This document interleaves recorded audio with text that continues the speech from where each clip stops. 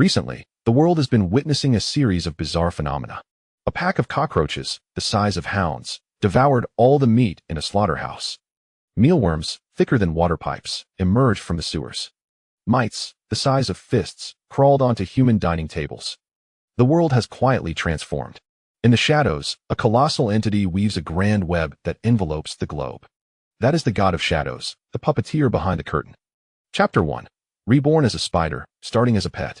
Visual enhancement. Auditory enhancement. Acquired flawless authority, growth. As the information resonated within his mind, Fong Ming's vision gradually sharpened.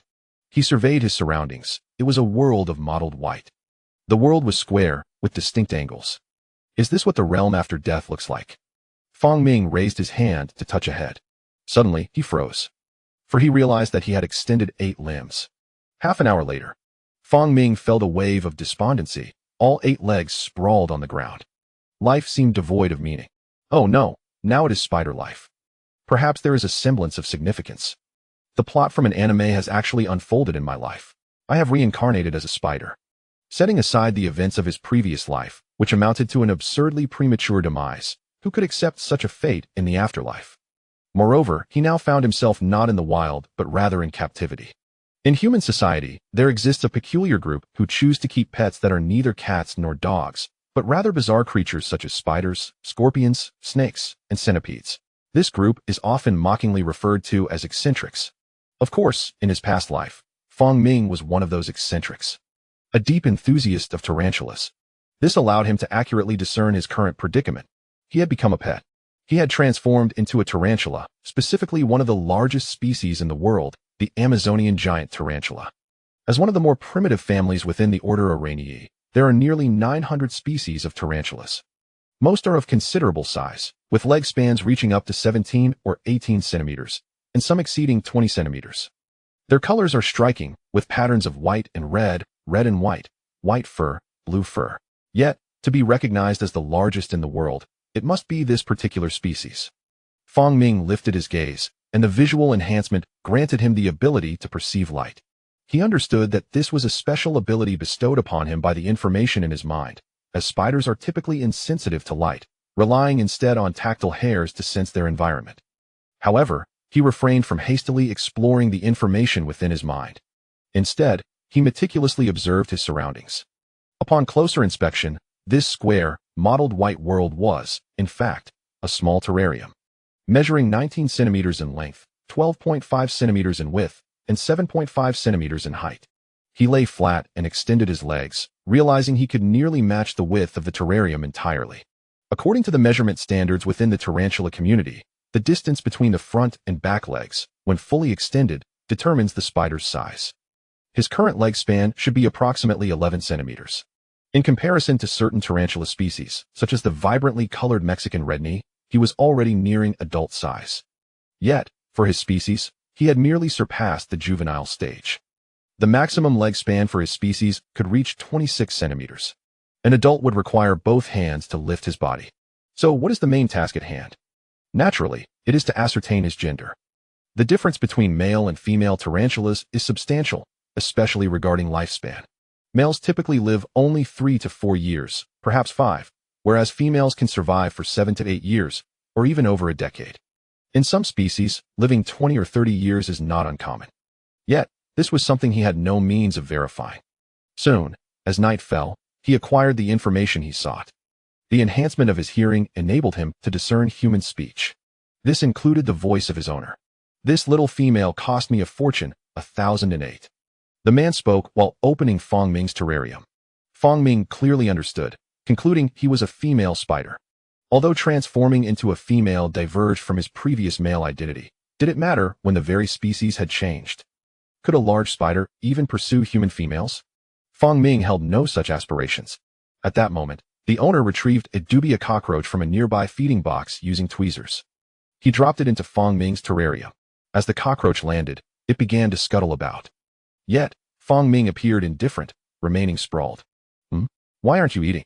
The owner prodded Fong Ming's abdomen with the tweezers, and after being nudged a couple of times, he reluctantly rose. Well, I must confront the cockroach eventually. Fong Ming overcame his human instincts. He stood, adjusting the position of his 8 legs. The dubia seemed to sense the movement and immediately flattened itself to the ground, playing dead. Typically, at this juncture, a tarantula would not detect a cockroach, as tarantulas primarily rely on tactile hairs to sense vibrations and identify their prey. Yet, Fong Ming possessed visual enhancement. He lunged forward with a speed imperceptible to the human eye, swiftly sinking his fangs into the seemingly lifeless dubia. Two large fangs pierced through the cockroach's body in an instant.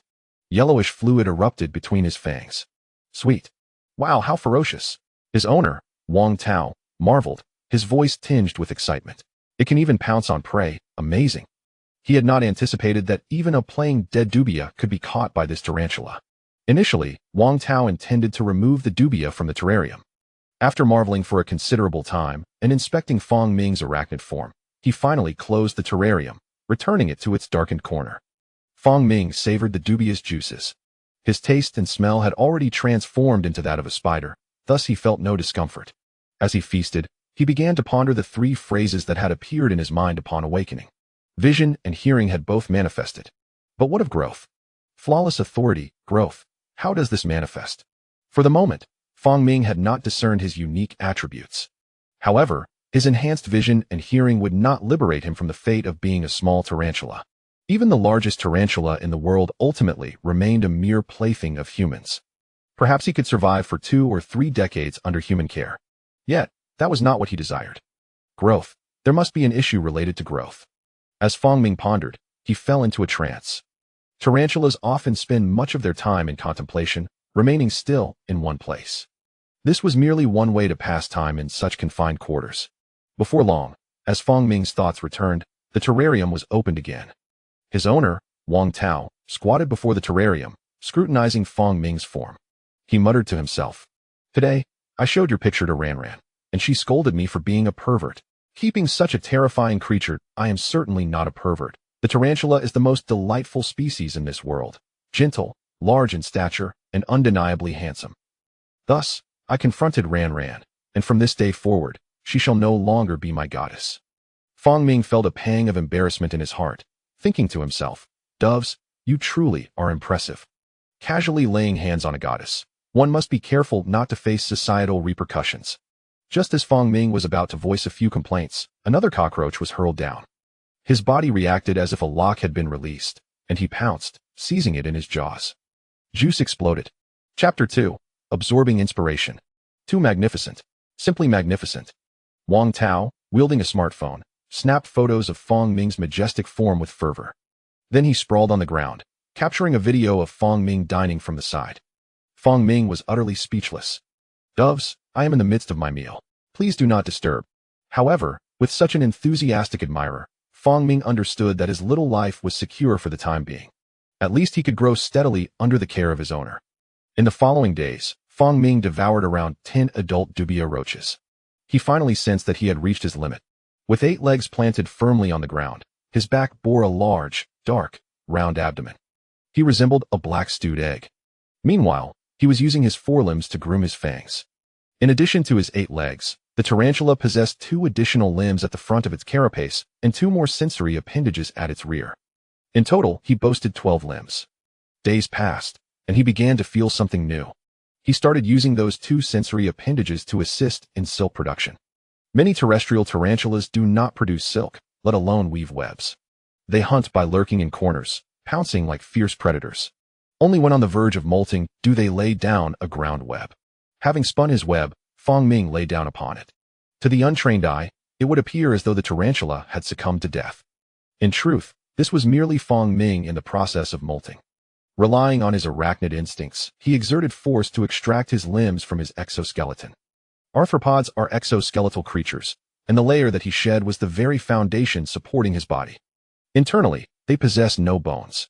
One by one, his limbs emerged from the old shell, revealing a soft, unhardened white form. This was a trial of transformation and growth. After 3 hours of effort, with breaks in between, Fong Ming finally completed his molt. A new, delicate tarantula lay curled up, its 8 legs tucked in. Its pale body resembled that of a freshly molted crab. At this moment, he was at his most vulnerable, his entire form soft. He could not even hunt. He required several hours to harden, and a few days to fully complete the process. Soon, His owner Wang Tao discovered the molt. He observed intently through the enclosure. Upon witnessing the completion of the molt, he eagerly opened the box. With tweezers, he retrieved the shed skin. Wang Tao measured it, exclaiming, "The skin measures 11.5 centimeters. The molting was so swift." Fang Ming calculated that his size should exceed 13 centimeters after this molt. He was one step closer to maturity. Wang Tao tenderly stored Fang Ming's skin and resumed snapping photos. Absolutely stunning, truly stunning. After capturing the moment, he kindly added water. Once these tasks were completed, Wang Tao could hardly contain his excitement.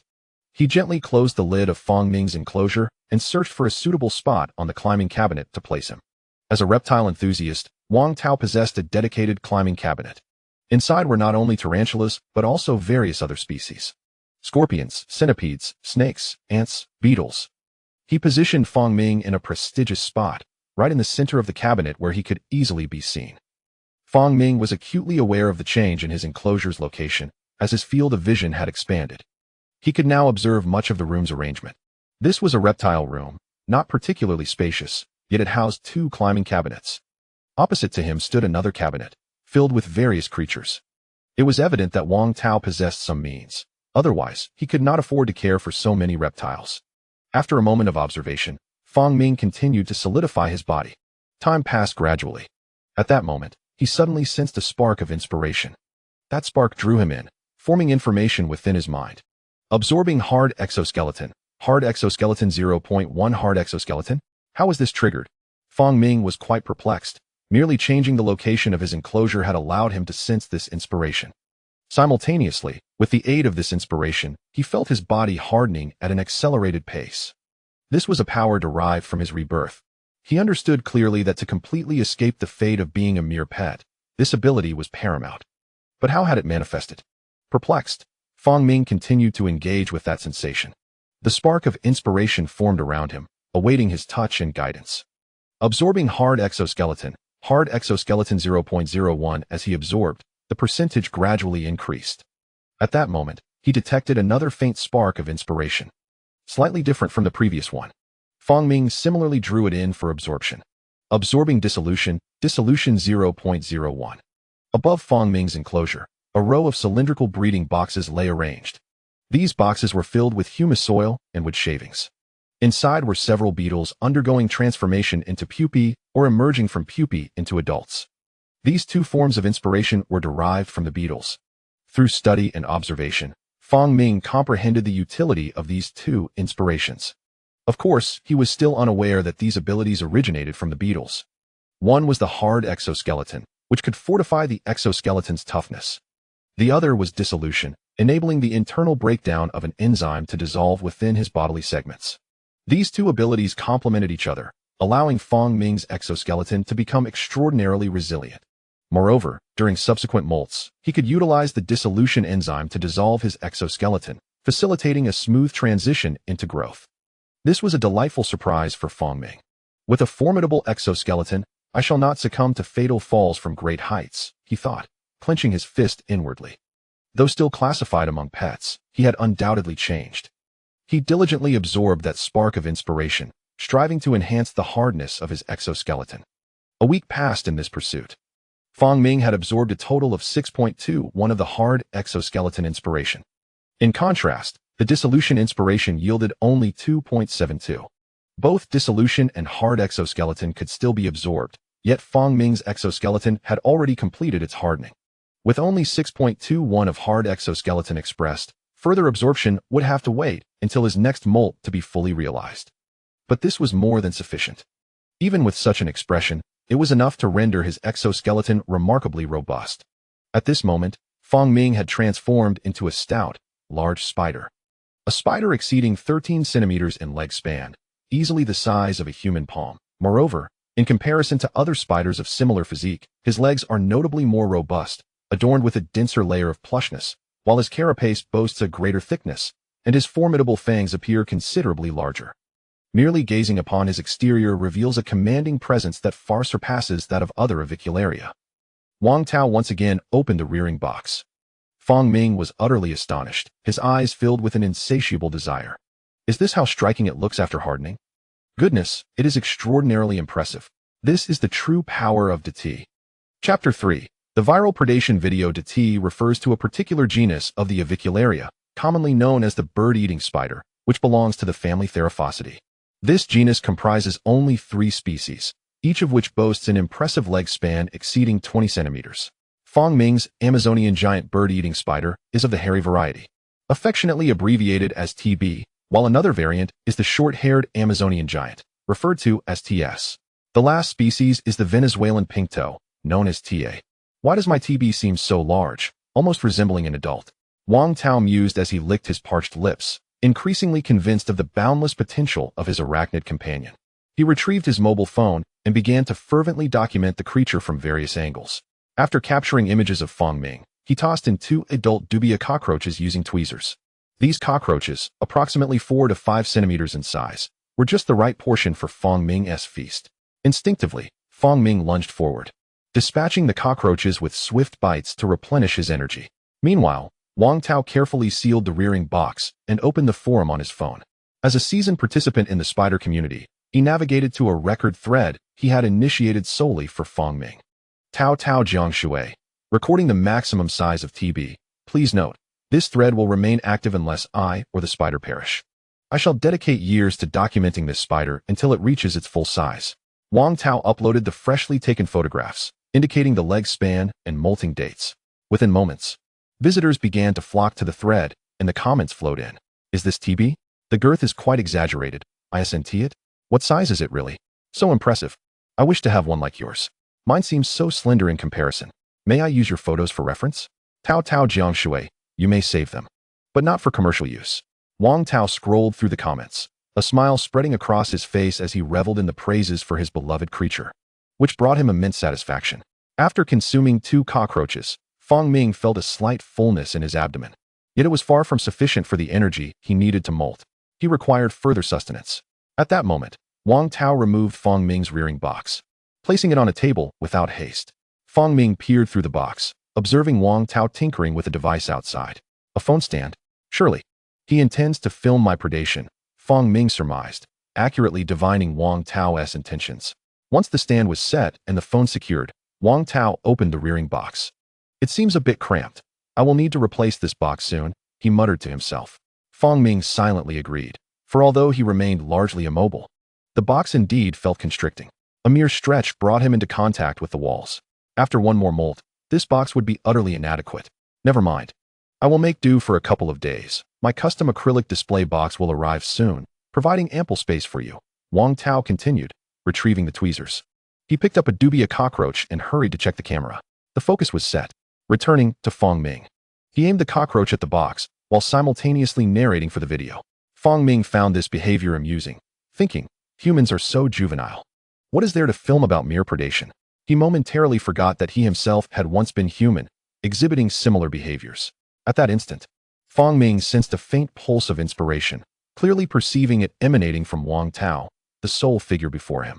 He absorbed the essence of the inspiration. Absorption of rapid digestion. Rapid digestion 001. Rapid digestion? This is not advantageous for a bird-eating spider, as their food sources in the wild are erratic, often leading to periods of hunger lasting weeks or even months. Given their unique physiology, some adult spiders can survive for half a year without sustenance. However, should Fong Ming acquire this trait, he might find himself perishing from self-digestion after merely a month or 2 without food. Fortunately, in his current environment, sustenance is abundant, and he must focus on growing. Thus, he continued to absorb this newfound inspiration. Perhaps it was psychological, but Fong Ming suddenly felt hunger and urge to hunt. Just then, Wang Tao completed his video introduction. As he released the tweezers, the dubia cockroach fell. Before it even hit the ground, Fong Ming sprang into action, a flash of movement slicing through the air as he secured his grip on the cockroach. Instinctively, Fong Ming bit down, savoring the nourishment. Wang Tao, startled, took a step back. He had just witnessed the spider leap from its box, effortlessly capturing the cockroach mid-air, a precise strike. Typically, bird-eating spiders are known for their timidity, only pouncing when they ascertain the safety of their surroundings. Such behavior outside the confines of the rearing box is exceedingly rare. Remarkable. Wang Tao swallowed hard, realizing his Amazonian giant bird-eating spider was indeed formidable. After the startling display, he carefully replaced the lid on the box, thinking, once it reaches a certain size, I will immediately upgrade its habitat. This one is far too fierce. He returned Fong Ming to the box and promptly began editing the video. As he worked, he continued to praise Fong Ming's audacity. Before long, Wang Tao completed the editing, titled the video, and uploaded it to Bilibili. His account, also named Tao Tao Jiangshui, featured numerous educational videos on bird-eating spiders, from the basics of the Brazilian Solomon to the more exotic laser, color tree, and steel blue. This time, he showcased Fong Ming's predation, leveraging the allure of the world's largest spider to attract viewers. To his surprise, the video gained unexpected traction. Weeks later, the video surged in popularity, amassing over 100,000 views. While this figure may seem modest for other channels, it marked a significant achievement for a bird-eating spider channel typically garnering only a few thousand views. That to T is stunning, performing aerial strikes. The blogger's care is evident. Its hunting resembles that of the wild. After watching this, I'm convinced I need one too. Anyone willing to gift me one? I'm a student. Wang Tao had not anticipated the video's success, scrolling through the comments with a gleeful smirk.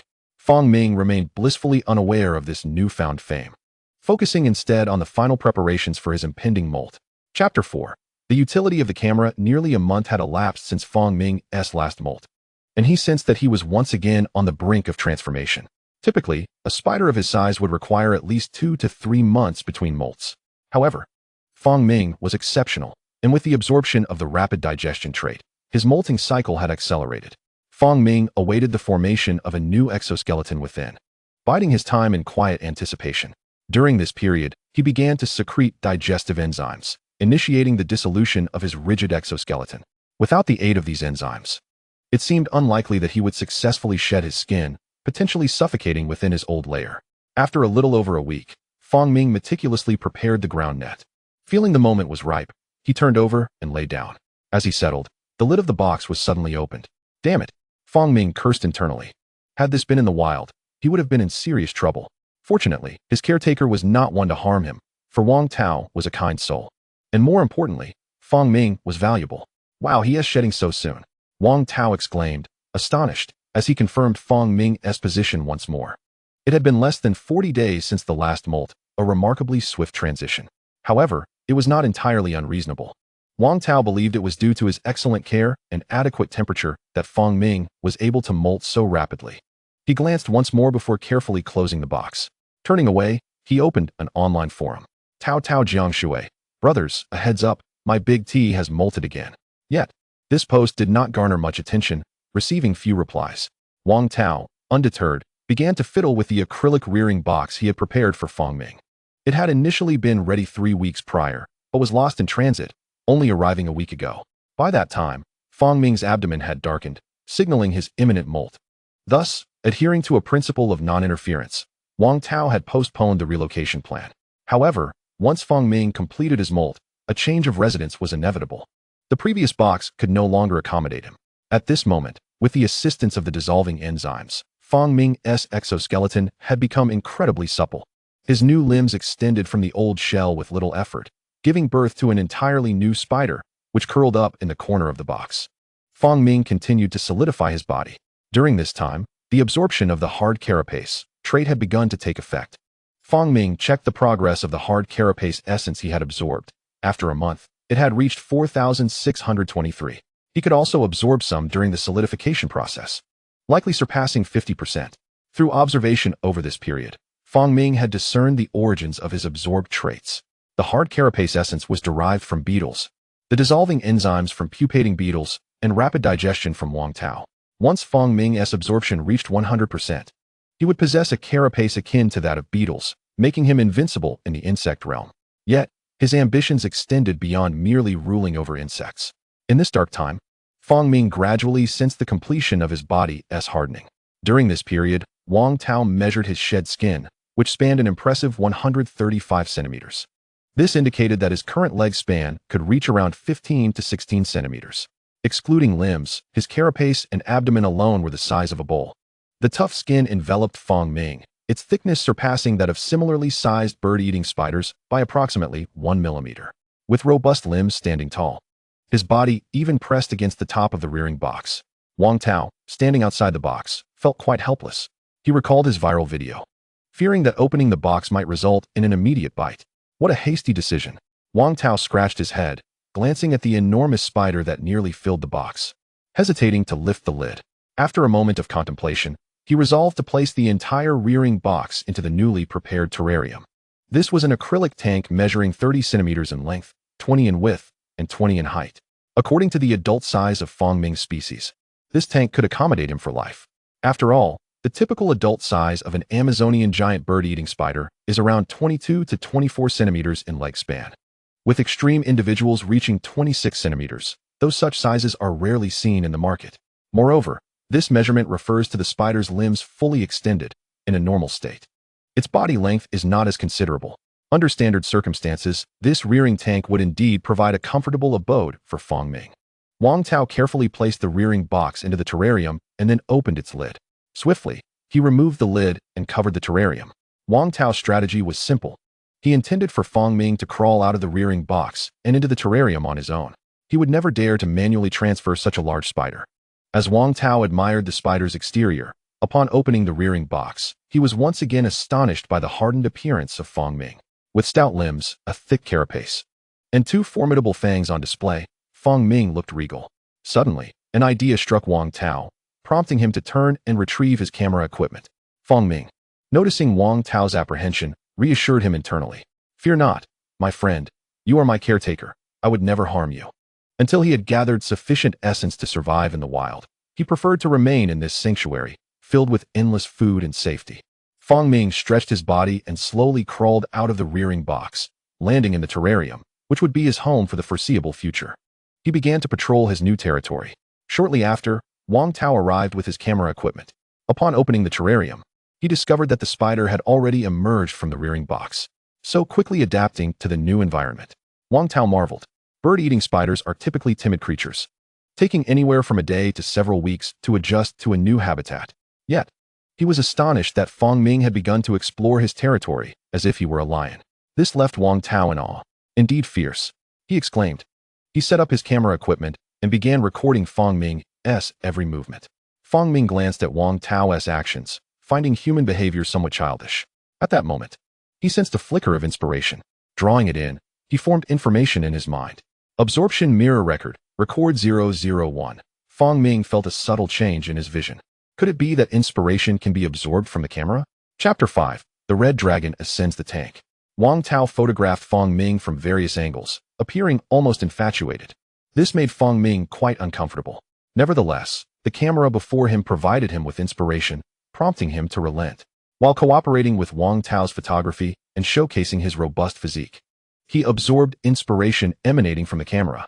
After several rounds of shooting, Wang Tao admired the resulting photographs, exclaiming, "Wow, my photography skills are impressive." Fangming rolled his eyes, thinking, "Clearly, it is my cooperation that shines." Both human and spider exchanged compliments. Once Wang Tao finished, he eagerly uploaded the photos to the record post. Tao Tao Jiang Shui, documenting the molt. The shed skin measures 135 centimeters, and the leg span should be around 15 centimeters. Soon, a crowd gathered to observe. "Where did you acquire this spider? It looks incredibly robust. With a leg span of 15 centimeters, mine looks so thin compared to yours. Yours appears so strong. This is outrageous. Editing is obviously involved. There is no way a spider could be this robust." Such skepticism quickly stirred Wang Tao's irritation. He uploaded several photos of Fangming eating, asserting, "Here are the original images. My spider is indeed robust, with excellent genetics." This drew further astonishment from the crowd. Some speculated, "You know, your spider seems different from others. If you care for it well, it might even break the record for the largest bird-eating spider." Wang Tao chuckled to himself, harboring similar thoughts. Presently, no extreme specimens have emerged from artificially bred avicularia, with the world records solely reflecting those of wild individuals. Observing his exceptionally ferocious avicularia, he mused that there was indeed a possibility of breaking the world record. After a brief slumber, he reopened his video editing software and commenced the editing of Fangming's predation footage. Several hours later, he uploaded the newly created video. At the beginning of the video, he provided a succinct introduction to Fangming, affectionately bestowing upon him a nickname. "Greetings everyone. Today we are once again recording the video of Erhe." The reason for the name Erhe is due to Wang Tao's childhood nickname, Dehe. Following the video's upload, a flurry of comments from fans ensued. "Wow, is this the one from the last video? The transformation is remarkable. It has molted in just over a month. I envy it. Mine hasn't molted for half a year. That's terrifying. It feels like it could swallow me whole. May I politely inquire, is this spider docile? In response to this query, another comment followed. Very docile. Typically, after feeding, it will walk away on its own. Reading through the comments, Wang Tao chuckled to himself. Fong Ming stood resolutely in the rearing tank, attuned to the inspirations surrounding him. As a spider, he had developed remarkable patience, remaining still for days on end. Absorption of exoskeleton, exoskeleton 001, exoskeleton 4744. Absorption of dissolution, dissolution 001, dissolution 2616. As for rapid digestion, that awaited Wang Tao's presence. He needed to absorb from Wang Tao's essence, and he had not yet reached 10. The mirror records were even scarcer, not exceeding 5. Thus, Fong Ming continued to draw upon the inspirations that could enhance his survival capabilities while enjoying the nourishment provided by Wang Tao. At that moment, his keeper, Wang Tao, entered the reptile room, holding a delivery box. Wang Tao carefully unwrapped the package, revealing a mineral water bottle filled with moss, within which coiled a large red centipede. This was a size 20 red dragon centipede. Its sleek body and shiny exoskeleton, along with its numerous legs, showcasing its extraordinary nature. Wang Tao proceeded with utmost caution, placing the red dragon into a rearing box. The centipede was considerably more perilous than the spider, possessing a temperament far more volatile and a venom significantly more potent. After securing the red dragon, Wang Tao positioned it not far from Fong Ming's rearing tank. Following these preparations, he hastily fed Fong Ming a cockroach before departing. Initially, Fong Ming paid little heed, as Wang Tao frequently brought various reptiles home to house in the room. However, as he began consuming the cockroach, he sensed a distinct inspiration. Could it be provided by the centipede? Fong Ming, intrigued, drew in that faint inspiration.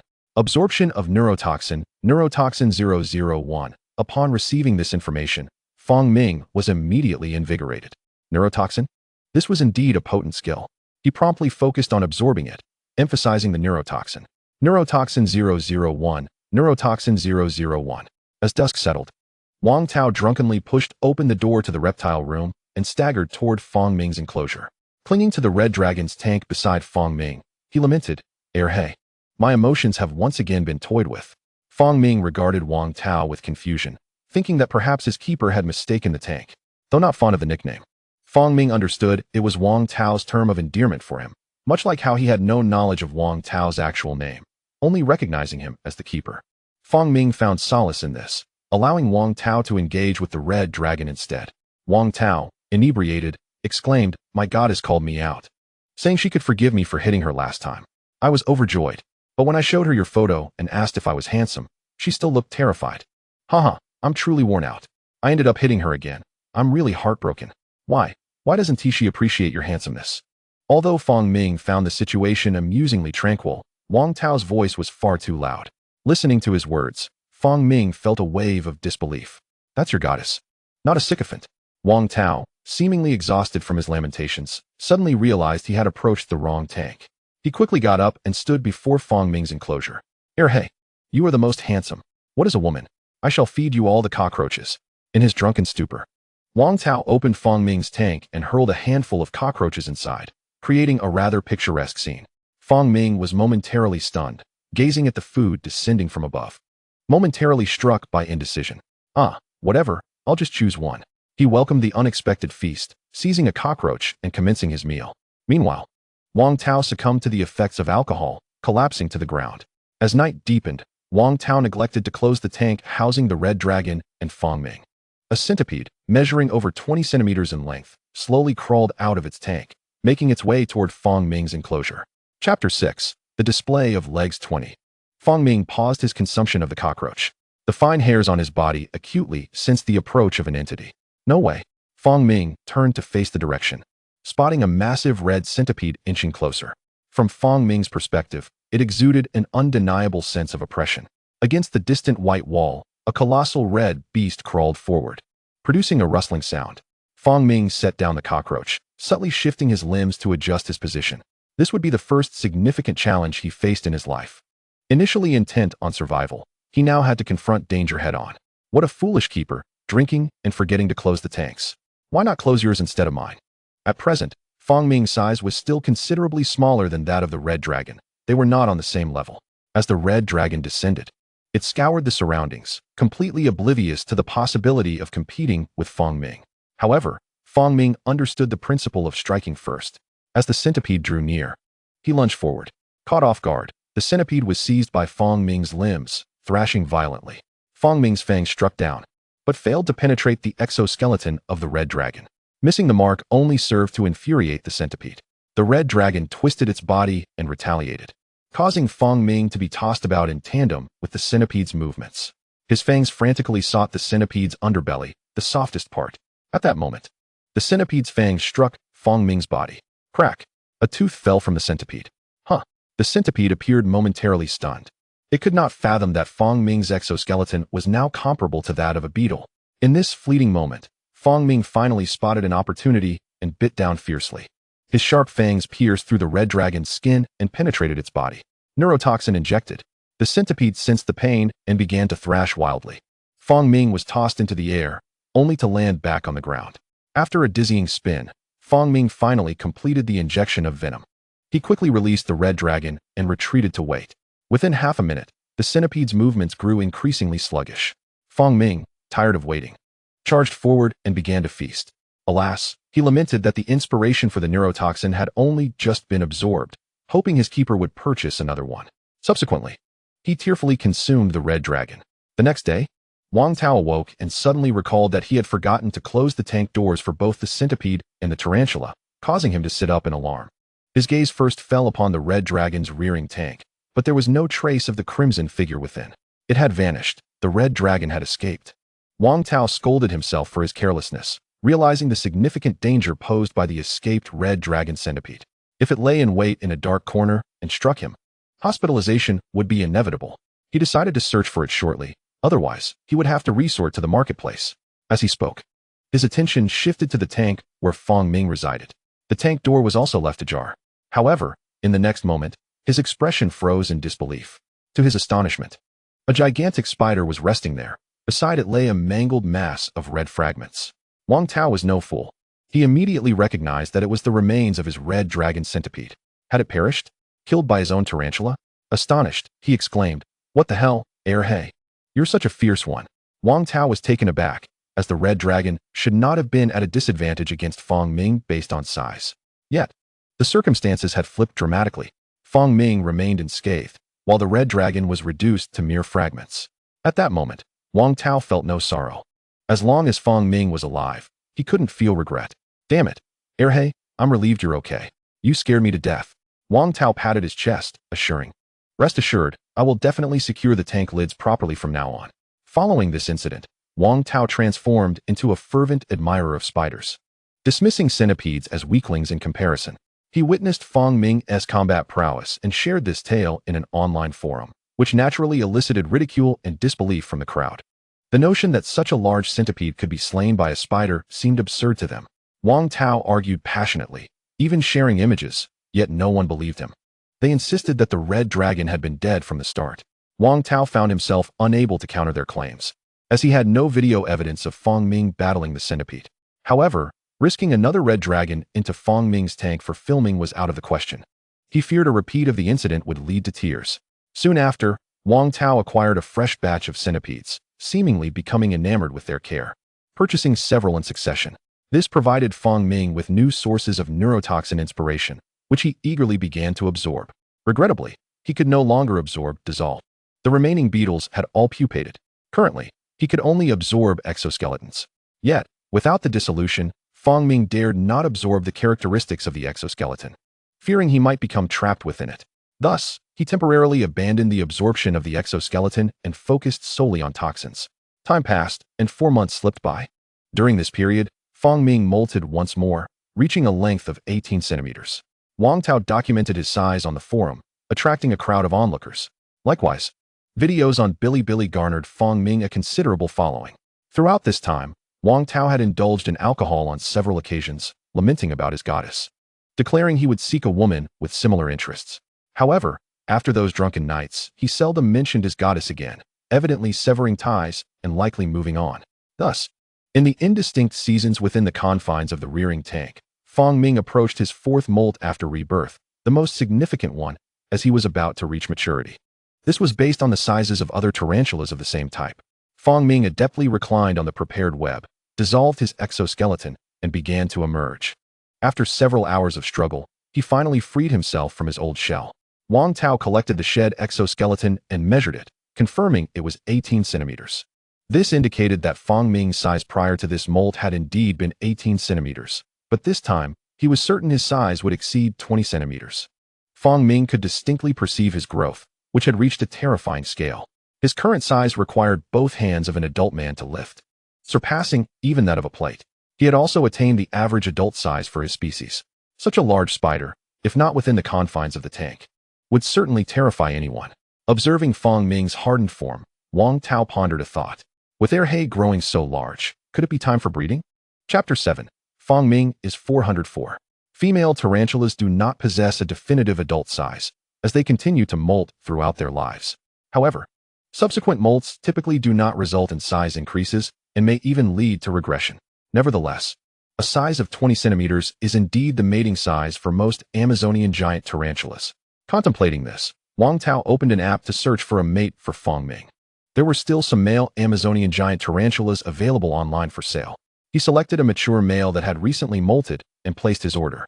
Inside the tank, a massive black spider stood tall. Measuring 20 centimeters, its body was covered in black hairs, and it sported 2 formidable fangs. In an instant, this spider lunged, swiftly killing a cockroach that had just landed and began to feast leisurely. Standing outside the tank, Wang Tao chuckled with anticipation. Soon, once you've had your fill, I will see about pairing you up. Huh. Fong Ming paused mid-meal, bewildered, and looked up. What? Pair me up? He noticed Wang Tao's gaze fixed upon him. Wang Tao was not joking. He genuinely intended to introduce a mate. What the hell? Fong Ming panicked. This was absolutely unacceptable. He resolved to teach Wang Tao a profound lesson. Days passed, and after Fong Ming had satisfied his hunger, Wang Tao finally brought home the male spider. It was an Amazonian giant tarantula, identical to Fong Ming, also measuring 20 centimeters. However, this male spider had longer, slimmer legs. Although its body length was sufficient, it lacked the robust physique of Fong Ming from any angle. Wang Tao carefully ushered the male spider into Fong Ming's tank. Reluctantly, the male spider crawled into the tank and began to explore its surroundings. Wang Tao, wielding a pair of tweezers, gently nudged the male spider closer to Fong Ming. As it approached, the contrast between them became increasingly apparent. The male spider appeared too slender. In comparison, Fong Ming resembled a tank, exuding an overwhelming sense of pressure upon the male. In that moment, the male spider contemplated retreating. However, with Wang Tao prodding from behind and driven by instinctual mating behavior, the male spider reached out its front limbs toward Fong Ming. This was a courtship gesture. Yes, just like that. Bravely go for it. Wang Tao encouraged from behind the male spider.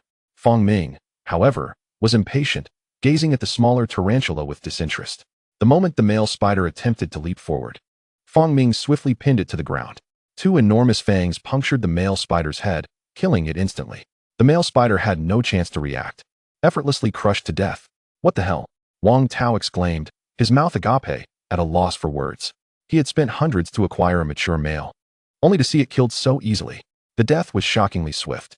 Following this, he observed as Fong Ming bit the male spider and set it aside, showing no interest in consuming it. Was it not due to hunger that it was killed? Female spiders have a high probability of consuming males during mating, but that typically occurs after copulation. Before mating, the male was killed by the female, often due to the latter not being adequately nourished. This is the reason why Wang Tao ensured Fong Ming was well fed before proceeding with the mating process. However, who could have anticipated that despite being well fed, Fong Ming would still meet his demise at the jaws of the male?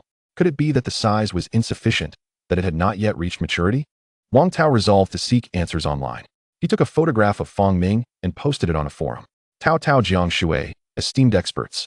What is the situation here? Is my specimen still not of adequate size? Currently measuring 20 centimeters in length. How did the male end up being consumed during mating despite being well fed? After half an hour, replies began to trickle in. The size is absolutely sufficient. There must be other issues. Isn't this Tao Jiang Shui? Your specimen is growing rapidly. Mine hasn't even molted yet. This one is magnificent. Perhaps it wasn't adequately fed. After browsing for a while, Wang Tao found little useful information. He pondered over the situation and opened a second-hand marketplace app to search for male spiders. Seeking a large-sized male Amazonian giant bird spider. After a month of waiting, he finally encountered a mature male. A wild specimen, it exuded a fierce demeanor. Measuring approximately 22 to 23 centimeters, it was significantly larger than a dinner plate. This is splendid. Wang Tao's eyes lit up as he began negotiating the price with the seller and placed an order. After a few more days, the male spider finally arrived. He unboxed it, set up the habitat, and allowed it to acclimate. However, upon its arrival, Fong Ming lay down. Indeed, Fong Ming was preparing to molt again, marking his fifth molt since Wang Tao's arrival in this world. Could it be? Wang Tao stood before Fong Ming's enclosure, gazing at the reclining spider, licking his parched lips. Has it only been a little over a month, and it is molting again? This rate of molting is indicative of a growth phase. Is it truly not mature? For a moment, Wang Tao found himself perplexed. Perhaps he had made an unwise purchase of the wild male. Yet, he felt compelled to give it a try. If this mating attempt failed, he would not pursue it again. After all, with such an impressive molting frequency, the final mature size should not disappoint. It is said that the adult size of the Amazonian giant bird spider can reach 26 centimeters. Although he had never witnessed it firsthand, Wang Tao saw hope in Fong Ming. Fong Ming utilized digestive enzymes to soften its exoskeleton, gradually forcing itself out of the old skin. This was not his first molt, and he seemed quite adept at it. Each molt was a remarkable adventure. After 4 hours of effort, Fong Ming once again completed the molting process. Chapter 8. Ma Dao Fa Shin Cockroach.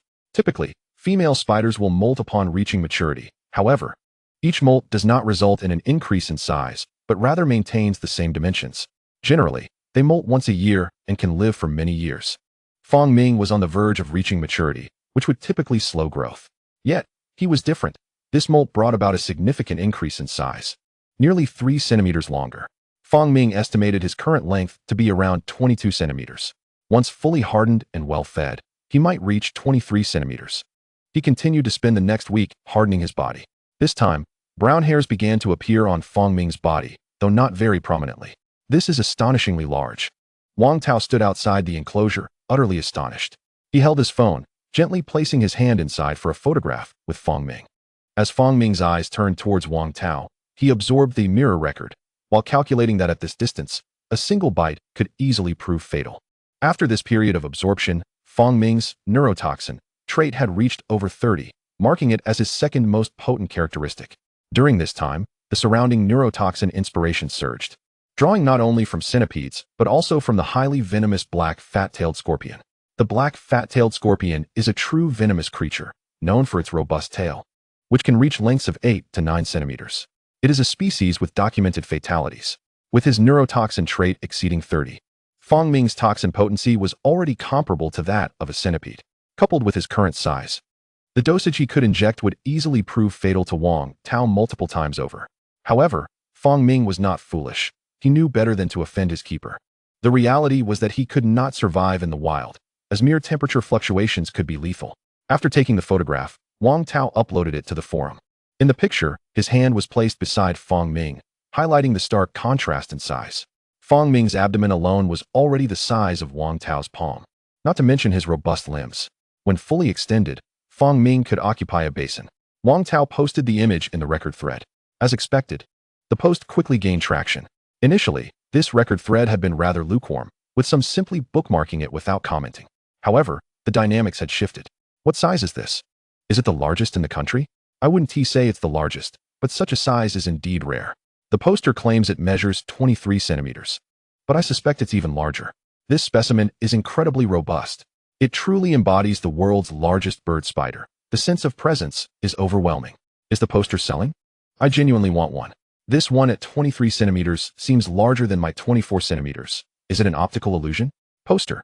Could you confirm the record for the Amazonian giant bird spider in the country and show us? Wang Tao diligently responded to each of the inquiries and subsequently uploaded a video of Fong Ming feeding to Bilibili. His video on Bilibili had only gained popularity once, that being the first recording of Fong Ming feeding. Subsequent feeding videos garnered little attention. After all, keeping bird spiders was a niche hobby. The audience was naturally limited.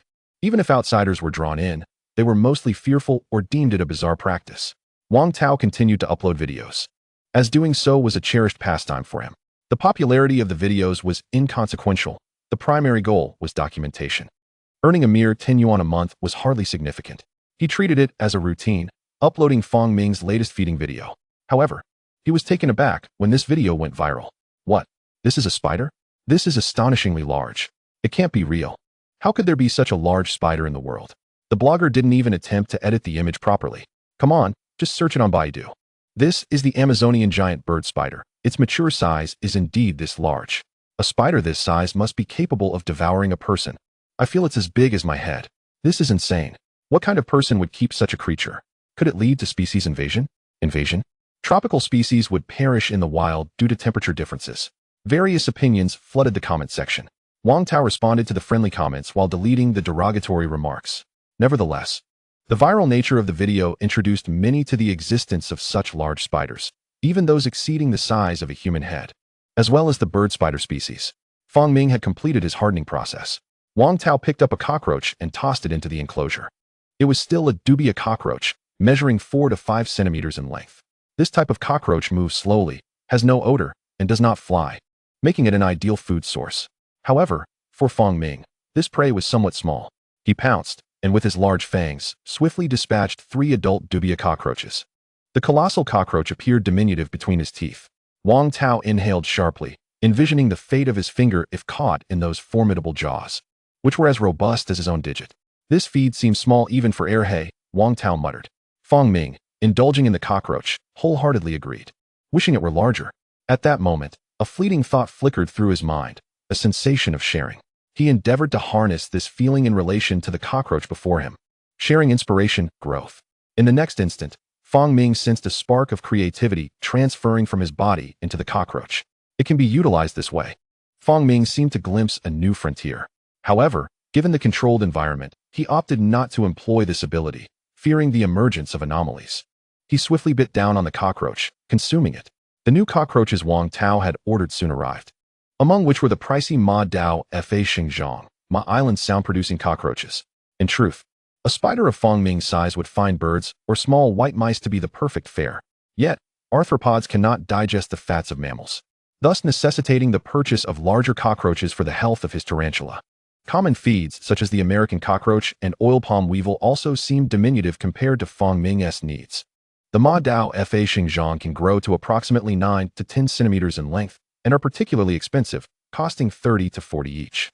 Fortunately, recent increases in supply had mitigated the cost slightly. Wang Tao, undeterred by the expense, purchased over 10 in one go, tossing them into Fang Ming's rearing tank. Chapter 9. Defeating the wild male, such extravagance. In his past life as a reptile enthusiast, Fang Ming recognized the Ma Dao Fa Xingzhang immediately. These cockroaches had always circulated as pets among enthusiasts. In his previous life, he would deliberate carefully before purchasing one. This kid actually bought them as food for me. I could weep. Fang Ming vowed that once he prospered, he would not forget the nurturing kindness of his owner. Overwhelmed with emotion, he executed a dramatic turn, showcasing a captivating hunt for the camera. In gratitude for Wang Tao's generosity and understanding, Fang Ming could only express himself through his display. A cockroach measuring 10 centimeters fell beneath his jaws, a perfect size, even slightly larger than optimal, taking up nearly half of Fang Ming's body. After dispatching one, he began to feast. With all the cockroaches consumed, he felt the approach of his next molting. While Fang Ming contemplated this transformation, Wang Tao pondered how to introduce the male spider to him. Fang Ming's abdomen swelled, the remnants of over a dozen cockroaches now reduced to mere scraps. This occasion had cost Wang Tao more than 400 yuan. Caring for arachnids is quite economical. A pound of mealworms costs merely 10 yuan, while a pound of dubia cockroaches is only 30 to 40. A pound of food suffices for over 10 spiders from juvenile to adulthood. Fang Ming felt his belly reach its limit, resembling a round, plump dumpling. He diligently digested the food, anticipating that the time for his next molt was near. However, due to his size, the molting period was extended to over 2 months. Yet Wang Tao could not wait, rubbing his hands as he took Fang Ming's tank and placed it on the table. Beside Fang Ming's tank stood another of the same species. Adjacent to the tanks lay a smartphone for filming. At that moment, Fang Ming understood what was about to transpire. You cannot possibly mean to engage me in that manner, he thought, baring his fangs. But Wang Tao, engrossed in his excitement, paid no heed to Fang Ming's warning. He eagerly activated the camera and opened both tanks, attempting to drive the male tarantula towards Fang Ming's enclosure. The male was imposing, exuding an aura of dominance. Despite Fang Ming's recent molt, he still appeared smaller compared to this wild male. Though the male was somewhat slender, its body was long. Under Wang Tao's direction, it crawled slowly toward Fong Ming's tank. You really intend to do this? Fong Ming thought, all the while absorbing the camera's reflective recording of inspiration, retreating cautiously. Hey, brother. Wouldn't it be wiser to save money for my food? Why must you pursue this course? If I end up killing it, your money would be wasted. I advise you to reconsider. Youth should not be so impatient. As the formidable male advanced, Fong Ming could no longer contain himself. Under no circumstances could he accept the prospect of being dominated. With a swift leap, he pounced, flipping the male onto its back and sinking his fangs into it. The wild male, fierce in its own right, retaliated with equal ferocity. The two engaged in a fierce struggle. Wang Tao, witnessing the scene, was left dumbfounded. Oh no! Please don't let my heir He perish. Compared to other tarantulas, Wang Tao had a deep affection for Fong Ming. Even among the same species, none could compare to Fong Ming, whom he had nurtured from a young age. The wild male was too large and too vicious, and Wang Tao feared for Fong Ming's safety. Losing him would mean his efforts had been in vain. Anxiously, he grabbed a pair of tweezers to separate the two beasts. Yet, in the next moment, his hand froze mid-air. The wild male lay lifeless, having been defeated. Wang Tao stared in disbelief at Fong Ming and then frantically inspected him, discovering to his relief that Fong Ming bore no injuries. My goodness, my tarantula is incredibly formidable to have slain a wild male. At that moment, Wang Tao felt no sorrow for the loss of over 1,000 yuan. All that mattered was Fong Ming's safety. Following this incident, he could no longer bear the thought of breeding Fong Ming. Well, if you're unwilling, so be it. Just don't let yourself get hurt, he thought. In the tank, Fong Ming cast aside the carcass of the wild male and continued to roam about. Master, you brought this upon yourself. You cannot expect me to compensate for that 1,000 yuan. Hurry and remove this corpse. What do you take me for? Fong Ming distanced himself, wary of Wang Tao's potential fear. He wished for Wang Tao to dispose of the wild male's remains, as selling the specimen could yield some return. Wang Tao, unperturbed by the monetary loss, was more concerned for Fong Ming. Time passed, and Wang Tao had not visited the tarantula room for quite some time, leaving Fong Ming feeling somewhat nostalgic. His absorption of neurotoxins had surpassed 50, and he anticipated that with another mold, he would attain a complete neurotoxin. Just as he continued his diligent absorption, Wang Tao returned, but this time he was not alone. A young woman, seemingly in her 20s, accompanied him, exuding an air of delicate beauty. Dressed in a white short-sleeved shirt and a yellow skirt, her long, fair legs were accentuated by white shoes and socks. Tao Gu, where are you? She inquired, grasping Wang Tao's arm. Wang Tao chuckled. Ran, come inside. Let me show you my heir He. With that, he took Su Ran's hand and led her towards Fong Ming. Upon arriving at Fong Ming's tank, Wang Tao lifted the entire enclosure and placed it on the central table in the tarantula room. Ran, look, Wang Tao said as he opened the lid of the tank. Su Ran followed behind Wang Tao, timidly peeking inside after hearing his words. The large brown spider sprawled there like a giant basin, delivering a striking visual impact. Goodness, is it really that big? Su Ran exclaimed, her mouth agape. So Ran, do you like it? Yes, I like it, she said, leaning against Wang Tao. This spider is truly enormous. It's my first time seeing one this size. Brother Tao, your hobby is so cool. It's not that impressive. It's mainly Ari who is handsome. I like Ari too. Su Ran wrapped her arms around Wang Tao, adding, but my first preference is you. As long as you like it, that's enough. They don't appreciate it, but you and I share a deeper connection.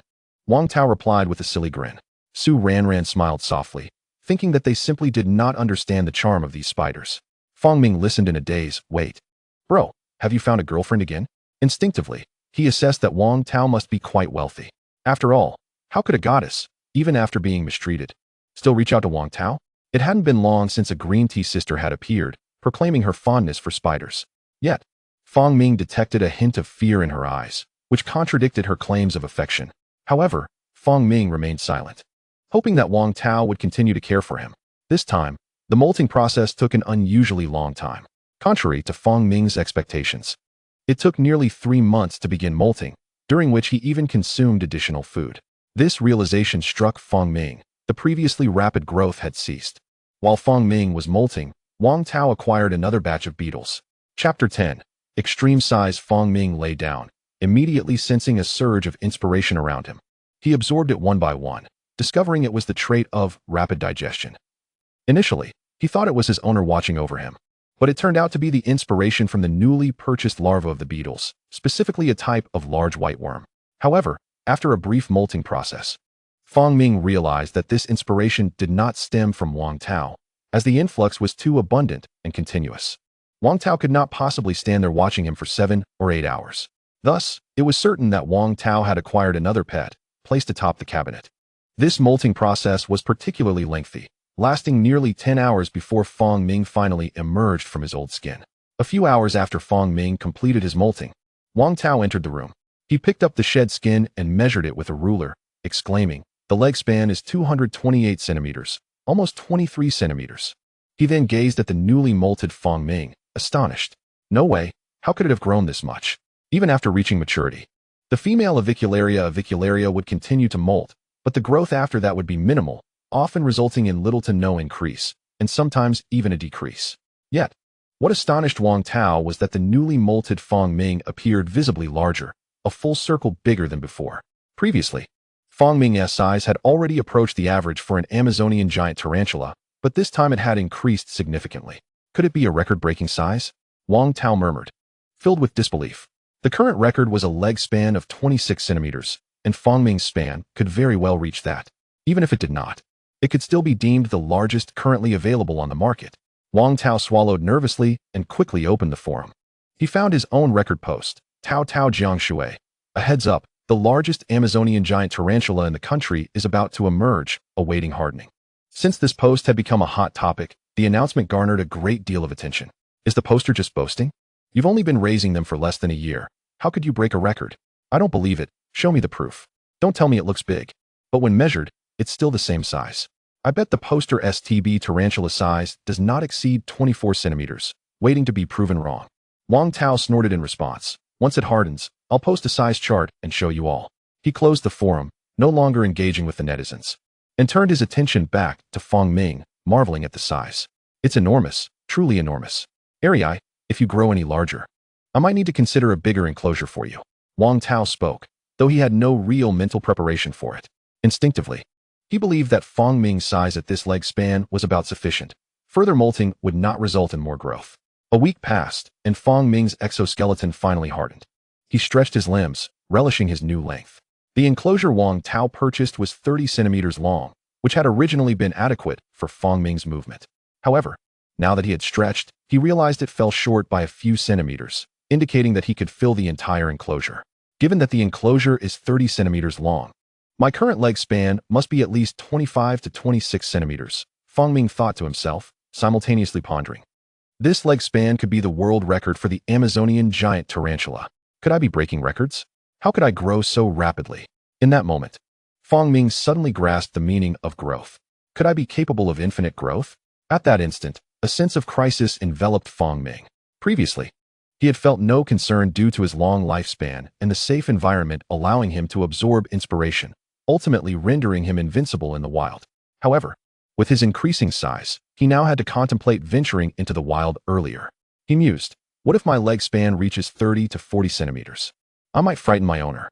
A spider larger than a cat or dog, as big as a suitcase, could certainly induce panic. Just then, Wang Tao walked in, holding a ruler. He approached Fong Ming's enclosure, gazing at the enormous spider occupying most of the space, lost in thought. Even when Fong Ming stood, his limbs not fully extended, his body still measured 20 centimeters in length and width. This meant the enclosure was no longer sufficient. It could barely accommodate Fong Ming. I can't believe that after just a few molts, the enclosure has truly become inadequate. Fong Ming's form looked cramped within the enclosure. Sigh. I'll get you a new tank in a couple of days, Wang Tao lamented. He initially thought this enclosure would serve Fong Ming well, but it now seemed inevitable that a change was necessary. He first lifted Fong Ming's enclosure onto the table and set up a camera. Then, he placed the measuring tape outside the enclosure to demonstrate that its length was indeed 30 centimeters. Afterward, he took a photo of Fong Ming inside the enclosure with his phone. There was no need for measurement. Any discerning eye could see that this giant spider's size was truly unparalleled. Yet, Wang Tao hesitated to measure it directly, fearing that opening the enclosure might lead to an accidental encounter where Fong Ming might mistake him for food. Wang Tao sent Fong Ming's photo to the forum. Is this really a spider? It seems this enclosure can no longer contain it. Has the poster measured it? Is this a record-breaking size? Can TB really grow this large? Surely the ruler must be fake.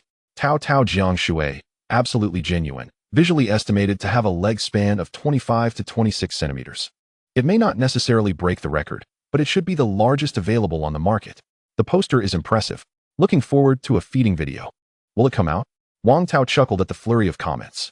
Just as he was about to exit the forum, several private messages arrived. I'm Brother Fu. Can you give me your contact information? Is it available for sale? Tarantula Enthusiast, 20,000, bro, please sell it to me. TB Breeder, bro. Are you selling? I'll give you 25,000. Can you share your contact info? Shui, brother, there's a group you might want to join. Filled with experts in arachnids. Wang Tao gazed at the influx of private messages, somewhat astonished. Typically, a mature TB female commands a price ranging from 7 to 10,000. Yet, the individuals in his messages were boldly proposing offers of 20 to 30,000, an evident and excessive premium. This was the allure of extreme dimensions. These enthusiasts were clearly aiming to nurture world records. Wang Tao responded to each, indicating his intent to continue caring for his arachnid. However, upon his polite decline, the offers escalated to 30 to 40,000. Wang Tao found himself tempted, not due to a lack of funds, but because his investment in Fong Ming had only cost him a little over 1,000, and now its value had multiplied 50-fold, an enticing prospect of investment. Nevertheless, he firmly rejected all offers, as he could not part with Fong Ming. At that moment, another message arrived. The arachnid enthusiast, Lao Wang, reached out. Hello, brother. I am from the Tarantula Association. Could you please provide the specific leg span measurement of your TB? We wish to set a record. Chapter 11. Changing the enclosure currently. There are no extraordinarily large Amazonian giant tarantulas in the country. The largest known specimen was discovered by a foreigner, and the authenticity of that specimen remains uncertain. Presently, tarantulas with a leg span around 24 centimeters are rare, let alone the one in Wang Tao's possession. It appears that the arachnid in Wang Tao's care may very well be the largest among all players domestically and even globally. Wang Tao opened his mouth. He recognized this Lao Wang, a prominent figure in the tarantula community who had been dedicated to this hobby for over a decade. He was not merely a trader, but also a key architect in fostering a harmonious tarantula community, advocating against the protection of endangered species and illegal breeding, while simultaneously promoting the hobby. Wang Tao was taken aback by the attention from such a distinguished individual. In comparison to this esteemed figure, Wang Tao's status as a hobbyist felt rather modest. All right, I will do my best to measure, Wang Tao replied. Lao Wang, a middle-aged man, was busy at his usual work in the arachnid house, packaging spiders for customers. At that moment, he received a message. Lao Wang, check the forum. The TB tarantula has reached an extreme size in the country. Instantly invigorated, Lao Wang realized that the extreme size of the TB tarantula equated to the world record for the largest tarantula. He quickly inquired about which post and opened the forum. Upon opening, he indeed found a trending post titled Record of the Extreme Size of TB Tarantula. Lao Wang clicked on the post and scrolled down until he reached the photos posted by the user Tao Jiangshui. The images showcased a massive brown spider occupying most of the enclosure, its size comparable to a watermelon. Due to its enormous dimensions, its fangs were prominently visible, thicker than a human finger. Lao Wang immediately noted the dimensions, 30 centimeters for the enclosure, indicating that this tarantula measured at least 25 centimeters. Such a large specimen could very well be nearing the limits of tarantula size. Astonished, he hurriedly sent a private message to Tao Jiangshui, recognizing this as an excellent opportunity for publicity. The notion of the world's largest tarantula being cared for by a player from Huagua would undoubtedly attract significant attention from outside the community. This could lead to a surge in the number of enthusiasts within the tarantula hobby. While Wang Tao had agreed to assist Lao Wang, he found himself deep in contemplation. He gazed at the colossal spider in its enclosure, uncertain about how to measure its size. First, I should replace the enclosure. The lid of the current tank was daunting. He feared that merely opening it might result in a bite. Thus, Wang Tao decided to venture out. This time, rather than ordering online, he drove to purchase a new enclosure. After searching through the entire market, he finally found a suitable storage box, a transparent container measuring 60 centimeters in length, 43 centimeters in width, and 35 centimeters in height.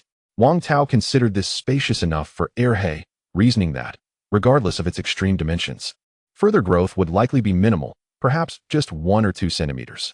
Upon returning to the arachnid house, Wang Tao drilled ventilation holes into the new storage box, laid down a layer of coconut fiber, and attached a measuring tape to the side before placing the entire previous enclosure inside. Wang Tao then opened the lid of the original tank, swiftly withdrawing his hand and sealing the storage box. Now, he would wait for air hay to emerge on its own. Fong Ming observed his timid keeper and internally rolled his eyes. He had been careful not to startle his owner, but his sheer size inevitably instilled fear. Simultaneously, Fong Ming realized that he could not remain in this space for long. He deftly crawled out of the enclosure and into the storage box. To him, this new container was not excessively large. He sensed that after just 2 more moltings, it would become quite cramped. Fong Ming approached the measuring tape affixed to the storage box and gauged his size. Indeed, he had reached a leg span of 26 centimeters, indicating substantial growth potential with each molt. Before long, Wang Tao returned and set up a camera in front of the storage box to commence recording. He was hesitant to manually measure Fong Ming's size, opting instead for candid shots, capturing the arachnid's leg span whenever it stretched. Once the camera was positioned, Wang Tao noticed that Fong Ming had already moved into the storage box. Clearly, the original enclosure was far too small. Wang Tao mused, then proceeded to extract the old tank. After completing these tasks, he tossed in some newly purchased Madagascar hissing cockroaches for Fong Ming. The enormous creature lunged forward, displacing the surrounding substrate, and swiftly seized the crawling cockroach. What a ferocious display! Wang Tao documented this scene. Marveling at the power Fong Ming possessed, he imagined that a bite from such a creature could easily sever his hand. Additionally, he planned to edit this video for release on Bilibili, sensing that it would surely go viral. The allure of showcasing the largest spider in the world was undeniable, and he anticipated that his video would become a sought-after resource for many content creators. After recording for a while longer, he exported the video and began editing. Meanwhile, Fong Ming consumed the cockroach, absorbing the reflective qualities of the recording while organizing other traits within his body. This information crystallized in his mind. Name: Fong Ming. Size: 26 centimeters. Growth: human vision, human hearing. Exoskeleton: 50-24 dissolution, 24-23 neurotoxin, 70-12 reflective quality, 15-24 rapid digestion, 62-16. This encapsulated all of Fong Ming's current attributes, with the proportion of neurotoxin being the highest. His toxin potency, combined with his secretion capacity, could easily prove lethal to a cow, classifying it as highly toxic on a global scale. The rapid digestion rate had increased significantly, attributed to the abundance of beetle larvae that Wang Tao had recently acquired, providing ample stimulation for growth. On another note, Wang Tao successfully recorded Fong Ming's extended leg span, a display intentionally showcased by the arachnid. Armed with the recorded extreme leg span and the feeding video, Wang Tao edited them together for publication. The first in the country, feeding video of the largest tarantula in the world, the video was released, featuring a cover image of Fong Ming, a giant spider, comparable in size to a laptop, standing proudly. As anticipated, the video sparked a heated discussion online immediately upon its release. Chapter 12, A New Inspiration. The enthusiast for climbing creatures, Lao Wang, received a video showcasing the size of Wang Tao's arachnid. Indeed, it measured an astounding 26 centimeters, marking the upper limit for the Amazonian giant bird-eating spider, the largest spider in the world. Lao Wang was exhilarated as he watched the video. Astonished by the existence of such a size, he promptly messaged Wang Tao, inquiring, "Brother, are you selling this bird-eating spider? I offer you 100,000. This was a 100-fold increase from Wang Tao's purchase price. However, Wang Tao declined, stating that he was not in need of money, as his family owned a company. "I'm sorry, Wang Gu, but my family is financially stable. Raising the world's largest bird-eating spider is my passion. Brother, would you reconsider? I can offer 120,000. No. Thank you for your acknowledgement, but I am not interested." "Very well, brother, do take good care of that spider. Ensure the humidity and temperature are properly regulated. Rest assured, Wang Gu, I will care for it diligently." Unbeknownst to Fong Ming, he had become a topic of fervent discussion within the spider enthusiast community in just a few days. The world's largest bird-eating spider had ultimately been nurtured by a player from Huagua. "No way, that size must be photoshopped. I have raised tarantulas before. There's no way they can grow that large." Various claims circulated online about the supposed 26 centimeters, which many deemed false. Genuine specimens reaching 24 centimeters were exceedingly rare. If this were true, it would indeed qualify as the world's largest bird-eating spider. There were also praises. "Jiang Shui, the boss, is incredible. Is anyone organizing a group to visit the boss's spider room? I never imagined a tarantula could grow this large. I want to buy one too." Amid the mixed opinions online, Wang Tao released a video of Fong Ming's size. Simultaneously, Lao Wang announced Fong Ming's size on his Weibo and forum, asserting it might be the largest bird-eating spider in the world. Instantly, this news ignited the entire spider community and even showed signs of expanding beyond. Is this true? The largest bird-eating spider measures 26 centimeters? Only 26 centimeters? That's nothing. I've heard there are 30-centimeter ones abroad. Fool. That measurement was taken diagonally, which differs from our standards. And that information is also false. I believe this tarantula is currently the largest spider in the world. Largest? Perhaps there are even bigger ones in the tropical rainforest. Jiang Shui, could you share more photos? I want to see.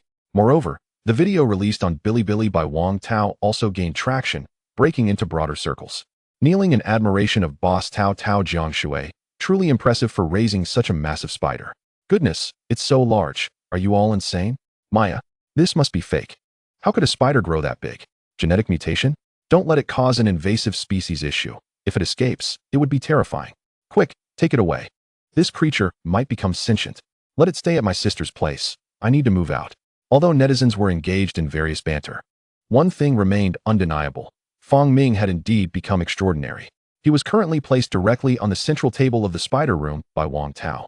With this molt, he suddenly felt a marked enhancement in his perception. Previously, he could only sense the inspiration from the beetle breeding box located above his enclosure. Now, positioned on the central table, he could perceive the inspiration emanating from all the creatures within the room. Absorb mirror record 001. Absorb rapid digestion. Rapid digestion 001. Absorb neurotoxin, neurospeed 001. Furthermore, Fong Ming sensed two new inspirations. Absorb mantis blade 001. Absorb nest mind 001. Mantis blade? Nest mind. Fong Ming turned his body and peered through the transparent storage box at the other side of the spider room. There, he observed several breeding boxes housing orchid mantises and giant mantis. One was smaller, adorned in pink and resembling a blossoming orchid, while the other was larger, entirely green and appeared quite fierce. Continuous streams of inspiration wafted from these two mantises, which Fong Ming captured. Additionally, beneath the mantis breeding boxes, a row of glass tubes contained ants. The nest mind inspiration was derived from those ants. As a social species, all worker and soldier ants revolved around the queen. However, the nest mind seemed of little use to Fong Ming, as he had no offspring to form a colony. Still, he absorbed the inspirations regardless. Whether useful or not, he would absorb it first. Thus, with Fong Ming's absorption, his progress in these traits slowly increased. Days passed, and the online buzz gradually subsided. This surge of interest introduced many outsiders to the world of bird-eating spiders, revealing the existence of spiders larger than a human head. One day, the door to the spider room opened once more. Fong Ming looked up. Leading the group was Wang Tao, but behind him were not Su Ranran, but a gathering of men, both young and middle-aged. Wang Gu, that's He, Wang Tao indicated to one of the middle-aged men. The leading middle-aged man was none other than Lao Wang, an enthusiast for climbing creatures. After a discussion among the prominent figures in the community, they could no longer contain their curiosity and desired to witness the largest spider in the world. Lao Wang nodded and eagerly took 2 steps forward, leaning over the storage box. With just one glance, he was captivated. So big, so majestic, so fierce. I adore it. It was a visual shock due to its size. Even those accustomed to large spiders were awestruck by this colossal arachnid. A spider the size of a wash basin was now within this storage box. It's enormous, far too large, Lao Wang murmured, then turned to Wang Tao. Brother, are you truly not selling? I'll give you 200,000. I'm sorry, Wang Gu, unless my family goes bankrupt. I want to consider it, Wang Tao replied with a smile. Well, I am content just to see it. Lao Wang said no more. Subsequently, the group excitedly began photographing Fong Ming, entirely ignoring the other arachnids in the room. Fong Ming endured the commotion as he absorbed a wealth of mirror record traits. Meanwhile, Wang Tao tossed some cockroaches into the enclosure. Fong Ming showcased his predation, eliciting gasps from the crowd. Another month passed, and several waves of visitors came to the spider room. During this time, a few small media outlets even interviewed Wang Tao regarding his bird-eating spider, as it bore the title of the largest spider in the world. The publicity was sufficient to attract the media's attention. After this month, Fong Ming finally absorbed the dissolution trait once more. The larvae began to pupate. Upon becoming adults, they would provide Fong Ming with the hard exoskeleton trait. Chapter 13, Record-Breaking Span. The progress of the dissolution trait increased remarkably fast, as the number of larvae was substantial, continuously supplying Fong Ming with inspiration. Absorb dissolution. Dissolution 001. While absorbing, Fong Ming also engaged in predation. now measuring 26 centimeters. The interval between his molts began to lengthen. The fervor online dissipated, and the visitors ceased to arrive. Only Wang Tao consistently accompanied Fang Ming, providing him with nourishment daily. Fang Ming, in turn, welcomed every offering without hesitation, consuming whatever was presented to him. Thus, over a month passed. The essence of dissolution gradually diminished, supplanted by the emergence of the essence of hard exoskeleton. Meanwhile, Fang Ming's dissolution and neurotoxin traits reached a full 100%. Absorption of dissolution at 0.01, dissolution trait at 100, absorption of neurotoxin at 0.01, neurotoxin trait at 100. In that instant, Fang Ming felt an overwhelming sense of mastery over these traits. The inspirations surrounding dissolution and neurotoxins still lingered, allowing Fang Ming to attract and absorb them, albeit without further enhancing these two traits. Likewise, he could separate portions of the dissolution or neurotoxin traits without diminishing their presence within him. Within his body, the traits of dissolution and neurotoxin resembled an infinite reservoir of water. Unless Fang Ming completely extricated these traits from himself, they would remain. However, that was currently impossible. Fang Ming resolved to cease the absorption of dissolution traits and instead focus entirely on absorbing the essence of hard exoskeleton. As he did so, the hard exoskeleton trait gradually increased. It had been several days since his caretaker had last visited. Could something have happened? While absorbing the surrounding inspirations, Fang Ming pondered this concern. Since he had been thoroughly satiated a month ago, Wang Tao had been absent for several days at a time, and now he hadn't shown up for half a month. Although seeing him daily could be tiresome, Fang Ming still worried about the potential for something unfortunate to occur. The neighboring mantis had already starved to death, leaving only the resilient spiders alive, though 2 of them perished due to lack of water. Speculating about Wang Tao's whereabouts, Fang Ming wondered if he had run off with that woman. He couldn't comprehend it, as his confinement here limited his access to information. A week passed, and Fang Ming began preparing for molting. After laying down a web, he commenced dissolving his exoskeleton using dissolution enzymes, ensuring he was ready for the process. Fang Ming reclined only when he felt confident about a successful molt.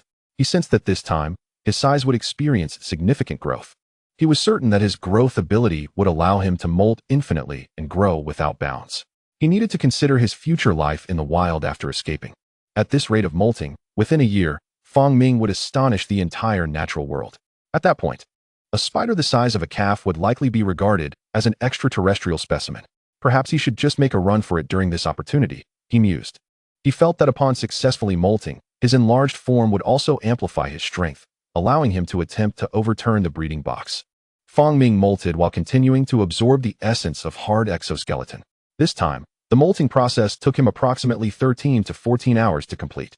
Emerging from his old exoskeleton, his new body appeared significantly slimmer.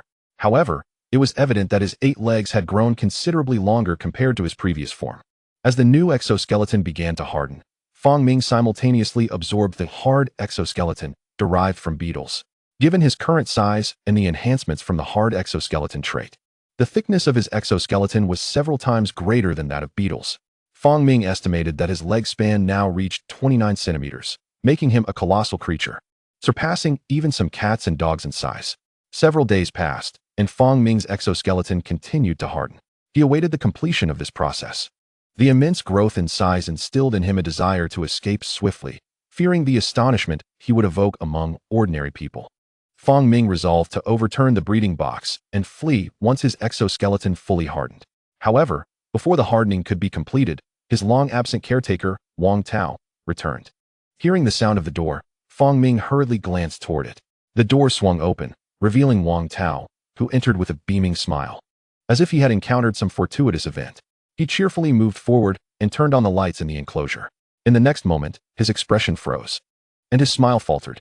Wang Tao's complexion suddenly shifted. "What the hell?" he exclaimed, staring incredulously at Fang Ming's breeding box, his tone and expression betraying utter disbelief. "What the hell?" Wang Tao stepped closer to Fang Ming's box, shocked by the sight within. "No way, you've molted again." This time, the increase in Fang Ming's size was substantial, with a notable 3-centimeter increase in leg span. Just from appearances alone, one could clearly observe the growth in his physique. Wang Tao stared blankly, using his hands to measure Fang Ming within the box. "No way, you've undergone genetic mutation." As an experienced keeper of exotic pets, Wang Tao had previously researched the Amazonian giant bird-eating spider in depth. The record for the largest spider in the world was a mere 26 centimeters in leg span. Now, the spider he was raising had completely shattered that world record. This specimen is truly the largest spider in the world. Wang Tao chuckled. After overcoming his initial shock, Wang Tao began searching for information on his phone, looking up everything related to the world's largest spider. After half an hour, he finally confirmed that the creature he possessed was indeed the largest spider known to humanity. "You truly are remarkable, Feng Ming," Wang Tao exclaimed, giving a thumbs up to Feng Ming while pacing back and forth to admire his massive form. It took a considerable amount of time for him to regain his composure. "By the way, Feng Ming, I haven't been neglecting you." Wang Tao began refilling Feng Ming's water, explaining, "I was away with my girlfriend for a while, and our families even arranged a marriage contract, which delayed my return." He continued, "My girlfriend is the one who visited you last time. She really adores you. Once we're married, we'll take exceptional care of you." Wang Tao chattered on, and after replenishing Feng Ming's water, he took out his phone to snap a series of photographs of him.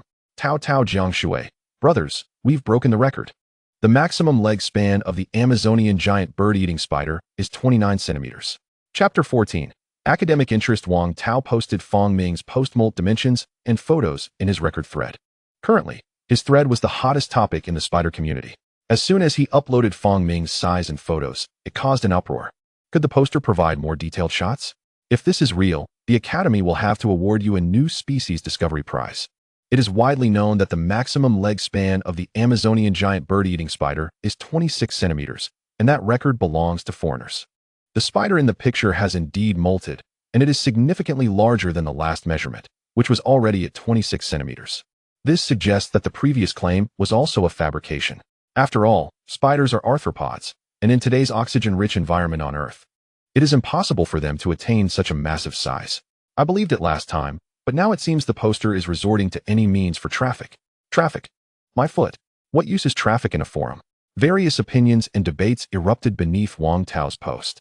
However, there was certainly no absolute belief among the commenters. "Tao Tao Jiang Shui, why would I deceive you? This is my pet, and the maximum size can reach 26 centimeters, with photos and breeding records as proof. Indeed, isn't there a 30-centimeter leg span recorded abroad? It has been asserted that the foreign specimen is a measurement of the tarantula's leg span. If the dimensions are indeed accurate, it should boast a leg span exceeding 35 centimeters. If this is the case, I would consume that spider myself." There are numerous comments flooding the discussion forum, rapidly escalating in intensity, even reaching the forefront of the forum. Simultaneously, a plethora of unfriendly remarks have emerged, compelling the forum moderators to delete each of these disparaging comments. Wang Tao engages in a heated debate with the members of the forum.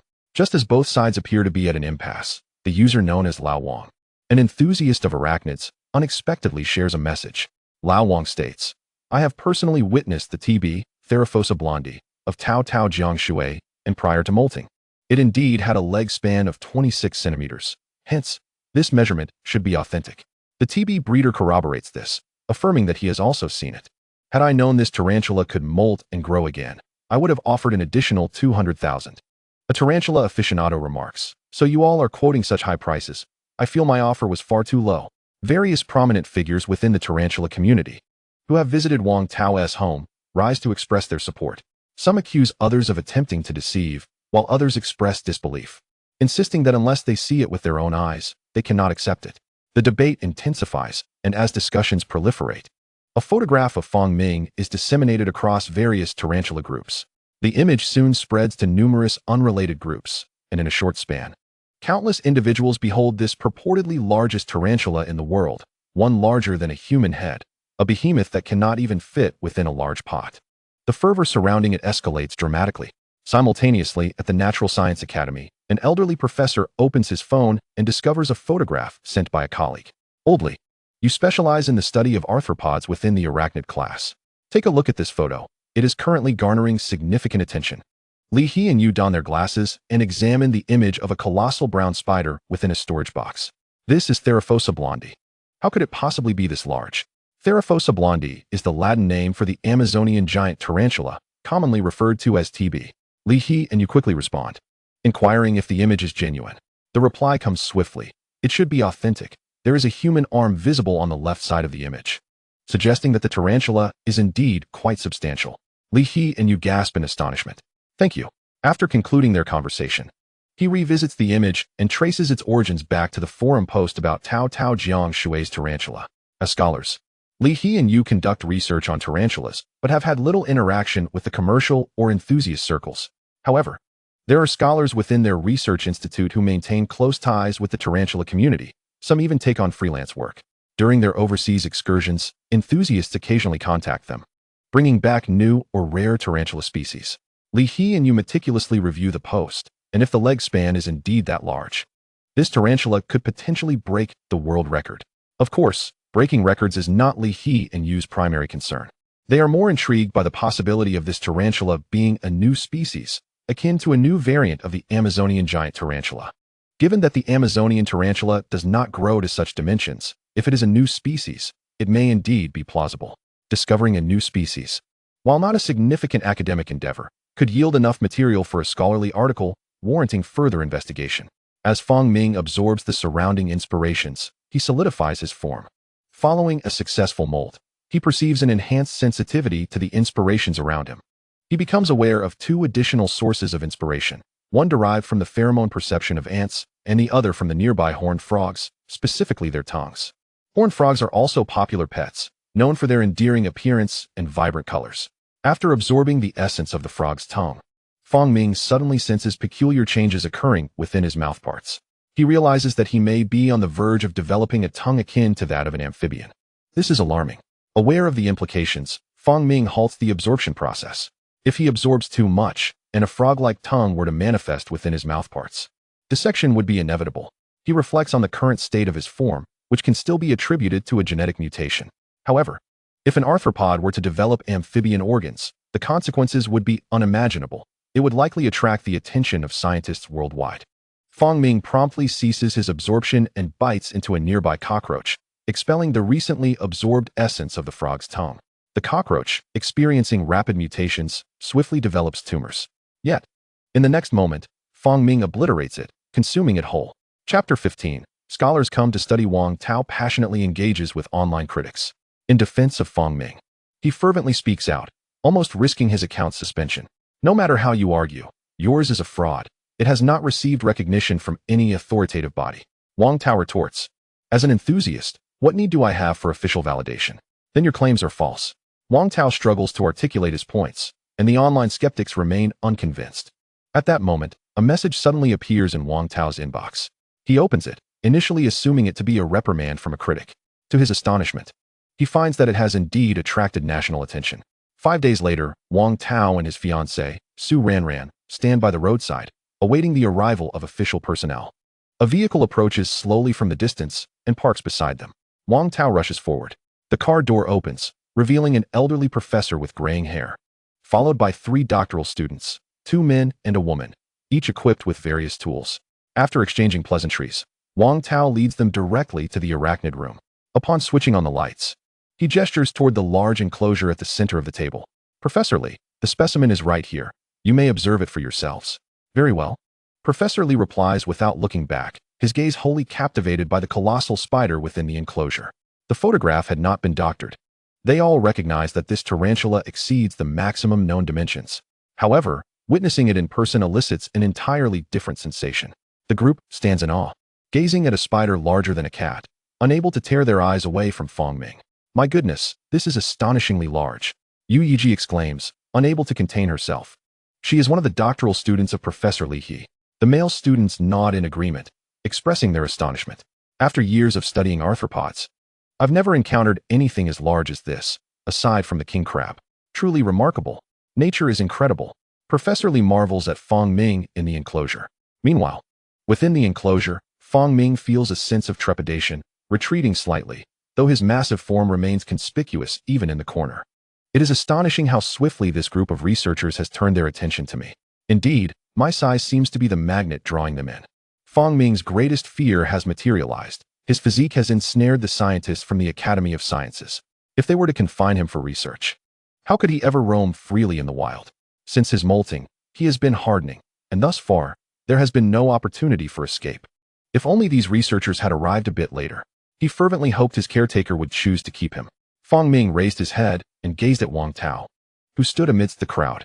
In the next moment, he observed a female doctor donning thick gloves and lifting the lid of the enclosure. Zhouiji, slightly anxious, extended her hand inside to collect soil samples. What does this mean? Are they attempting to capture me? Fang Ming's vigilance surged as he watched her hand approach. He certainly had no intention of departing with this group. They should not expect him to be courteous. He promptly lifted his forelimbs, standing tall, baring his formidable fangs in a threatening posture. Dust swirled around him, and the female doctor let out a startled scream. Startled, she withdrew her gloved hand. With such a lack of courage, how could she dare to capture me? Fang Ming disdainfully appraised the doctor and glanced at her gloves. He estimated their thickness to be just over a centimeter, easily penetrable by his fangs. Inspired by the razor-sharp edge of a mantis blade, his teeth had become even sharper, akin to metal. The professor, witnessing the doctor retract her hand, swiftly closed the lid. With Fang Ming standing, he had already surpassed the height of the enclosure's edge. This bird-eating spider posed a potential danger. The soil sampling was temporarily set aside. Li Heyou regarded Fang Ming with a serious expression. His size alone had imparted considerable psychological pressure on everyone present. Of course, Li Heyou remained unaware of Fang Ming's venom. Had he known, he might have refrained from labeling the situation as merely somewhat dangerous. Let us first record measurements, Li Heyou suggested. Agreed. The graduate students promptly began arranging equipment around the enclosure to observe and measure Fang Ming. In the room, a multitude of people busied themselves around him without pause. Fang Ming could not comprehend their activities. He merely focused on absorbing the inspiration from the reflective surface. My dear brother, this bird-eating spider. Would you be willing to part with it for our scientific research department? Li Heyou addressed Wang Tao. Wang Tao quickly shook his head, apologizing to Professor Li. I am not considering selling for the time being. My bond with Air He is profound. Please give it some thought. Our research institute can offer a suitable price. And we have the best breeding conditions, Li Heyou continued. Wang Tao persisted in his refusal. I am truly sorry, Professor Li, but no amount of money will suffice. I simply cannot part with him. Think it over, and I will have the institute allocate a budget to provide you with an offer, all right? Li Heyou displayed no restraint typical of someone in their 60s or 70s. Wang Tao, feeling somewhat embarrassed, could only respond, let us discuss it further. Very well. We shall negotiate again, Li Heyou chuckled. In his mind, acquiring this bird-eating spider was imperative, not merely because it was the largest of its kind in the world, but also due to its remarkable genetic mutation, indicating it was an Amazonian giant bird-eating spider. This discovery presented a significant research opportunity. Discovering a new species might yield only a standard publication, but studying genetic mutations could lead to substantial advancements. As for the budget, Li Heyou felt confident he could secure some funds. Soon, the sampling of Fang Ming was complete. Once the researchers tidied their tools, they departed from the room. Only after they had left did Fang Ming allow himself to relax. At least for the next few days, he would not be taken to the research institute. He needed to devise an escape plan. At that moment, Wang Tao returned after escorting Professor Li and the others out. He stood before Fang Ming's enclosure, reassuring him. He, rest assured, as long as I am here, no one can take you away. My family is not lacking in wealth. No amount of money will sway me. Once winter passes, I will take you to see the world outside. Fang Ming felt a sense of comfort, but also resignation. It was fortunate he had not escaped. With winter upon them, a bird-eating spider venturing outside would undoubtedly perish from the cold. He had contemplated this matter previously, but his limited means of gathering information had left him with no choice but to gamble. Now, he had to trust Wang Tao's words and wait until the temperatures rose in April or May to plan his escape. After Wang Tao departed, tranquility enveloped the space. Fang Ming continued to absorb the surrounding inspiration. Suddenly, he sensed a new source of inspiration emanating from the direction of the golden retriever. Absorbing fur quantity. Fur quantity 001. This inspiration derived from the golden retriever. Fang Ming gazed at the dog's fur, excitement coursing through him. He had discovered a means to protect himself from the cold. The caretaker, a middle-aged woman in her 40s, followed Wang Tao's instructions and arrived at the enclosure after he left. Although Wang Tao had briefed her on Fang Ming's size, she was still taken aback upon seeing him in person. It took her several days to acclimate to his size before she began feeding him, as well as the golden retriever tethered in the enclosure. However, the golden retriever spent its days playing outside, returning only at night to sleep in its kennel. Fang Ming utilized the nighttime hours to absorb the inspiration from San Mao. As the inspiration drawn from the golden retriever permeated him, Fang Ming's fur began to multiply, each strand adding to the mass of black hair that enveloped his brown body, rendering him warmer. Thus, for months passed.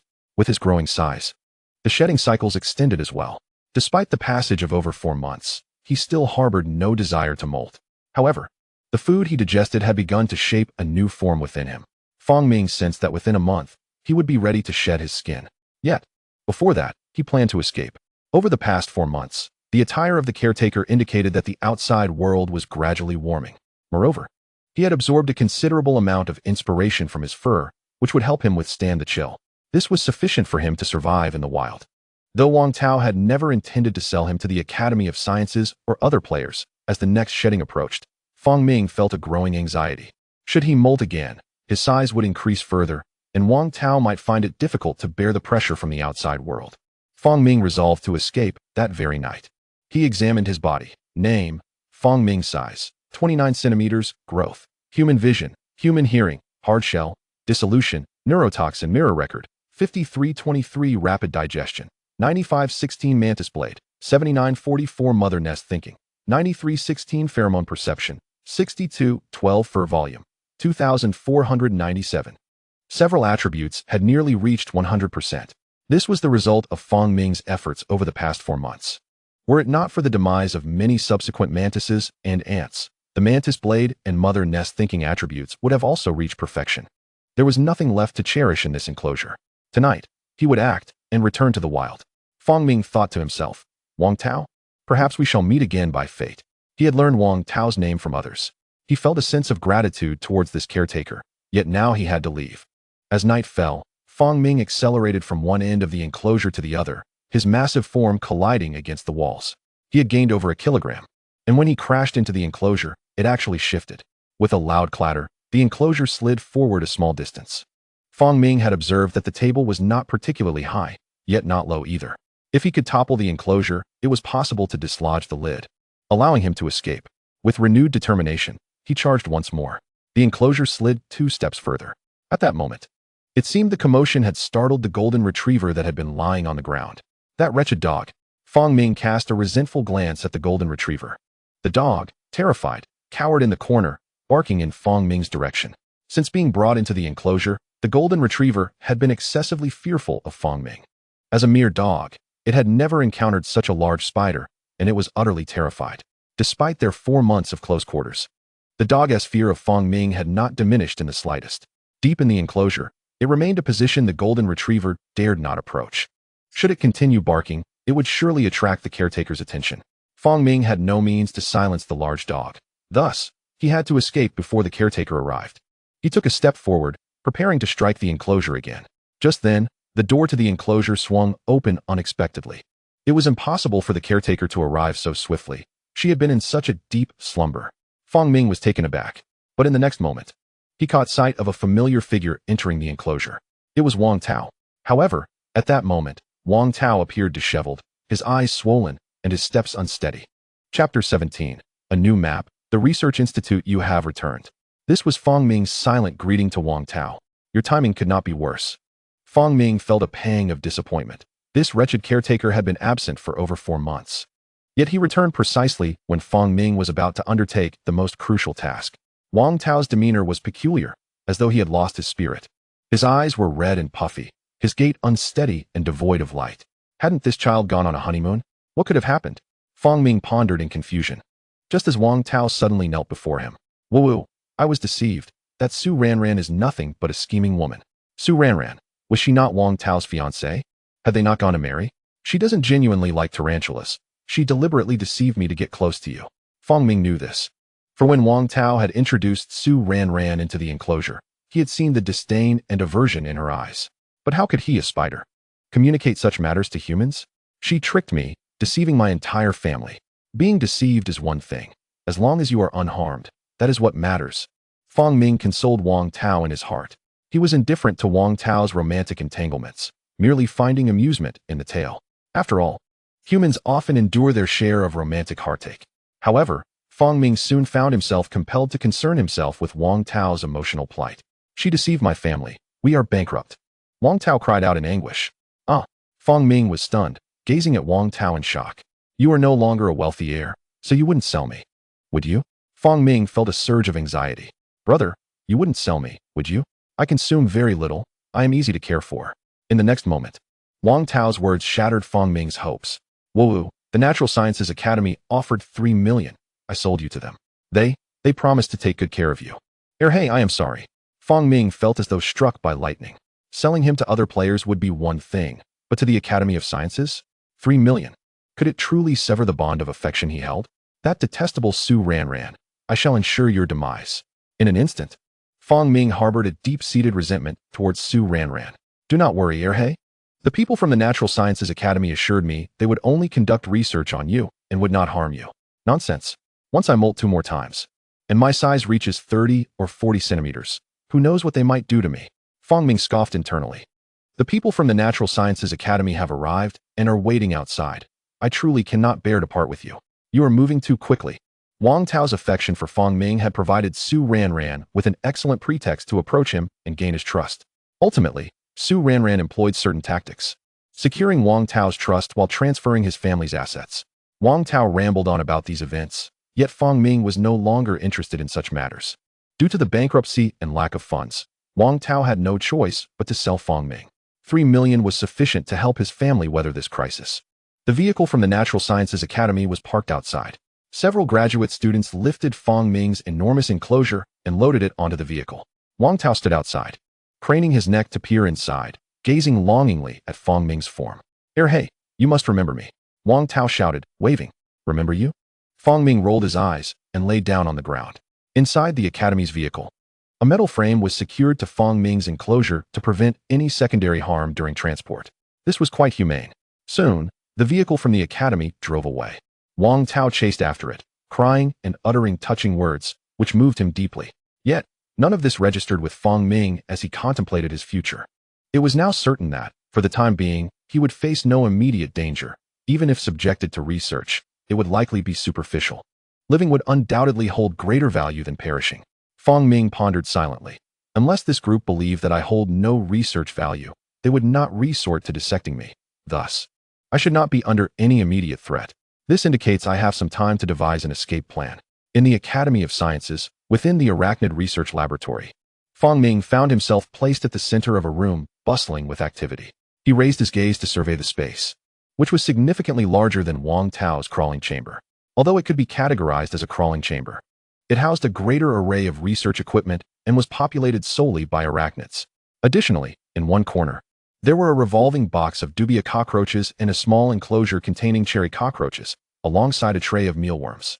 Within the cultivation room, a youthful female researcher was diligently feeding the creatures, moving from one box to another. Upon hearing a commotion, she hastily set aside her task. Professor Li, who had just entered, was about to greet her when his gaze fell upon Fang Ming's enclosure. He was momentarily taken aback by the sight of the enormous creature within. Li Hiyu, who stood before the enclosure, remarked, Little Zhang, you are here quite early. Little Zhang, known as Zhang Ruolin, was a graduate student. In this laboratory, graduate students occupied the lower rungs of the hierarchy.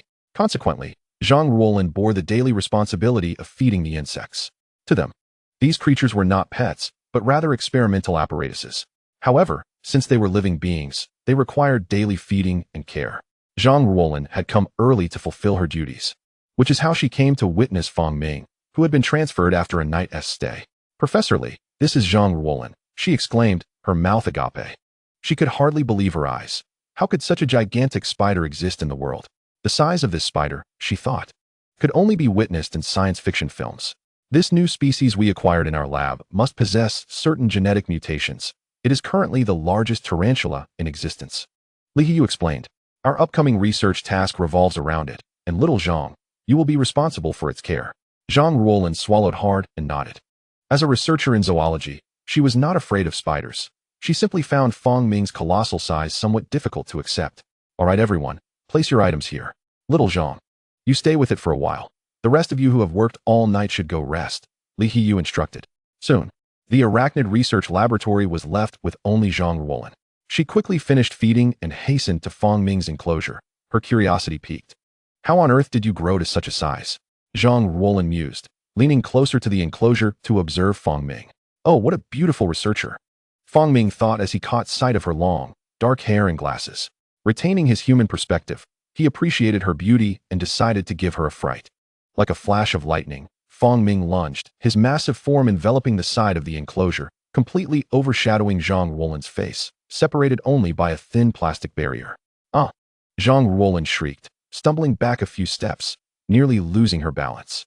When she glanced back, she noticed the great spider had nonchalantly walked away. It didn't even cry. Fong Ming observed with surprise as Zhang Ruolan regained her composure.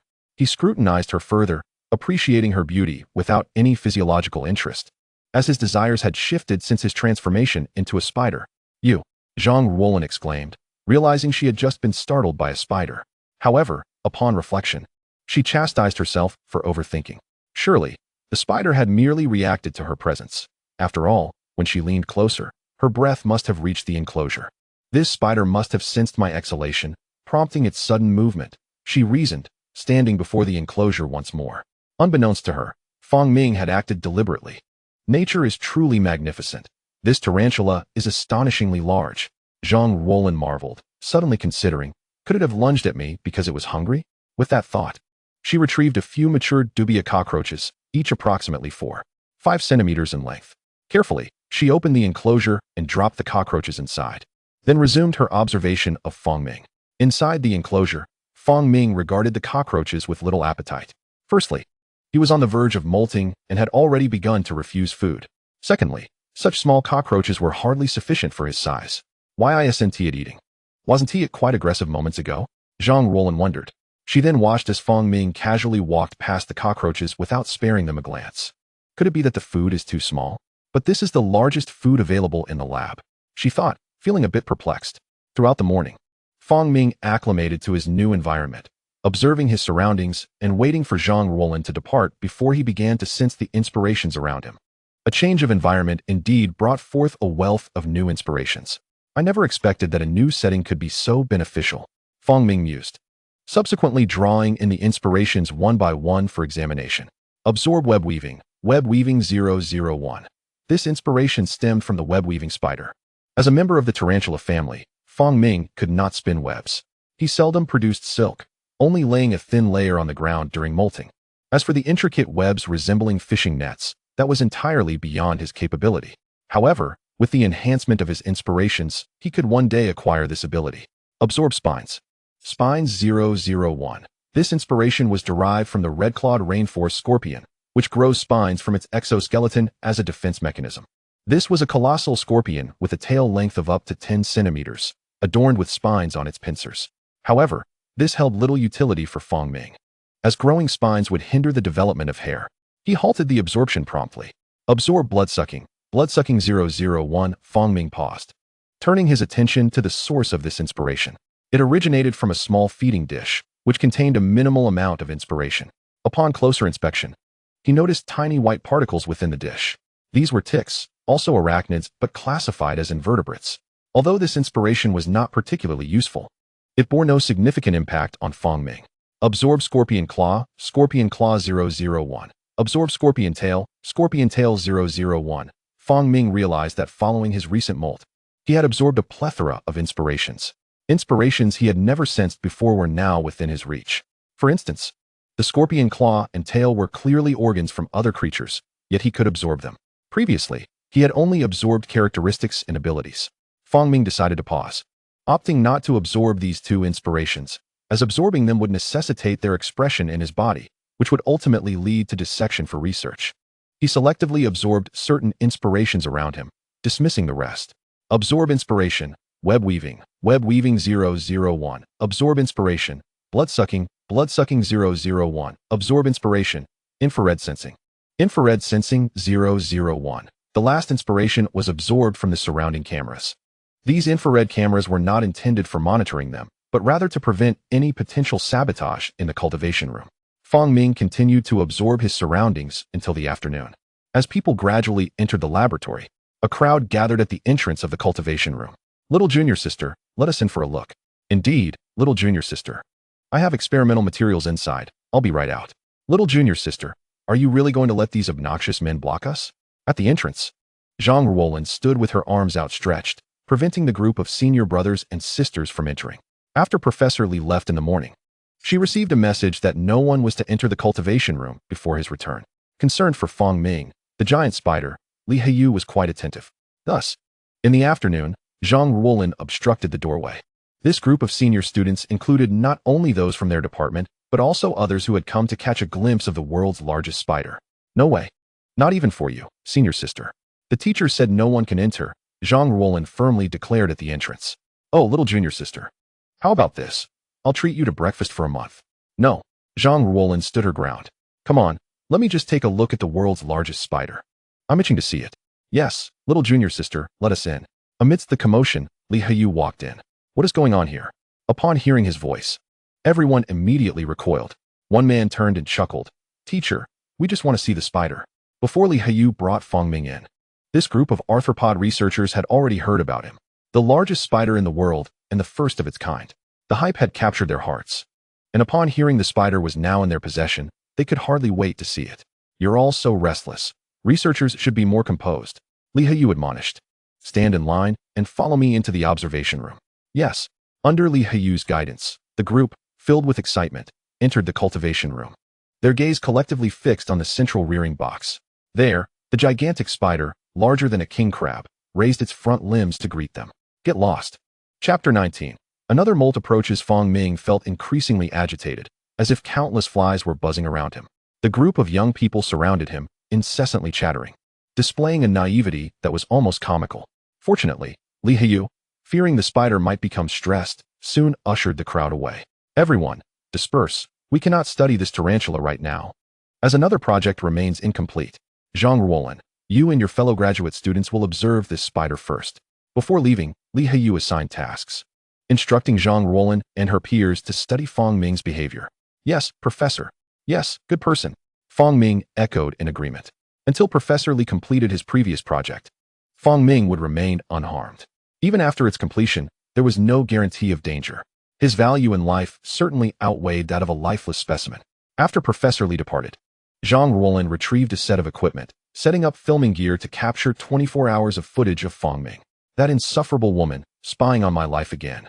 Fangming thought with disdain. Fortunately, he was not human, or he might feel a tinge of embarrassment under such scrutiny. Once Zhang Ruolin had set up her equipment, she took out a notebook, diligently jotting down notes with a serious expression. Unexpectedly, this petite beauty was quite earnest in her work, quickly immersing herself in the task at hand. It was no wonder she managed to enter such a significant department as a graduate student. Fangming silently elevated his opinion of Zhang Ruolin, admiring those capable of focusing on their research. However, 5 minutes later, Zhang Ruolin suddenly flipped her notebook to face him. Little spider, don't you think I look good? Fangming's gaze focused, and he saw a rather unappealing drawing of a spider on the page. He was immediately rendered speechless.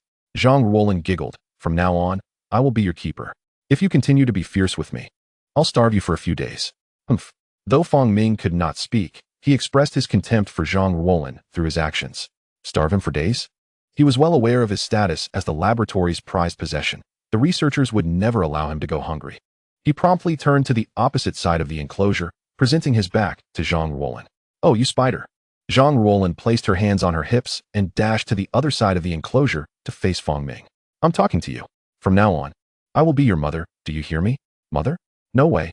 I refuse to play such a humiliating role. Fangming was at a loss for words, twisting his body to turn away from Zhang Ruolin again. Hey, what are you doing, big son? Zhang Ruolin, undeterred, sprinted back to face him. You must listen to your mother, understand? Get lost. Fangming could no longer tolerate this absurdity. A dignified 7-foot spider could not accept such a farcical notion. With a swift movement, he lunged, pressing his entire body against the side of the enclosure. The box trembled violently, sliding forward with a loud crash. Zhang Ruolin was startled, retreating several steps. A few seconds later, she regained her composure. So powerful, the box moved. Suddenly, Zhang Ruolin realized that this container might not be able to hold such a massive tarantula. When Fangming lunged, the entire box vibrated. How terrifying, she exclaimed, clutching her chest before cautiously approaching Fangming again. Oh dear, I won't say anything more. You must not act out again. Observing Fangming's agitation, Zhang Ruolin refrained from further chatter, quickly apologizing and leaving. However, before departing, she diligently recorded Fangming's behavior in her notebook. The giant tarantula's bristles seemed highly sensitive to the air. Even the presence of a human outside the enclosure was enough to trigger its awareness, a trait not found in other tarantulas, likely due to its substantial amount of hair. The giant tarantula exhibited a strong aggressiveness. Even when satiated, it would still seek to drive away perceived threats. After noting these observations, Zhang Ruolin closed the cultivation room and left. Fang Ming slumped onto the ground, relieved to have finally rid himself of that woman. Mother, son? Who would play such childish games with you? He scoffed, then resumed absorbing the surrounding stimuli. Meanwhile, his body began preparing for another molt. Fang Ming opened his eyes after resting for a while. To his surprise, the woman named Zhang Ruolin stood before him once again, not fond of movement, but with a strong sense of territory. This aligns with other spiders, she muttered, jotting down notes. Why are you back? Fang Ming lifted his head, scrutinizing Zhang Ruolin's face once more. If only I were human, he mused. Regrettably, having become a spider, such desires had dissipated. But in the next moment, an audacious thought crossed his mind. Could he absorb inspiration from the male human anatomy? Yet he quickly dismissed the idea, prioritizing his own safety over any potential transformations. Fang Ming began to stretch his limbs. Oh, you're moving, Zhang Ruolin exclaimed in surprise, momentarily catching Fang Ming off guard. What good is it to look nice when your words are so unpleasant? He thought. I am your father. Fang Ming turned his head away, absorbing the reflections around him, then spun back around. Zhang Ruolin observed Fang Ming's actions, aware that he turned away due to sensing her presence and fear. However, deep within her heart, there lingered a vague sensation that this spider was quite bothersome. Surely, it must be an illusion. Zhang Ruolin shook her head and continued her documentation. Over the course of more than half a month, Zhang Ruolin submitted her notes to Li Heyu, who reviewed them. According to your records, the behavior of this giant spider is quite intriguing, with certain actions even contradicting typical spider behavior. Indeed, teacher, Zhang Ruolin obediently stood beside Li Heyu.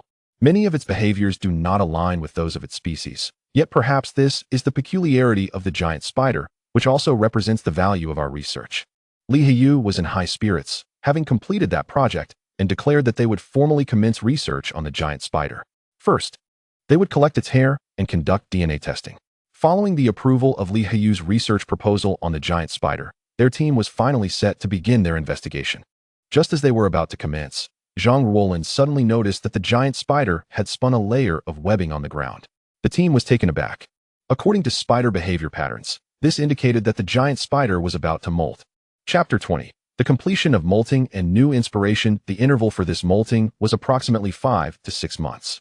Fang Ming had finally accumulated sufficient strength within to complete this molt.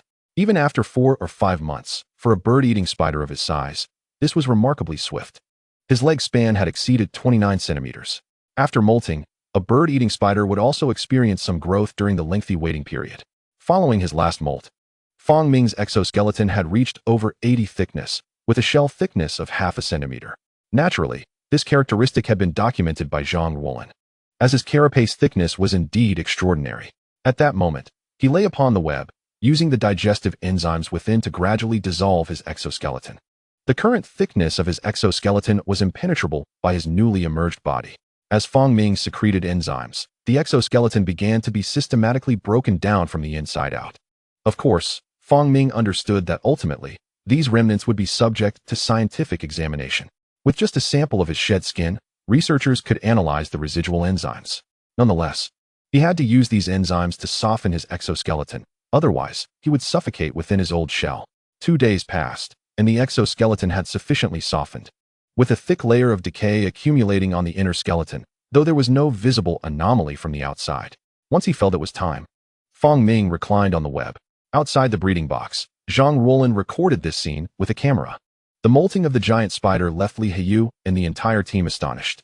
It was unbelievable that such a massive spider could still molt, especially after only 5 or 6 months since the last time. At the same time, they were filled with anticipation.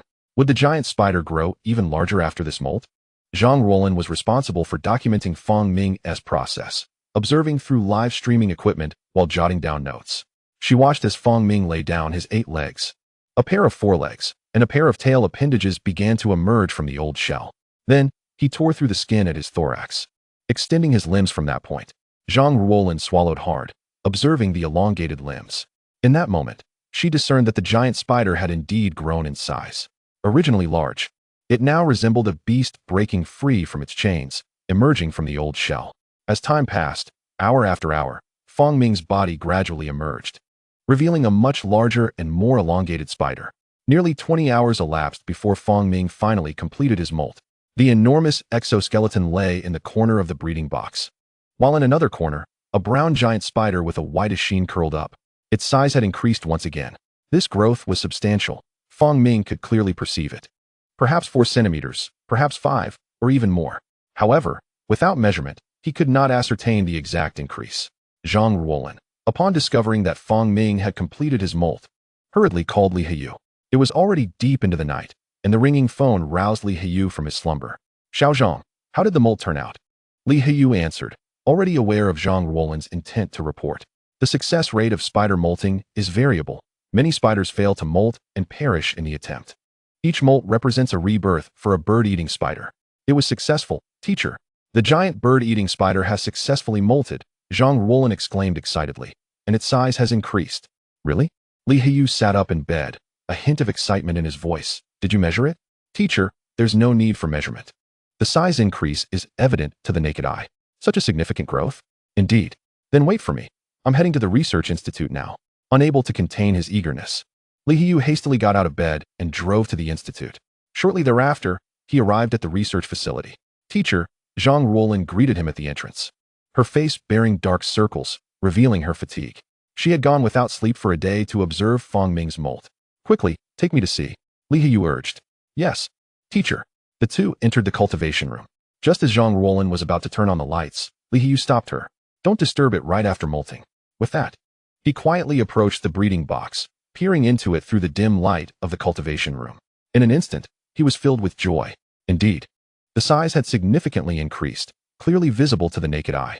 At that moment, Li Heyu became even more convinced that some genetic mutation had occurred within this spider. Such a size increase was beyond normal. All right, Xiao Zhang, you should go get some rest. I'll take over the observation. Teacher, it's only 2 o'clock. You need to rest too. Don't worry, Zhang Ruolin expressed her concern, but Li Heyu was resolute. Reluctantly, Zhang Ruolin followed Li Heyu's advice and departed. Left behind, Li Heyu sat in a chair, observing Fong Ming in the breeding box.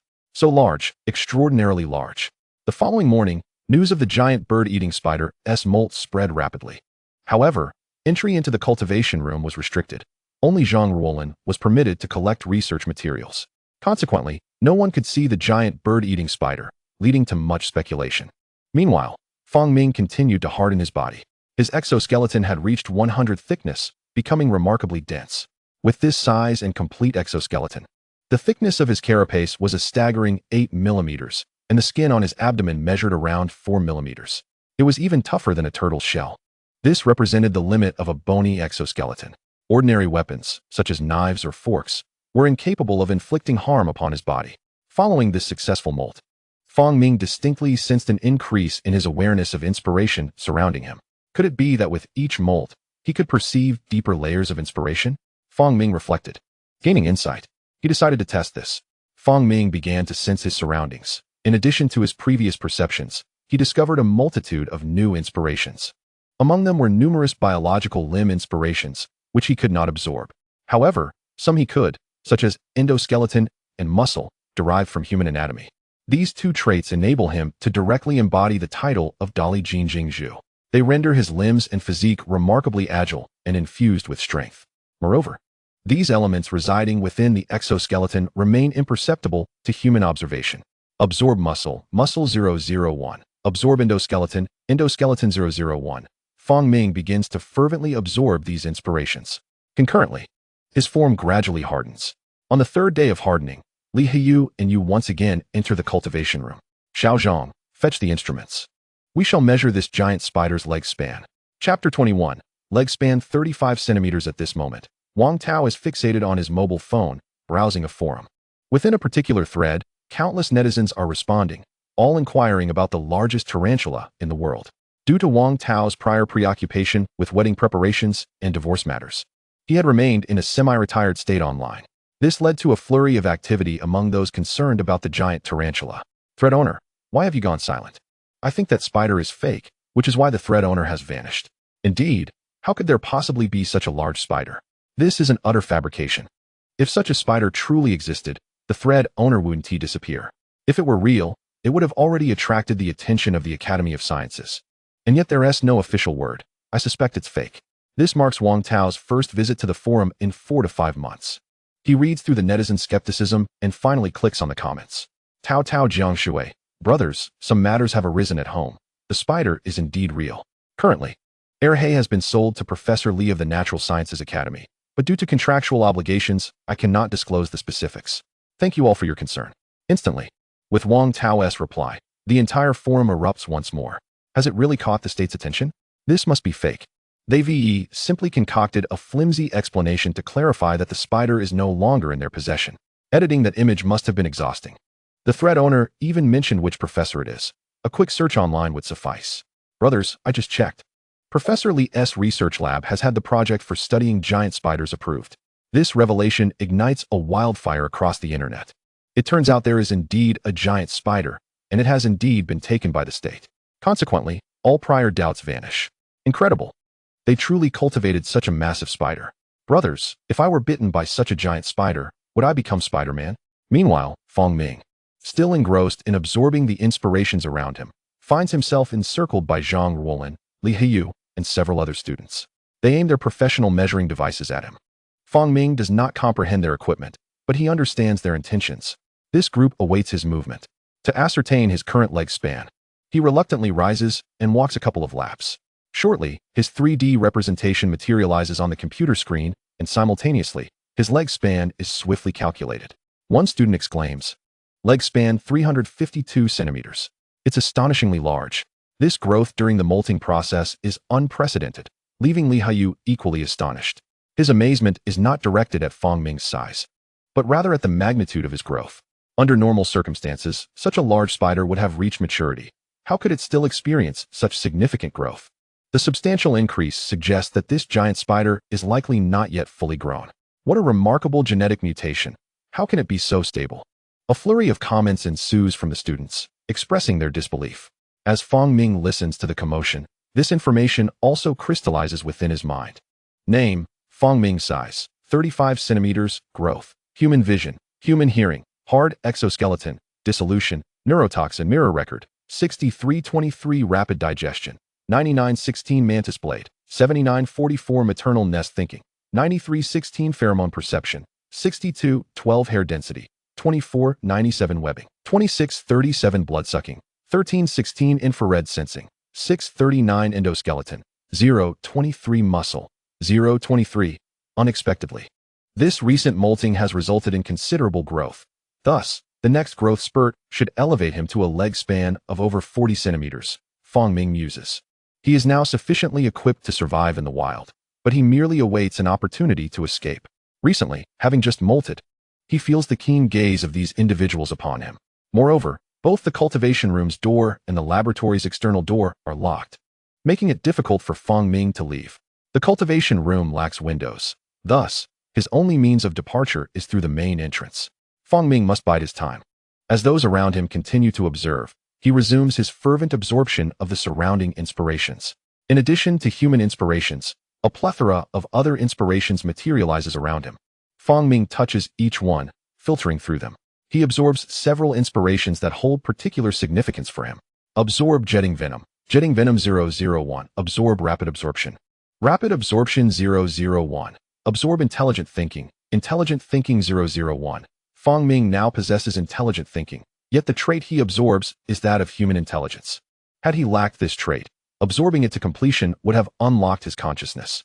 However, since he has it, the absorption merely resides within his being. Perhaps one day, it will prove useful. Rapid absorption, on the other hand, enables the swift application of digested nutrients to his bodily growth, further accelerating his molting speed. Days pass, and Fong Ming's hardening process reaches completion. The research on him commences in earnest. They begin to study the exuvia he has shed. Within a few days, Li Heyu and his team discover the presence of residual enzymes on Fong Ming's skin. This revelation sends shockwaves through the entire research institute. Everyone in the department is astir with this news, and they are issued a gag order. This information must not be disclosed to anyone. The implications of this discovery delve into profound questions, challenging the very foundations of evolutionary biology. Many mistakenly believe that evolution theory merely pertains to biological evolution. However, it encompasses a narrow scope, focusing on how organisms select advantageous genes under natural selection without emphasizing the significance of genetic mutation. It merely states that genetic mutations occur randomly. Yet Feng Ming's existence leads Li Haiyu to realize that genetic mutations might not be random, but rather controllable. The fact that this giant spider can produce decompositional enzymes indicates that its genetics are flawless, representing a perfect organism. One that even addresses the issue of excessively thick exoskeletons hindering molting. Li Haiyu observes seriously, this contradicts the principles of natural selection in evolutionary theory. It resembles a perfect species created by some deity. Or perhaps this deity resides within the genes of this giant spider, manifesting corresponding mutations as its body evolves. Through their research, Li Haiyu has grasped the essence of the matter. Feng Ming's body is, in fact, undergoing continuous genetic corrections in tandem with the absorption of inspirations. The genes of this spider undoubtedly conceal some profound secret. Li Haiyu is resolute. Gazing at the conclusions before him, he decisively declares, "Initiate genetic sequencing. We must thoroughly investigate the genes of this spider." Chapter 22. Genetic correction ability. The task of genetic sequencing does not require the involvement of Zhang Ruolin and her peers. Their focus remains on studying the physiological patterns of the giant spider. While the researchers embark on genetic sequencing, Zhang Ruolin continues to observe Feng Ming within the cultivation room. "What are you looking at?" Feng Ming swivels his backside. "My dear son, you are truly remarkable." Zhang Ruolin sat in front of Feng Ming's enclosure, chattering away. "I have heard from my seniors that your discovery is capable of overturning evolutionary theory and can prove that organisms can rectify genetic mutations. There must be something extraordinary within you. This is indeed the ability to correct genes, and your existence might alter the fate of the entire Earth." Feng Ming was momentarily taken aback. He had not anticipated that these scientists would delve so deeply into their research and even formulate such a theory. However, he felt little concern. Even if they unraveled all his mysteries, what would it matter? As long as they remained oblivious to the human soul residing within him. Everything else was inconsequential. The more valuable he was, the less likely it was for him to be harmed. His worth was amplified by his continued existence.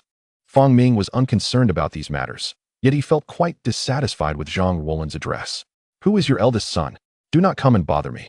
Feng Ming raised his forelimbs and waved them at Zhang Ruolin. "Is it greeting me?" Zhang Ruolin was equally astonished and waved back. But in the blink of an eye, she realized Feng Ming had already lowered his forelimbs. "How foolish of me to believe that a spider could wave. You are indeed a fine son. You are my splendid daughter." Feng Ming turned away in silence, choosing to ignore this woman. Such a remarkable offspring indeed.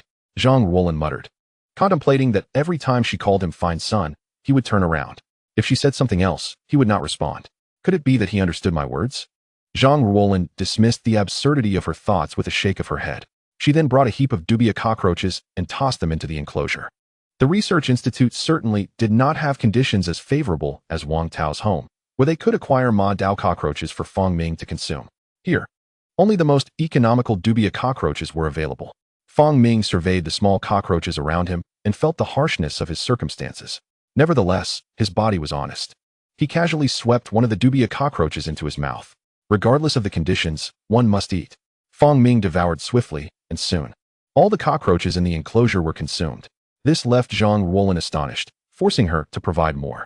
She continued to sit in front of the enclosure, conversing with Feng Ming while admiring his massive form. Suddenly, Feng Ming pondered a question. If I were to molt again, would this enclosure be able to accommodate me? Given his growth rate, if Feng Ming were to molt once more, he could easily surpass 40 centimeters. At that point, the enclosure would certainly seem cramped. Zhang Ruolin observed Feng Ming eating, engaged in conversation, regardless of whether Feng Ming understood her or not, venting her frustrations. My roommate is so annoying. Time passed, and under Zhang Ruolin's feeding, Feng Ming consumed nearly a pound of dubia cockroaches, finally feeling his abdomen swell. However, despite rapid digestion and absorption, his belly did not appear significantly larger. He consumed as much as Zhang Ruolin provided, and moreover, Feng Ming was quite cleanly. After every meal, he would wrap the remnants in silk and discard them in a corner, waiting for Zhang Ruolin to come and clean. However, Zhang Ruolin was too frightened to reach into the enclosure to clean up the remnants.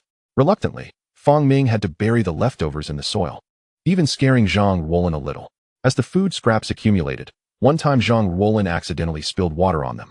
In that corner, a mushroom surprisingly sprouted. However, Feng Ming found the mushroom unsightly and bit it off as soon as it appeared, much to Zhang Ruolin's dismay. who scolded him for a long while. Due to the long neglect of the enclosure, mites began to thrive within it, forming a mass of tiny white dots on the damp soil. To the naked eye, it appeared as a cluster of small white specks, but upon closer inspection, one could see that these little dots were wriggling. These were soil mites, the nemesis of keepers. Those who raise exotic pets fear such creatures, worried that an outbreak of mites in the enclosure could prove fatal for the spider. In reality, this is a misunderstanding. Most mites in the enclosure are soil mites or wood mites, feeding on decaying matter, aiding in the cleanup of food remnants. Naturally, when a spider dies, its decaying body attracts a plethora of mites, leading keepers to believe that the spider's death was caused by them. However, only a small fraction of mites are bloodsuckers. Even the blood-sucking mites would not trouble Fong Ming, as the hairs on his exterior would protect him from some of them. Yet, none of this concerned Fong Ming. What truly captured his attention was that with the appearance of the mites, he sensed a new inspiration arising. This inspiration, derived from the mites, was currently wafting in the air. Fong Ming absorbed it. Absorbing mite symbiosis, Mite symbiosis 001. In nature, mites can coexist with other species. For instance, a type of wood mite can symbiotically live with the Ma Dao vocal cockroach, where the mites reside within the cockroach's body, cleaning up food remnants. While the cockroach provides shelter and sustenance. Mite symbiosis, who are they symbiotic with? Fong Ming pondered deeply, and as he absorbed the inspiration, he suddenly felt a subtle connection forming between himself and the mites. This was not an exchange of intelligence, but rather a special relationship rooted in nature, in the biosphere. Stemming from genetic changes, the inspiration could indeed create resonance for both sides. Fong Ming was astonished. Or could it be that these mites were inherently symbiotic mites? But as I absorbed the inspiration, they perceived me as a suitable partner for symbiosis?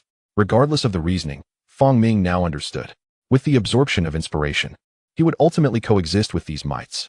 The mites would conceal themselves within his fur, cleaning up the remnants of his meals. Fong Ming found this quite manageable. Given the small size of the mites, as hiding a few in his fur was a simple task. All of this occurred under Zhang Ruolan's watchful eyes. But such minute details would be imperceptible to her, even if she had 3 eyes. Several more weeks passed. The gene sequencing work reached 1% completion. Li Heyou found time to organize another large meeting, initiating a second research project, to better study whether Fong Ming's genetic mutations were stable and inheritable. Li Heyou summoned everyone and decided to breed Fong Ming. Chapter 23. A little horse pulling a heavy load. This would be Fong Ming's second mating. The first was presided over by Wang Tao, who abandoned the idea after Fong Ming killed 2 male spiders. The news of the second mating was conveyed to him by Zhang Ruolan. Fine son, you will have a husband. Zhang Ruolan squatted in front of Fong Ming's enclosure and exclaimed. After saying this, she paused, pondering how strange it sounded. The Research Institute has decided to find you a sturdy husband. Fong Ming was thunderstruck by this news. Indeed, even the most exceptional individuals cannot escape the clutches of arranged marriages. But I do not fancy spiders. I prefer humans. Fong Ming found himself in a turmoil. His body being that of a spider, while his heart remained human. Even though he was beginning to accept the spider identity, he could not fathom the idea of being penetrated. Although a spider's mating organ is not located in the rear, it remains unacceptable. Those wretched humans clearly coveted my genes and were scheming to take advantage of me. Fong Ming thought furiously. If you bring a male here, I shall bite one to death. Let us see whether your research institute has the funds or if my resolve is stronger. He was utterly confident that those male tarantulas of the same species were no different from dwarfs in his eyes. Those seemingly colossal spiders appeared to be mere children before him. Fong Ming contemplated this while casting a sidelong glance at Zhang Ruolan and silently turning away. Eldest son, why do you seem so discontent?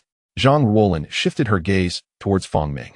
She found it peculiar, harboring an odd sensation that the spider before her comprehended her words, much like cats and dogs do, responding to her utterances.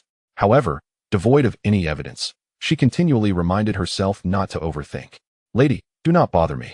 Focus on resolving the issues in your dormitory, Fong Ming internally scoffed. For the past month, Zhang Ruolan had incessantly vented about the troubles among her 4 dormitory mates, creating 8 chat groups, which overwhelmed Fong Ming. No, he pondered, there is no discontent. Soon, you shall realize the folly of your actions. Zhang Ruolan scrutinized Fong Ming, thinking that such handsome genes must be preserved. 3 days after receiving news from Zhang Ruolan, a male Amazonian giant bird-eating spider was delivered to the breeding chamber.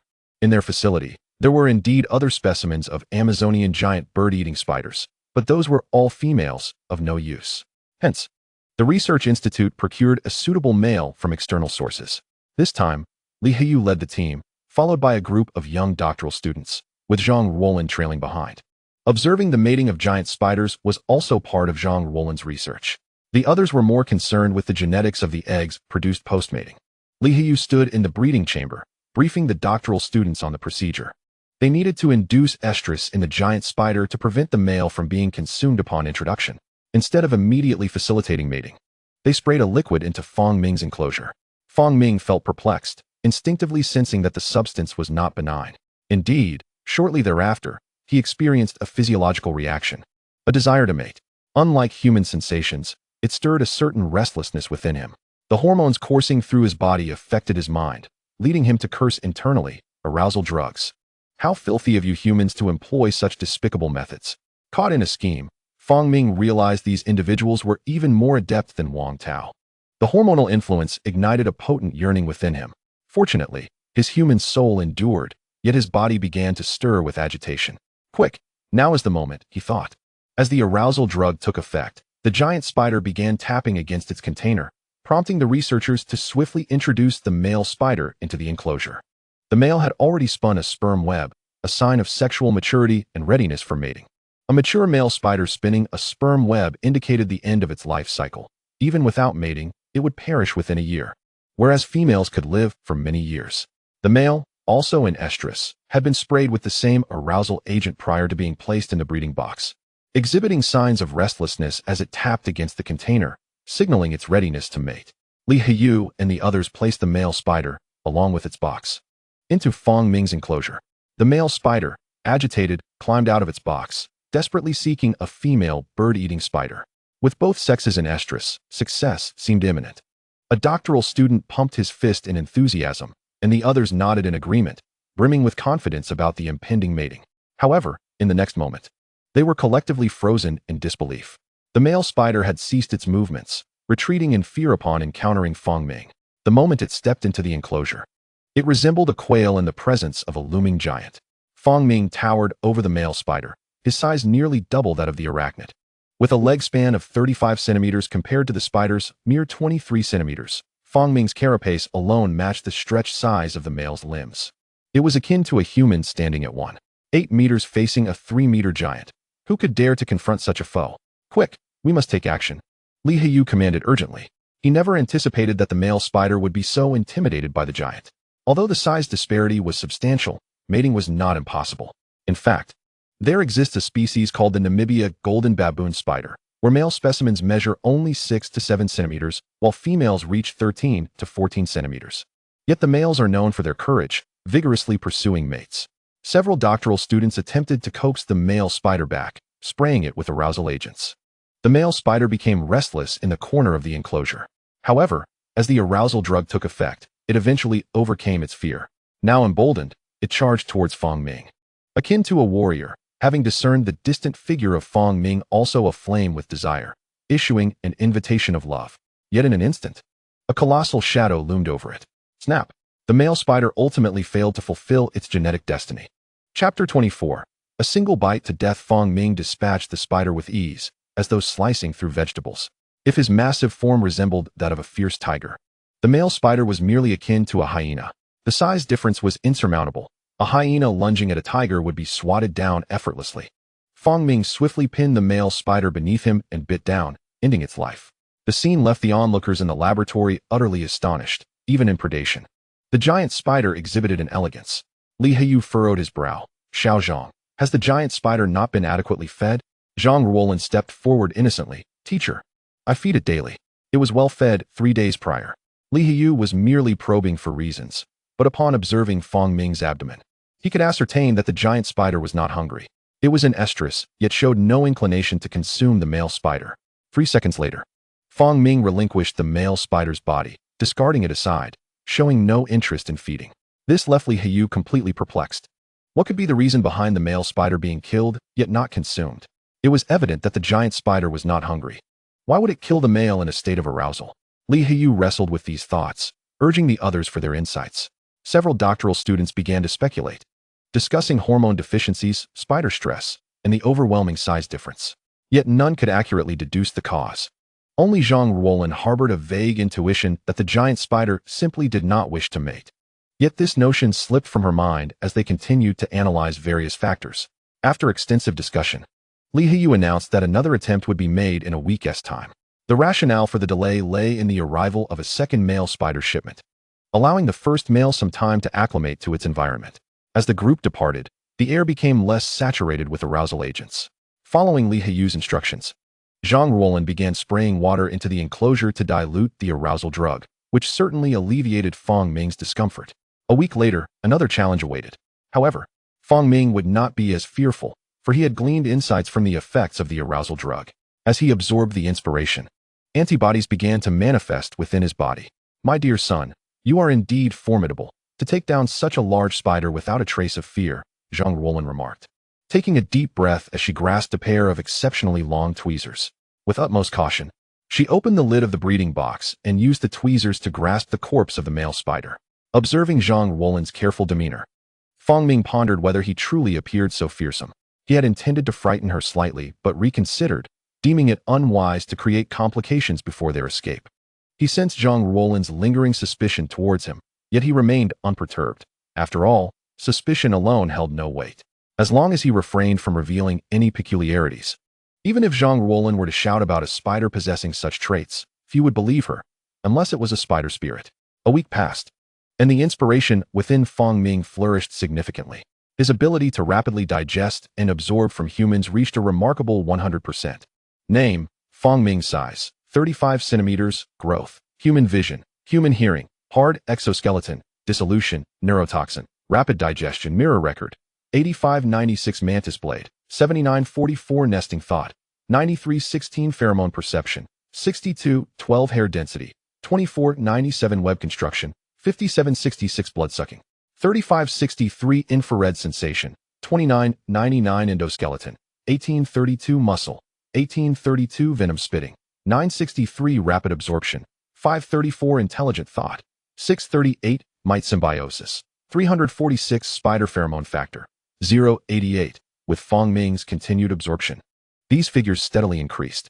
Soon, a week had elapsed, and Li and Yu returned with another male spider, well prepared this time. A series of foreplay nearly lulled Fang Ming into a stupor, and ultimately, the aphrodisiac took effect, eliciting a physiological response from him. The male spider, under training, was significantly less fearful than the previous one, cautiously approaching Fang Ming and extending its forelimbs to test his reaction. However, as soon as the spider reached out, Fang Ming mercilessly sank his fangs into it, ending its life once more. A collective gasp filled the room. Despite their thorough preparations and multiple strategies, they had failed again. Li and Yu furrowed their brows and sighed, deciding to attempt once more the following week. The primary challenge lay in the scarcity of male spiders. The market had limited supply, and Fang Ming had decimated their numbers, making it impossible to procure more, even at inflated prices. After the others departed, Zhang Ruolin began to praise Fang Ming exuberantly, yet her concern lingered as she advised him, "My son, why must you be so headstrong? When the time comes for mating, I will find you a partner, but you must not repeat this behavior." "Servant, how dare you lecture me?" Fang Ming seethed internally, vowing to rend the next male spider in two. In the third week, Fang Ming fulfilled his grim resolve. The moment the new male spider arrived, he swiftly dispatched it, viciously tearing it in half, leaving Zhang Ruolin utterly dumbfounded. Yet, she could not reconcile this scene with her earlier admonitions, as there was no apparent causality. Of course, if she could hear the thoughts of the spiders, matters might have been different. Li and Yu observed the newly slain spider with a pang of sorrow. Each one had been acquired at a high price. The laboratory's budget had been depleted by Fang Ming's actions. "Very well, we shall resort to Plan B. Though it may be cumbersome," Li and Yu lamented before leading the group away. "What is this Plan B?" Fang Ming thought anxiously, pondering the old man's schemes against him. A mere spider. Regardless of the plan, he resolved to safeguard his purity. Even if faced with 100 tarantulas, he would ensure their demise. However, the following day, he found himself ambushed. Zhang Ruolin approached with a spray bottle, a routine task to maintain humidity in his habitat. Yet this time, he was caught off guard. "What is this? They have laced the water with a sedative." Fang Ming realized as his consciousness began to fade. In Chapter 25, Pregnancy, as his awareness dulled, Fang Ming discerned the treachery in the water. Zhang Ruolin's voice echoed in his ears. "I'm sorry, my dear son, but to ensure mating, I must first render you unconscious." This declaration solidified Fong Ming's anger. How infuriating. It seemed impossible to contend with humans. Their methods were countless. In their presence, no matter his size, he remained merely prey. This realization strengthened his desire to escape, but shortly thereafter, he succumbed to unconsciousness. Half a day later, Fong Ming awoke to find himself encased in a glass enclosure, surrounded by dim light and faint human voices. He wondered if the genetic modifications to the giant spider would succeed in facilitating a union with the male spider. He pondered the possibility of inheriting the giant spider's genes. Wait, inheritance? Fong Ming swiftly examined his body, and despair washed over him.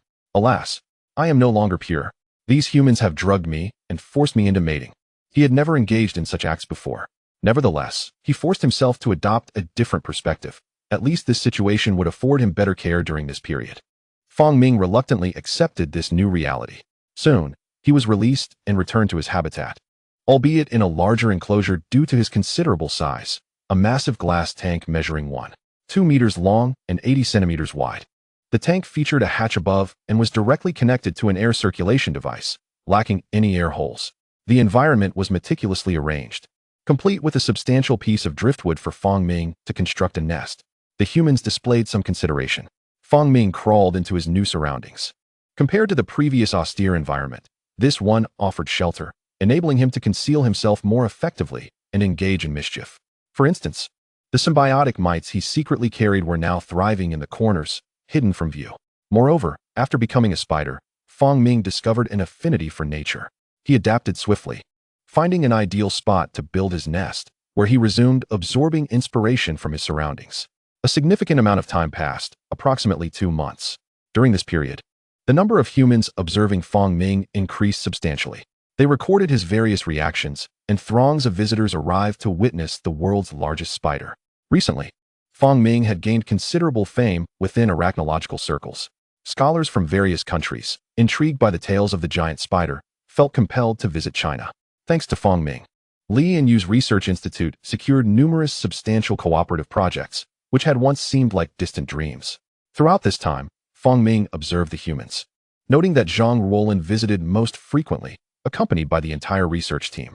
Additionally, many unfamiliar faces appeared, including foreign scholars and a government official who seemed to be driven by curiosity. Amidst the throngs of people coming and going, inspiration surged within the realms of exoskeleton and musculature. During this period, Fong Ming had devised an ingenious escape plan, awaiting only execution. However, an unexpected development occurred. Fong Ming's abdomen began to swell.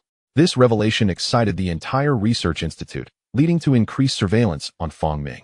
"My eldest son, you truly are remarkable," Zhang Ruolin exclaimed, pressing against the glass fiber, her tone infused with enthusiasm. "I know. Could you please refrain from bothering me?" Fong Ming replied. His spirits dampened as he kicked his hind leg in an attempt to shoo her away. "Let me tell you, numerous research institutions are clamoring for the offspring of the giant spider. Some individuals have even offered exorbitant sums, with one giant spider egg fetching as much as 100,000. Isn't that outrageous?" Zhang Ruolin exaggeratedly remarked. Fong Ming turned back in astonishment. Such an exorbitant price. But then he reconsidered. After all, that money would not be for him. His excitement was misplaced, a reflection of humanity's flawed mentality.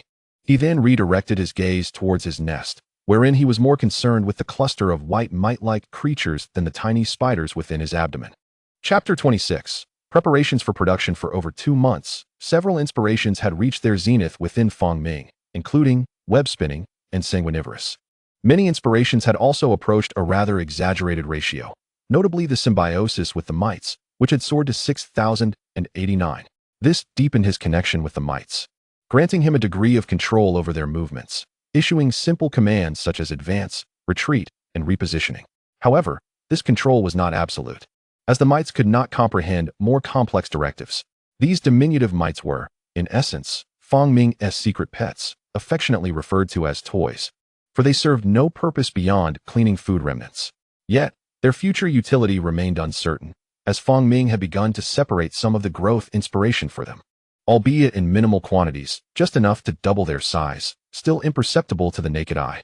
Furthermore, the traits of exoskeleton and musculature had also reached significant proportions, all thanks to the continuous influx of visitors providing him with inspiration. Fong Ming was determined to elevate these traits to 100%. as they were crucial for his escape. Zhang Ruolin shared her observations with Feng Ming. She was quite loquacious, yet preferred solitude, often engaging in monologues. Since she began observing Feng Ming, she had taken to venting her thoughts to him daily. Despite his intimidating size, being confined within the breeding tank and gradually growing accustomed to his presence, Zhang Ruolin found Feng Ming increasingly endearing. This large, furry creature. Many eggs have already been pre-ordered. I recall one foreign research institute spending $1 million to acquire 20 eggs in one go. It's utterly absurd. There's also a domestic tycoon who paid $300,000 for 2 eggs. I heard from my professor that a high-ranking official who has a penchant for exotic pets secretly obtained one without payment. The research institute must ensure that only 50 spider eggs are reserved. I hope you can be generous this time. This time, Feng Ming did not feel annoyed. Instead, he listened quietly to Zhang Ruolin. He had not anticipated that his eggs would be distributed so swiftly across the globe. Such was the fate of a spider. Feng Ming harbored little emotional attachment to his offspring and was reluctant to propagate, but the circumstances left him no choice. What surprised him, however, was the unexpected popularity of his progeny. Yet, he could distinctly sense the presence of eggs within him. Alas, I hadn't expected the maternal instinct to manifest so strongly, Feng Ming mused, once again attuning to his internal state. Soon, he gained clarity regarding his condition, a manifestation of maternal thought, indicative of his control and commanding ability over his offspring. He pondered whether the spiderlings would respond to his commands as the mites did. If so, he could treat this egg-laying as an experiment, planning to lay another batch in the wild for him to control. At this juncture, Zhang Ruolin concluded her discourse and rose to feed Feng Ming. His dietary provisions had significantly increased, as the research staff had crafted a specialized menu for him, blending various cockroaches and other insects. Feng Ming accepted all offerings, for they were merely cockroaches, crickets, or grasshoppers. As long as they filled his belly, he was content, especially since the formation of spider eggs had drained considerable energy from him, necessitating a larger intake of food to sustain his molting process. Zhang Ruolin tossed the prepared cockroaches into the tank. Feng Ming pounced, swiftly pinning the small cockroaches beneath him, dispatching them with ease. Delicious, he thought, as Zhang Ruolin observed from outside the breeding tank. My eldest son, from now on, no one will disturb you. Due to the impending egg-laying, the research institute had suspended all external activities and communications to ensure Feng Ming's well-being. Understood, the fewer the people, the better my chances to escape, Feng Ming internally mused. However, unbeknownst to him, while the number of people dwindled, the surveillance increased. Infrared sensors proliferated in the air. 2 months later, within Feng Ming, several inspirations had reached completion. Name, Feng Ming size, 35 centimeters, growth, human vision, human hearing, hard exoskeleton, dissolve, neurotoxin, rapid digestion, mirror recording, web spinning, infrared sensation, mantis blade, 7944 maternal thought, 9316 pheromone perception, 6212 hair density, 2497 sanguinivorous, 9563 exoskeleton, 8832 musculature, 8832 venom spitting, 5963 rapid absorption, 5534 intelligent thought, 7638 mite symbiosis, 8346 spider aphrodisiac factor, 3688. Notably, the aphrodisiac factor had arisen due to hormonal influences within him, resulting in a portion of inspiration being absorbed. The others were also nearing 100%, particularly the exoskeleton and musculature, which were on the cusp of completion. In his planning for escape, he aimed to elevate these 2 aspects to perfection during the next molting phase. Moreover, under Zhang Ruolin's attentive care over the past 2 months, Feng Ming's abdomen had expanded. He sensed a physiological change, prompting him to begin spinning silk. Feng Ming commenced weaving a nest, laying the groundwork for subsequent endeavors. His actions were swiftly reported up the chain. Li He and Yu hurriedly arrived, expressing concern for Feng Ming's nesting behavior. Naturally, this concern was of no consequence to Feng Ming, who was currently concealing the spider eggs within his webbed pouch. Chapter 27. Spider eggs within the cultivation chamber. Not a soul was present. Even Zhang Ruolin, the caretaker, had been requested to leave to avoid disturbing Feng Ming. Although the chamber was empty, numerous surveillance devices captured Feng Ming from various angles. Aware of this, Feng Ming had no alternative but to obscure his oviposition with a strategic positioning of his body. One by one, glass bead-sized eggs descended. The first stage of the tarantula's life cycle is the egg, referred to as 1L. Following a molt, it develops delicate limbs while retaining the egg shape, designated as 2L. Ultimately, after another molt, It sheds the egg form and grows hair, becoming a spider capable of predation. Known as 3L. Only when a spider reaches the 3L stage can it be considered capable of independent action. Fong Ming's young spider, upon attaining 3L, grows to an impressive size of 5 to 6 centimeters, surpassing even some fully grown spiders. A total of 123 fertilized eggs, not one less. Fong Ming mused. He had just conducted a meticulous count, confirming it matched his sensory perception. With the laying of these eggs, the bond between Fong Ming and them weakened slightly, yet he could still distinctly sense the life force of this group. It resembled the symbiotic relationship with mites. But his control over the young spiders was even more profound, perhaps due to their shared lineage. Fong Ming contemplated, having realized that the presence of the maternal instinct enhanced his sensitivity towards these eggs. Even from a distance, he could perceive their existence. Never mind, he thought. Perhaps after these eggs hatch, new functions will emerge for exploration. He decided to suspend the eggs in the nest. Spider egg sacs are composed of various silk strands, affixed to the center of the nest. This prevents moisture from rising and causing the eggs within to decay. Fong Ming took similar precautions, not out of any spider instinct, but rather to avoid arousing human suspicion. He was aware that soon, these humans would come to claim the egg sac. Exhausted, Fong Ming reclined in his nest, while the outside world's scrutiny never ceased. He thought, once the silk hardens, he would see how many hatchlings emerged. 2 days passed. Li and Yu took action. Arriving at Fong Ming's rearing tank, players sought to seize the egg sac of the bird-eating spider, as artificially hatched spider eggs boast a higher survival rate. Thus, by merely using tweezers to obstruct the bird-eating spider, they could easily snatch the egg sac. The researchers also approached with the intention of capitalizing on the higher success rate of artificial hatching. However, the method of obtaining the egg sac posed a dilemma for the group. The gigantic spider, comparable in size to a human arm, could potentially be lethal with a single bite, and no one dared venture into the den to seize the egg sac. At that moment, the crowd stood in the cultivation room, stumped by the sight of the colossal spider. Just then, Zhang Ruolin raised her hand. What if we lure the giant spider out of its nest with food, and then quickly retrieve the egg sac? A doctoral student shook his head. That won't work. The bird-eating spider will not leave its lair during the hatching period, and its predatory instincts are significantly diminished. Zhang Ruolin was well aware of this. Yet she instinctively felt that this giant spider was different. Previously, every time she fed it, the giant spider would eagerly come to her like a dog. Thus, she insisted, "Let us try. This spider is very greedy." Li and Yu furrowed their brows, pondering for a moment. Let us first test Xiaozhang's suggestion. If it fails, we can resort to anesthetics. Although they had reservations about Zhang Ruolin's proposal, they had no other options at the moment. How could this possibly succeed? The bird-eating spider cannot leave its nest during the hatching period, questioned the doctoral student. At that moment, Zhang Ruolin had already picked up a massive American cockroach and approached the rearing tank. "Big son, it's time to eat," she whispered, fearing the reprimand of her teachers and seniors for her endearing term for Fong Ming. Embarrassment washed over her. The seniors behind her could not help but smirk. "Sister, with you calling it like that, how could the spider possibly come out? You might as well just use anesthetics," one senior scoffed. Fong Ming, nestled in his lair, naturally heard the comments from outside. "Anesthetics? I certainly do not wish to be anesthetized again. If you want the egg sac, take it quickly," Fong Ming reasoned, recognizing that raising these young spiders would be a burden he could not bear. Let them take it. He felt no attachment to these younglings. Subsequently, sensing the commotion caused by the insects, Fong Ming slowly emerged from his nest. Upon witnessing this scene, the previously mocking senior flushed with embarrassment. "Wait, it really came out.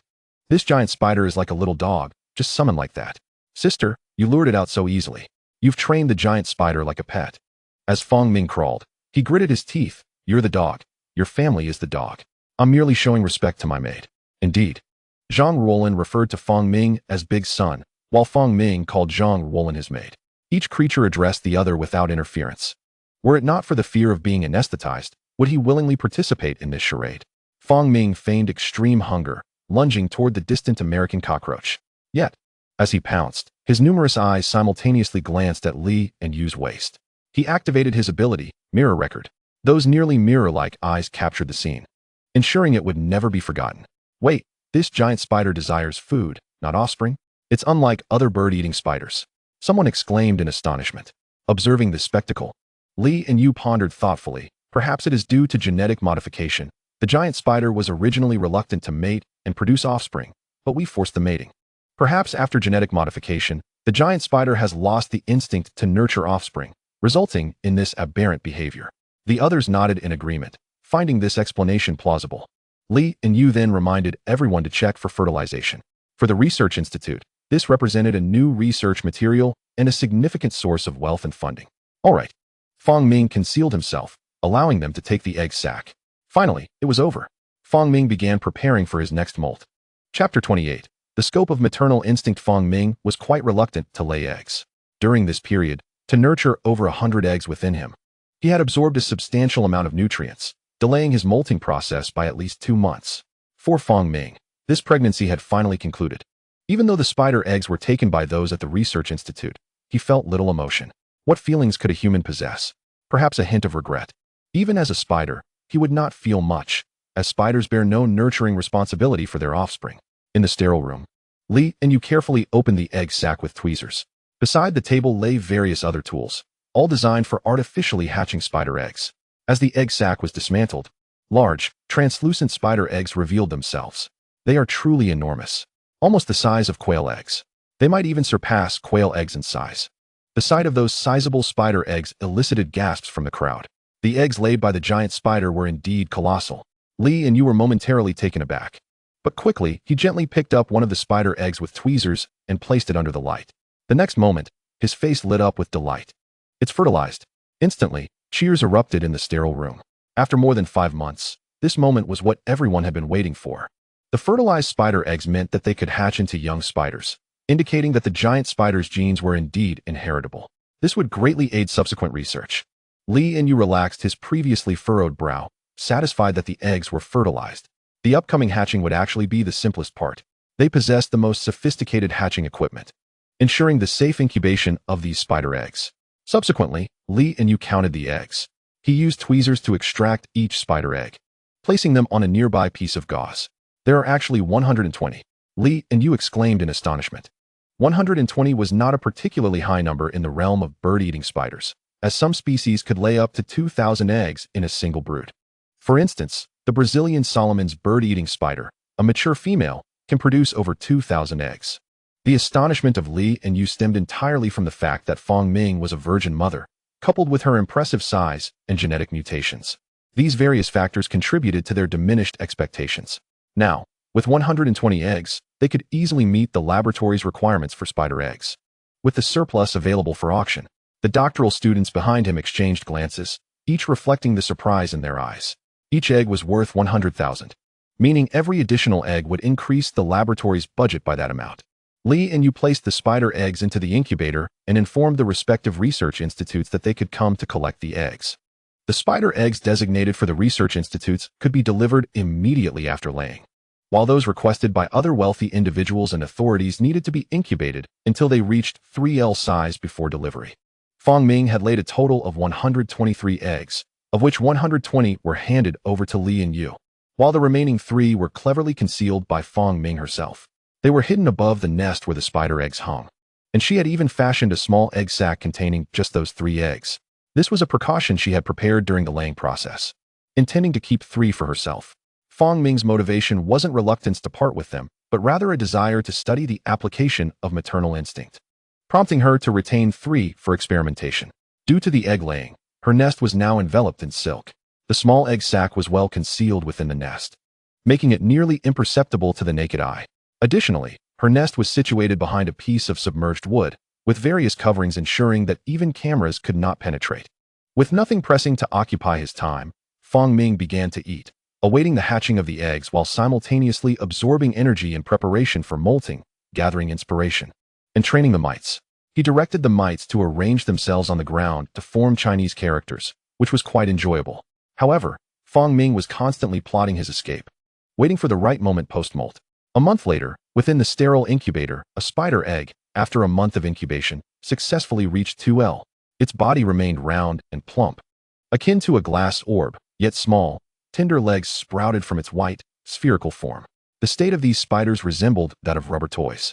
The emergence of this little creature immediately captured the attention of the researchers. A crowd gathered in the sterile room, cheering for the small creature. The offspring of the giant spider were developing normally, albeit slightly larger than average.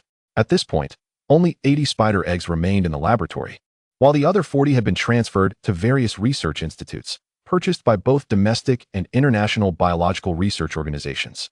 Among the 80 eggs, 30 had been sold at high prices, awaiting shipment once the spiders reached 3L size. Ultimately, the laboratory retained 50 young spiders. A group of individuals was engaged in observation within the laboratory. Meanwhile, Fong Ming in the cultivation chamber suddenly opened his eyes, sensing a flicker of inspiration. He drew upon it, absorbing maternal instinct 001. The long-awaited inspiration derived from maternal instinct resurfaced. Yet, Fong Ming understood clearly that this maternal instinct did not originate from ants. He closed his eyes and sensed above his nest, within his small egg sac. One of the 3 eggs had already sprouted small legs. It seemed that these spiders had developed maternal emotions and social structures, allowing them to provide him with maternal instinct upon their emergence.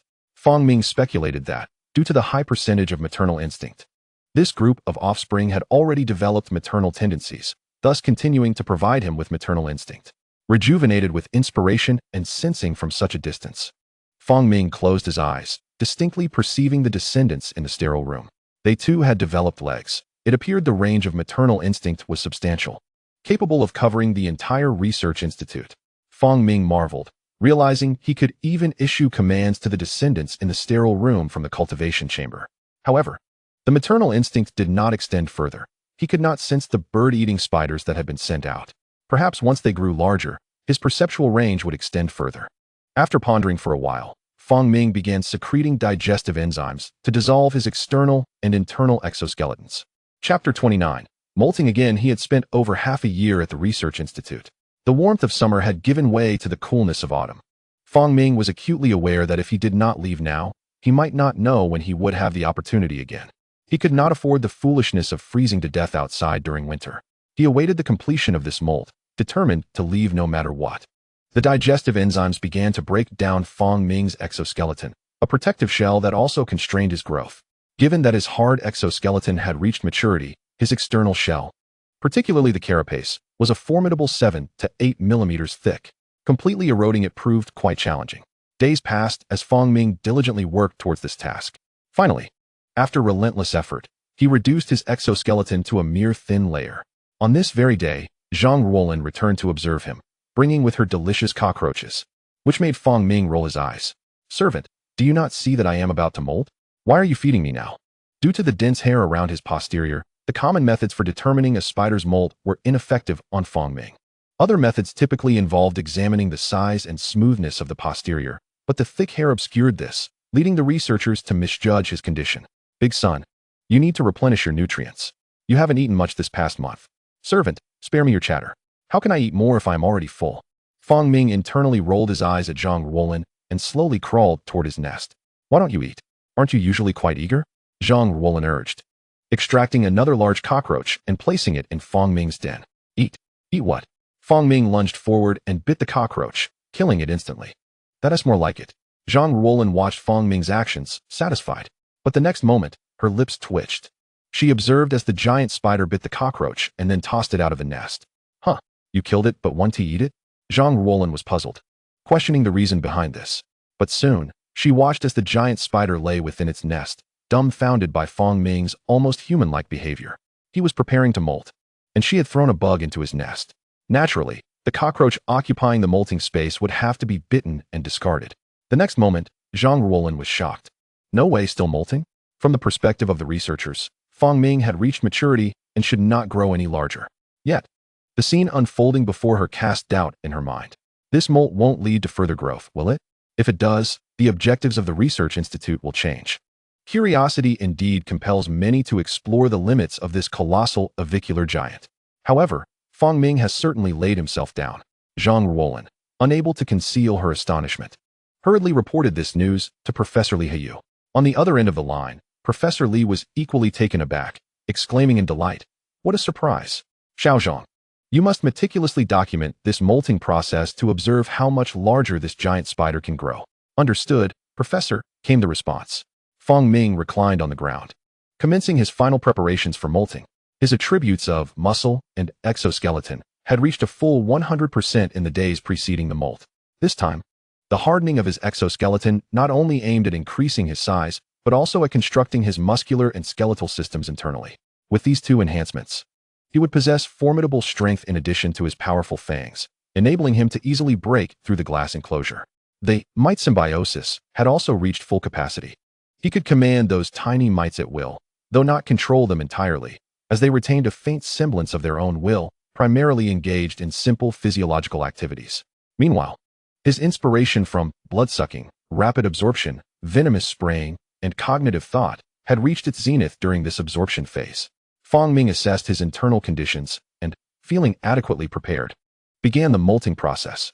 Given his immense size, this molt would likely take a considerable amount of time, so he braced himself for a prolonged endeavor. The new form within him stirred slowly, shedding the old exoskeleton.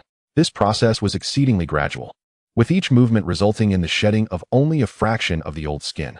Outside the enclosure, Zhang Ruolin meticulously recorded the event with 3 cameras, while she herself observed closely, jotting notes in her notebook. The molting of this giant spider appeared to diverge from that of ordinary spiders, due to its massive size.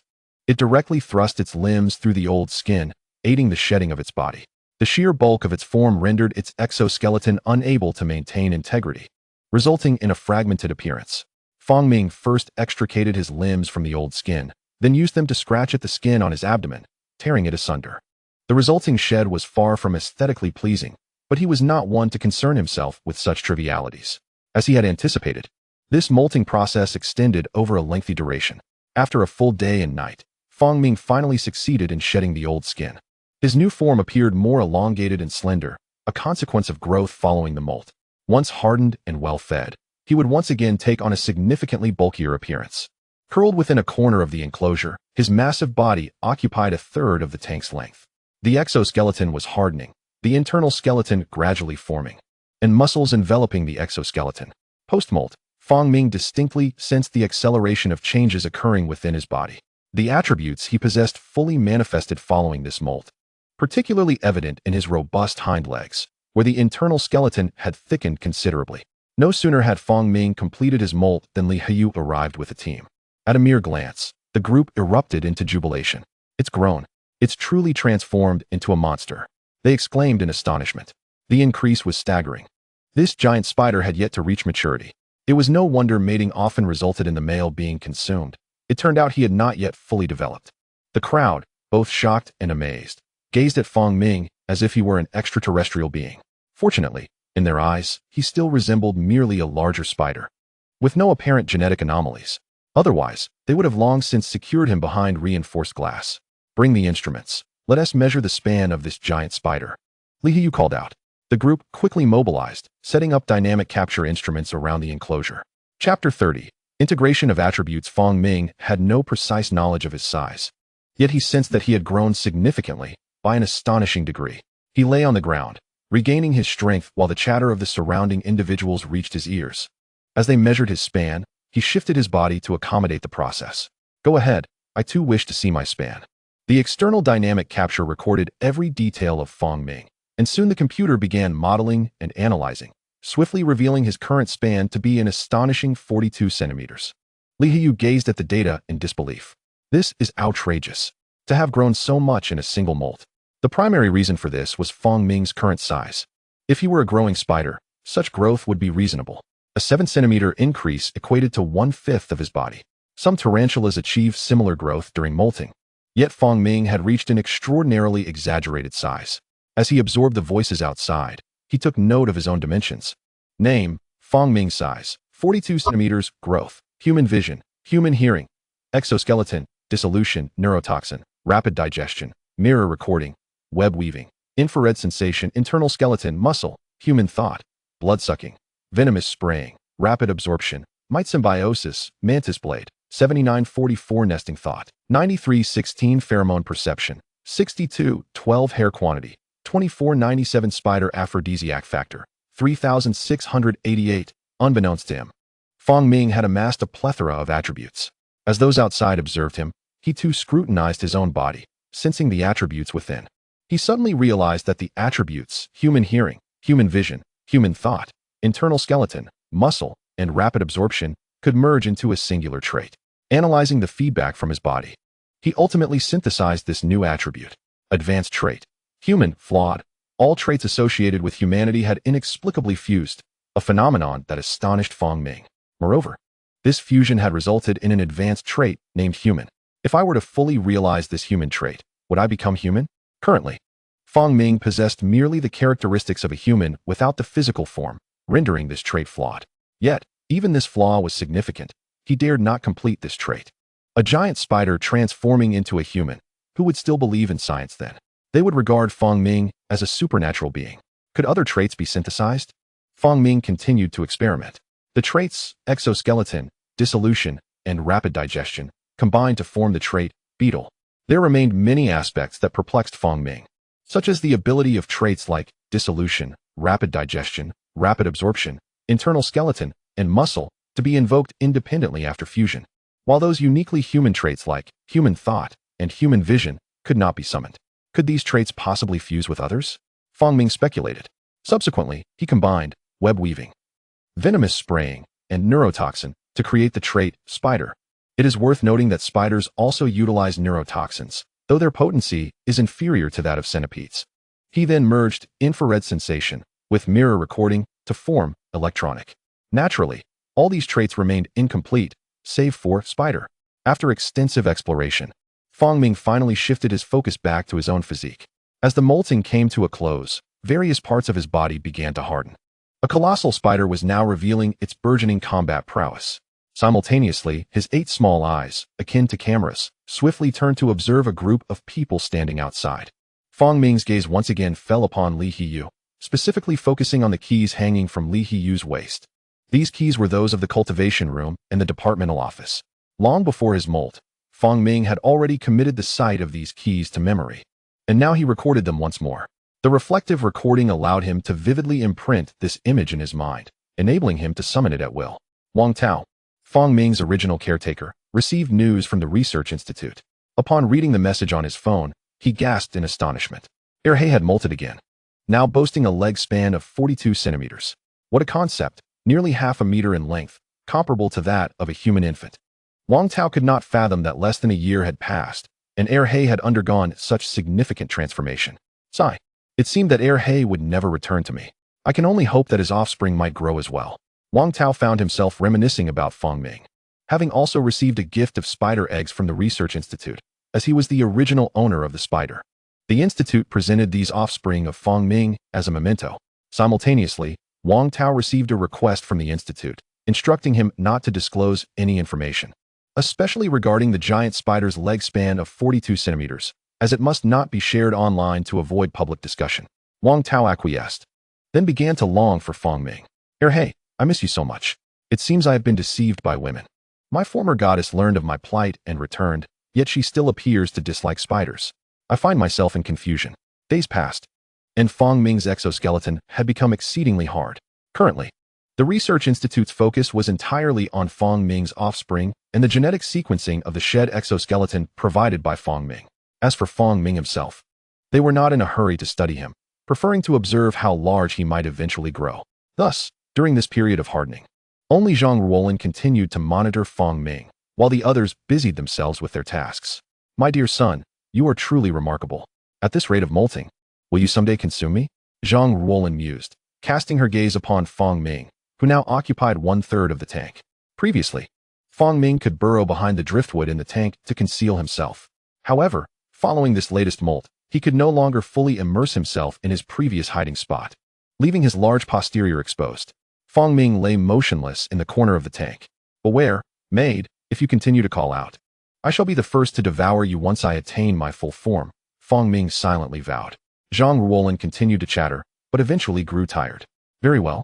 Harden yourself, and once you are finished, I shall prepare you a proper feast. There was little to observe concerning Fong Ming's hardening process. As he lay still in the corner, fearing to disturb him, Zhang Ruolin's observations became significantly less frequent, granting Fong Ming some operational space. In the corner of the tank, Fong Ming cleverly concealed his front limbs with his large posterior. At the forefront of his body, one of his forelimbs had already been wedged beneath the driftwood.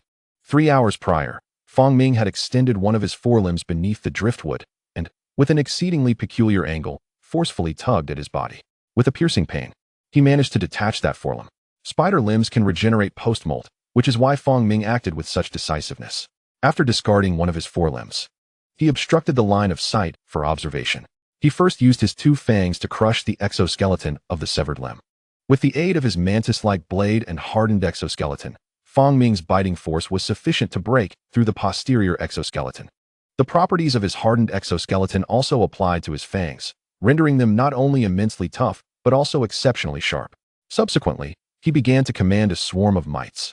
As Fong Ming concentrated, a multitude of mites emerged from his pristine silk nest. These mites, larger than their counterparts, began to crawl onto the severed forelimb under Fong Ming's control. They commenced gnawing, relentlessly tearing at the skin and muscles of the spider's leg. Due to Fong Ming's considerable size, his forelimb was as thick as a human infant's arm. Too slow, Fong Ming mused, observing the mites' progress. Despite their numbers, their diminutive size hampered their efficiency. Given the size of Fong Ming's limb, it would take at least 10 days for the mites to complete their task. Fong Ming could not afford such a delay.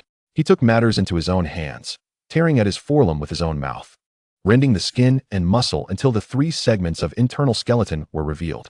This internal skeletal structure was an expression of the characteristics within his body, producing 3 segments corresponding to the joints of Fong Ming's limbs. These bones were also quite robust, with diameters of 2 to 3 centimeters. After clearing away the internal skeleton, Fong Ming resumed directing the mites to clean the remnants of tissue from the bones.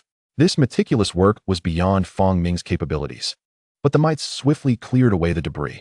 After 3 to 4 hours, the skeleton gleamed as white as jade, entirely cleaned by the diligent mites.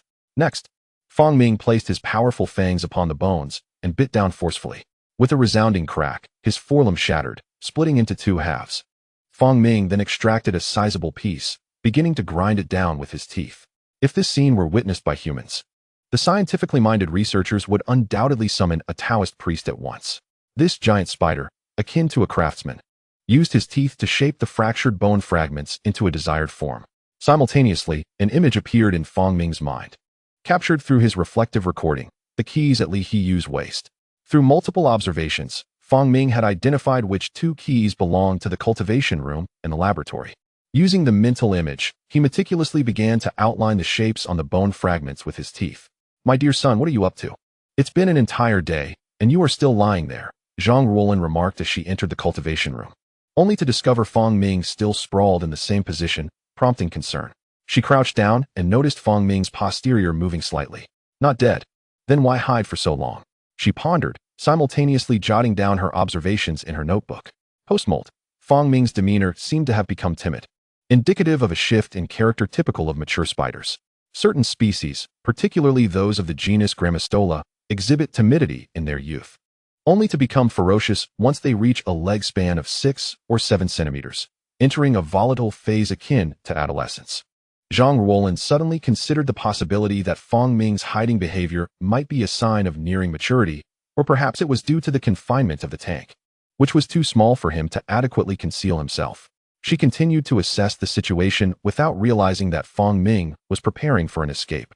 "My dear son, it is time for your meal," Zhang Ruolin declared after observing for a while, as she brought forth a small bowl of cockroaches.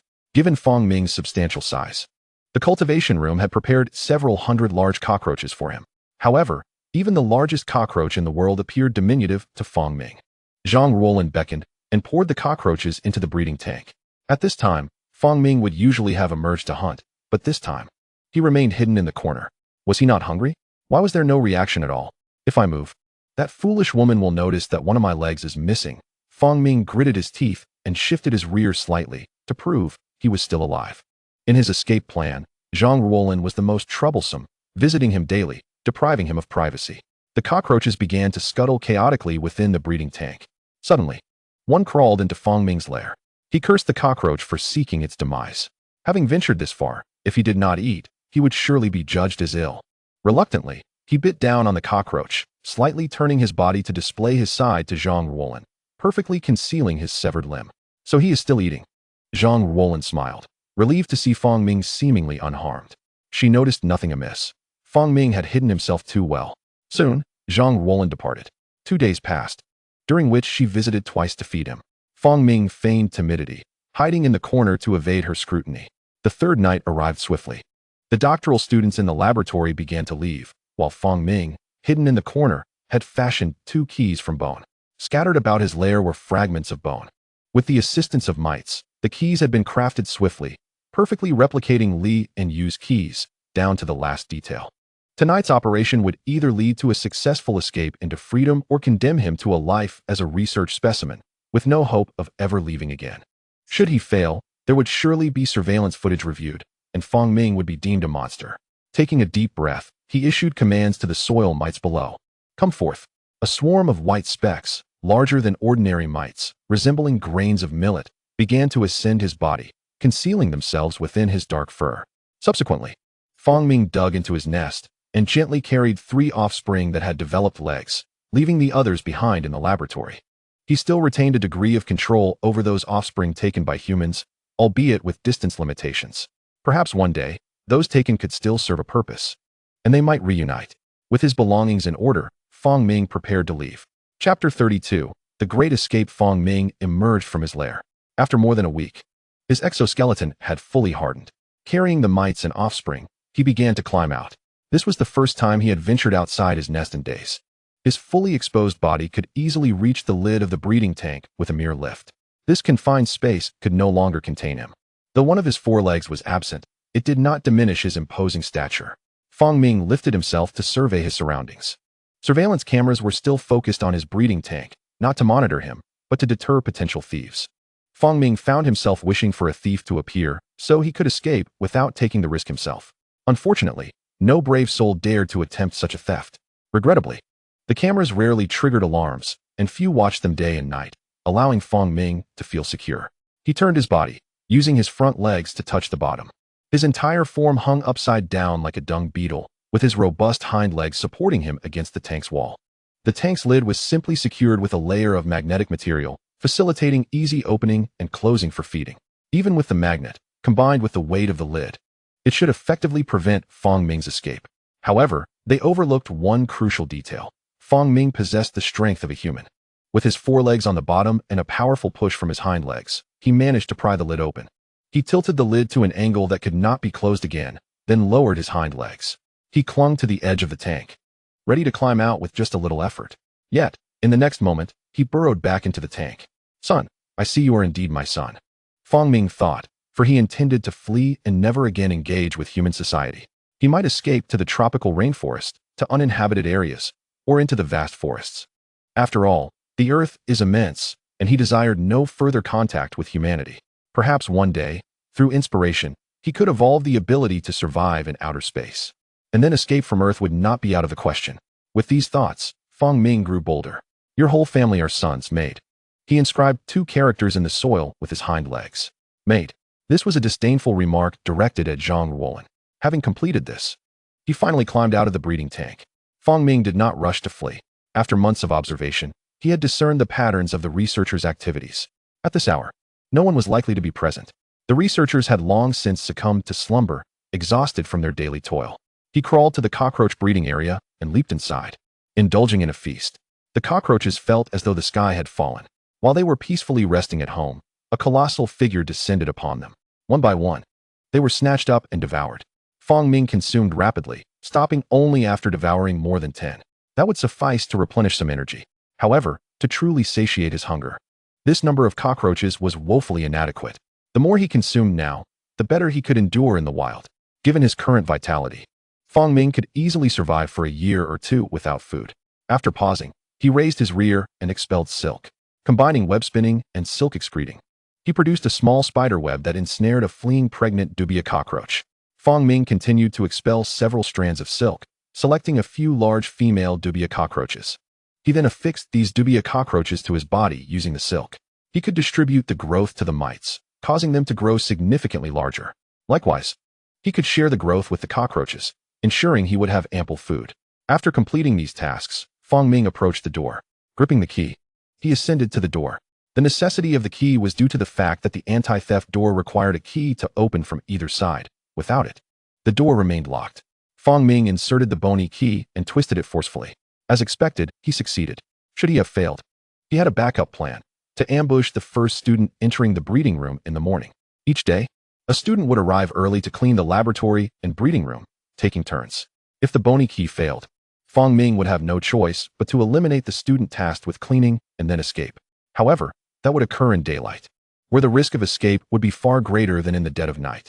Fong Ming did not withdraw the key, but instead pushed the door open and proceeded to the laboratory door, inserting the second key once more.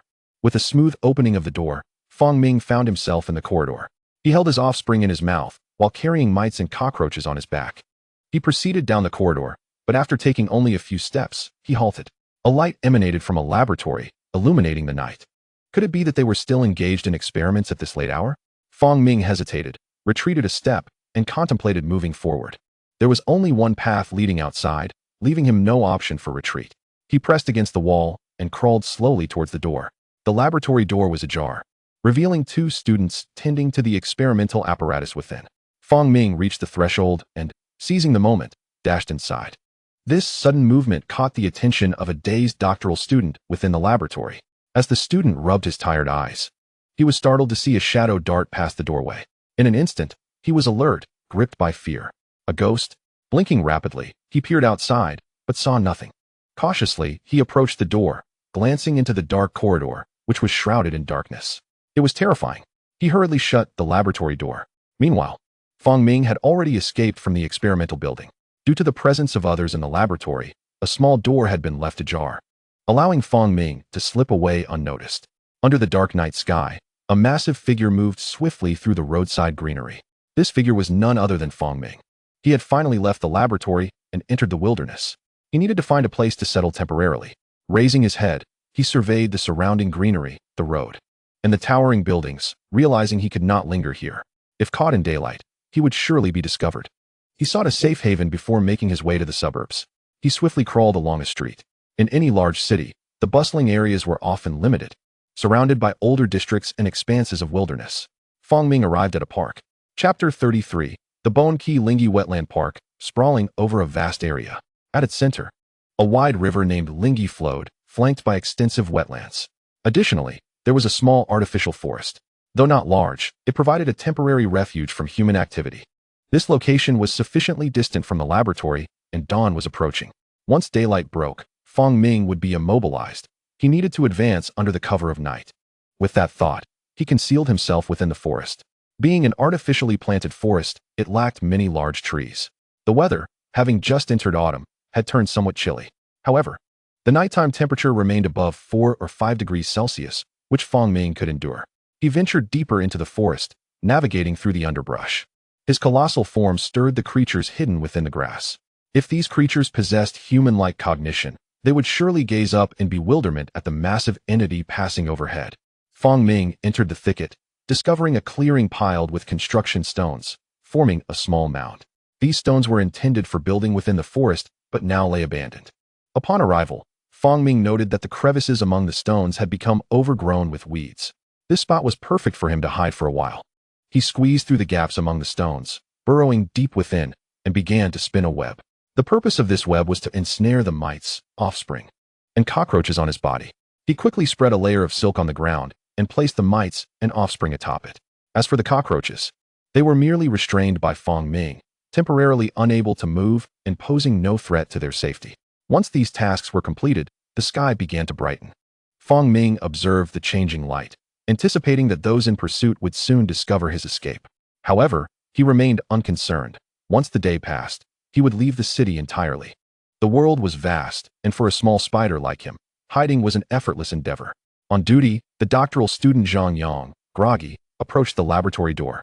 As he produced his key to unlock it, the door unexpectedly swung open.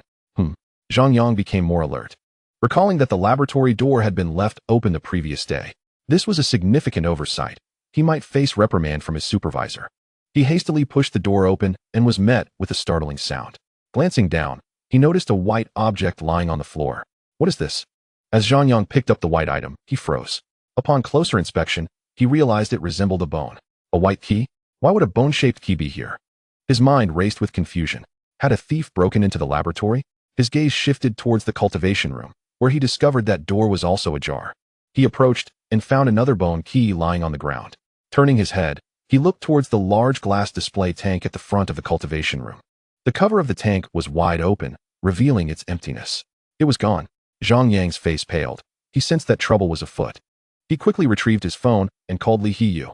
"Hello, Professor, are you there?" Zhang Yang's voice trembled slightly. Li Hiyu, panting as if running, replied, "Zhang Yang. What's wrong?"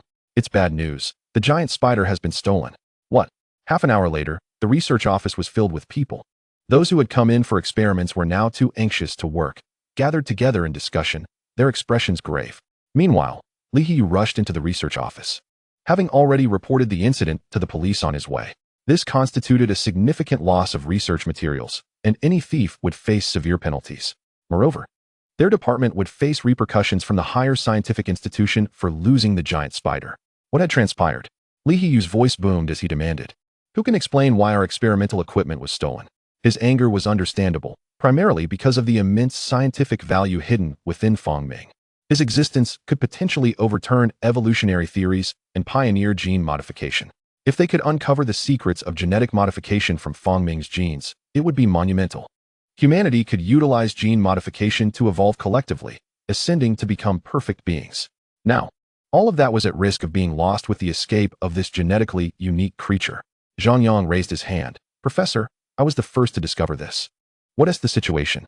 "Professor, when I arrived this morning, the laboratory and cultivation room doors were open." Li Hiyu's gaze swept over the crowd. "Who was the last person to leave yesterday?" "Professor, I don't think it was simply because the doors were left open," Zhang Yang interrupted, producing 2 bone fragments. "I found these." Li Hiyu took the bone fragments and, upon seeing their key shape, was struck with astonishment. The bone key was quite coarse, riddled with pits and cracks. "Is this a key?" Li Hiyu pondered, comparing it to his own key. To his shock, he found that it was identical in shape. In an instant, his mind raced with thoughts. Could this be linked to some cult? Just then, a student ran over. "Professor, the police have arrived." "Where?" "Behind the student." A group of uniformed officers approached. "Hello, Professor Li." A sergeant extended his hand. "Hello," Li Hiyu replied anxiously.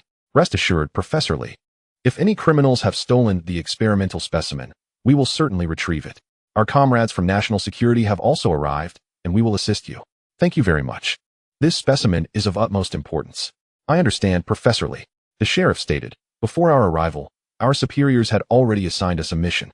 You can be assured that as long as the crime has not crossed borders, we will identify the perpetrators.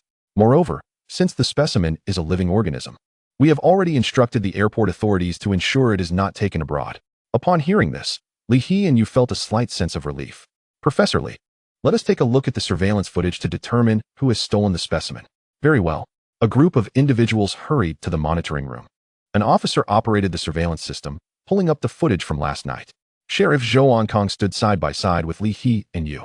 In contrast to Li He and Yu, Zhou Ankong remained remarkably composed, relying on current criminal investigation technologies. As long as the crime has not left the country, it can all be uncovered. Regardless of who has stolen the specimen, they will surely leave behind traces. Zhou Ankong pondered this as he gazed at the retrieved video. His attention became fixated. The specimen had escaped on its own. The footage revealed a gradual progression to 1 o'clock in the morning. The entire laboratory was sealed tight, with no one entering from the outside. As the group continued to watch, a commotion erupted from the cultivation room. Subsequently, they witnessed a gigantic spider using its hind legs to forcefully push against the lid of its rearing tank. With a snap, the lid opened, and the colossal spider crawled out. The corners of Zhou Ankong's mouth twitched. While he could locate the criminals, who could have anticipated that this gigantic spider would attempt to escape? In the video, the enormous spider, resembling a human, lifted the tank lid and then crawled out. Midway through its ascent, it turned back, slid along the bottom of the tank, and then emerged once more. Those watching the surveillance were utterly stunned, the atmosphere thick with silence as they wore expressions of disbelief. This was especially true for the group of officers led by Zhou Ankong, who felt their materialistic worldview shatter. As Zhou Ankong was about to speak, another peculiar scene unfolded. The gigantic spider crawled into a turnover box. What could be inside? Zhou Ankong pointed toward the box in the corner, inquiring. The surveillance could not capture what was inside the turnover box. Li He and you responded, "It contains dubia cockroaches. The feed for the specimen." "Feed? Is it hunting because it is hungry?" Zhou Ankong contemplated. The behaviors displayed by this colossal spider were indeed bizarre. But if it were merely hunting, it could be understood. This would only suggest that the spider possessed a relatively high level of intelligence. Having learned to open the tank lid during its prolonged feeding, everyone remained glued to the surveillance, not daring to fast forward. At that moment, a police officer rushed in. "Captain, we have made a new discovery. What is it? Zhou Kong turned around. At the bottom of the specimen's rearing tank, we discovered a word, written in Chinese characters. A word? Chinese characters? What does it say? It is Nupu made. Zhou Kong's brows furrowed tightly. Why would the suspect leave such a character at the bottom of the tank? Moreover, what significance does this character hold? Captain, look at how distorted this character is. It does not appear to have been written by a human. The officer produced a photo from the scene. Zhou Kong glanced at it, becoming even more perplexed. Not human. Could it possibly be the spider? He was startled by this thought, but quickly dismissed it as impossible. Yet, he reconsidered. This was indeed a specimen. These mad scientists could potentially create anything for their experiments. Zhou Kong cast a strange glance at Li He and Yu, sighed, and asked, Professor Li, does your experimental specimen possess any peculiarities? It has a larger physique and unique genetic traits. Li He and Yu replied honestly. I mean, in terms of intelligence. Does this creature possess the cognitive abilities of a human or something comparable? That is impossible. Li He adamantly denied, stating, in science, we must adhere to scientific principles. How could an arachnid possess human intelligence? It is not a fairy. But look, just as Zhou Kong was about to show Li He the photo in his hand, he suddenly caught sight of the surveillance footage. In an instant, he froze. Professor Li, look. The footage displayed Fong Ming crouching at the door, using a bone key to unlock it. What? Li He also witnessed this scene, and he instantly became terrified. This is impossible. How could this happen? Professor Li, you must answer truthfully. Have your experiments crossed any forbidden boundaries? The National Scientific Investigation Team will also be arriving. This is impossible. It cannot be. The gigantic spider has always behaved like a spider. Zhou Kong furrowed his brows and sighed. It is highly likely that this enormous spider has indeed escaped.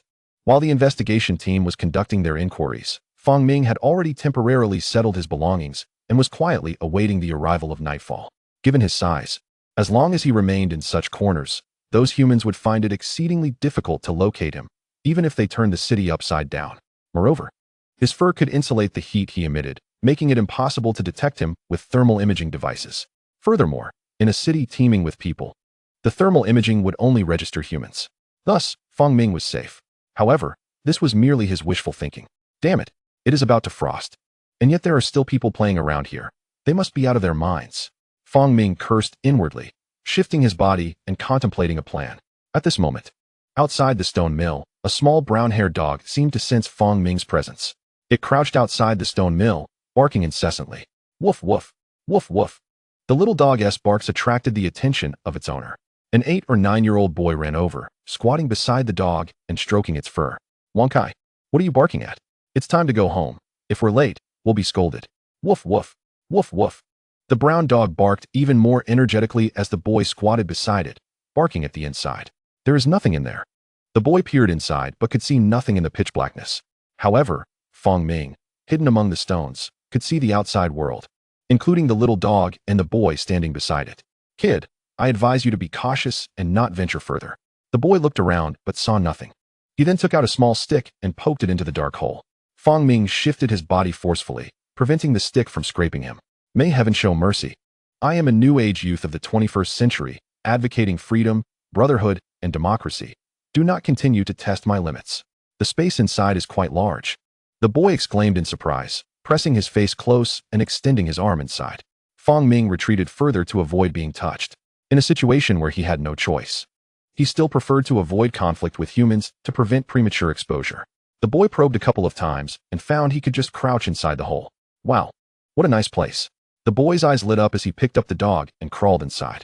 Damn it, Fong Ming inwardly exploded with expletives. Wanting to deal with this mischievous child. How dangerous it is to just crawl in here. The little boy nestled into the stone enclosure and set down Wong Kai. Wong Kai, this will be our secret base from now on. No sooner had he spoken than Wong Kai dashed into the dark crevice. Woof woof, woof woof. The little dog barked fiercely at the gap. You little rascal, is this never-ending? Seeing how the dog, emboldened by its owner, dared to venture in, Fong Ming felt a sense of impending trouble. Fong Ming could no longer endure. If he continued to hold back, he would inevitably be discovered. The puppy barked furiously into the darkness. From that obscurity, a terrifying creature lunged forward. Its massive form overwhelmed the small dog, ensnaring it with 8 powerful legs. 2 formidable fangs pierced the puppy's arteries. A sickening crunch echoed through the air, followed by the whimpering of the small creature, which succumbed to death mere seconds later. Wong Kai, What has happened to you? The boy sensed something was amiss and leaned in closer. Chapter 35. The First Murder in the Research Institute. Zhou Kong watched the footage with a myriad of complex emotions. The other officers who were present appeared utterly shocked, as if their worldviews had been irrevocably altered. It seemed that from this moment forward, they would become acolytes of the supernatural. Meanwhile, Li He and Yu exhibited signs of madness. He could hardly fathom the extraordinary intelligence harbored by the gigantic spider he had been studying, which had been concealing its true nature all along. None of them had perceived its true form, believing it to be an ordinary spider. Consequently, they had fortified their defenses against thieves but failed to prevent the escape of the colossal arachnid. As a result, this cunning creature had evaded capture while they had lowered their guard. All officers were deployed to search for the giant spider. Zhou Kong issued directives and then turned to Li He and Yu. This situation is far too grave. I must report to higher authorities and gather intelligence regarding the subject's daily activities. Upon hearing this, Li He and Yu regained a semblance of focus. You should consult Xiao Zhang, Zhang Ruolin. She is the caretaker of the giant spider and possesses extensive knowledge about it. Understood, Zhou Kong nodded and departed. The case of the giant spider was fraught with enigmas, foremost among them being how such a creature could possess human-like intelligence. Additionally, the meaning behind the two characters inscribed at the bottom of its tank was another crucial question they needed to investigate. Soon, Zhang Ruolin was summoned for questioning. She had not risen early that day, and upon waking to learn that the giant spider had escaped, she felt as if the sky had fallen. It was not due to her feelings for Fang Ming, but rather because the spider's flight jeopardized her master's thesis. The sky had indeed fallen. However, upon receiving the police summons, she steeled herself and made her way to the interrogation room, where Zhou Kong awaited her. Are you aware that the giant spider you have been caring for possesses human intelligence? What? Zhang Ruolin felt as though she had yet to fully awaken. The giant spider has human intelligence. Thud. Her heart skipped a beat. Are you serious? Indeed, it is highly probable. The realization struck her as genuine. Zhang Ruolin appeared momentarily dazed. What is true? She asked, a bitter smile gracing her lips. I have always sensed that the giant spider was remarkably intelligent. At times, I even felt as though it could comprehend my words. When I would babble too much, it would turn away in annoyance. And during feeding times, it would stand idly by, waiting patiently. Its behavior often led me to believe that it understood me. Then why did you not report this sooner? Zhou Kong inquired. Who would take such claims seriously? Zhou Kong fell silent for a moment. Zhang Ruolin was indeed correct. Previously, who would have taken such behaviors to heart? They would have thought the giant spider possessed a spirit, but who would foolishly regard it as human? Look at this. Zhou Kong handed her a photograph of the tank's bottom. Zhang Ruolin took the photograph, glanced at it, and was instantly struck dumb. Mate. In that instant, her cheeks flushed with embarrassment. While others may not have understood, she felt as though those two characters were directed at her. How infuriating. I feed you, give you water, talk to you daily, caring for you as if you were my own child, and you refer to me as maid. At that moment, Zhou Kong interjected. We suspect that these two characters may hold secrets and clues regarding the giant spider's intelligence, perhaps leading us to discover the source of its cognitive abilities. Just then, Zhang Ruolin interrupted. No need to investigate further. Those two characters refer to me. Classmate, how can you be so certain? Because while I was nurturing it, I always called it my son. In that instant, Zhou Kong felt as though he had become an alien. It was absurd. Yet there was an odd semblance of logic to it. Absurd indeed. Fang Ming was unaware of which city he had been transported to, nor did he grasp its layout. As he fled, he sensed the dawn approaching and took refuge in a forest. Along the way, he observed numerous signs of human activity. Although concerned, the dense undergrowth provided an excellent hiding place. Yet, who could have anticipated that a boy of 8 or 9 would be tasked with walking the dog at such an early hour? Walking the dog was one thing, but this mischievous child allowed the dog to run amok. Upon spotting a pile of stones, he even attempted to treat it as a secret base. Fang Ming, with a stature of merely 42 centimeters, found the puppy utterly defenseless against his assault. Hearing the commotion, the boy leaned in closer, extending his hand. Wang Kai? What's wrong? The boy's voice trembled with concern and fear. Wang Kai, are you alright? If you die, my mother will kill me. The little boy's face fell as he touched Wang Kai's lifeless body. Terrified, he quickly withdrew his hand, only to find it smeared with blood. Fang Ming had not employed venom to kill Wang Kai. He had simply severed its arteries, causing it to bleed out. Thus, the puppy was drenched in its own blood. Ah! The boy gasped and collapsed to the ground. He quivered as he stood, intending to flee, but after merely 2 steps, he turned back in terror. No. If Wang Kai is dead, my mother will kill me. Wang Kai cannot be harmed. He cried as he crouched down, reaching once more into the hole. Suddenly, he seemed to touch something furry. The boy grasped it tightly. It felt like a stick. What is this? Before he could process it, a sharp pain shot through him. Ah! He screamed, desperately trying to withdraw his hand, but an immense force clamped down on his arm, preventing his escape. No! Help! He cried out. This outcry roused Fong Ming from within the cave. With a powerful tug, he yanked the boy down. The child lost his balance, crashing headfirst into the stones, rendering him unconscious. As the boy fainted, a dark stain rapidly spread across his arm. Fong Ming's venom was potent enough to kill a person with just a gram. And this time, he had injected the boy with a considerable quantity. In less than a minute, the boy's complexion turned an alarming shade of bluish-gray. At that moment, Fong Ming crawled out from the crevice of the rocks. Kid, I had intended to let you go, but you had to reach for me. As he gazed at the unconscious boy, a pang of pity surged within him. This was, after all, his first act of murder. Consider yourself unfortunate, as am I. I wonder when your family will come searching. Fong Ming bit down on the boy's neck, dragging him into the cave. He then set about tidying up his belongings. It was no longer safe to remain here. If the police were alerted, they would undoubtedly connect this incident with the escape of the giant spider. Fong Ming disposed of the boy and the dog's remains, consuming a significant amount of dog meat in the process, which caused his body to swell. Only then did he depart, accompanied by the mites, offspring, and cockroaches, making his way through the jungle path. Momentarily, he found himself in a state of confusion. The sun had risen, the forest was vast, and he pondered where he could possibly flee. But in the next moment, he spotted a tent. Fong Ming saw a glimmer of hope for escape. Chapter 36. The continued flight. It was a grassy area, adorned with 2 tents. In the vicinity of the tent, a jeep stood parked. Was it for camping? Fong Ming took a glance and noticed that neither the tent nor the jeep bore any dust, indicating that the tent had been recently erected.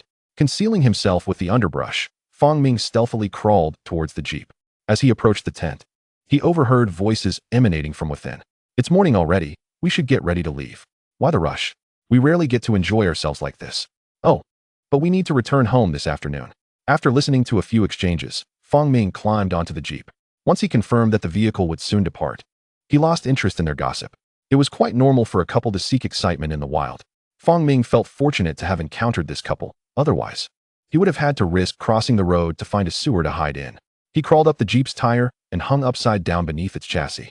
Shortly thereafter, he heard more conversation. He paid little mind to the words, only noticing when the couple opened the car doors and entered. Moments later, the jeep started to move. Fong Ming saw the road and felt it receding rapidly behind him. The couple mentioned returning to their hometown in the afternoon, which meant they were leaving the city. Fong Ming thought to himself that if that were the case, it would save him considerable effort. Thus, he remained suspended beneath the vehicle. Fortunately, a few of the spider's legs were well suited to this inverted position, allowing Fong Ming to hang there with great stability. As a spider, he possessed ample experience in remaining motionless. At that moment, he was coiled beneath the chassis, perfectly still. Soon, the jeep entered the highway, speeding away. It was approaching noon. Shweta was the name of the young boy whom Fong Ming had bitten to death. After several hours of his absence, his mother, engrossed in a mahjong game, finally sensed something amiss. She glanced at the time, called for her friends to pause, and picked up the phone. Where has that little brat gone to play now? I wonder if he brought Wang Kai back. The woman grumbled as she dialed the number. Beneath a pile of rocks, the wrist of a small, ashen-faced boy lay still, the phone watch vibrating. The sound echoed amongst the rocks, but no one was around to notice the situation. The phone rang without being answered for a long time. Frustrated at the missed calls, the woman cursed. Why isn't this child answering? Kids, you know how it is. They often forget while playing. One of her mahjong companions chimed in. He'll be back soon. Exactly. He probably ran off to a friend's house, another added. Hearing these comments, Shweda's mother felt her earlier worries dissipate. After all, children often wander about. Come on, let us continue playing. Time passed, and the jeep finally came to a stop. The surroundings grew dim. The couple exited the vehicle, laughing and chatting, and left the jeep under the welcome of an elderly individual. After a while, Fong Ming finally dropped down from the chassis, landing silently on the ground. He crawled out from beneath the vehicle and surveyed his surroundings. This was an underground parking garage. The couple's so-called hometown was not a rural village but another city altogether, which posed a dilemma for Fong Ming. If possible, he would prefer to return to the wilderness and seek an opportunity to enter Gui province, a region of intersecting mountains that provided excellent concealment and was quite suitable in terms of climate. He reminded himself to take it slow.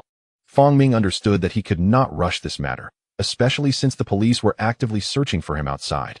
Not to mention the crime he had committed just hours prior.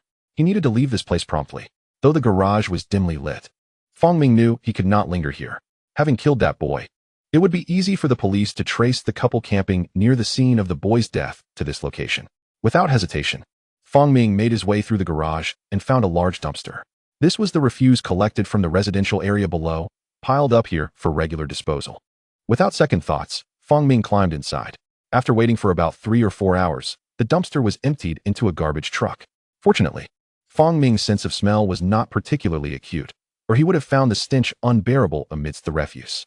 The garbage truck exuded a blend of various foul odors, a far cry from mere mental torment. However, the cockroaches tied to his back were quite exhilarated, as if they had discovered a feast. Soon, Fong Ming was transported away with the garbage truck. The time reached 4 in the afternoon. Shueda's mother was in high spirits, feeling particularly lucky that day. Come on, everyone, pay up. She laughed heartily. She was the only one winning significantly, naturally making her the happiest at the table. Feng Jia, how much have you won? Leave us some chance to win, complained a friend sitting to Shueda's mother's left. Is it my fault that I'm having a good day? You all have won from me plenty of times. Shueda's mother insisted, urging, hurry, hurry, pay up. Her opponent across the table, infuriated, begrudgingly handed over the money. Throughout the game, she had lost the most. After paying, she declared, I don't want to play anymore. I need to go shopping. Who's coming with me? I'll go. Let's go together, said the friend on her left, raising her hand. Shueda's mother was displeased, feeling they had not played enough yet. No, we can't just break up the game like this. Feng Jia, since you're winning, you obviously want to continue, but we're not feeling lucky today, countered a friend. But when your luck was good, I played along. It's still early, you can't leave now. A woman sitting opposite Shueda's mother rolled her eyes and said, Feng Jia, it's already 4 o'clock. Instead of keeping us here, why not check on your son? Has he come back yet? Suddenly, Shueda's mother snapped to attention. She had forgotten about her son. Winning too much and enjoying herself had made her lose track. Oh no. At that moment, she slapped her forehead and hurriedly dialed her phone again. The phone rang for a while, but still, no one answered. Feng Jia, quickly call his friends. It's been too long. All right. That little brat better hope I find him. I might just give him a piece of my mind. Shueda's mother grumbled angrily as she hastily dialed other numbers. At that point, she couldn't help but feel flustered, considering her son had been missing for an entire day. Her fear was not about her son being in trouble, but rather about what would happen when her husband returned and discovered the situation. She quickly contacted others, only to receive the same response. No one had seen Shueda instantly. Shueda's mother's face turned pale. What a disaster. Where did that little brat run off to? Why hasn't he come back yet? Feng Jia, we should call the police. It's been too long. No, if I call the police, his father will find out. Shueda's mother said, her face filled with despair. Oh dear, Feng Jia, what have you done? The child's safety is paramount. After being urged by the women around her, Shueda's mother finally decided to call the police. Chapter 37. The wisdom of humanity. Shueda's mother trembled as she reported the situation to the police. Soon after, Shueda's father received the notification and rushed home. Upon hearing the news of their child's disappearance, he felt as though the sky had fallen upon him. When he arrived home, the police were already at the door taking statements. He saw the scene inside. Several women stood with the police, recounting details, and a mahjong table remained set, untouched. In an instant, his anger flared. He stepped forward and began to confront Shueda's mother. I told you to keep an eye on the child instead of playing mahjong. You have received all the money, yet you were not allowed to attend class. Is this how you choose to care for the child at home? The child is so young, and you let him walk the dog? There have been no incidents in the past, so stop hitting me. I admit my mistake. Sir, please stop. The police officer intervened, separating the two individuals. This is not the time to address your domestic issues. Quickly rally your relatives and join us in searching for the missing child. Very well, officer. We will commence the search immediately. A group of people began to mobilize. At this moment, no one had connected the escape of the giant spider with the child's disappearance. After all, in a city so vast, it is common to have several cases arise each day. Subsequently, a group of relatives joined the police in searching the park, during which Shueda's mother continuously made phone calls. Soon, a breakthrough occurred. Thanks to the efforts of numerous concerned citizens, police, and relatives of Shueda, a clue was discovered within the hour. Officer, there is a sound coming from over there. Someone shouted loudly, drawing everyone's attention. Upon hearing the noise, the police and Shueda's parents rushed over. Make way, make way. A police officer pushed through the crowd to reach the pile of stones. Who discovered it first? It was I. A man raised his hand. I heard a vibrating sound from within. It is the sound of my son's smartwatch, Shweda's father exclaimed anxiously. The police officer nodded, glancing at the stone pile, his mind already making a grim judgment. Unless something unforeseen occurred, that boy had already met with tragedy. Establish a cordon. No one else may enter. Quickly, a perimeter was set up, keeping all bystanders at bay. Support the family, the officer instructed a nearby colleague, then approached with his baton. A wave of bloodshed suddenly wafted into the air, further affirming his suspicions. This boy had indeed suffered a fatal fate. The officer removed a stone, revealing a horrific scene. He was taken aback, stepping back as the stone nearly slipped from his grasp. Ugh! Despite having witnessed many harrowing events, this sight left him utterly shaken. The boy lay there, pale as a corpse, his body oozing with blood. He was beyond any hope of revival. Beside the small boy lay a dog, devoured to the point of having only half its body remaining. The relatives surged forward, gazing at the lifeless form. The boy's mother fainted on the spot, while his grandmother attempted to approach but was restrained. In an instant, the police realized that something was amiss. Quickly, prevent the crowd from taking photos. This matter must be reported. As the officer's words echoed, everyone swiftly sprang into action. Before long, the case was escalated to the bureau. Upon seeing the lifeless form of the boy, the bureau's officers immediately connected the dots to the escaped giant spider. Furthermore, the incident occurred not far from the research facility, merely a distance of 2 kilometers at most. Within minutes, Zhou Kong received this news and promptly resumed questioning Li Heyu. Indeed, Li Heyu, the head of the laboratory, was now under detention due to the loss of a critical experimental specimen. Zhang Ruolin, the caretaker, was also being interrogated at the police station. Professor Li, may I inquire about the toxicity of your giant spider? Toxicity? Li Heyu raised his head. This is an Amazonian giant bird-eating spider, which typically possesses low toxicity. What has transpired? Are you certain? Zhou Kong's demeanor turned grave. Li Heyu hesitated. We have not conducted tests on this matter, as the giant spider underwent genetic modification, but we neglected to assess its venom. So, it is plausible that the giant spider possesses potent venom? This seems unlikely, given its massive size. Evolved toxins would serve little purpose, Li Heyu replied. Consider this, Professor Li. Zhou Kong presented the photograph of Shweda's deceased form to Li Heyu. If this is the work of the giant spider, you face a sentence of no less than 3 years. Pray that this giant spider refrains from further acts of violence. Otherwise, your culpability will be significant. This is impossible. Li Heyu stared at the photograph, lost in contemplation. The giant spider has evidently concealed its venom. The thought sent chills down his spine. He had an unsettling feeling that everything occurring within the laboratory was merely a game orchestrated by the giant spider. The police promptly cordoned off the entire park and dispatched numerous personnel equipped with instruments to commence the search. The giant spider's venom is highly lethal, capable of ending lives with ease. The existence of such a perilous creature poses a severe threat to public safety. Such a dangerous being must be contained. On one front, the police conducted a thorough search of the park, while on another, Zhou Kong led discussions with his team. The cunning intellect of the giant spider was remarkable, possessing the ability to utilize human characters and comprehend their meanings. Such an exceptionally intelligent life form would undoubtedly not linger in the vicinity after committing murder, awaiting capture. Zhou Kong astutely articulated the whereabouts of Fong Ming. The giant spider is no ordinary creature. We must elevate its status to that of a human fugitive, for it is even more cunning than human criminals. I propose that we inspect all personnel and vehicles in the park, as the giant spider may have departed alongside a vehicle. Moreover, we must meticulously scour the surrounding sewers. He issued his directives. This matter had drawn the attention of higher authorities. A giant spider possessing human-like cognition was sufficient to warrant concern. Thus, Zhou Kong needed to locate the giant spider promptly. Understood. A group of individuals quickly commenced their tasks. Shortly thereafter, a report came in. In the park's forest, a couple had camped out last night and had left at dawn. Chapter 38. Unclean Entities. The landfill is situated on the outskirts of the city. Fong Ming made his way in the opposite direction from the landfill. The landfill held a unique status. In Fong Ming's view, once the police discovered the underground parking garage and reviewed its surveillance footage, tracing the landfill would be a straightforward task.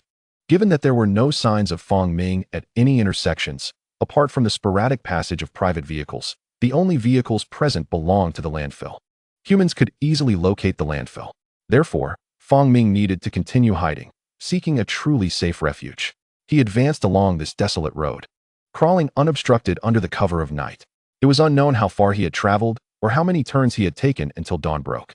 Eventually, Fong Ming discovered a suitable hiding place, a deserted machinery factory. Due to specific policies, this location had been abandoned for quite some time. Rusted machinery stood ominously, while the ground was littered with remnants of iron parts, long scavenged by those seeking to sell scrap. Only a few large machines remained, as they were too cumbersome to remove from the premises. Beneath this machinery factory, there was a garage. However, this garage was not intended for parking, but rather for loading materials. Given that the factory had long been forsaken, the garage was even more desolate than the factory itself. At least the factory still saw occasional visitors seeking to pilfer some scrap metal. The underground garage, however, had been entirely neglected. This was precisely the kind of location Fong Ming sought. He crawled through the machinery factory, familiarizing himself with its layout, before following a path leading to the underground garage. The floor of the underground garage was made of concrete, but years of vehicular traffic had left it riddled with cracks. Additionally, due to prolonged neglect, weeds had flourished within those fissures. Fong Ming surveyed the underground space. There was a loading dock and an elevator, both of which had been abandoned long ago. None of this was of any consequence. Fong Ming surveyed the area and discovered a prime location. It was a rectangular pit, filled with iron shavings. For Fong Ming, this was the perfect spot to build a nest. Humans are cunning. I must prepare meticulously. For the time being, I will nest here, but when the moment is ripe, I must retreat to the depths of the mountains.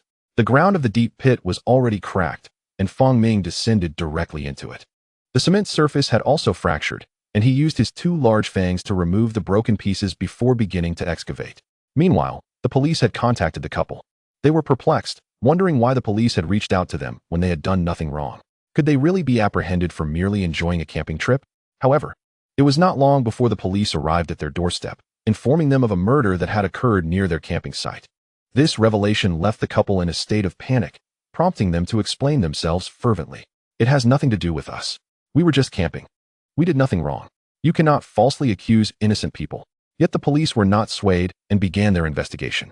After a thorough inquiry, the officers escorted the couple to an underground parking garage to inspect their Jeep meticulously. After this extensive process, nothing was found, which only served to irritate the couple further, making them feel as if they were being toyed with. Officers, are you toying with us? We have no connection to that child. We never even saw the child. They continued to protest. If you find nothing, I will file a complaint against you. Despite their complaints, the police remained unyielding, their brows furrowed with anxiety as they instructed. Check the surveillance footage. What is that for? I'm telling you, if you find nothing, you must restore my reputation. So many neighbors witnessed this. We are utterly humiliated. The couple continued to voice their grievances as they followed the officers into the surveillance room. Soon, the footage was retrieved under the officer's direction. The video displayed the couple parking in the garage, with the camera capturing their vehicle perfectly. The car slowly came to a stop, and the couple exited hand in hand, carrying gifts as they left to visit their parents. Officers, there is nothing in our car. Those are gifts, not even unwrapped. They protested again. Just as they continued speaking, a dark shadow suddenly fell from beneath their vehicle and began to crawl out.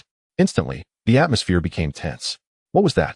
In the dim light, a large crawling figure emerged from under their car.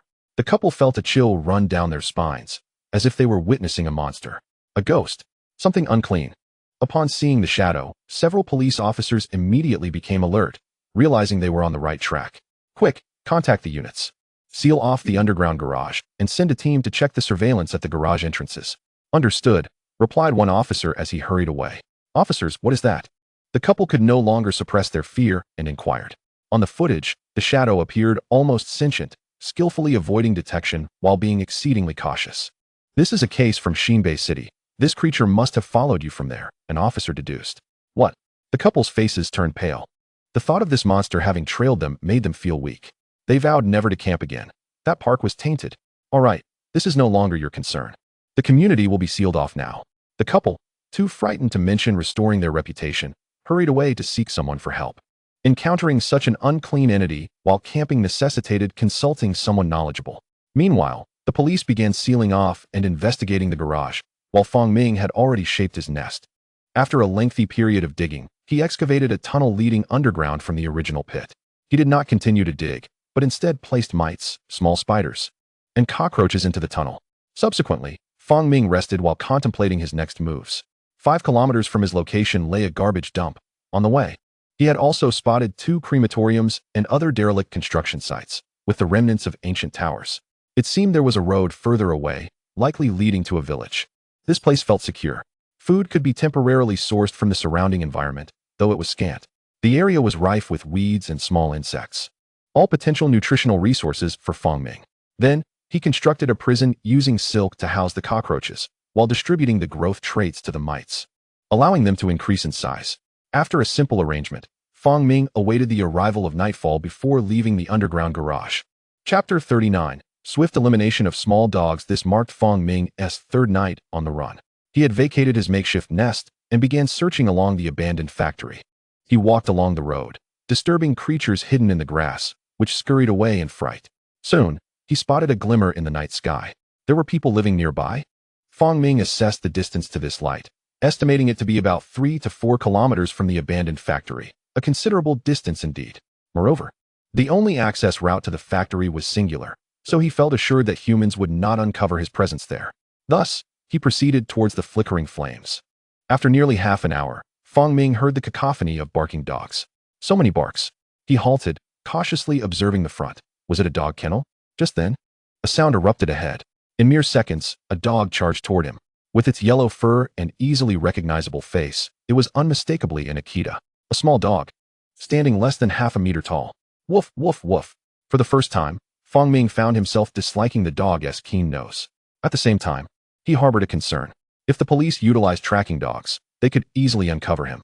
The large dog barked ferociously at Fong Ming. Curse you, dog. Fong Ming lifted his body. His substantial size matched that of the Akita as he raised half his form. Woof. The little dog's bark changed instantly. It froze for a moment, taken aback by Fong Ming's sheer size. Oh whoa. The Akita, now frightened, backed away, growling a warning. There was just no food around. Fong Ming observed the retreating Akita, slowly advancing toward it. The Akita, watching Fong Ming approach, grew increasingly terrified. Dogs are often more timid than humans. Witnessing such a massive, unfamiliar creature instilled fear within it. Initially, the Akita had hoped to intimidate Fong Ming with its bark, but the creature showed no fear and continued to approach. With no option left, the Akita turned to flee. Yet, as soon as it pivoted, Fong Ming lunged forward. Oh whoa. The Akita let out a tragic yelp as Fong Ming clamped down on its neck. His fangs easily pierced the dog's skin, injecting a copious amount of venom that spread swiftly through its body. The reason the bird-eating spider is so named is that when humans first discovered this large spider, it had captured a bird. This also indirectly illustrates the substantial size of such spiders. Now, Fong Ming had further amplified this species. He possesses the remarkable ability not only to capture birds, but also to hunt dogs, including small canines. The Akita let out a few whimpers before lying motionless on the ground, convulsing. Fong Ming picked up the lifeless body of the Akita, glanced toward the direction of the light, and turned to leave. In the desolate wilderness, amidst farmlands and dense forests, the death of a dog would be nearly impossible to trace. It was uncertain whether the source of that light belonged to a rural area or a factory. With so many dogs around, even in a rural setting, it seemed implausible to have such a multitude. Could it possibly be a dog breeding facility? If it were indeed a breeding ground, the disappearance of a single Akita would likely go unnoticed. Fong Ming made his way back while carrying the Akita. Meanwhile, the police were diligently scrutinizing surveillance footage, sealing off the entire underground parking lot. Ultimately, they failed to discover from where the gigantic spider had departed. The sheer difficulty of the investigation left Zhou Onkong at a loss. Concurrently, the Public Security Bureau of Daxiang City was fully cooperating, yet as of now, there remained no leads. The colossal spider could potentially conceal itself beneath any vehicle, rendering their search futile. Although the spider was enormous, if it chose to hide, it would be virtually undetectable. The case had reached an impasse. At that moment, Zhou Onkong suddenly spotted a garbage truck in the surveillance footage. An idea sparked in his mind. The giant spider was not a spider at all, but a human, a criminal possessing human intellect. Thus it was highly plausible that it had escaped by following the garbage truck. In an instant, Zhou Onkong felt he had found a lead. He promptly stood up and began assigning tasks to his colleagues. A group of officers, following his directives, set off toward the landfill. The puppy's body was brought back to the abandoned factory by Fong Ming. "Come and eat," Fong Ming called out, slicing some meat into pieces and tossing them to the cockroaches. He had only captured a few female cockroaches, requiring very little food. Subsequently, he summoned the symbiotic mites to dine as well. Soon after, a multitude of white mites crawled out from the seams of his carapace. Under Fong Ming's command, These mites began to feast upon the remains of the small dog. However, their consumption was limited, and ultimately, Fong Ming would have to rely on himself. At that moment, he was desperately in need of energy for his next molt. He commenced his meal, convinced that the remains of this little dog would provide sufficient energy for his next evolution. Fong Ming resolved that once he finished consuming the dog, he would hide underground to await his molting, while also avoiding attention. Simultaneously, he intended to wait for winter to pass. Had he not killed a small boy along the way, Fong Ming would have had other plans. He could have nurtured the mites and dubia cockroaches while waiting for his molt, but that was no longer an option. He needed to lay low for a while.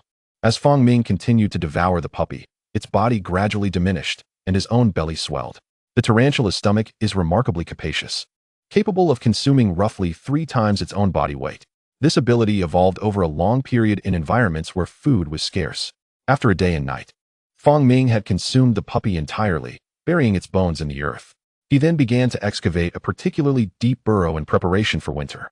His enlarged abdomen considerably slowed his digging pace. In the outside world, Zhou Onkong arrived at the landfill accompanied by hunting dogs. However, upon witnessing the vast expanse of refuse, he felt there was no point in searching. In such a foul-smelling place, the hounds would struggle to track scents, and the sheer size of the landfill made it impossible to locate a hidden tarantula. Absurd. Nonetheless, Zhou Onkong organized his officers to continue their search. As their efforts reached a stalemate, Fong Ming spent 5 days digging a tunnel that delved deep underground, approximately 6 or 7 meters in depth. This depth, if properly insulated, would suffice for him to endure the winter. Chapter 40.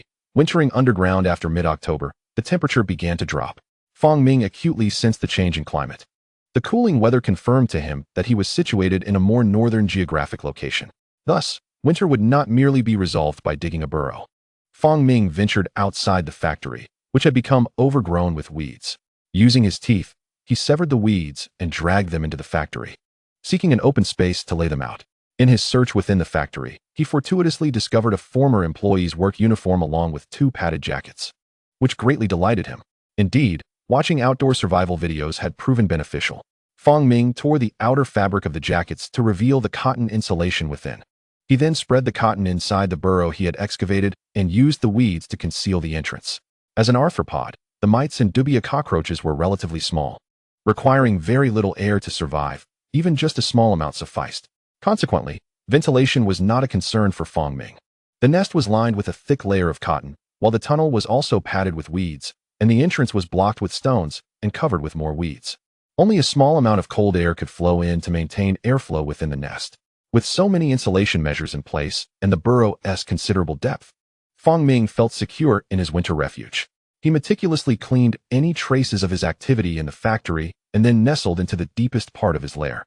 Cockroaches scurried around him, burrowing into the soil, while the mites clung to the buried remains of the small dog. Mites are naturally scavengers, capable of consuming decomposing matter, and cockroaches share a similar diet. The 3 offspring crawled upon the silk Fong Ming had spun, still not having evolved to the 2L stage. Nevertheless, Fong Ming was able to exert control and issue commands to these 3 progeny. A month passed. Outside, the search for Fong Ming continued. The landfill presented no leads. During this time, Li Haiyu was apprehended. As the head of the laboratory, he bore undeniable responsibility for the escape of a significant experimental specimen, which had also resulted in a death. Therefore, all of Li Haiyu's other experiments were halted, and he was directly arrested. Other professors subsequently took over his laboratory and the 50 remaining young specimens. Shweda's parents were incessantly visiting the police station, desperate for information regarding their son's murderer. However, the police could not divulge any information about the giant spider, only stating that the investigation was ongoing to buy time.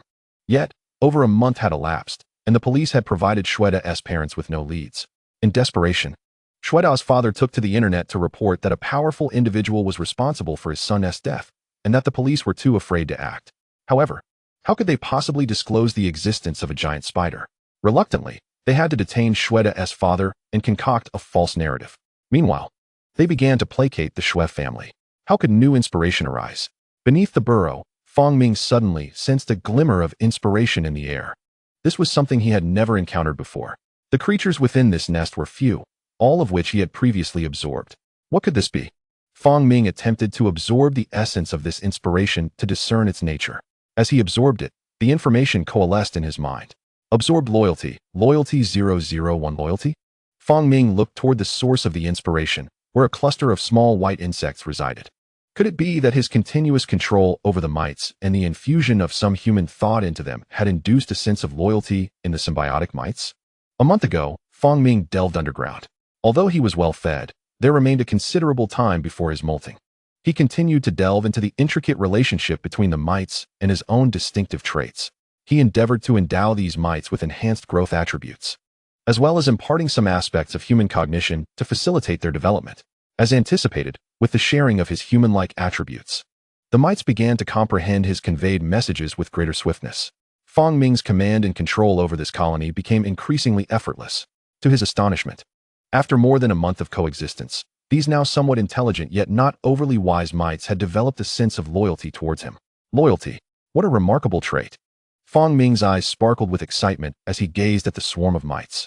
If he could absorb this trait to its fullest extent, he could subsequently share it with other life forms, thereby engendering loyalty towards him in them as well. With this thought, Fang Ming further shared additional human-like traits with the mites, enhancing their intelligence even more. Currently, the mites had grown to the size of grains of rice, yet retained their white exoskeletons. Such a size for soil mites was indeed rare, a testament to the growth characteristics imparted to them. With the further sharing of human cognition, the inspiration around him surged. Indeed, the loyalty exhibited by the mites was palpable. Fang Ming drew upon the surrounding inspiration, absorbing it into his being. Winter swiftly approached. Wang Tao's household found a semblance of stability, and he began to take charge of family affairs, no longer solely engrossed in his reptilian companions. However, he occasionally filmed videos of other tarantulas to share on Bilibili.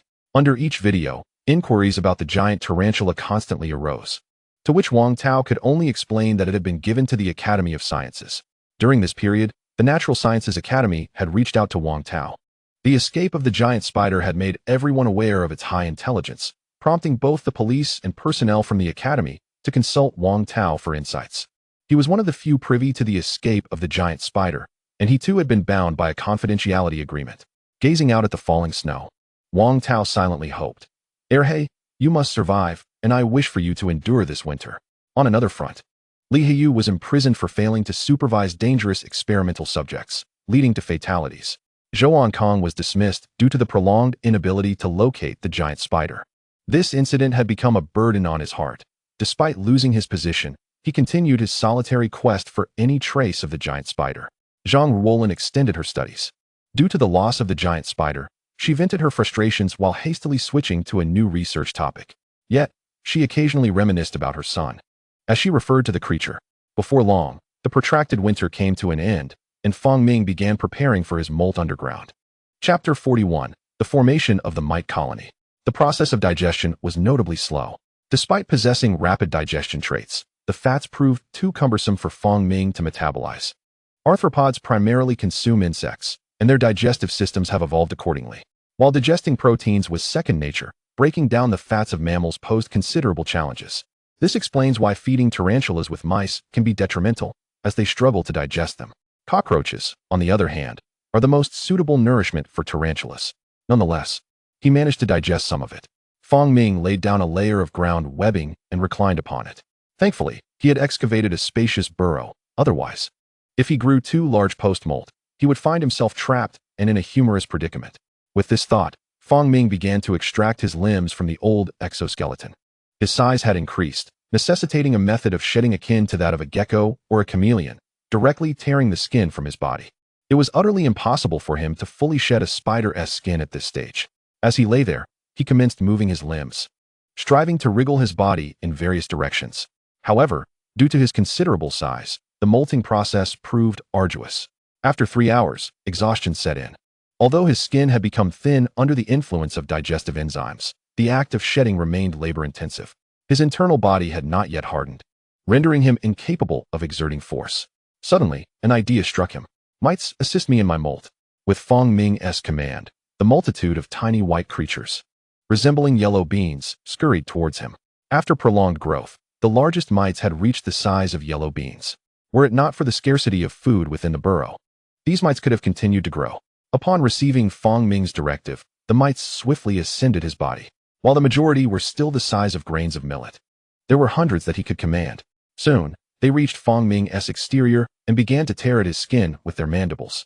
The dissolved outer layer was susceptible to their onslaught. Instantly, Fong Ming sensed his outer layer peeling away in chunks. These discarded layers became sustenance for the mites. As they tore away his skin, they consumed it eagerly. What a relief! Fong Ming reveled in the sensation. If the mites proved efficient, he would no longer have to undergo the molting process himself. He could merely secrete sufficient digestive enzymes to dissolve the skin and then summon the mites to feast upon it. Having grown weary, Fong Ming stretched his limbs. The white mites swarmed over him, methodically tearing away at his exterior. Their efficiency was remarkable. Within half a day, Fong Ming was entirely devoid of skin. Such a swift resolution was truly time-saving and labor-efficient. Curling up on the ground, he patiently awaited the hardening of his new exoskeleton, closing his eyes to rest. Shed away. Fong Ming commanded. Yes, great sovereign of all creation. A faint signal startled Fong Ming. He opened his eyes to gaze upon the colony of mites. Who responded to my call? It is I, my lord. As Fong Ming's thoughts resonated, the larger mites momentarily paused in confusion. However, one particularly large mite stepped forth. Its size surpassing that of the others, now comparable to that of a grape.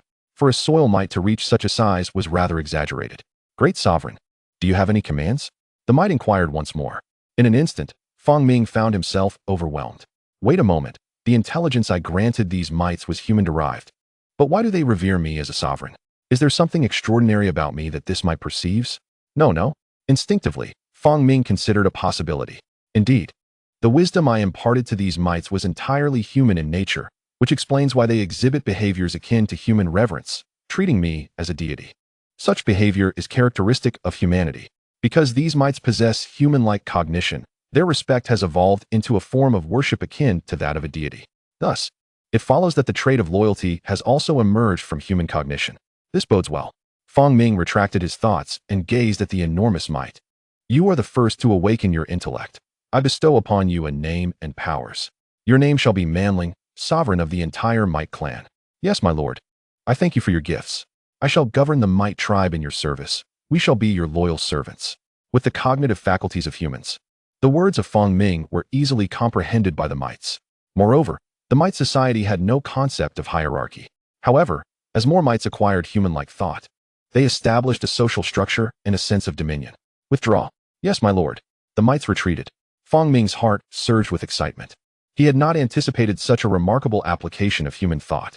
These mites possessed human cognition, yet lacked human consciousness and perception.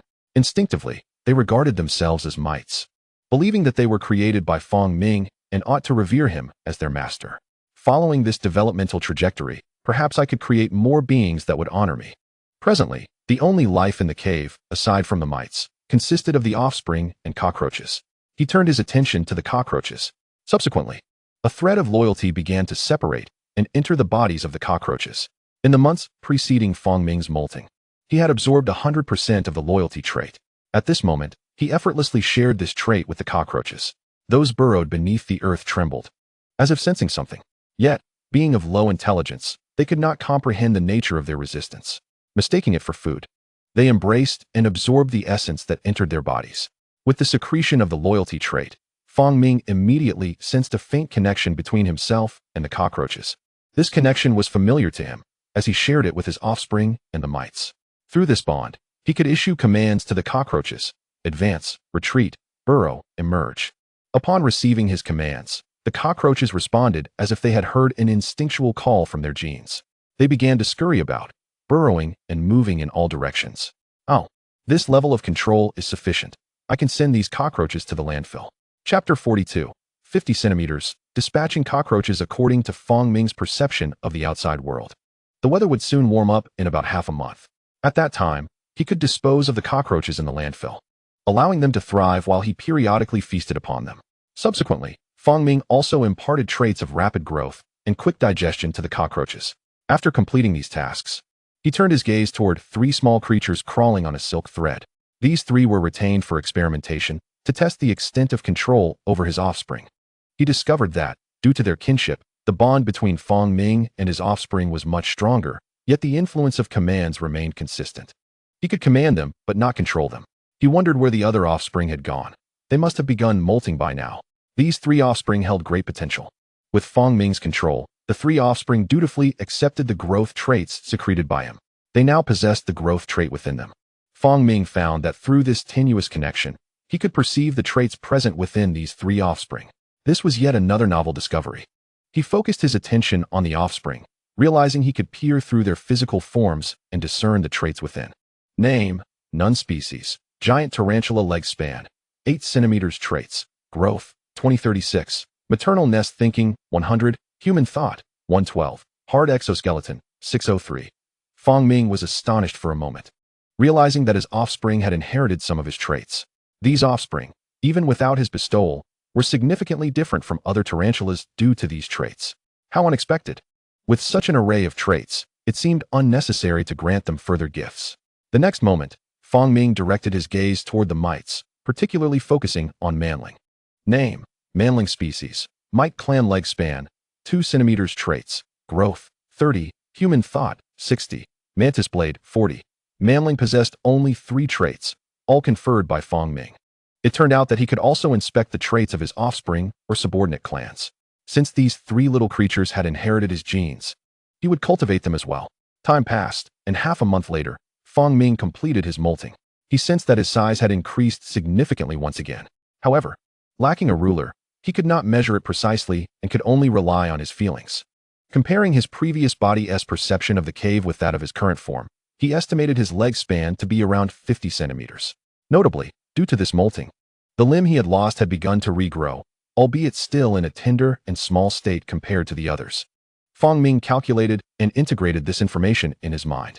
Name: Fong Ming size, 50 centimeters. Traits: bloodsucking, mite symbiosis, loyalty, maternal nest thinking. Advanced traits: human, flawed; insect, flawed; spider, electronic, flawed; authority, growth, mantis blade, 7944. Pheromone perception, 62, 12. Hair quantity, 2497. Spider pheromone factor, 3688. It is worth noting that the growth trait acquired by Fong Ming's offspring, as well as those of the mites and cockroaches, was limited to physical growth. It could only enhance their corporeal forms. In contrast, Fong Ming's growth belonged to the realm of authority, possessing infinite potential for growth. Fong Ming organized the traits currently available to his body. In his view, the acquisition of traits was far more significant than mere size increase. No matter how colossal his form became, he would ultimately remain a plaything of humankind. The augmentation of traits could one day lead to a qualitative transformation. For instance, acquiring traits from thermophilic or psychrophilic bacteria might enable Fong Ming to survive on Mars. Sensing that the climate was becoming favorable, Fong Ming departed his lair under the cover of night, bringing the cockroaches along. At this time, the nighttime temperature hovered around 0 degrees. Nevertheless, Fong Ming's fur could withstand such low temperatures, and the cockroaches were kept warm by his silk. Finally, he emerged from the underbrush, having left his lair. After a winter's absence, the ground was now blanketed in dust. In the embrace of darkness, Fong Ming advanced steadily. Soon, he arrived once more at the landfill. Instantly, his keen senses detected surveillance from the vicinity of the landfill. Thanks to the trait of infrared sensing, Fong Ming was acutely aware of the cameras. A mere glance revealed a camera concealed in the distant foliage. Indeed, that group of humans had found this place. The factory must have already been searched, yet they had not discovered him. Fong Ming silently rejoiced, grateful that he had escaped with the garbage truck. The tracking abilities of these policemen were formidable. Fortunately, being amidst the refuse masked Fong Ming's scent. Otherwise, he would have been detected by the tracking dogs long ago. Upon spotting the camera, Fong Ming deftly turned and avoided its line of sight, maneuvering around from another angle. 6 or 7 months had passed. Yet these humans had not relinquished their pursuit of Fong Ming. To ensure his complete safety, he would need to devise alternative strategies. Fong Ming devised a clever plan that would temporarily deter humanity from pursuing him. However, for the moment, he chose to release the dubia cockroaches. Approaching a refuse heap, he cast the bound dubia into it. Among them were 3 large female dubias and over 20 smaller ones, each no bigger than a grain of rice. The latter were progeny of the 3 females, yet due to prolonged neglect and feeding, they had not molted or grown. Nevertheless, Fong Ming ensured they would not perish from hunger, for dubia are remarkably resilient creatures. With minimal sustenance, they can survive for extended periods. Thanks to the decaying flesh that surrounded them, they had endured the long months. Go forth and grow swiftly, he urged, imparting growth traits to them, enabling their substantial development. Concurrently, through the bond of loyalty, he issued them a final command. Remember to conceal yourselves. Flee when humans approach. This instinct to hide was already ingrained in their genetic makeup, and his reminders served to deepen their awareness of stealth. Soon, he observed the group eagerly burrowing into the refuse, having discovered their true sanctuary. The vast refuse heap provided ample cover for their bodies, allowing them to endure even the harshest winters at the depths of decay. Upon their next molt, they would feast on fresh cockroaches. Chapter 43. The Lost Dog Woof. Woof. Fong Ming swore he merely sought a stroke of luck. Yet, after walking less than 2 kilometers towards the dog park, he encountered a large dog. It was the second night. Having released the cockroaches at the refuse site the previous day, he now sought sustenance in the direction of the dog park. Who could have anticipated that a mere venture for fortune would lead to the sighting of a large dog? This appeared to be a native breed, measuring less than a meter in length and standing over half a meter tall, currently barking fiercely at Fong Ming. Indeed, it was a dog park, teeming with strays. However, this dog did not seem like a stray. It was robust and well-fed. Thoughts raced through Fong Ming's mind, but in the next moment, the large dog cautiously retreated. With his own hunger, how could he allow the dog to escape? He disregarded whether this dog belonged to a kennel or was a stray and lunged forward. With a span of 50 centimeters, he spread his limbs like a vast net, landing squarely on the dog's back. With a swift snap, his sharp fangs pierced the dog's skin effortlessly. The dog howled in agony, its cries echoing through the night sky. Fong Ming hurriedly injected venom. Though the large dog was brought down by his attack, it did not succumb immediately. In a panic, it dragged Fong Ming along as it ran forward. Fong Ming clung tightly to the dog's body. After a mere few hundred meters, the dog collapsed, foam spilling from its mouth. Another small canine had met its end at Fong Ming's hands. He was like a hunter lurking in the shadows, preying on those daring enough to wander out at night. Now even large dogs fell victim to his prowess. Dismounting from the dog, Fong Ming approached its side and grasped its body with his formidable fangs. Due to his muscular structure and internal skeleton, he possessed immense strength, effortlessly lifting the sizable dog. He dragged the carcass towards the factory. The dog's body dangled on the ground, being towed by a giant spider. Should anyone witness this scene, they would surely be paralyzed with fear at the sight of such a massive spider capable of slaying a dog. Was the next step to be the hunting of humans? Taking advantage of the night's cover, Fong Ming returned to the abandoned factory, entering the underground garage. He discarded the dog's body into his nest. Yet, he pondered, this won't do. Observing the large dog's carcass blocking his nest, he realized it would not be consumed entirely and could lead to unpleasant odors and decay within his dwelling. It was not merely a distaste for rotting flesh that troubled him. He felt the need for a dedicated feeding area. With this in mind, he set the dog aside and began to excavate. The tarantula possessed digging capabilities, typically able to create a deep pit overnight. Their large fangs, akin to chopsticks, could lift and transport soil. Fong Ming excavated a side chamber within his nest, just spacious enough to accommodate the dog's carcass. He would undoubtedly continue to hunt, and thus, the dog's remains could not be left outside. The scent of decay would attract unwanted attention. After hastily creating the side chamber, he finally indulged in his meal. Once satiated, he arose and addressed the nearby mite colony, saying, "Mite Ling, have your kin clean up." "Yes, esteemed master." A large mite swiftly conveyed this message to Fong Ming and promptly summoned its brethren. A swarm of mites ascended Fong Ming's body, particularly around his mouth, where they began to clean the remnants from his form. Mite Ling led the charge, accompanied by larger members of the Mite clan, as they meticulously groomed Fong Ming. It was akin to a dry bath, and under the mite's diligent care, he quickly became immaculate. Meanwhile, another group of smaller mites, lacking the stature to ascend Fong Ming, feasted upon the dog's carcass. Fong Ming reclined on the ground, relishing the experience. As dawn approached, a middle-aged man stood at the village entrance. Yang Zhongming, a villager with limited literacy, was calling out anxiously, "Lai Kai? Lai Kai? Where have you gone?" The previous night, his guard dog, Lai Kai, had broken free from its chain. The severed chain now lay in Yang Zhongming's yard. At dawn, upon discovering the dog missing, he hastened to search for it. "Lai Kai?" Just then, a young man passed by the village entrance. "Uncle Yang, what brings you here?" "I'm looking for my dog. It went missing early this morning." "Your dog is missing too, Uncle Yang?" The young man exclaimed in surprise. "What? Who else has lost a dog?" Yang Zhongming asked, bewildered. "Oh, Uncle Yang. It's my Uncle Wang's dog that went missing too, the one belonging to Wang Zhongqiang. His dog is missing as well. Is there a dog thief in the village?" Yang Zhongming's expression turned to one of shock. "There are no dog thieves, but I suspect it's the dog meat market over there." The young man pointed in the distance. Since that dog meat market opened, There's been a cacophony of barking at night. I believe all the missing dogs in the village have been taken by that place. Is that true? Yang Zhongmin was skeptical. That dog meat market uses our village's land and assured us that they would only take dogs from their own facility. Never from our village. Come on, Uncle Yang. There were so many stray dogs in the village before, now none remain. I believe that dog meat market is responsible. Indeed, Yang Zhongmin pondered. Moreover, our village's dogs are free for them. Stealing one means profit for them. Those unscrupulous merchants. Your reasoning makes it quite plausible that they are the culprits. Yang Zhongmin's anger ignited. I will confront the village chief. Before long, Yang Zhongmin arrived at the village chief's residence, relaying the situation to him. Village chief Wang Chonglin contemplated the matter for a moment. Let me inquire further about this. Yes, it is imperative to ascertain the truth. 5 days passed. Fang Ming remained oblivious to the fact that the dog he had slain belonged to a villager. Nor did he realize that the villagers had begun to suspect the nearby dog meat market. At this moment, the dog that had come hunting was nearly eradicated. For 5 days, Fang Ming had remained in hiding, digesting the sustenance within his body.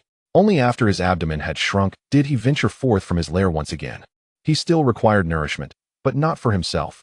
Rather, it was imperative for the proliferation of the mite colony, and his offspring also needed sustenance for rapid molting and growth.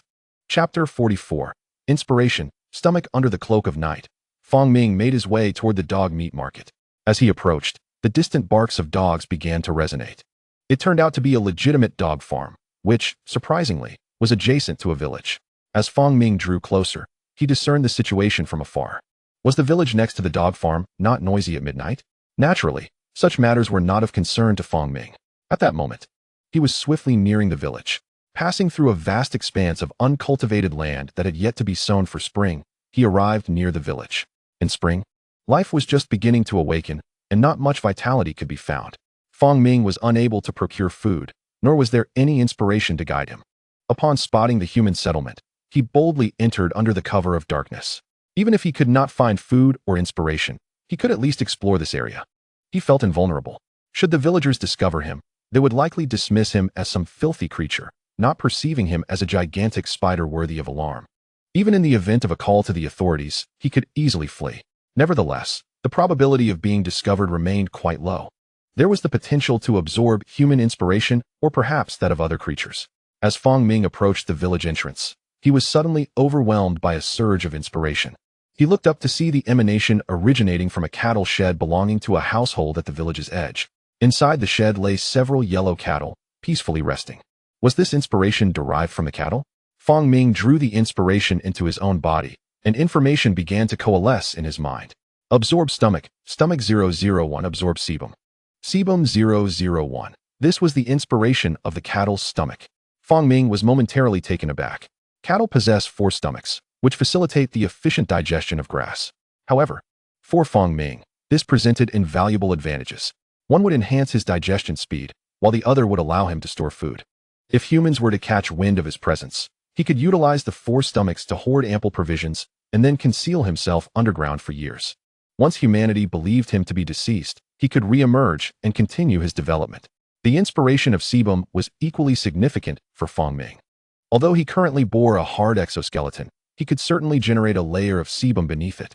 This would enable him to traverse snowy landscapes during the harshest winters without fearing the dangers of frigid temperatures. Both of these inspirations were exceedingly beneficial. They must be acquired. Fang Ming hastily absorbed the inspiration emanating from the cattle. Just as he was fully engrossed in the process, a sudden bark shattered his tranquility. Woof, woof, woof. In the yard of the household, tethered beside the cattle shed, was a large black dog. The dog seemed to have sensed Fang Ming's presence and began barking incessantly. How bothersome. Upon hearing the commotion, Fang Ming quickly retreated. He feared that the noise would awaken the household's owner. Avoiding detection was Fang Ming's foremost principle. He backed away a short distance until the barking ceased. The 2 inspirations from the cattle were of immense value. I cannot abandon them so easily, Fang Ming pondered. However, if he continued to absorb the inspiration, the black dog would surely bark once more. He could not simply flee each time the dog barked, only to return when it fell silent. If the barking persisted, it would undoubtedly attract the owner's attention, and setting up surveillance would be counterproductive. After deliberation, Fang Ming concluded that he must absorb the cattle's inspiration at all costs while ensuring the dog remained undisturbed. There remained but one solution: to eliminate the large black dog while the owner slept. and to do so without alerting the creature. Dogs possess exceptionally keen senses of smell and hearing. Fong Ming had a method to circumvent the auditory aspect. The hairs on his limbs allowed him to move with remarkable stealth. As for the scent, he needed only to mask his own with another odor. Fong Ming retreated and made his way toward the river on the opposite side of the village. He was confident that he would find what he required there. Indeed, after approximately 10 minutes, Fong Ming arrived at the riverbank, where he discovered a small refuse pile. Due to his diminished sense of smell, he was not bothered by the stench. He approached the refuse pile and began to roll around. Soon, the odor of garbage enveloped him, effectively suppressing his natural scent. After completing this task, Fong Ming returned. The time spent on this diversion had been considerable, but upon his return, he found that the large dog had once again succumbed to slumber. This time, Fong Ming approached with utmost caution, his footsteps light and soundless. Yet, it seemed that the overpowering stench upon him roused the dog from its slumber. The black dog lifted its head, glancing around, but discerned nothing in the darkness. It then turned its head and shifted position, settling back down to sleep.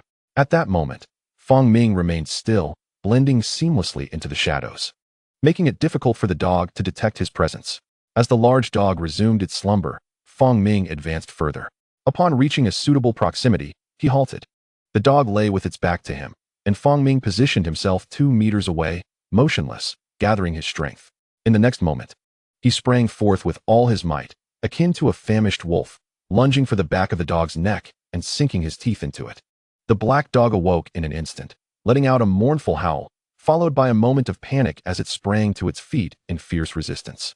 However, in the next heartbeat, Fong Ming slipped away, vanishing into the darkness. The sudden attack left the large dog on high alert, scanning its surroundings while whimpering from the pain. Woof, woof, woof. The black dog barked twice in the direction where Fong Ming had fled. Upon realizing there was no immediate danger, it lay back down, licking its wound. Fong Ming had bitten the dog on its back. A miscalculation in angle. Had he struck a vital artery, the dog would have been silenced. Alas, he could only take one bite before retreating. Before departing, he had already injected venom into the large dog's body. Due to the limited physical harm inflicted, the black dog merely yelped in surprise and then began to whimper as it tended to its wound. Its tongue worked at the injury, but soon it started to darken and slow in its movements. With a thud, it collapsed onto the ground. Estimating the time, Fong Ming felt the large black dog was nearing its end, so he returned to the household's yard. The dog had succumbed to the poison. Fong Ming approached the dog's lifeless body, glancing at the tether binding it. He raised his limbs and untied the rope, subsequently carrying the dog away. Before departing, he eagerly absorbed a final surge of inspiration from the cattle. With food secured and new inspiration within reach, Fong Ming hurried back to nourish his offspring. Chapter 45. The Thief Yang Jiazhuang Village. 6 days prior, due to the disappearance of Yang Zhongmin's dog, the village chief had contacted the dog meat market. However, the response was a firm denial of any theft of their dog. This declaration was, of course, met with skepticism by Yang Zhongmin. Yet, under the village chief's reassurances and the lack of evidence for the incident, the matter was ultimately left unresolved. Unexpectedly, nearly 6 days had elapsed, and yet another dog had vanished from the village. This time, it was the dog belonging to Yang Zhongji, which had mysteriously disappeared from his own yard. Early in the morning, upon discovering the absence of his dog, Yang Zhongji anxiously scoured the village in search of it. In his quest, he encountered Yang Zhongmin. Despite their similar names, their familial ties were several degrees apart, indicating that they shared a common ancestry several generations back. There were many families in Yangjia village with names closely resembling theirs. Your dog is missing too? Indeed, my dog has also disappeared. What? Your dog was stolen from your yard? Yes, I heard barking last night, but I thought nothing of it. To my surprise, it was gone by morning. If it was barking, it must have been stolen. It has to be the work of that dog meat farm. Is that true? Absolutely. My dog was taken by the dog meat farm as well. When I confronted them, those scoundrels denied it. This can't be allowed to stand. They must compensate us. Fong Ming paid no heed to the owner's predicament after losing their dog. He had already used infrared sensors to survey the vicinity, confirming the absence of any surveillance cameras. Moreover, his movements were so stealthy that he left no trace behind. Thus, he felt justified in dragging the large black dog back to his lair. Fong Ming indulged himself, his belly swelling once more, having already consumed a significant amount. At that moment, his offspring detected the scent and crawled over. 3 little spiders arrived beside the dog's carcass, ready to feast. Just then, a commanding voice resonated within their minds. Leave. Startled, the three little creatures immediately froze, their bodies collapsing to the ground. The voice had a profound impact on them, embodying both the fury of a superior and the pressure of a powerful being. The three little spiders, trembling in fear, quickly scuttled to a safe distance. After asserting his authority, Fong Ming resumed his meal. Before the three youngsters matured, he decided to instill some rules. He was the leader, the father, the mother, and the highest priority. Soon, his belly became round once again. He had consumed relatively little, yet his stomach felt completely full. Fong Ming believed he had stored enough nutrients for his next molt. Over the past 5 to 6 months, he had nearly digested everything. This rate was considered remarkably swift for a bird-eating spider of his size, as many large bird-eating spiders might take a year or two between molts. However, Fong Ming was still unsatisfied and resolved to absorb the essence of cattle starting the next day. Once he finished eating, he issued a command to his three offspring. Come and eat. The three little creatures cautiously crawled onto the dog's carcass, beginning to gnaw at it. Come and clean up. Fong Ming sent another command through their symbiotic connection. Yes, great master. The mites, along with their kin, swiftly approached Fong Ming, commencing the cleansing of his body. Zhou Hongda felt quite aggrieved. He was the owner of the dog meat farm and was currently facing the villagers' inquiries with fervent rebuttals. I swear, the dogs at our meat farm come through legitimate channels. We have never captured any dogs from your village. Nonsense. Last time, I saw your workers asking whether that dog was a stray. I told them it was, and then they took it away. A young villager exclaimed loudly, leaving Zhou Hongda momentarily speechless. Yes, that did happen, he admitted. He had indeed captured stray dogs, but only to reduce costs. However, he had never touched the villagers' pets. Now, these villagers were blaming him for their lost dogs. True, but weren't those strays? Yet you still claim your dogs come from legitimate sources. Are your methods legitimate? Zhou Hongdao felt wronged, but knew he could not argue with the villagers, as he was renting land from them to run his farm. What do you want? Compensation. How much? 500 for each. Have you all gone mad? 500 for a mutt. Zhou Hongda initially considered resolving the matter with money, but upon hearing the villagers' demands, he became infuriated. 500? These people must be out of their minds. He was not particularly bothered by the 500. It was the sheer audacity that enraged him. We don't care. I have emotional ties to my dog. This is for mental anguish. You, a mere farmer, are aware of mental anguish? Zhou Hongdao was so furious he felt like spitting blood. I don't know if your dog really went missing, but I will pay for these 2 dogs. If any more dogs disappear, don't come to me. Who knows if what you say is true? In the end, Zhou Hongdao reluctantly handed over 1,000 yuan to dismiss the villagers. He felt utterly frustrated, wondering if there were indeed dog thieves around, leaving him to take the blame. Fong Ming digested for 2 days and then approached the outskirts of the village. He quietly crouched in the corner of a wall belonging to a household, concealed beneath a pile of firewood. Without the dogs to alert him, he felt perfectly secure lying there. The essence began to flow into his body, absorbing stomach 001. Absorbing fat 001. Absorbing repeated digestion 001. Fong Ming was taken aback, not expecting that yet another essence would emerge from the cattle. Repeated digestion referred to the cow's capacity to digest grass, necessitated by its inefficient digestive system, which required multiple stomachs to process the same batch of grass. This ability would be incredibly beneficial for Fong Ming, significantly enhancing his digestive speed. Thus, Fong Ming lay there for half the night, absorbing a plethora of unique qualities. He felt that if he continued to remain there, he would be able to collect these traits from the cattle within a mere month and a half. Just as he was about to leave, he suddenly heard footsteps approaching. Human presence? Fong Ming sensed something amiss and soon spotted an individual stealthily emerging from the wall of Yang Zhongji's home. A thief. Fong Ming instantly realized the man's intentions. Clearly, he thought that with the dog missing, it would be the perfect time to steal. Unbelievable. Fong Ming timidly concealed himself to avoid detection by the intruder. What the man was up to was of no concern to Fong Ming, as long as he remained undiscovered. However, in the next instant, the man leaped down and accidentally stepped on one of Fong Ming's legs. This was indeed awkward. Fong Ming felt a jolt of pain. The thief, realizing something was amiss beneath his feet, wondered if he had stepped on something wooden. Due to the hardness of Fong Ming's limbs, it felt to the man as if he had stepped on a piece of timber. The man froze in place, his anxiety about being caught preventing him from making a sound. Naturally timid, he had been emboldened by the news of Yang Zhongji's missing dog and, living near the village entrance, had harbored ill intentions. He carefully placed his foot down, trying not to make a sound, convinced that if he pressed the wood into the ground, it wouldn't create any noise. He intended to swiftly grab the stolen goods and make a hasty exit. Just as he applied pressure, something suddenly grasped his calf. The man's expression froze as he glanced down to see a large, furry creature before him. Brother, could you lift your foot? You're standing on my foot. Fong Ming exerted force to pry the man's foot away, inwardly cursing. The man stood there, utterly dumbfounded. In the darkness, he could not discern what Fong Ming was, only perceiving a massive, oddly shaped entity looming before him. In the shadowy night, it grasped his foot. Simultaneously, a terrifying force surged through his thigh, gradually moving his leg aside. My goodness! The man was so frightened that he screamed and, in a state of shock, collapsed onto the ground with a thud. Oh no! Surely he hasn't perished? Fong Ming rushed forward a couple of steps to check the man's breath. To his relief, he discovered that the man had merely fainted from fear. Thankfully, there was no loss of life. Otherwise, it would have attracted the police once more. Although several months had passed, those officers were likely still searching for him. Observing the man sprawled on the ground, Fong Ming quietly slipped away. The man had not seen his face clearly, and in his terror, he must have mistaken him for a supernatural being. Thus, Fong Ming felt at ease departing, but remained cautious before leaving. Go, remember his words. Fong Ming commanded. Soon, a dozen small white specks emerged from his body. They were mites from the Mon clan, not particularly large, resembling grains of millet in size. They swiftly crawled onto the man, infiltrating his pockets, clothing, and some of his organs. Relay my information back to me.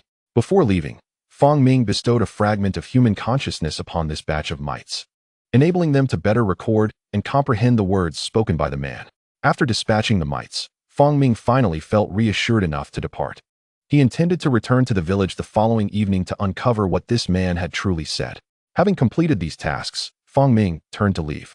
The lights in Yang Zhongji's home flickered on rapidly. Yang Zhongji donned a jacket and opened the door.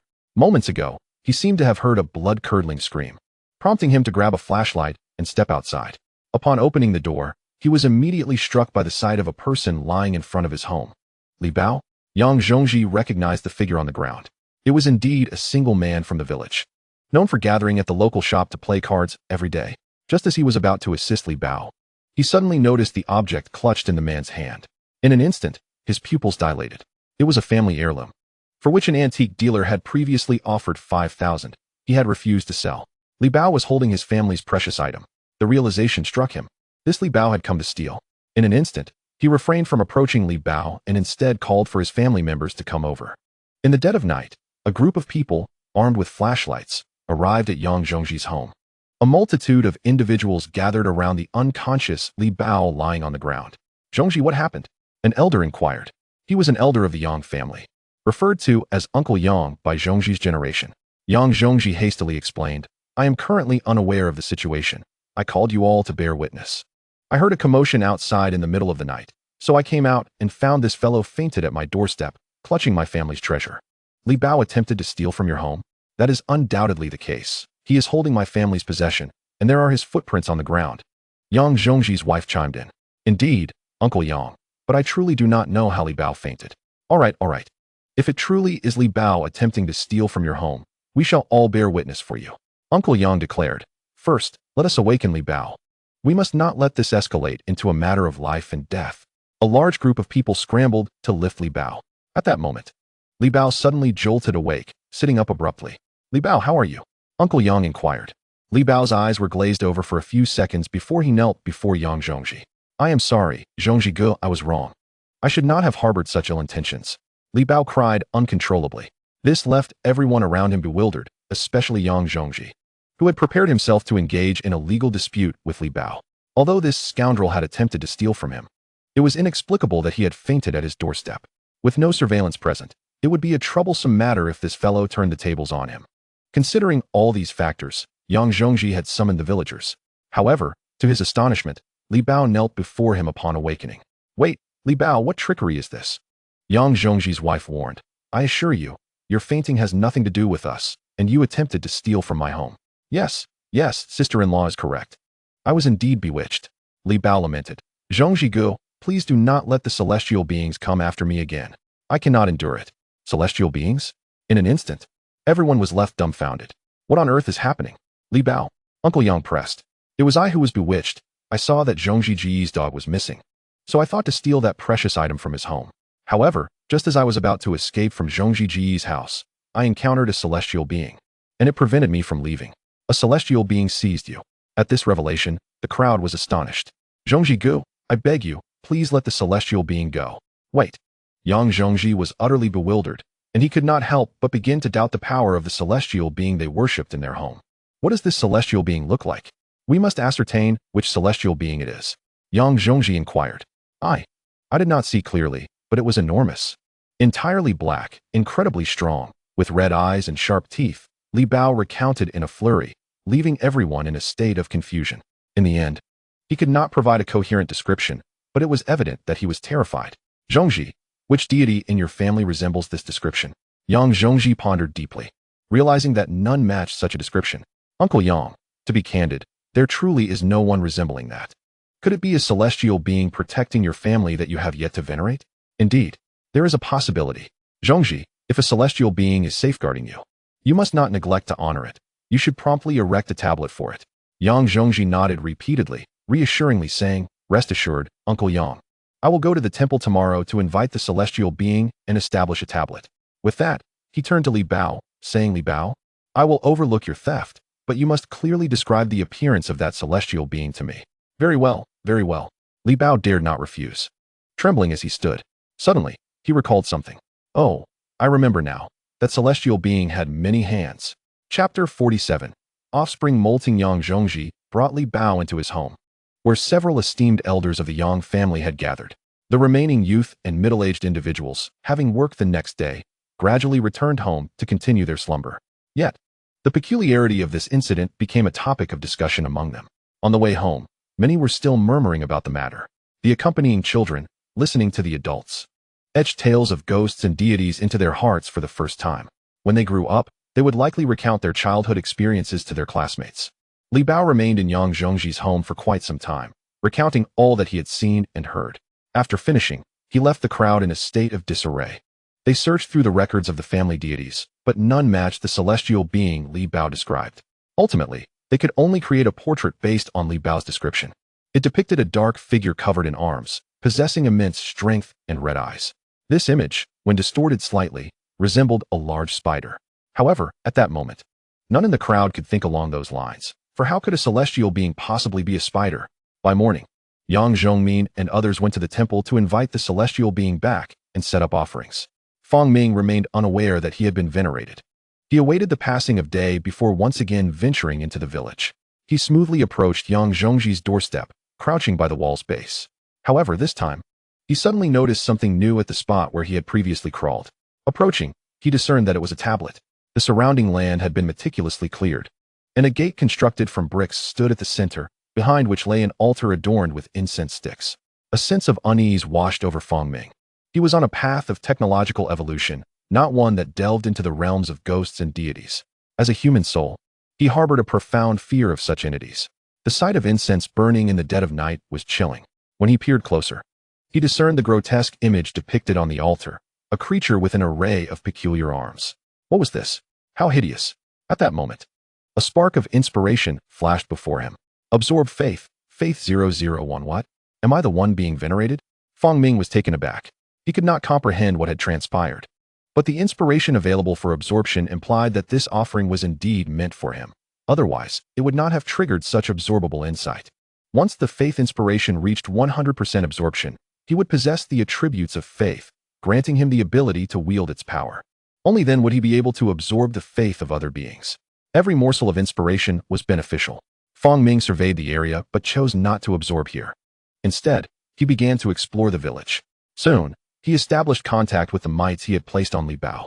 Upon testing, he discovered he could communicate with the mites within a 20-meter radius, while the offspring could connect from a distance of up to 50 meters, even further. Fang Ming paused to receive the information transmitted from the mites. What? How absurd. It turns out it was like this. I truly did not see it clearly. As he absorbed the mite's insights, he felt a wave of relief wash over him. At least he had not been exposed. Li Bao had been terrified without clearly seeing his form, primarily due to the overwhelming force he had exerted when lifting Li Bao's foot, which had caused him to faint on the spot. With the situation under control, Fang Ming felt reassured. He communicated with the mites and then proceeded to Yang Zhongji's residence at the village entrance. He nestled by the door, beginning to absorb inspiration. In Yang Zhongji's household, there were 4 types of inspiration: gastric sac, repeated digestion, sebaceous, and faith. Fong Ming absorbed rapidly, returning to his lair just as dawn approached. Over the next few days, he infiltrated the village several times, gathering information about Li Bao from the mites hidden on him. Throughout these days, Li Bao had been remarkably docile, not only repenting for his misdeeds, but also becoming industrious, working diligently while praying into the void. It seemed that the events of that day had genuinely frightened him. In contrast, the other villagers remained skeptical, believing Li Bao had lost his mind. While they held a reverence for the supernatural, they remained doubtful about the incident. Even Yang Zhongji's family harbored significant skepticism, yet could not dismiss the events occurring in their own home. This was good news for Fong Ming. Thus, he continued to absorb inspiration outside Yang Zhongji's home until one evening 10 days later. On this particular night, Fong Ming chose to remain indoors, as his 3 offspring were all simultaneously undergoing molting. These little creatures had now grown to 8 centimeters in size, and post-molt, their span would reach approximately 10 centimeters. Fong Ming stood guard beside them, awaiting their transformation. During the previous winter, these offspring had entered the 3L stage and had already molted once. If they succeeded in this molt, they would progress to the 5L stage. The 3 offspring lay on the ground, beginning to shed their skins. Observing them, Fong Ming was reminded of his own past, when he was of similar size, albeit living a more comfortable life with regular feedings. Within just a few hours, all 3 offspring successfully molted, revealing their pristine interiors. Their copied traits included growth, rapid absorption, rapid digestion, repeated digestion, venom spitting, and web weaving. When the span of the 3 little ones reached 10 centimeters, he presented each with a unique gift. However, these traits were not entirely bestowed upon the same offspring.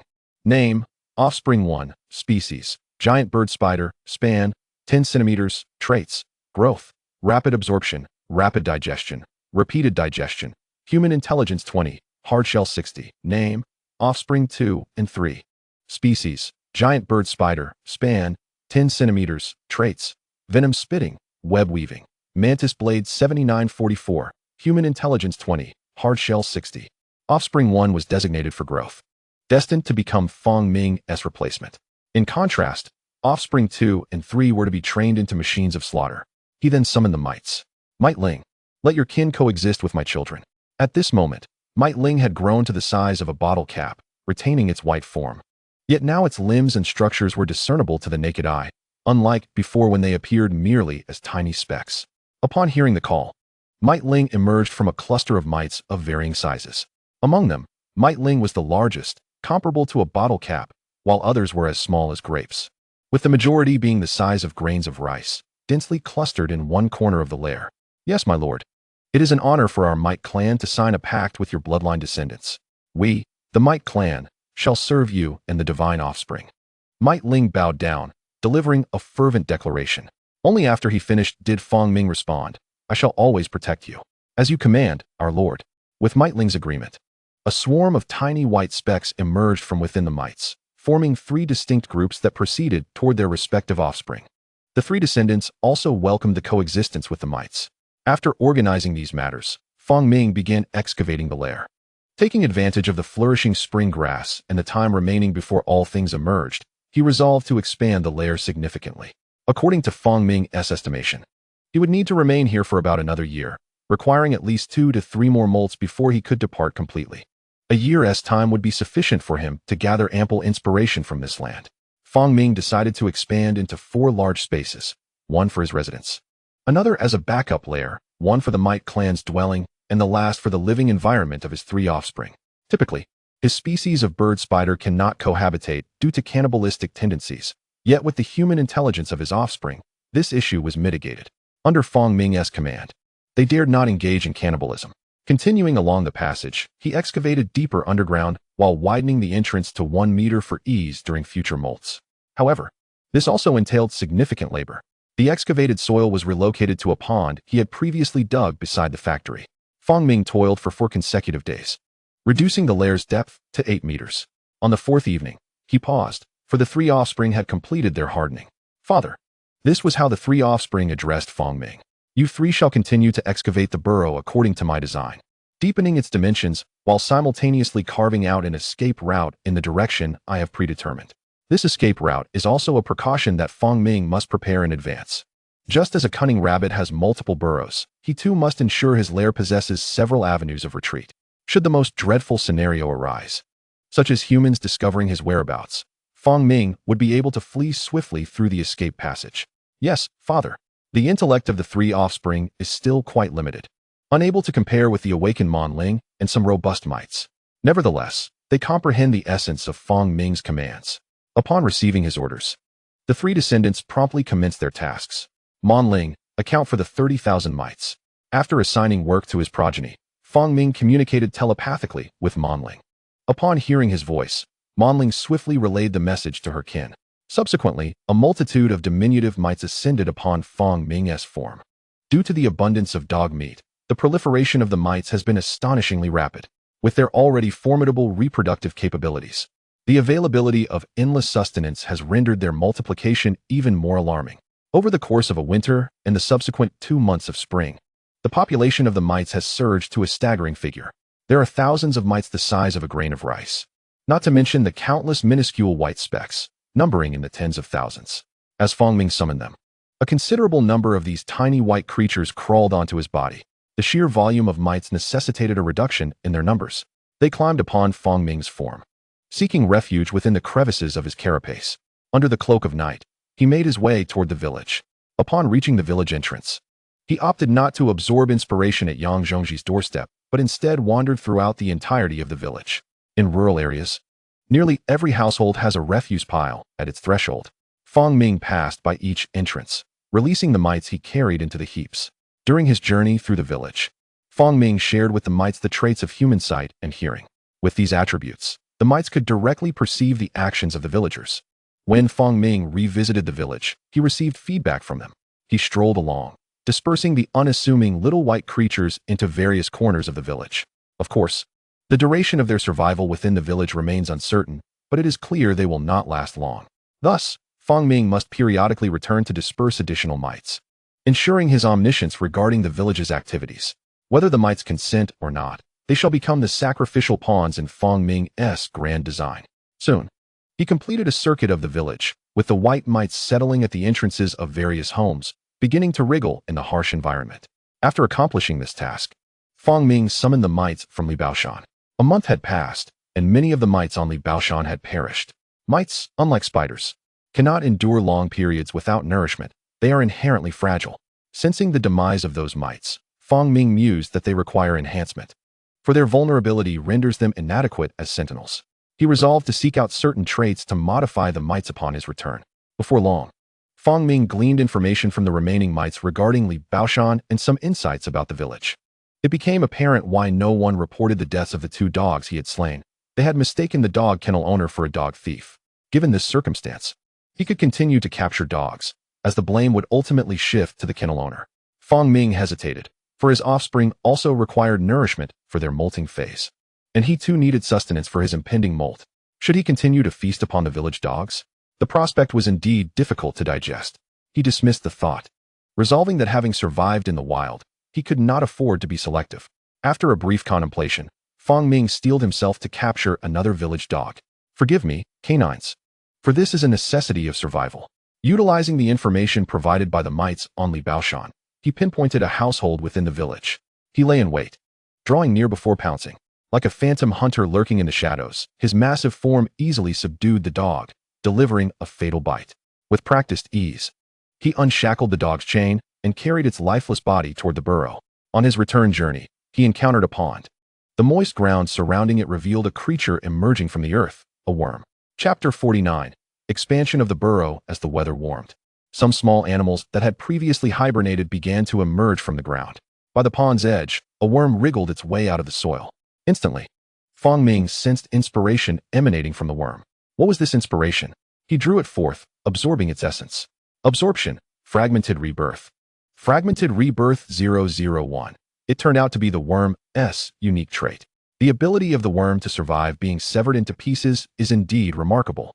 If he were to possess this trait, would he not also be able to endure dismemberment, perhaps living on with merely a limb, ultimately evolving into a complete form? Fong Ming's eyes gleamed. This attribute was one he must acquire. He discarded the dog's corpse and approached, directly seizing the worm that had just emerged.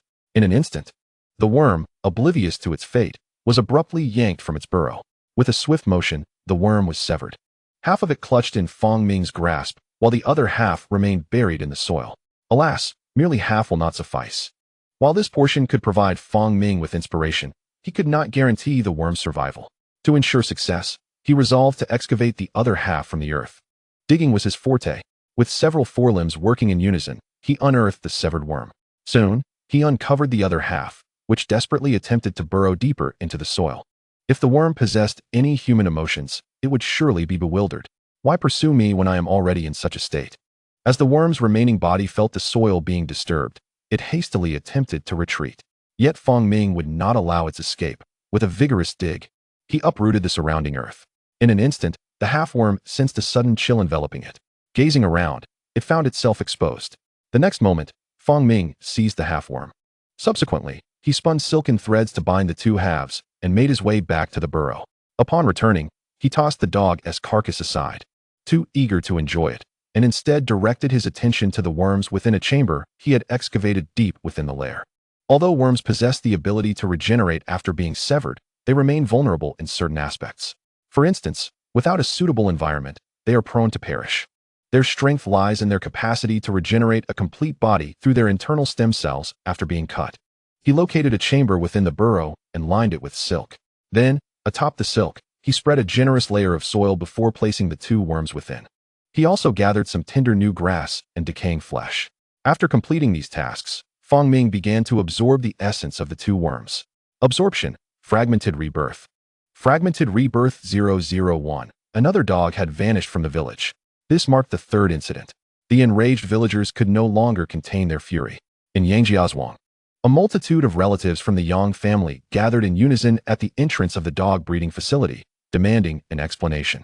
The owner, Zhou Hongda, surveyed the assembled villagers and fell into deep contemplation. Damn it, there must be some troublemakers plotting against me. His dog establishment, though modest in scale, occasionally involved the acquisition of stray dogs for profit. However, he had never laid a finger on the domesticated dogs of Yangjiazhuang. Zhou Hongda, come out. Relocate your establishment, or else the dogs of our village will be stolen away. The villagers shouted with fervor. Who will be your next target? We can simply deliver them to you ourselves. As he listened to their curses, Zhou Hongda's face turned beet red. Stepping out of his office to face the crowd, he vehemently declared, "What are you all shouting about? I did not steal any dogs from your village. You're full of nonsense. If it's not you, then who else could it be? 3 dogs have gone missing from our village. Do I really need to steal your dogs with my sizable dog facility? Do you have any evidence?" Zhou Hongdao waved dismissively. "Be cautious, or I shall call the police to have you arrested." "You would dare call the police? Zhou Hongda, do you still have any shame left?" The villagers urged him to involve the authorities. However, he knew that if the police came and found nothing, he would ultimately have to appease the villagers with compensation. Besides, his facility was far from pristine and could not withstand scrutiny. "Damn it, I did not steal your dogs. Someone is clearly trying to frame me." At this moment, Uncle Yang Wu stepped forward, raising his hand to quell the villagers' raucous insults. He then turned to Zhou Hongda and asked, "Young man, are you willing to swear on it?" "What is there to fear?" Zhou Hongda replied, visibly frustrated. "If I truly stole your dogs, may I perish in agony and my parents die prematurely." His fierce oath stunned the crowd. "Very well, we shall trust you once more. But if another dog goes missing from our village, you will not escape the consequences." Uncle Yang Wu retorted sternly. "Uncle Wu, you cannot trust the words of such a businessman." Someone else interjected. "Indeed, he must pay for this." Another villager chimed in. Uncle Yang Wu waved his hand, declaring, "Enough. If another dog goes missing, we will report him."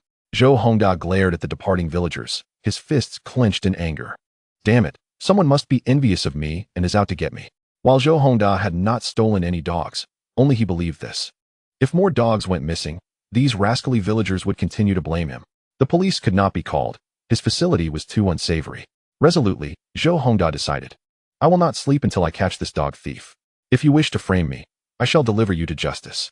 Returning to his establishment, he knelt before a statue within, praying fervently, "May the deities bless my business and grant me the fortune to capture the thief." This statue, he had acquired from a mountain temple before opening his facility, was said to possess great power, though Zhou Hongda felt little connection to it. This time, I must catch that dog thief, I swear it. Meanwhile, Fong Ming had remained in his lair for several days. The 2 earthworms under his care had regained vigor, providing him with a wealth of inspiration. The The traits of rebirth were rapidly increasing. He had consumed half of the large dog, distributing the remainder among his offspring and the mites. The construction of his lair was nearing completion, with 3 offspring tirelessly excavating, expanding the space significantly. The entrance alone boasted a diameter of 1 meter, and the 4 chambers within each spanned 20 square meters, reaching 10 meters deep, akin to a bomb shelter. However, other escape routes were still under construction. For days had passed since his last hunt, and the commotion should have subsided by now. To avoid being spotted by villagers searching for dogs, Fong Ming had hidden in his lair for a few days. Now, it was time to venture out into the village. Little did he anticipate that someone else was tirelessly watching over him day and night. In the quiet village, a figure cloaked in black concealed himself in the shadows. "Damn it, little thief, if I catch you, I will see you imprisoned." This figure was none other than Zhou Hongda. Upon closer inspection, his unkempt appearance and haggard demeanor revealed the toll of 4 sleepless nights. A proud owner, forsaking the profitability of his dog facility to prove his innocence. He could not swallow the humiliation. Moreover, his employees adhered to their schedules, leaving him alone to stake out. "Little thief, you best not let me catch you." Zhou Hongda focused on households in the village that owned dogs. He waited through the long night, fatigue weighing heavily upon him. Suddenly, he heard faint footsteps. Though subtle, they were perceptible in the stillness of the night. "Who goes there?" Zhou Hongda exclaimed, his eyes snapping open. This startled Fong Ming, who had indeed made the sound. He had returned to the village under the cover of night, first absorbing inspiration from Yang Zhongji's home at the village entrance, then deploying mites throughout the area. After 4 days, more than half of the previously deployed mites had perished. Simultaneously, Fong Ming received information from the mites, gaining a general understanding of the village's situation. To his surprise, while leisurely deploying the mites, he stumbled upon a person lying on the dirt road. The sudden appearance startled him. Is this person a vagrant? Regardless of his status, Fong Ming preferred not to be seen. Cautiously, he retreated a few steps to avoid a direct confrontation. Upon glancing behind him, he noticed a piece of plastic hanging down from a nearby courtyard wall. Fong Ming quickly concealed himself beneath it. However, it was too late. Zhou Hongda had spotted him and shouted, "Little thief, I knew it was you." With that, Zhou Hongda stepped forward. Having spent 4 nights in the village to capture the person he believed had wronged him, he was finally about to confront the thief. Observing Fong Ming's furtive movements and attempts to hide confirmed his suspicions. Zhou Hongda approached and ripped away the plastic covering, revealing Fong Ming's form in the moonlight. Before him stood a massive spider, its brown fur glistening in the light. Its 8 legs sprawled before it, each as robust as a child's arm. Without its limbs, its body was the size of a watermelon. Zhou Hongda was taken aback, stumbling backward in shock. As he prepared to flee, a sudden force struck him from behind. Fong Ming, caught off guard by Zhou Hongda's reckless actions, had no choice but to strike. Fong Ming lunged at Zhou Hongda, overwhelming him with sheer power and sending him crashing to the ground. It felt as though a hefty man had pinned Zhou Hongda down.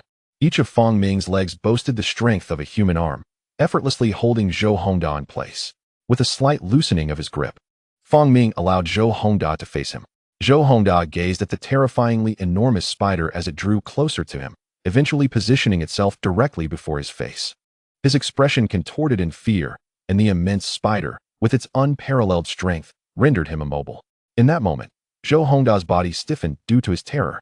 He would never believe that Fong Ming had transformed into this colossal arachnid. Instead, he perceived Fong Ming as a spider spirit or some unclean entity. Meanwhile, Fong Ming was deep in contemplation. What was to be done with this individual? Releasing him posed the risk of exposure, while killing him would surely attract the attention of the police. Murder was certainly out of the question. After the incident with the young boy, Fong Ming had been pursued for an extended period. If he were to commit another homicide, it would likely lead to an extensive manhunt. Fong Ming felt that he might not even have the opportunity to escape. As he held Zhou Hongda down, he fell into a deep reverie. Zhou Hongda, realizing that the giant spider had not killed him immediately, began to regain some semblance of thought. He quickly exclaimed, great spirit, my flesh is not delectable. Please spare me. If you let me go, I promise to worship you for life, offering sacrifices of livestock in your honor." Fong Ming cast a slow glance at Zhou Hongda. Perhaps it would be better to eliminate him. At worst, he could dispose of the body and leave in haste. Fong Ming mused that as long as the police could not find the body, they would be unable to link him to the crime, redirecting their suspicion toward others. With this thought, his gaze toward Zhou Hongda grew more sinister. At that moment, an idea struck Zhou Hongda, and he urgently declared, "You are the deity of the Yang Zhongji family." Yang Zhongji. Fang Ming had learned from the mites that it was indeed Yang Zhongji who worshipped him, the very family at the village's entrance. He could hardly believe that his legend had spread so far. This was not a good omen. The more renowned one became, the more perilous it was. A deity. To think he could truly encounter a deity. Just moments ago, Zhou Hongda had been uncertain, fearing that Fang Ming might be a monster. Even if he were a monster, one must respectfully address him as a deity to avoid provoking his wrath. But upon seeing Fang Ming's appearance, he suddenly recalled the image worshipped by the Yang Zhongji family. He was superstitious by nature, and after hearing of the events at Yang Zhongji's home, he had taken the time to view the image and inquired with Li Bao about the deity's likeness. Countless arms. A body of darkness. Was this not the very being before him? This was a true divine entity. Zhou Hongda felt a surge of excitement. Great spirit, I wish to worship you. Allow me to bring you into my home. His tone was swift and filled with fervor. Fang Ming hesitated for a moment, and in the next instant, a wave of inspiration emanated from Zhou Hongda. Absorb faith. Faith 001. Could it be that he truly believed in me? Perhaps I could subdue him. Observing Zhou Hongda's animated expression, Fang Ming gradually released his grip. Zhou Hongda quickly sprang to his feet. With Fang Ming's release, any lingering doubts he had dissipated entirely. If he were not a deity, how could he possibly comprehend my plea? This must surely be a test from the divine. In the next moment, Zhou Hongda knelt before the ground. Please, great spirit, grant me permission to worship you.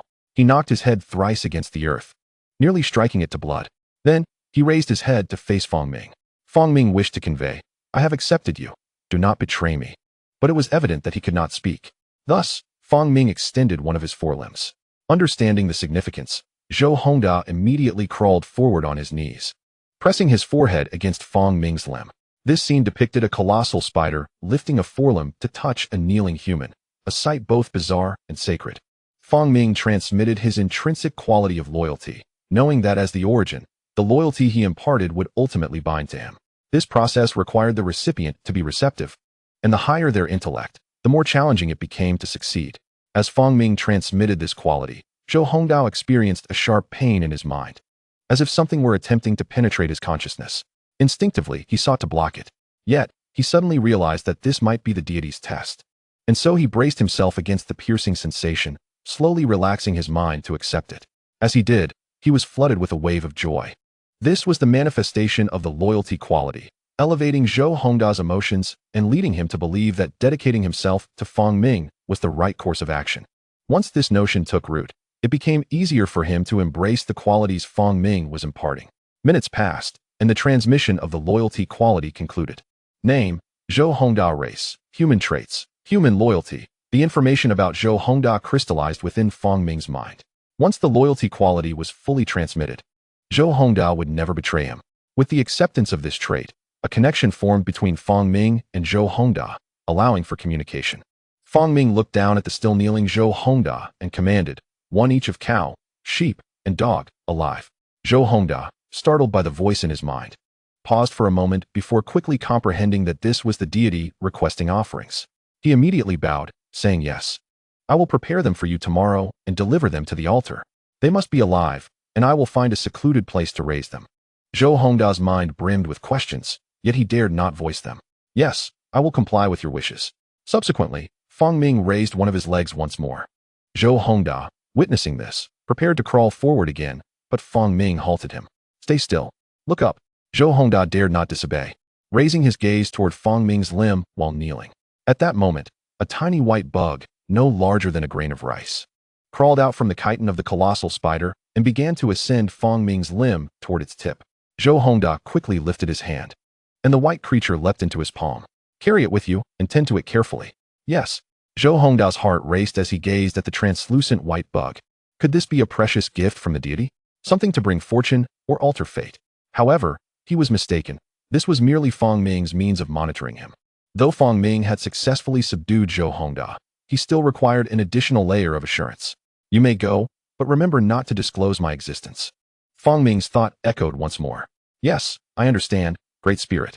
Zhou Hongda promptly bowed and departed, clutching the white bug. As Fang Ming observed Zhou Hongda's retreating figure, he closed his eyes and gradually absorbed the inspirations that had lingered nearby. Absorb Chinese language 001. Absorb long-distance communication 001. Absorb strong heart. Strong Heart 001. Absorb Faith, Faith 001. To his surprise, Zhou Hongda possessed such a wealth of inspiration. As Fang Ming shed his exoskeleton more frequently, the inspirations he could absorb increased. Previously elusive inspirations became apparent following his molting. For instance, he could only extract internal skeletal and muscular qualities from humans, but now, due to his recent successful shedding, he had gained 2 additional traits. For now, he would set this aside and wait for the right moment to absorb another wave of human inspirations. Fang Ming had reaped significant rewards this time. The primary achievement was the conversion of Zhou Hongda into a devoted follower. With the assistance of this spokesperson, many tasks would become significantly easier to undertake. Zhou Hongda was instructed to prepare cattle and sheep, not only for sustenance, but also to inspire creativity.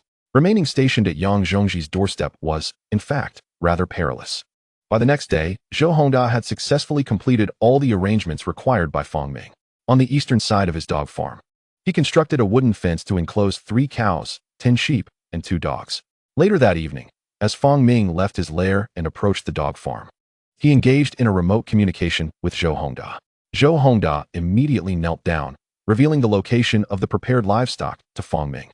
After terminating the communication, Fang Ming proceeded towards the livestock area, while Zhou Hongda felt exhilarated, contemplating the necessity of cleaning the site promptly after the celestial being had finished dining. After all, the celestial being had previously advised against revealing his existence. Therefore, the aftermath of the celestial being's meal must remain unseen by others. In Zhou Hongda's mind, the celestial being's demand for livestock clearly indicated a grand feast was to come, and he dared not imagine the bloody scene that would ensue. Unbeknownst to Fang Ming, Zhou Hongda was consumed with such thoughts.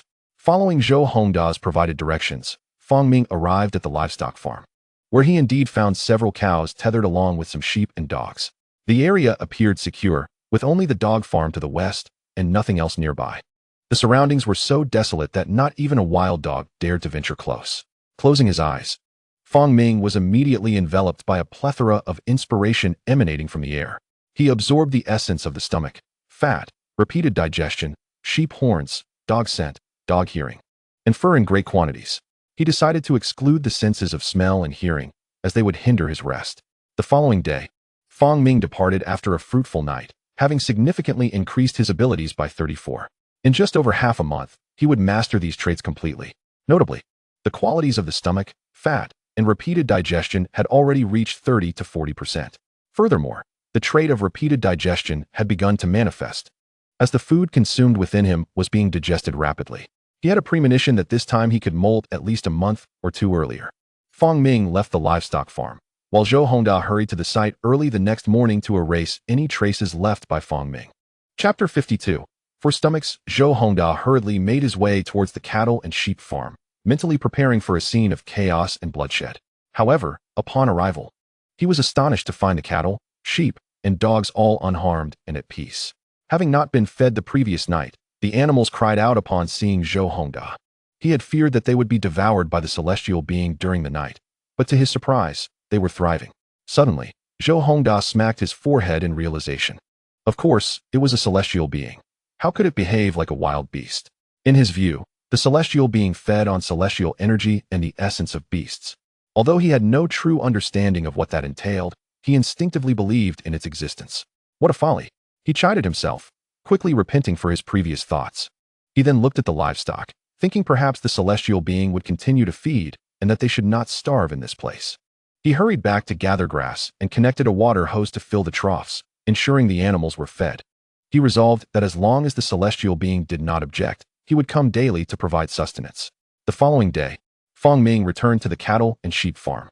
Observing that the feeding troughs were filled with fodder, he nodded in satisfaction, pleased with Zhou Hongda's performance. He then resumed his position to absorb more inspiration. As dawn approached, he passed by the dog meat farm and established contact with the mite. Through this mite, Fang Ming learned of Zhou Hongda's activities throughout the day. The mites possessed a considerable level of intelligence, though they could not fully comprehend human thought. Thus, Fang Ming had previously assigned special vocabulary to this mite, such as prayer, giant spider, and celestial being, to prevent Zhou Hongda from disclosing any of his affairs. This also allowed for better monitoring of Zhou Hongda's situation. After the mite reported Zhou Hongda's daily whereabouts, Fong Ming assessed the information and found nothing of particular concern before returning to his lair. Inside the lair, 3 offspring were diligently excavating their surroundings while the mites expanded their colony, feasting on decaying dog meat. During the day, Fong Ming remained by the 2 segments of earthworm, absorbing the inspiration they provided. On the 3rd day, the weather warmed, and the grass grew rapidly. It was now lush, with the Artemisia capillaris reaching over half a meter in height. Various creatures emerged from the soil to the surface, and small green jumping insects, the nymphs of grasshoppers, began to appear in the grass. Any slight disturbance sent them leaping in all directions. Fong Ming continued to head towards the cattle and sheep pen to absorb inspiration. With each intake, his body underwent swift transformations. Adjacent to his stomach, several new stomachs, even smaller than egg yolks, began to develop. Half a month passed. In the livestock pen, Fong Ming lay with closed eyes, absorbing the inspiration that wafted through the air. As he absorbed this essence, he sensed certain traits nearing their limits. The absorption of stomach, fat, and fur reached completion. With the successful absorption of these 3 qualities, Fong Ming's body had undergone a remarkable transformation. He now possessed 4 stomachs. Due to his body not expanding, the 3 newly formed stomachs were cramped alongside the original, causing the first stomach to shrink slightly. However, this resulted in a significant increase in both storage and digestive capacity. Meanwhile, the qualities of fat and fur manifested prominently on his body. Beneath the hard shell lay a layer of insulating fat, and atop his back was a thick coat of fur. In winter, Fong Ming would fear no chill and could survive in temperatures well below freezing. However, during summer, this combination could become uncomfortably warm. Nevertheless, Fong Ming had also absorbed a temperature regulation trait. Once this trait reached 100%, he would not suffer from extremes of cold or heat that could impair his bodily functions. Fong Ming stood up and stretched his body.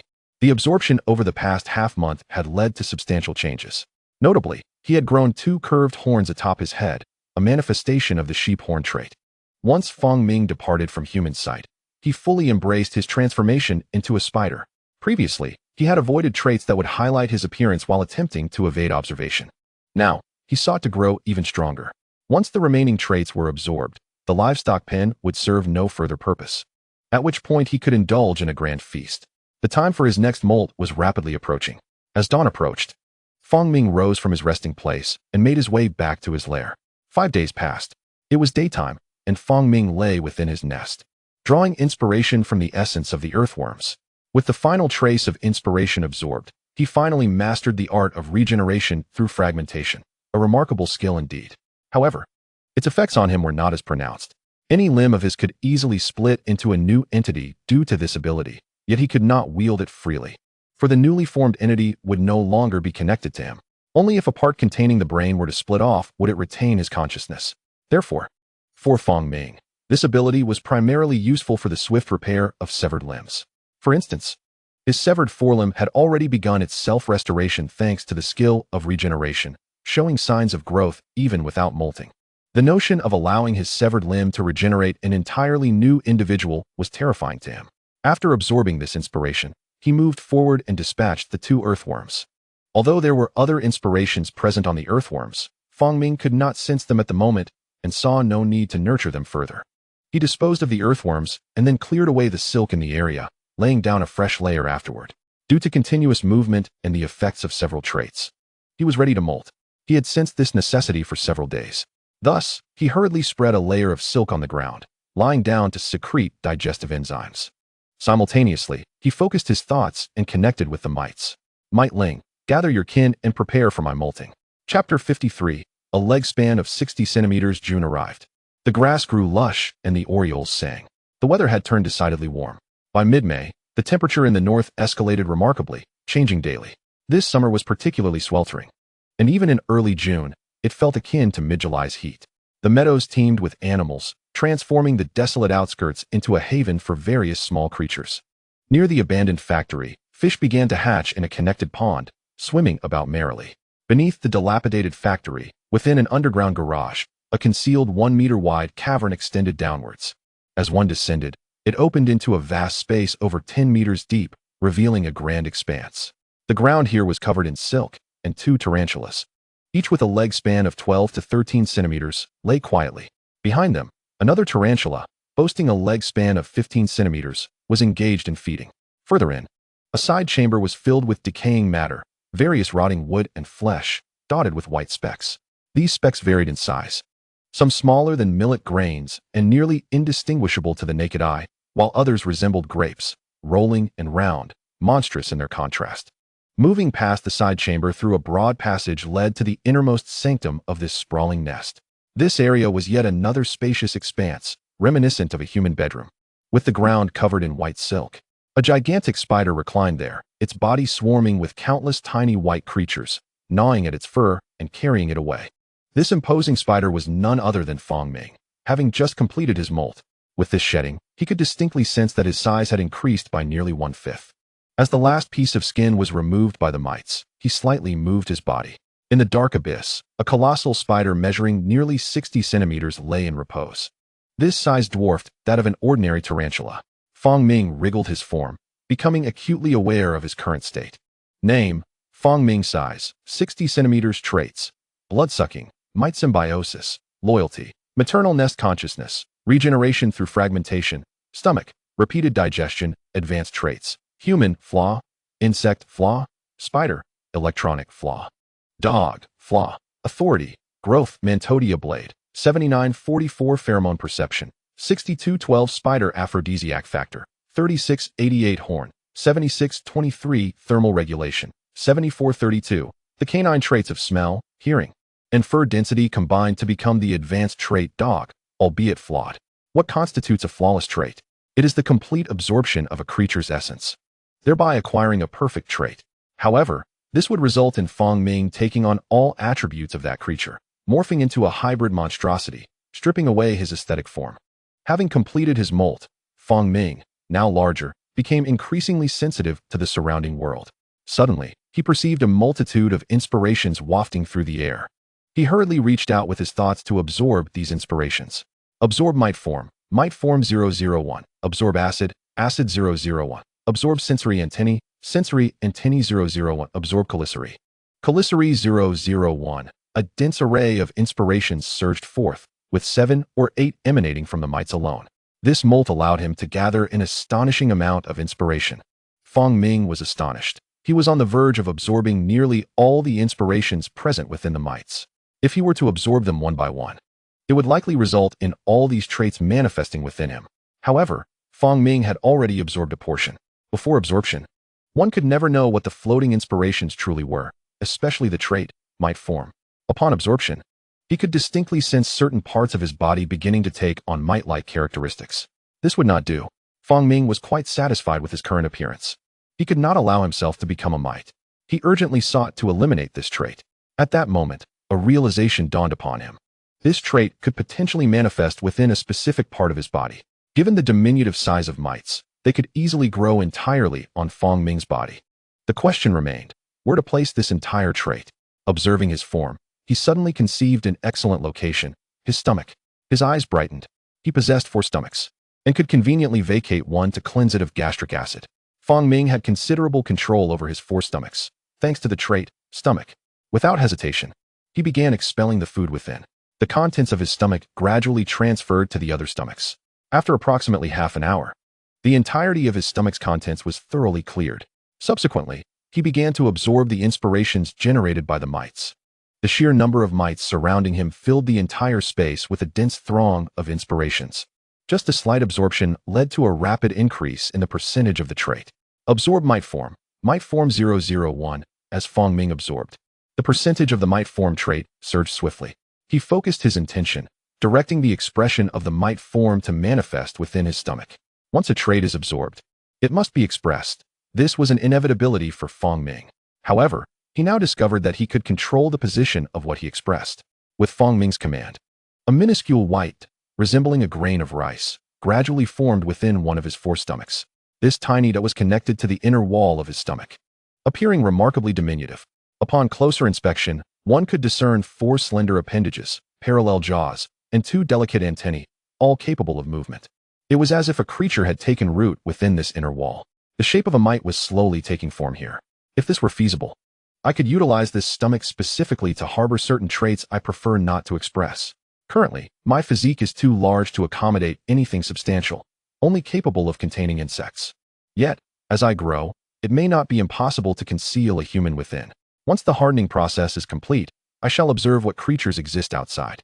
Fang Ming contemplated, suddenly reminded that the thermal regulation had yet to reach 100%. This too must wait until the hardening concludes, so I can promptly attain perfection. Chapter 54. The Mosquito Plan. 1 week later. In the dark cavern, a colossal tarantula lay sprawled. The gigantic spider was entirely black. Originally brown, Fang Ming's body had transformed into a deep black hue due to the increase in hair. It appeared remarkably imposing and majestic. Additionally, 2 curved horns adorned his head, reminiscent of a goat. These 2 twisted horns imparted an air of authority and sanctity to Fang Ming. He began to move, striding towards the entrance of his lair. "You 3 are not permitted to slack off. Continue the transport," he commanded before departing. This order was directed at his 3 offspring, urging them to further expand the nest. Subsequently, he left the lair, heading toward the cattle and sheep pen. The external environment in June changed daily. Even at night, there was a stifling heat that made Fang Ming uncomfortable. The excessive insulation on his body, comprised of fur and skin oils meant to withstand the cold, had become a significant hindrance. The thermal regulation must be acquired swiftly. Fang Ming reaffirmed this in his mind. Only by obtaining thermal regulation could he remain impervious to extremes of temperature. He crawled forward, passing a pond adjacent to a factory. Due to recent rains, the pond, which had previously held little water, was now brimming. However, it was a stagnant pond. While small fish inhabited it, they were unlikely to grow. "There are certainly many mosquitoes here," Fang Ming mused as he passed the pond. In the next moment, he halted. Mosquitoes, they are food as well. Aside from absorbing inspiration, Fang Ming was particularly concerned about sustenance. The fats of mammals were exceedingly difficult to digest. Given the traits he currently possessed, consuming fatty animals would require 3 to 4 months for molting. However, if he were to consume protein-rich creatures like cockroaches, he could molt within 2 to 3 months. Once the thermal regulation was fully absorbed, he intended to visit the garbage heap to observe the development of the cockroaches. But at this moment, gazing at the pond, another idea blossomed: cultivating mosquitoes. Naturally, Fang Ming envisioned cultivating not ordinary mosquitoes, but rather supersized ones.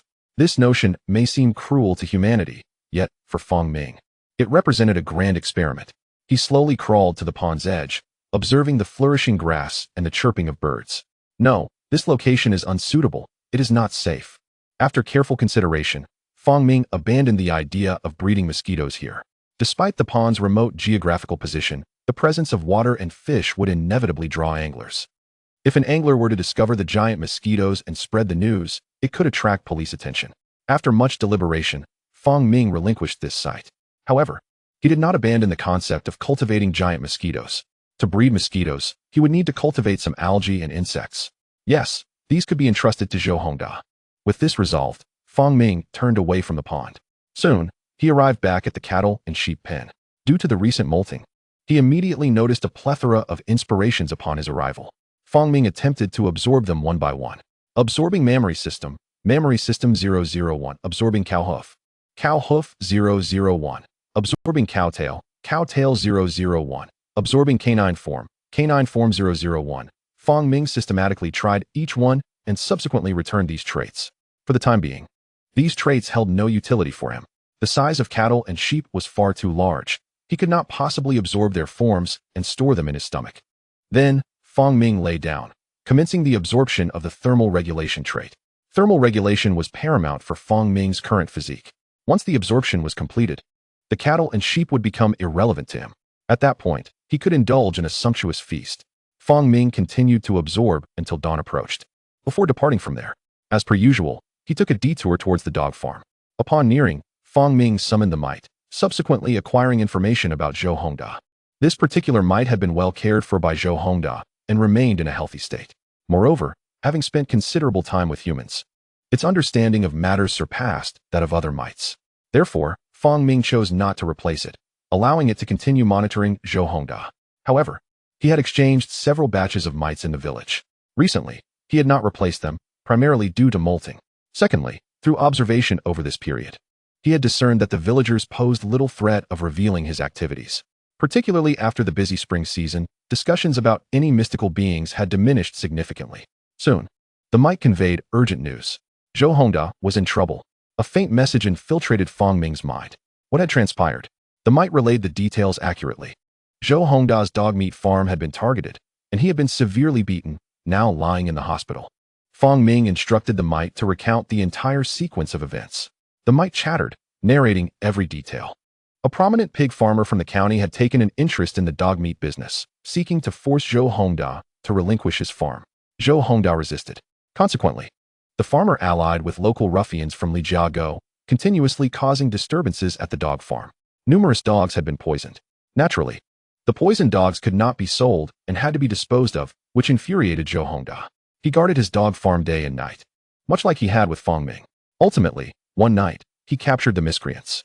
He intended to deliver them to the authorities. However, this action enraged the group, leading them to assault Zhou Hongda. In a regrettable turn of events, they struck him with such force that they broke his leg. Lijiago was a mere 3 kilometers from Yangjiazhuang and approximately the same distance from the dog farm. After incapacitating Zhou Hongda, the pig farmer sent individuals to steal his account books. Fortunately, Zhou Hongda had secured them in a safe, thwarting their efforts. Nonetheless, Zhou Hongda's situation was precarious. He could do nothing while confined in the hospital. Even after his release, it was likely that his clientele would have vanished, especially considering his disability. The most probable outcome would be that he would have to sell the dog farm and use the proceeds for medical treatment. Upon hearing this, Fong Ming felt the gravity of the situation. Zhou Hongda must not fall. Having a human servant made everything considerably more convenient. If Zhou Hongda were to falter, he would find himself unable to manage many matters. Both the pace of his physical growth and the acquisition of inspiration would significantly wane. Thus, he resolved to rescue Zhou Hongda. Immediately, he sent a message to the mite, instructing Zhou Hongda to leave the hospital and meet him at the factory. Chapter 55. Waiting at the abandoned factory. When Zhou Hongda returned from the hospital, a week had already passed. He was a divorced man. Having separated from his wife due to ideological differences, he sought to embark on an entrepreneurial journey, thus moving to Yangjiazhuang to lease a piece of land for dog breeding. Meanwhile, his wife, accompanied by their middle school daughter, worked in the city to support her education. Occasionally, Zhou Hongda would send money, amounting to 4,000 to 5,000 each month, part of which was allocated for his daughter and the remainder for his ex-wife. However, she often sternly refused the excess, empathizing with the difficulties he faced in his entrepreneurial endeavors. Although they lived separate lives and had minimal communication post-divorce, they harbored feelings for each other, unable to lower their pride. Yet, Zhou Hongda's recent misfortunes had elicited concern from his ex-wife. Wang Yun had been by Zhou Hongda's side throughout his recovery until his discharge. During the journey, she spoke to him in a steady tone, suggesting he sell the dog breeding business and relocate to the city together. Sighing, Zhou Hongda closed his eyes in contemplation. With a monthly income exceeding 10,000, he believed it sufficient to cover their family's expenses. Once her leg healed, she could take on freelance work, alleviating financial pressures for their daughter's university education. The house belonged to his mother, and they were free from any mortgage or car loan. Her words ignited a flicker of hope within Zhou Hongda. Wang Yun's suggestions painted a picture of a stable and secure future, tempting him to return to familial life. The contrast in their personalities was evident. Wang Yun desired stability and family, while Zhou Hongda was driven by passion and ambition. Now, faced with setbacks in his entrepreneurial pursuits, Wang Yun's enticements to return to domestic life grew stronger. Should he acquiesce, he could attain a tranquil and secure future devoid of worries. Zhou Hongda found himself ensnared in deep thought. The dog breeding business must be sold. Clients had fled, and not selling would prove untenable. Even a handful of loyal customers could not sustain the revenue. He mentally calculated the revenge owed, lamenting his failure to install surveillance at the breeding facility, which allowed those rascals to escape. Although he had a strong suspicion of who was responsible, he lacked any evidence. Reporting to the police yielded no results. "Hey, I'm talking to you," Wang Yun said with mild annoyance. "Your dog breeding business is finished. Sell it now while you can." Zhou Hongda rubbed his forehead. I know. Let us head to the breeding facility first." He felt a headache coming on. In his heart, he still yearned for entrepreneurship and adventure rather than tranquility and stability.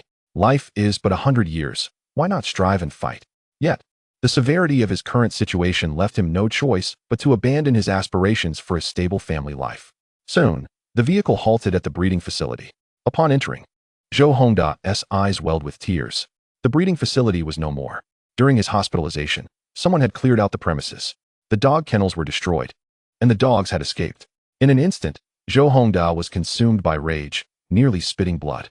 His last glimmer of hope shattered, with his source of income vanished. What was he to do? He walked forward in silence. Wang Yun followed quietly, observing the devastation. Zhou Hongdao pushed open the door to the facility's office, only to find it vandalized. On the wall before him, several bold red characters splashed with paint red. Animal Protection Organization, Phase Victory. Damn it, Zhou Hongdao roared, nearly choking on his own fury. A band of lunatics had invaded his space under the guise of animal rights. The next moment, he noticed a note on his desk. We are the Animal Protection Organization. Dogs are friends to humanity. Consider this a lesson. Should you continue consuming dog meat, we will return to destroy your facility. Overwhelmed with anger, Zhou Hongdao sank to the ground, astonished that the pig farm owner would resort to such underhanded tactics to obliterate his business. Even if he sought retribution, he would find no one to assist him. The members of the Animal Protection Organization were madmen, viewing only cats and dogs as worthy creatures. A bunch of fools. Why not target the pig farm? Zhou Hongdao felt his chest tighten with indignation. At that moment, Wang Yun crouched beside him. Let us go. There is nothing left to cling to here.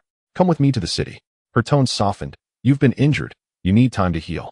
Come with me so someone can care for you. Her gentle words transported Zhou Hongdao back to the early days of their relationship when she spoke to him with such tenderness. He faltered, his previous resolve crumbling. With his emotional support dismantled, a new future beckoned. He opened his mouth, his mental defenses collapsing. Reaching out, he took Wang Yun's hand. Just as he was about to acquiesce, a voice suddenly echoed in his ear. The master has learned of your plight and permits you to meet him. Zhou Hongdao froze in place, astonished. The master knew of his circumstances. A torrent of thoughts surged through him. A new spark ignited in his eyes. He could not leave without avenging his failures, nor could he do so without addressing these grievances. In the warmth of Wang Yun's gaze, Zhou Hongdao slowly withdrew his hand. I'm sorry, I cannot go with you. Wang Yun was taken aback. Are you mad? What are you still doing here? I have not yet succeeded. I have not yet avenged my wrongs. Zhou Hongdao rose from the ground, grasping his cane. What can you possibly achieve in your condition? Come back to the city with me. Wang Yun pleaded, infused with a sense of urgency. Zhou Hongdao shook his head resolutely. I must seek vengeance, otherwise, I will regret it for the rest of my life. You are utterly unreasonable. Wang Yun exclaimed in frustration. What if you get hurt again? Do not concern yourself with me. Take care of our daughter, Zhou Hongdao replied, turning to gather burlap to clean the office. You'll drive me mad. By nightfall, Wang Yun ultimately returned home, compelled by the presence of their daughter. However, her worries for Zhou Hongdao lingered, and she persistently called to offer comfort and inquiry. After giving her vague responses, Zhou Hongdao hurried to the mites he had been nurturing. He realized that the voice he had heard earlier was indeed from the creature bestowed upon him by the celestial beings. Celestial beings, where shall I seek you? Zhou Hongdao addressed the mite. The mite conveyed another thought, connecting with him. Tonight, wait at the abandoned factory. Chapter 56, Rebirth Through Suffering by Night. Zhou Hongdao, leaning on his cane, made his way toward the abandoned factory. Due to his physical disability, his pace was slow. The surrounding ground, overgrown with weeds and trees, offered no clear path to the factory, further hindering his progress. Nevertheless, he persevered, convinced that the celestial beings had witnessed his plight and were prepared to assist him. Indeed, his earlier decision had proven to be profoundly wise. Ever since he had heard the voice from the mite, he had been eternally grateful for the choice he had made. Please, Xinjia, sacrifice cattle and sheep. At last, the rewards have come during his most challenging times. Although he was uncertain why Xinjia directed him to the abandoned factory, he did not dwell on it and proceeded towards the site. His heart was filled with excitement and hope, yet it was also resolute. As he stepped onto an irrevocable path, soon, as night fell, Zhou Hongdao walked for over 3 hours and finally arrived at the abandoned factory. Standing at the entrance, he noticed a mound of earth against the factory's outer wall. Once a deep pit, it had now been filled in, entirely with soil excavated by offspring creating their nests. Zhou Hongdao gazed at the fresh earth with mild astonishment. However, recalling that this was the place indicated by Xinjia, he collected his thoughts. In the stillness of the night, Zhou Hongdao inhaled deeply and strode into the factory. At the moment he stepped inside, a voice abruptly resonated in his mind. Come below. After shedding his skin, Fang Ming's connection with loyal subjects and offspring had expanded significantly. His bond with those devoted to him now extended 35 meters, while the connection with his offspring reached 50 meters. Thus, as Zhou Hongdao entered the factory, Fang Ming sensed his arrival. Zhou Hongdao froze for a moment, then was overwhelmed with joy. Yes, Xinjia. With the emergence of this voice, all unease and anxiety evaporated. He moved forward, traversing through the overgrown factory, until he discovered a passage leading to the underground garage. Following the passage downwards, he arrived at the garage. Here. Fong Ming once more indicated the direction. Zhou Hongda hurriedly followed Fong Ming's guidance, walking 10 meters ahead and then 15 meters to the right. Finally, behind a large machine, he spotted the deep pit. Fresh soil still lay scattered around the edges of the pit. Gazing into the pit, he discerned a hole 1 meter wide and unfathomably deep. In that instant, Zhou Hongda comprehended the truth. Xianjia was a spider that had achieved sentience. He had arrived at Xianjia's lair. Immediately, Zhou Hongda knelt on the ground. Xianjia, I have come. He knocked his head 3 times against the ground. Good. The voice resonated in his mind once more. Zhou Hongda slowly lifted his head and beheld a colossal spider, adorned with 2 horns, slowly emerging from the pit. The giant spider occupied his entire field of vision. Xianjia. Zhou Hongda bowed his head to the ground again. Please assist me, Xianjia.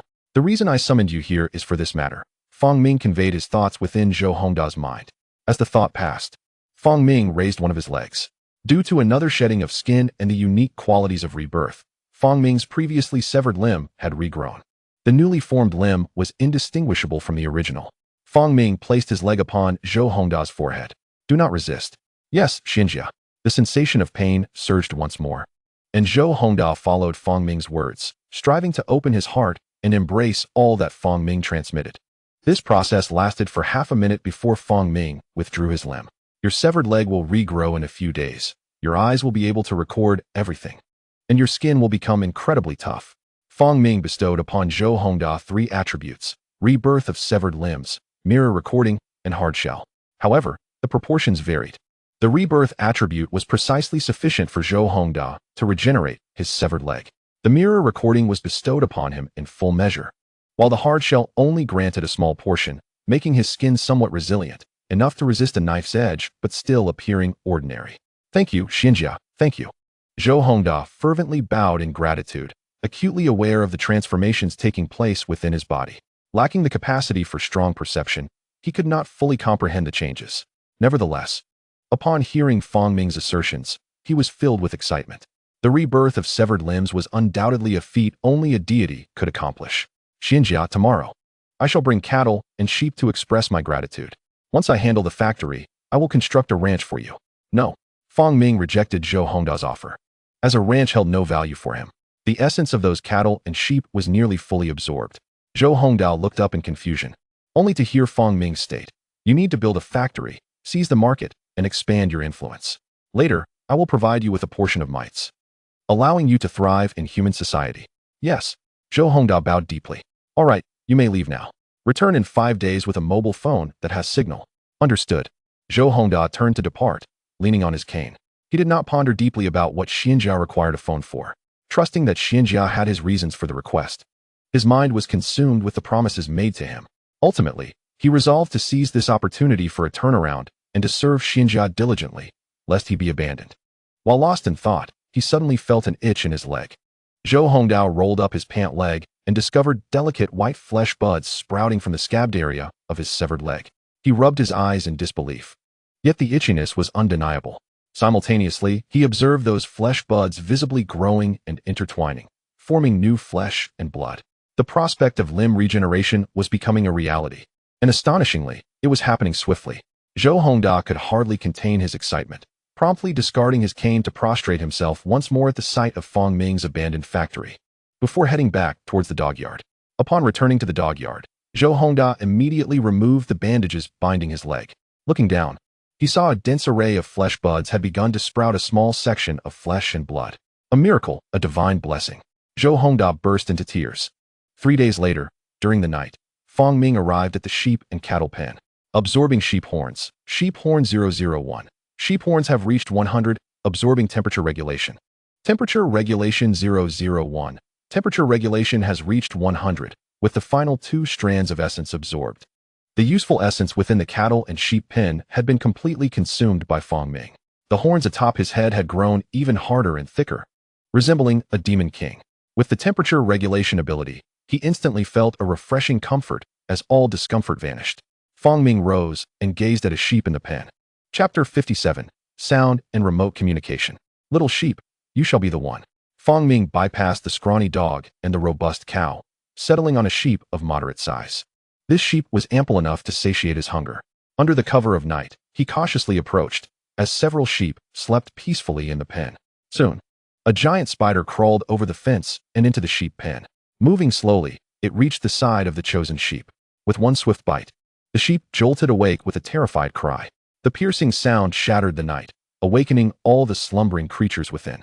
One by one, the sheep stood up, yet they all retreated to another corner, leaving the unfortunate sheep to cry out alone. However, its cries were short-lived.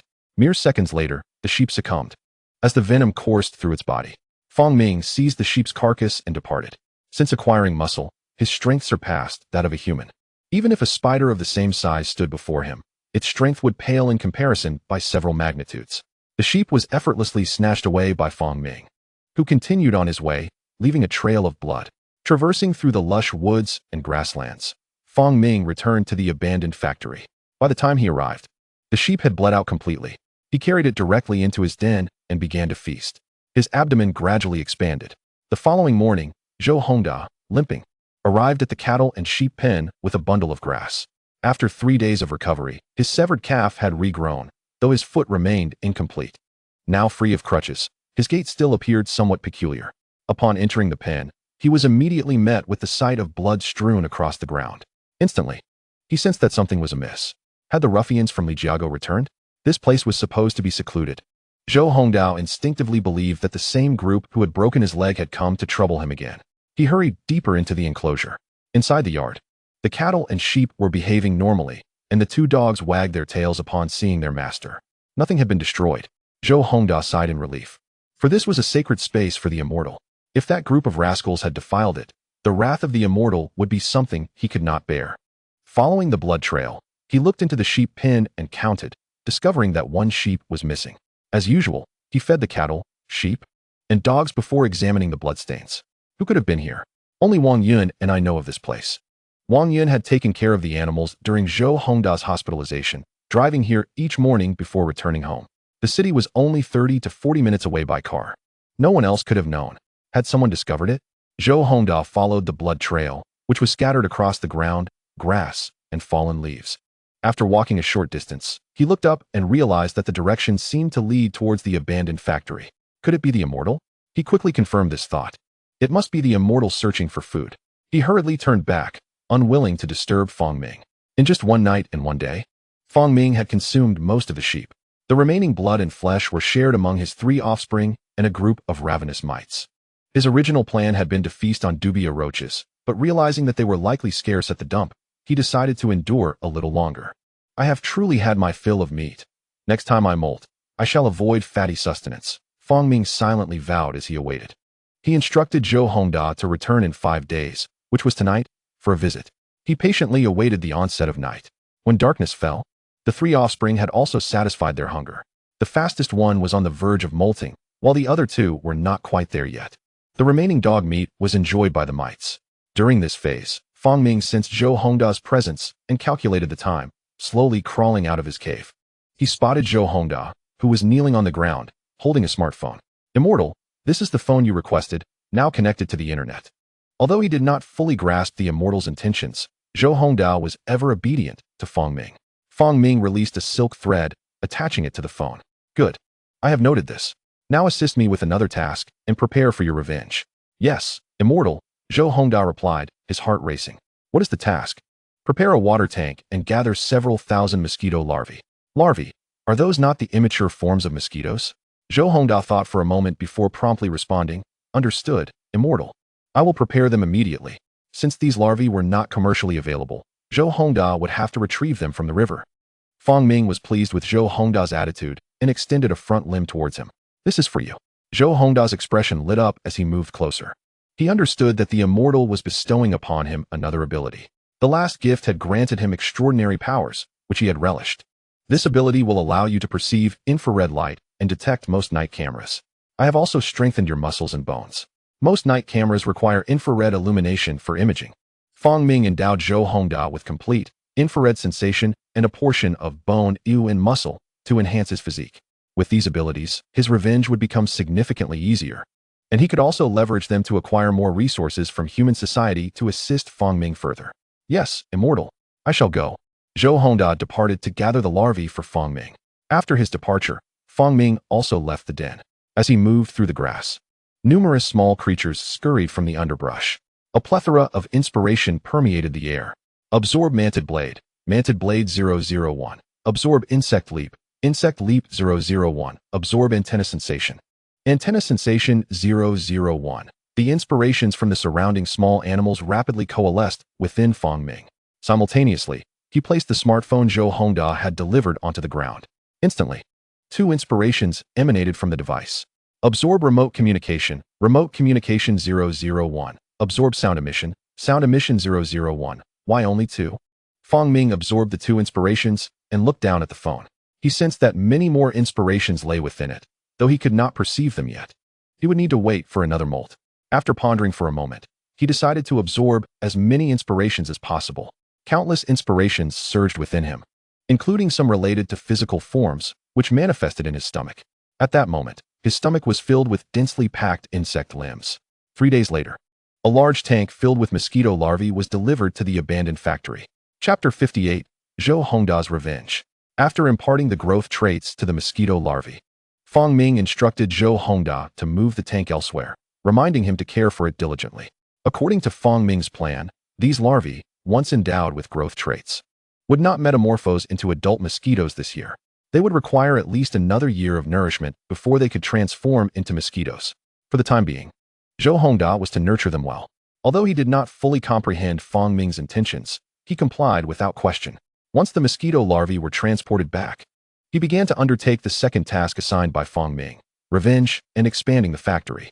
Zhou Hongda sat on a chair, rubbing a stick in his hands. The ruffians from Lijiago, tonight shall be your demise. They were the ones who had broken his leg, and he was determined to retaliate. He had prepared bandages and hemostatic agents, feeling confident that with the protection of hard armor, dealing with that group would be a piece of cake. As night approached, around 7 o'clock, he donned gloves and took the stick, leaving the dog pen. Soon, Zhou Hongdao arrived at Lijiago village. The houses were neatly arranged along the street. Compared to Yangjiazhuang, Lijiago was closer to the city. A wide concrete road ran through the village. Zhou Hongdao weighed the stick in his hand and made his way towards the village's small shop. He didn't need to guess. The group that had assaulted him was undoubtedly gathered at the shop, playing cards. Those familiar with the village knew that the usual haunts for idle villagers to play cards were limited to 3 places: the small shop, a mahjong hall, and the village chief's residence. However, there was no mahjong hall in Lijiago, and the chief's residence was a domain reserved for the gentry, inaccessible to the ruffians. Thus, the small shop was their only option. Zhou Hongda strode forward and soon arrived at the small shop. From a distance, he noticed the lights illuminating the windows. 3 of a kind. 2 pairs. Damn it, I've got 3. I've got 2. Get lost. If you can't play, let someone else. What the hell? I have 2. And then a complete straight. What's wrong with that? Enough. Stop the noise. Has that kid Zhou Hongdao returned to the city? A man with 2 strands of mustache spoke. Brother, what are you worried about? He is definitely back in the city. His wife came to fetch him personally. But I must say, she is quite beautiful. A lean man in bright red socks chuckled. Don't worry, brother. His leg is broken. He doesn't have time to run that dog-fighting ring anymore. Exactly. I broke his leg myself. Several others chimed in with laughter. At that moment, a loud banging echoed at the door. Bang, bang, bang. Who is it? The man in red socks shouted impatiently. Zhou Hongda did not respond, continuing to pound on the door. The mustached man frowned, his expression tense. Quick, gather the cards. He urged. Don't speak, keep knocking. Could it be the police? With the mustached man's words, the others realized the gravity of the situation. One grabbed a red cloth from the table and hurriedly stuffed all the cards into it, then tossed it out the window into the cornfield. Go, open the door. The man in red socks stepped down, slowly approaching the door. Who is it? Stop banging. He cautiously opened a crack to peer outside. Suddenly, he saw a man wearing a hood standing upright in front of him. 3 minutes prior, Zhou Hongda had astutely sensed the presence of infrared cameras around him, thus covering his head with the hood. Who the hell are you? The last word came out as a scream. Zhou Hongda kicked the door open and strode in with his stick.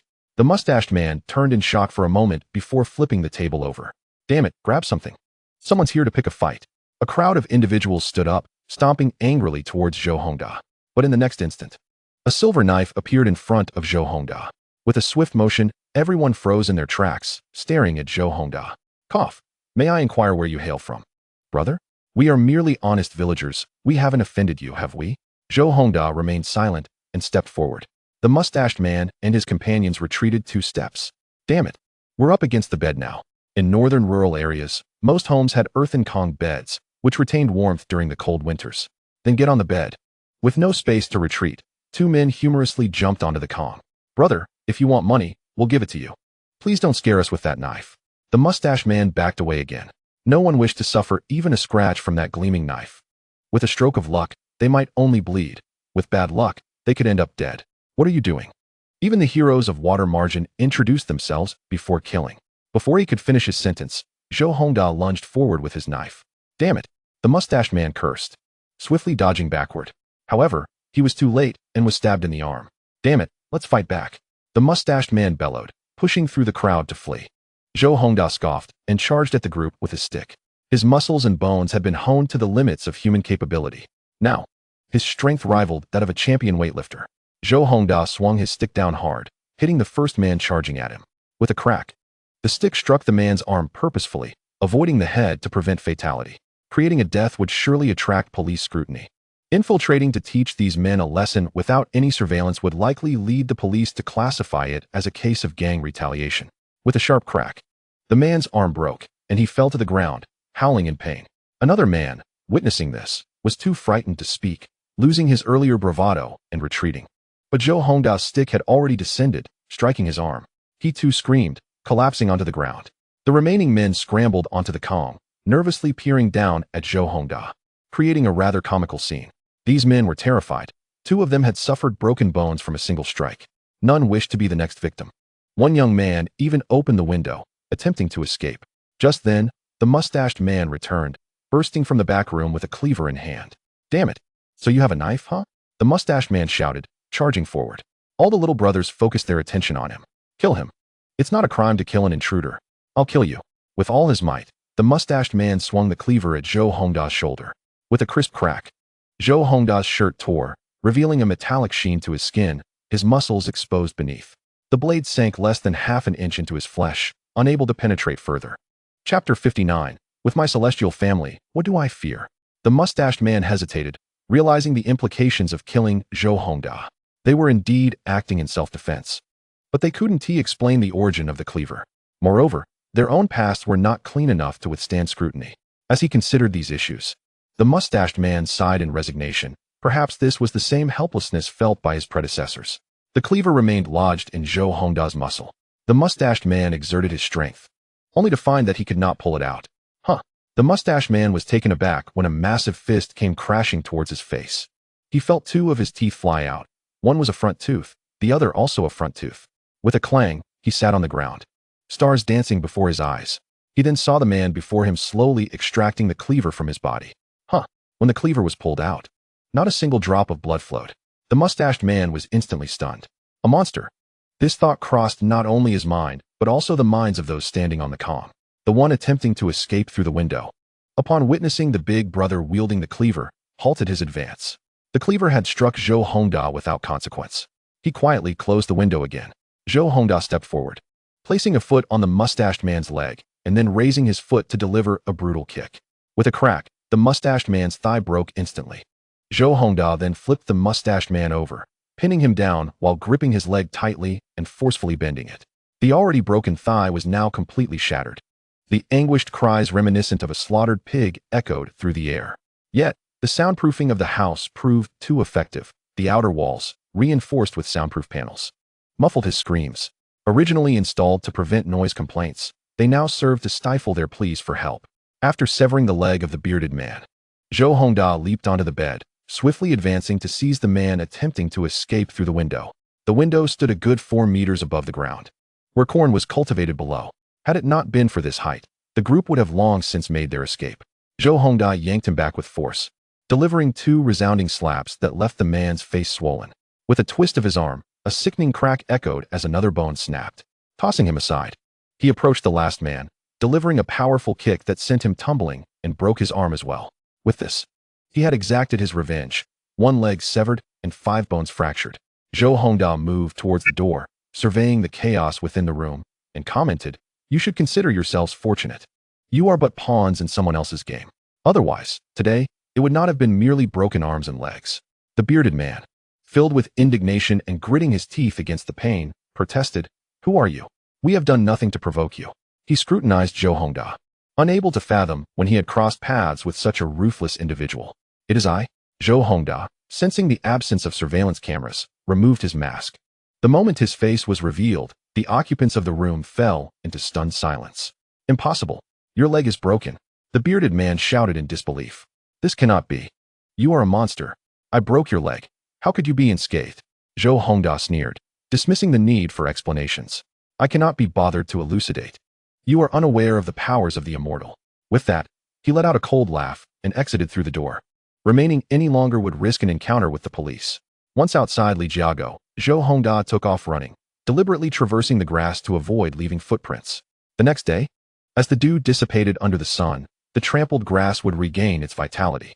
He removed his gloves, grasped his dagger and club, and sought a concealed spot to hide them. This area was undeveloped, previously home to numerous factories, which had been relocated due to environmental pollution. Zhou Hongda stashed the items within an abandoned factory, rendering them undetectable, skillfully erasing any trace of himself. He hurried back to the dog meat shop and shut the door behind him. Now, he needed to focus on something of greater importance.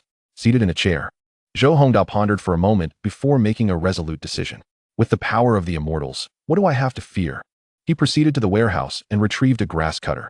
Placing his leg upon it, he shut his eyes and clenched his teeth, gripping the cutter and applying pressure. A sickening crunch resounded as the cutter lodged into his muscle. Damn it! The excruciating pain caused him to curse. He raised the cutter again and brought it down with force. This time, it caught on the bone. Damn it! Zhou Hongda realized for the first time that the power bestowed by the immortals was not without its challenges. However, having come this far, he could not relent.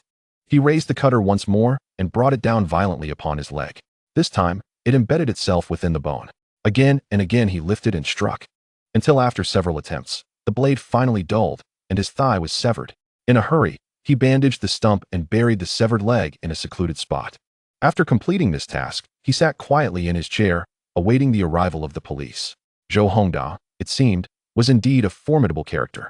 In the cave, Fang Ming reflected quietly. Earlier, he had ventured outside to gather information in the village. He learned of Zhou Hongda's severed leg and felt a newfound respect for this human servant. Such decisiveness in action suggested that, with my assistance, he could truly rise to prominence. Fang Ming collected his thoughts and gazed at the multitude of white specks before him, pondering the overwhelming population of mites. The favorable environment had led to their rapid proliferation, resulting in hundreds of thousands occupying the entire space, with some individuals being significantly larger. This was untenable. If it continued, my lair would be entirely filled with these mites. Fang Ming contemplated whether to release a portion of them. He sensed his internal traits, noting that his remote communication had surpassed 40%. With continuous effort, he could achieve completion within a week. With the aid of remote communication, these mites could prove invaluable, provided they could be dispatched. After a moment of contemplation, Fang Ming decided to leave the lair in search of suitable tools for these mites, active insects capable of movement. In the grass, a habitat for insects thrived. Fang Ming recognized his own considerable size rendered him akin to a towering giant to the outdoor insects, sending them scattering in alarm. He pushed aside the grass with a limb, causing countless insects to take flight, grasshoppers, crickets, and butterflies among them. Observing the flurry of activity, Fang Ming flicked his tail and swiftly spun silk from his spinnerets. The web was expertly launched, ensnaring a grasshopper mid-leap, rendering it immobile. Success! Fang Ming watched the captured grasshopper with satisfaction regarding his precision. He continued to manipulate the grass, targeting the lively creatures and capturing several more insects before pausing. Approaching one grasshopper, he replicated the trait of loyalty. The intelligence of these insects was limited, and Fang Ming sensed minimal resistance as they accepted his borrowed trait of loyalty. Under his influence, the grasshopper gradually calmed, ceasing its struggles, and a mental connection was established between them. However, its intelligence remained too low. Fang Ming observed the grasshopper's thoughts and issued several commands. The majority were beyond the creature's comprehension, but a select few were executed adequately. That was sufficient. Rising once more, Fang Ming approached other insects, sharing his loyalty trait among them. These included grasshoppers and butterflies, both capable of long-range movement. Zhou Hongda waited throughout the night. By the following day, several police officers arrived at the dog meat shop. Their expressions were grave as they cautiously approached the establishment. Last night, the bearded man and his companions had been taken to the hospital, where they reported the incident. When the police arrived, they were taken aback by the extent of their injuries. After listening to their accounts, they learned that a single individual had inflicted the wounds. This was no ordinary assailant. They inquired if the bearded man knew who was responsible for their injuries. With gritted teeth, the bearded man uttered Zhou Hongda's name with conviction, confirming that he was indeed the owner of the dog meat shop. The officers were left in stunned silence. After a brief discussion, they decided to send a few officers to the dog meat shop the following morning for further investigation. Several police officers approached with an air of trepidation. One of them silently drew his firearm, a special request made for this mission. The others brandished their batons, inching closer to the dog breeding facility. Their caution was warranted, as the description provided by the bearded man painted the owner of this establishment as a formidable figure. He had allegedly dispatched 6 or 7 men single-handedly, leaving them incapacitated. Such a fierce individual certainly warranted the police's careful approach. They advanced cautiously until they reached the entrance. One officer suddenly flung the door open. "Freeze! Police! Raise your hands!" The door swung wide, revealing an innocent face. Zhou Hongda was tending to a broken leg and, hearing the commotion, looked up in confusion. The officers were momentarily taken aback, staring blankly at Zhou Hongda, who was now the focus of their bewilderment. "Where is Zhou Hongda?" "I am Zhou Hongda. You are the owner of this dog breeding facility?" "Yes, that is correct." The officers were instantly flabbergasted, feeling deeply humiliated. How could a disabled man possibly have taken down 6 fully grown men? They were incredulous. Their cautious nature compelled them to verify the information once more, ultimately confirming his identity through the database of Zhou Hongda. In an instant, the officers were furious, feeling either they were fools or that the ones who reported the incident had been misguided. A man with a broken leg could not have possibly overpowered them all. It was utterly absurd. After verifying his identity, the officers departed without further ado. Zhou Hongda watched them leave, releasing a sigh of relief as he set down his injured leg. Fortunately, they had arrived early. Had they come any later, his leg might have healed. With the matter resolved, Zhou Hongda was confident that no matter how the bearded man and his associates recounted the events, the police would not believe them. During the verification process, he had mentioned that his leg was broken by the bearded man and his companions, who were undoubtedly attempting to frame him. He had previously reported the incident, and although it was not formally filed, it could still be traced. Once the officers returned and investigated, they would discover the truth in Zhou Hongda's words, leading them to dismiss the claims of the bearded man and his cohorts. After exacting their revenge, Zhou Hongda began plotting retaliation against the pig farm owner. "If you take over my dog meat business, I shall take over your pork business." A week later, within Fang Ming's lair, remote communication was established, reaching a threshold of 100. A new sensation emerged within Fang Ming's throat, the formation of vocal cords, the instruments of speech. Having grown to such a size, he realized that not being able to speak was untenable. Fang Ming vibrated his vocal cords, attempting to control them as he once did in human form. Ah, what the hell? The sound that emerged was so jarring that it made him chuckle. He had never heard such an unpleasant noise before. It resembled the piercing screech of a knife scraping across glass. The sound was so nauseating that he cursed and promptly closed his mouth again. "I shall consider this trait non-existent." Fang Ming resolved to speak less in the future. He did not wish to frighten anyone into believing he was some malevolent deity. The key point was that he lacked the powers of a deity at present. At a length of 60 centimeters, he possessed certain traits, but remained quite feeble. He still required further development. "Momling, summon your kin." In another chamber, a large white, among countless smaller ones, began to gather its brethren. Soon, a swarm of tiny white dots congregated in the passageway of the lair. A massive spider emerged slowly from the depths of the nest. The throng of mites, upon sighting the gigantic figure, bowed in unison and knelt upon the ground. Fang Ming observed the rapid assembly of tiny white dots and internally mused. It seems somewhat unseemly for the master of all beings to reside alongside subordinate species. However, this was unavoidable, as Fang Ming was too weak. A single human officer could easily subdue the master of all beings. Yet, he was capable of growth and could feel that in a matter of weeks, he would undergo another molt. However, for now, he needed to distribute these millions of mites across the world. Fang Ming divided the newly acquired trait of remote communication. "Mites, accept my bestowal." In the dimly lit passage of the lair, a multitude of white dots gathered. Fang Ming transmitted the trait of remote communication into the bodies of the mites. He did not give them all the traits, but made certain modifications and settings. For instance, under remote communication, the mites could only communicate with him. Intermite communication was not permitted. However, This restriction could be lifted by integrating more remote communication traits, which was impossible for the mites. As the trait of remote communication settled in, Fong Ming felt a rapidly increasing connection with the mites, even more profound than that with his offspring. Soon, the transmission was complete. Fong Ming then replicated the trait of growth for the mites. This trait was transmitted at a level of 50, sufficient to allow these minuscule mites to grow to the size of a bottle cap or even a bowl. Whether the bowl-sized mites would be subjected to scientific dissection was of no concern to Fong Ming. If they were sliced up, so be it. It did not affect him. Perhaps the scientists would create a sensation upon discovering the gigantic mites, thereby diverting attention away from him. Moreover, he did not intend to keep these mites near the lair. Subsequently, Fong Ming replicated the traits of hard shell and toxin. The hard shell would provide the mites with some means of self-defense, while the toxin would enhance their survival in the wild, ensuring that Fong Ming's surveillance would endure longer. According to the laws of heredity, the offspring would inherit some traits from the parent. This principle manifested in both Fong Ming and his offspring. As long as the released mites survived for no more than 3 generations, they could maintain contact with Fong Ming through remote communication. If the initial batch of released mites survived in sufficient numbers, he would not need to create new spies for quite some time. After an hour of trait dissemination, the millions of mites had all received Fong Ming's gifts. Monling led his kin in kneeling in a manner akin to humans. Each mite, with their diminutive bodies, limbs encased in protective shells and swollen abdomens, adopted a comical posture as they knelt. We give thanks to the master of all beings for his grace, and to the great ruler of all races for the might granted to the mite tribe.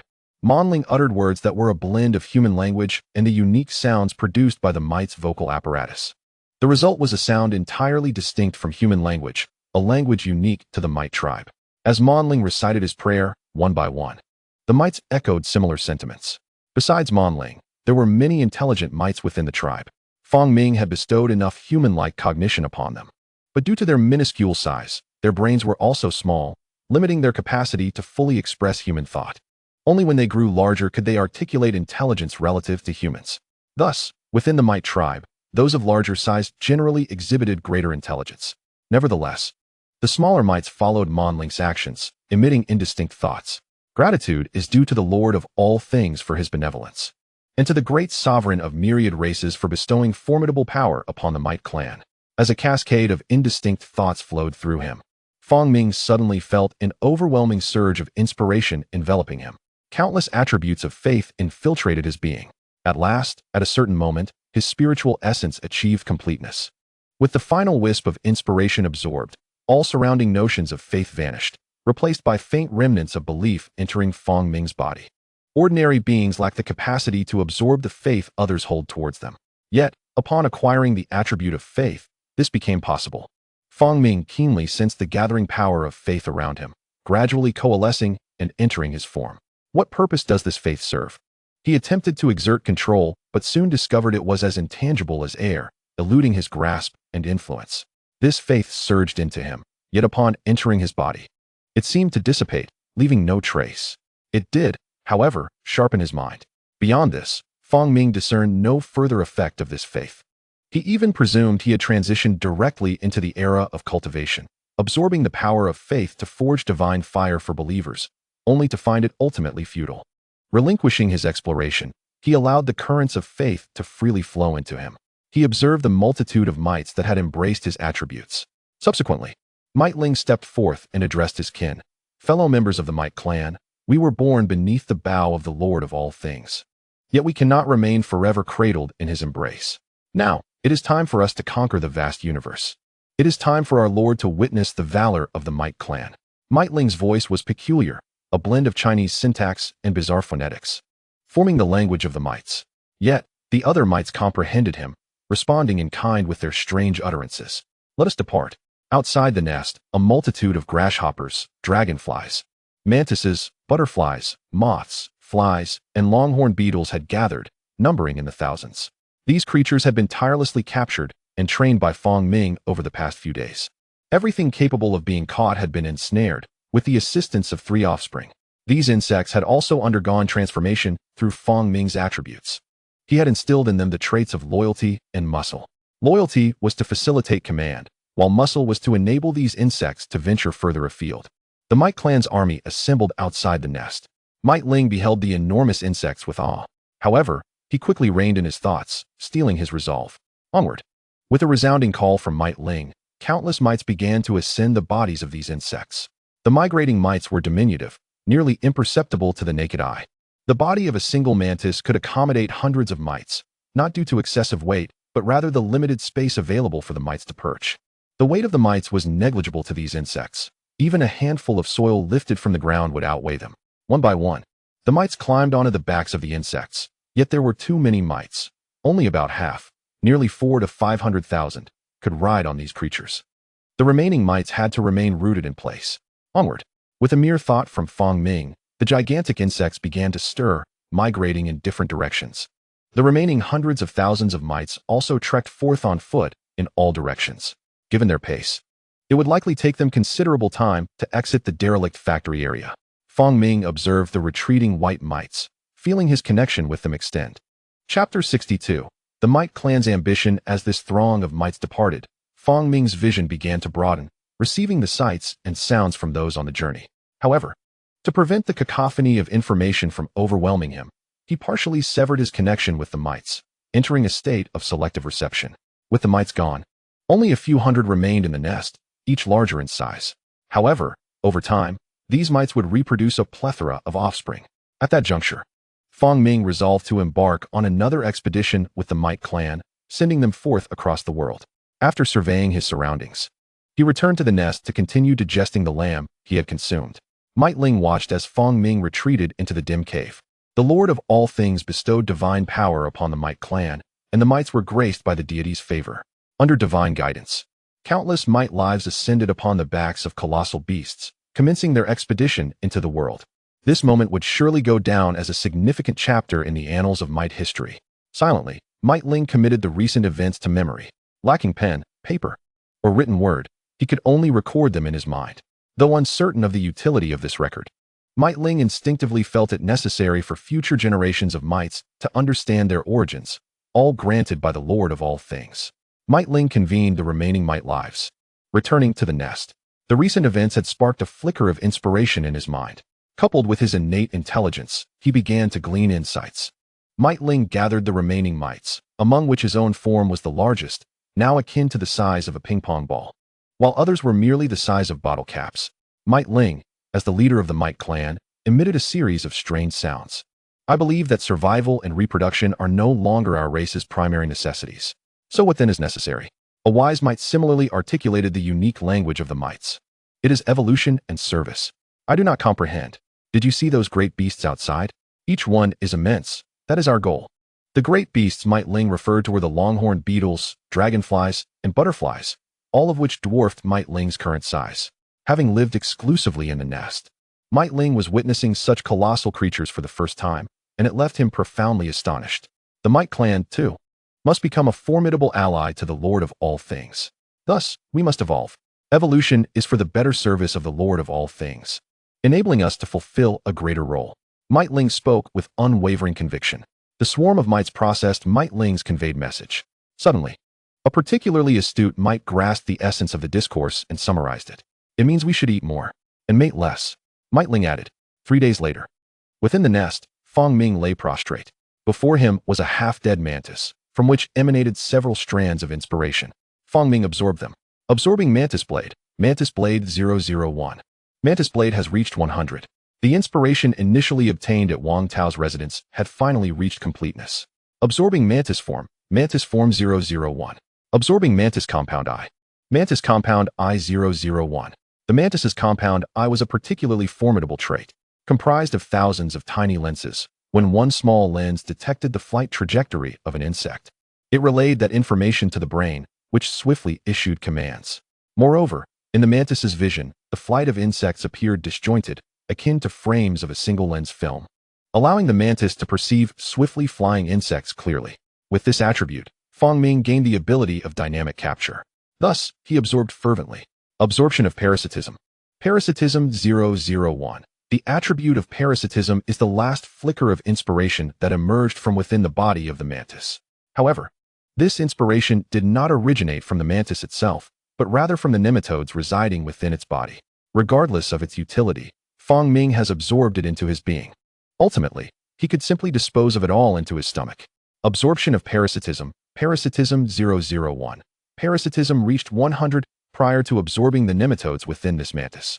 Fong Ming had already assimilated a portion of parasitism derived from other organisms in the natural world. While he was in the midst of this absorption, he suddenly sensed the presence of Zhou Hongda. The bond between Fong Ming and Zhou Hongda was one of loyalty and allegiance. When Zhou Hongda approached within 50 meters, Fong Ming could perceive his existence. What was his purpose? Fong Ming only sensed Zhou Hongda's arrival, but he was entirely oblivious to Zhou Hongda's intentions. Soon, a resounding voice echoed forth. Zhou Hongda of the clan, I have prepared offerings, 2 sheep and several chickens and ducks, humbly requesting the assistance of the divine. Following this, the sound of prostration could be heard. Fong Ming shifted his form and ventured outside his nest. Zhou Hongda was kneeling on the ground, with 2 freshly slaughtered, plucked sheep laid before him, alongside several bloodied chickens and ducks. After reciting his invocation, Zhou Hongda remained in silence, waiting patiently. Approximately half a minute passed when the surroundings grew dim. The divine has arrived. Zhou Hongda hastily prostrated himself. Divine being, I beseech your bestowal. What do you require? This question resonated in Zhou Hongda's mind. Fong Ming's raspy voice, however, remained concealed from the human before him. Upon hearing Fong Ming's response, Zhou Hongda's countenance brightened with excitement as he quickly replied, I need venom. I wish to poison all the pigs of that pig farm owner. I intend to ruin him and seize his business. Zhou Hongda unabashedly disclosed his inner thoughts. Only after speaking did he suddenly realize he was addressing a divine being. Alas, how could I utter such malevolent intentions? Surely the divine shall not think ill of me. After expressing his desires, Zhou Hongda was instantly filled with regret. Unbeknownst to him, this was the manifestation of loyalty, revealing his thoughts without reservation to the one he served. Nevertheless, Fong Ming found great delight in his ambition. Good. Come see me tomorrow. Yes. Upon hearing Fong Ming's words, Zhou Hongda instinctively bowed. It was only after Fong Ming had turned and re-entered the nest that he lifted his head. Good. Does the divine consider my intentions virtuous? Zhou Hongda was perplexed by the divine's thoughts. He cast a glance at the nest, which was shrouded in darkness, causing him to quickly avert his gaze. That was the sacred domain of the divine, one must not pry. Consequently, he hurriedly departed. 10 minutes after Zhou Hongda's departure, Fong Ming emerged once more from his lair. All was for the sake of maintaining his stature. Fong Ming approached the slaughtered sheep and carried them into his nest. His 2 offspring seized the chickens and ducks. The 4 creatures made 2 trips to transport the food into the nest. Over the past month, Fong Ming had engaged in considerable physical activity. The flesh and blood within him had been largely digested. These sheep were perfect for a hearty meal. Yet, Fong Ming did not rush to feast upon them. Instead, he summoned the mites once again. While Zhou Hongda sought to poison, Fong Ming contemplated a more discreet method, utilizing the mites. Chapter 63. Nest Vigilance. Preparing to molt, Zhou Hongda planned to poison the pig farm owner, undoubtedly having made ample preparations. He needed to ensure that no one would die from the poison and that the act would go undetected.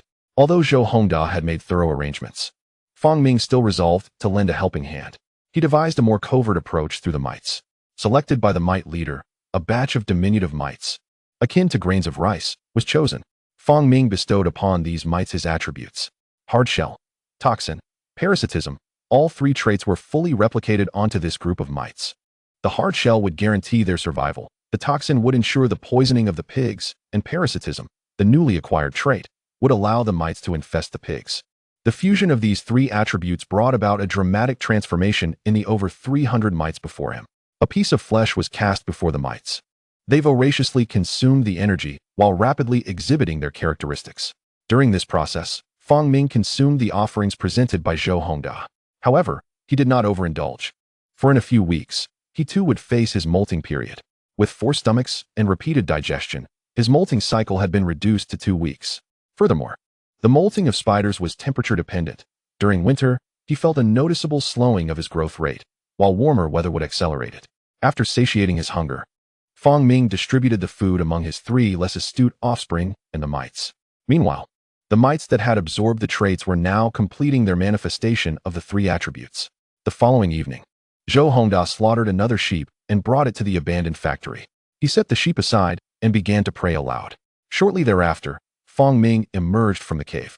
Zhou Hongda looked up to behold a leg as thick as an infant's arm. Following this, a line of white grains crawled out along the leg. Zhou Hongda was quite familiar with this sight. He still offered one of these grains at his pig farm. Later, upon researching, he discovered that these resembled mites, albeit smaller. Zhou Hongda promptly cupped his hands to catch them. The grains swarmed over his palm. Lethally toxic and parasitic. These two phrases invaded Zhou Hongda's mind. He paused, staring down in astonishment. Parasitic and highly toxic. These creatures could infest and were imbued with potent venom. In an instant, Zhou Hongda comprehended their purpose, an ideal means of poisoning. Their subtlety surpassed his own attempts at poisoning by 1,000-fold. Upon looking up again, he found that the enormous spider had vanished. "Thank you, divine being. Thank you." Zhou Hongda bent his body in reverence at the cave's entrance. Simultaneously, he hastily retrieved a piece of paper to wrap the over 300 mite-sized creatures, then cradled them as he departed the abandoned factory. After walking for half an hour, Zhou Hongda commenced his plan. 3 days later, a shocking news story erupted, sending shockwaves through the entire internet. At Zhu Minghua's pig farm, over 500 pigs perished due to an epidemic. There were even videos circulating online, filmed within the pig farm. Under a shaded shed, the carcasses of the pigs were arranged in a square formation. Just watching the video was enough to evoke a terrible stench.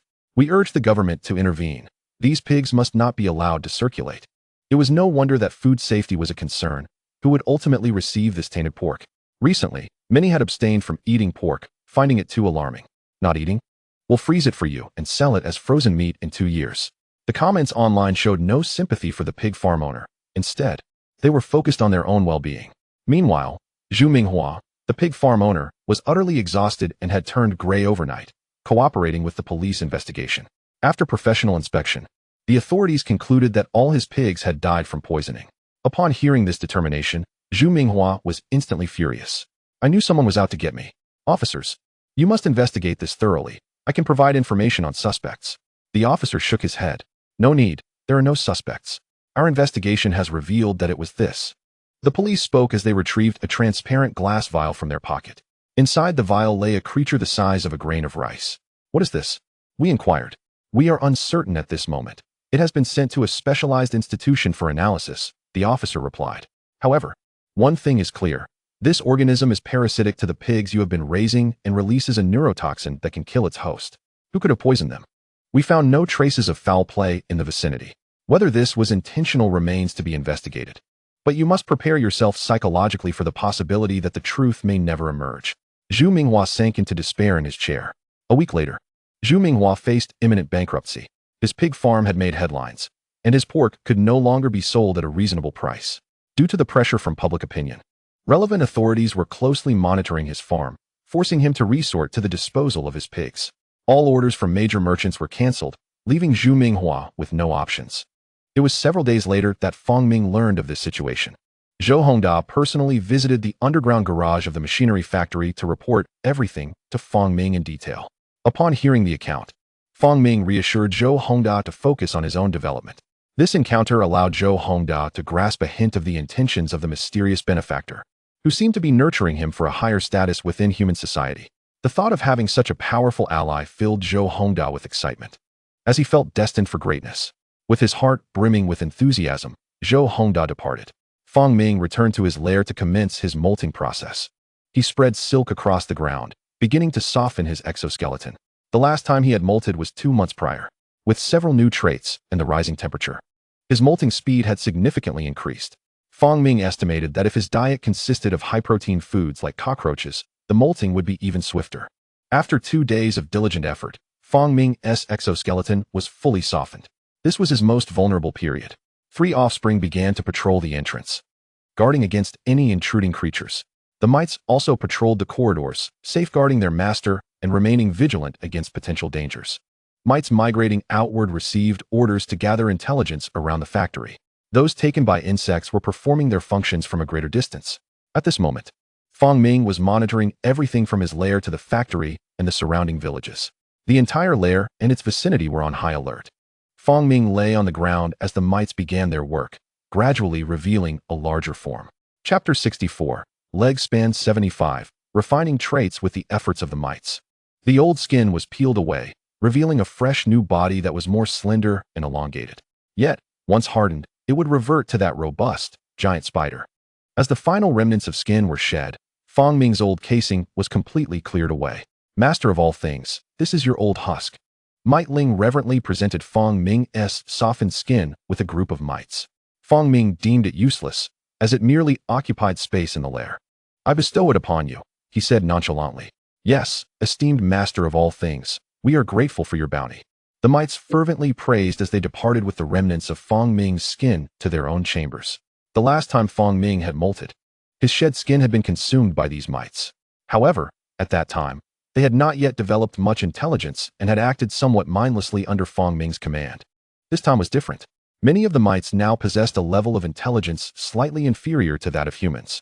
A multitude of them transported Fang Ming's skin back to their lairs, where they held a grand ceremony to share the remnants of flesh and skin, thus granting the entire colony a chance at evolution. Might Ling had prophetically stated that those mites consuming Fang Ming's exoskeleton would indeed attain evolution. From the exoskeleton that Fang Ming had shed, they drew characteristics inherent to it, a trace of hair density, a hint of hard armor, and a touch of dissolution. Due to the scant quantities, the distribution of these traits within each mite was minimal, preventing them from realizing their potential. However, should they ever consume a sufficient amount of Fang Ming's shed skin, they might express these traits independently, without Fang Ming's bestowal. 3 days later, Fang Ming began to move his body. After 3 days, most of his form had solidified. He stood and stretched, finding his field of vision elevated, his contact area expanded, and his sensory range heightened. Fang Ming meticulously examined his own body, noting significant growth from this molting process. His size had increased by approximately a quarter, perhaps even more. Fang Ming measured himself on the ground, comparing his current size to that prior to molting. His leg span was now between 70 and 80 centimeters. Let's settle on 75. With a quarter increase, a growth of 15 centimeters for a base of 60 centimeters seemed appropriate.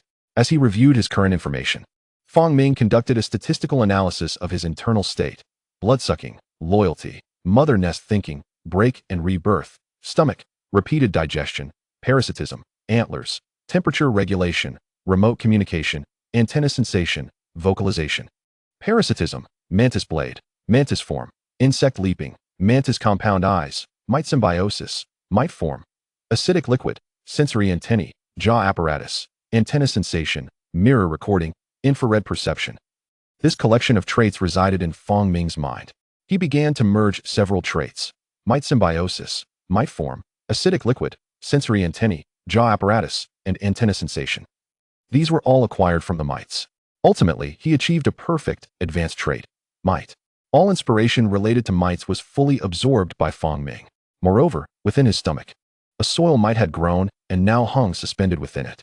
Afterward, he amalgamated the traits of Tonglong Daofeng, Tonglong Xingti, Kunchong Tiaoyue, Tonglong Fuyan, to obtain a flawless advanced trait, Tonglong. Within his stomach, there also resided a mantis, suspended in his gastric pouch, devoid of wisdom or thought, akin to the mite. He integrated the acquired traits of Yuanqing Tongshuan and Fashing into Dianzi. Now, the authority of Dianzi encompassed 4 traits: Hongwai Ganji, Jingyan Jilu, Yuanqing Tongshuan, Fashing. Furthermore, he fused Fanfu Xiaohua, Kuaisu Shisho, and Kuaisu Xiaohua into the advanced trait Kuaisu Xingzhong Xiaji. After replicating Tonglong Fuyan and Jingyan Jilu, he further amalgamated them into Gaosu Shijue Xiaji. Much like categorizing, he meticulously sorted these traits and ultimately produced a statistical chart of his physical form. Name: Fang Ming size, 75 centimeters. Traits: Shishue, Zhongqing, Muchao Siwei, Duanlia Chongqing, Weibao, Jixing, Yangjiao, Wengan Tiaojia, Jixing. Advanced traits: Renlei Xiaji, Jiachong Xiaji, Jizhu Dianzi Xiaji, Go Xiaji, Minchong, Tong, Kuaisu Xingzhong Xiaji, Gaosu Shijue Xiaji. Authority: Shengzhong, pheromone perception, 6212 spider arousal factor, 3688. This encapsulates all of Fang Ming's information. He meticulously verified each trait he currently possessed, and then retrieved the mobile phone he had left in the cave, the one sent by Zhou Hongda. With this latest shedding, his perception of inspiration had sharpened. Initially, he could only sense 2 traits on his phone, but now he detected a third: Shisho Huamian Chuanchu, Huamian Chuanchu 001. This enables the mites to convey images to him. However, the ones already released would likely be of no use. He would require another batch. After conducting a thorough check and finding no second source of inspiration, he temporarily set the phone aside. To discern further insights from the device, he would need to mold again. He laid the phone down, engaged in some movements, and proceeded toward the cave's entrance. The roaches he had been nurturing must have grown quite large by now. Chapter 65. The Giant Cockroach Landfill. Here lies a deep pit, where garbage trucks routinely arrive to dump refuse. However, due to years of accumulation, the pit has become filled, transforming into a mountain of trash. Subsequently, the trucks began depositing waste beside this mountain, causing the refuse to gradually spread outward.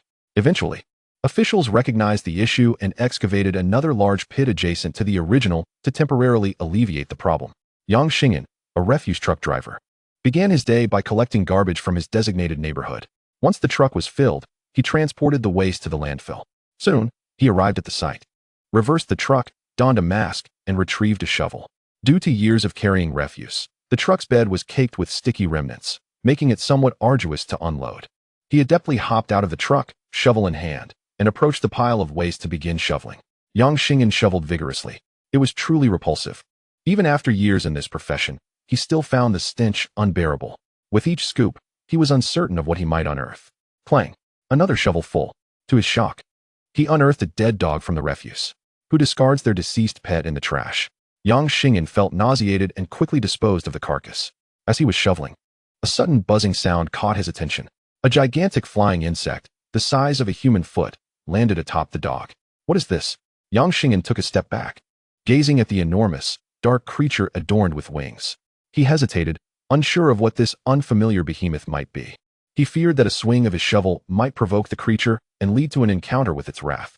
The thought of a giant insect lunging at him was terrifying. He retreated further, inadvertently stepping on an aluminum can, which crunched beneath his foot. The colossal cockroach turned to glance at Yang Xingyan. Instinctively, he raised his shovel, but the enormous insect, measuring over 20 centimeters, did not charge at him. Instead, it took flight and soared away. What on earth was that? Yang Xingyan watched the gigantic insect depart, his curiosity piqued. The insect was a dubia cockroach, bestowed with growth by Fangming. Typically, dubia cockroaches do not fly, but this one might have developed wings due to its growth, now possessing the ability to fly. Hastily, Yang Xingyan cleared the trash. Throughout the process, his gaze flitted around, hoping to spot another massive insect. Yet, he remained disappointed. After completing his shift, he drove home.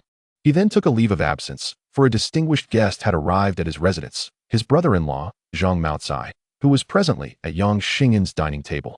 The entire municipal bureau was on high alert due to a new strain of highly toxic mites. The Zhuminghua pig farm was undergoing comprehensive disinfection. Zhang Maocai recounted recent bizarre occurrences at the dinner table. We must disinfect thoroughly. If such mites were to appear anywhere, they could be lethal. Yang Xingyan's wife expressed her concerns. There's no need for excessive worry, Zhang Maocai chuckled. So far, those mites have only been found at the pig farm. It is now suspected that they are a laboratory product. A mad scientist's experiment, perhaps? Yang Xingyan teased. Who knows? Zhang Maocai shrugged. But I did hear about a giant spider that escaped in Xinbei City last year. It made its way to our city. What? A giant spider? How large was it? I don't know. They say it was this long. Zhang Maocai spread his arms to demonstrate. This big. Yang Xingyan was astonished, suddenly recalling the enormous insect he had seen that morning at the landfill. Indeed, I saw a gigantic insect at the landfill while disposing of trash this morning. I suspect it was a cockroach. Yang Xingyan asserted earnestly, gesturing a length of over 20 centimeters. Old Yang, you must be seeing things. There can't be anything that big. Yang Xingyan's wife laughed. I assure you, it was real. Yang Xingyan insisted gravely. Is that true? Zhang Maocai inquired seriously. Absolutely. If that's the case, then perhaps the aura of vitality is reviving. What do you mean by that? Yang Xingyan's wife questioned. Oh, it's nothing. Zhang Maocai waved his hand, for he could not disclose that his information was derived from the content of his readings. I will report this matter, but it is unlikely to be taken seriously, as we lack evidence. What you describe sounds akin to folklore. Nonetheless, Zhang Maocai regarded Yang Xingyan's information with significant concern. Given the recent spate of peculiar animal incidents, there may indeed be a connection. Here is the plan, brother-in-law. If you can manage to bring a camera, since you visit the landfill daily, if you encounter it, capture an image. Sure, I understand. Yang Xingyan accepted the task without hesitation. That evening, Fangming arrived at the landfill. This was his first visit since releasing the cockroaches earlier this spring. Alone, Fangming strolled along the periphery of the landfill. The connection he shares with life forms endowed with the trait of loyalty has grown to a distance of 70 meters. However, The progeny with blood ties can extend this connection to a remarkable 100 meters. Notably, those creatures possessing the ability for long-distance communication are excluded from this calculation. Such beings can engage in dialogue with Fong Ming across vast expanses, even spanning tens of thousands of meters. Fong Ming wandered at the periphery of the refuse heap, attuned to the presence of cockroaches within. Due to the immense size of the garbage dump, he initially failed to detect his cockroaches. After taking a few more steps, he finally sensed the connection emanating from the trait of loyalty. Yet, upon establishing the link, Fong Ming discovered that this loyalty trait was rather scarce within that organism. Was it one of the 3 female cockroaches he had released, or perhaps a descendant of the 20 small ones? In the spring, Fong Ming had liberated 3 large female cockroaches and 20 juvenile ones. Progeny inherit certain traits from their parents, a fact Fong Ming had verified through experimentation. Thus, these newly hatched cockroaches had inherited a portion of loyalty and growth characteristics. Fong Ming's visit to this locale was not solely for foraging. He also aimed to impart a fresh infusion of traits to these offspring cockroaches. At last, through his diligent search, he spotted one of the 3 matriarchal cockroaches. "Come here." With a mere thought from Fong Ming, a buzzing sound resonated from the heavens. A shadow materialized in the sky, akin to a drone, descending rapidly. In the next moment, a colossal cockroach, larger than the sole of a shoe, flapped its wings and landed beside Fong Ming with a resounding thud. Chapter 66. Fear and Escape with a Whoosh. The giant cockroach landed before Fong Ming. This was merely one of them. Just this single specimen was sufficient to instill fear, measuring 20 centimeters in length. Its massive form was accompanied by a pair of enormous wings that buzzed ominously in flight. Upon witnessing such an imposing cockroach, Fong Ming's eyes sparkled with delight. It had been ages since he had savored the taste of cockroach. Although this one appeared somewhat dirty, Fong Ming was no longer concerned with such trivialities. He salivated at the thought, resolutely deciding to cultivate a greater variety of insects in the future for his sustenance. Not only cockroaches, but an array of other insects should be included to ensure nutritional diversity and a variety of flavors. He suppressed the urge to bite down on this cockroach and instead projected a thought to summon the others. Cockroaches likely possess a mode of communication through the touching of their antennae and the dissemination of pheromones. However, upon issuing his command, the cockroach remained unresponsive. Fong Ming cast a perplexed glance at it. In the next instant, information concerning the cockroach unfolded before him.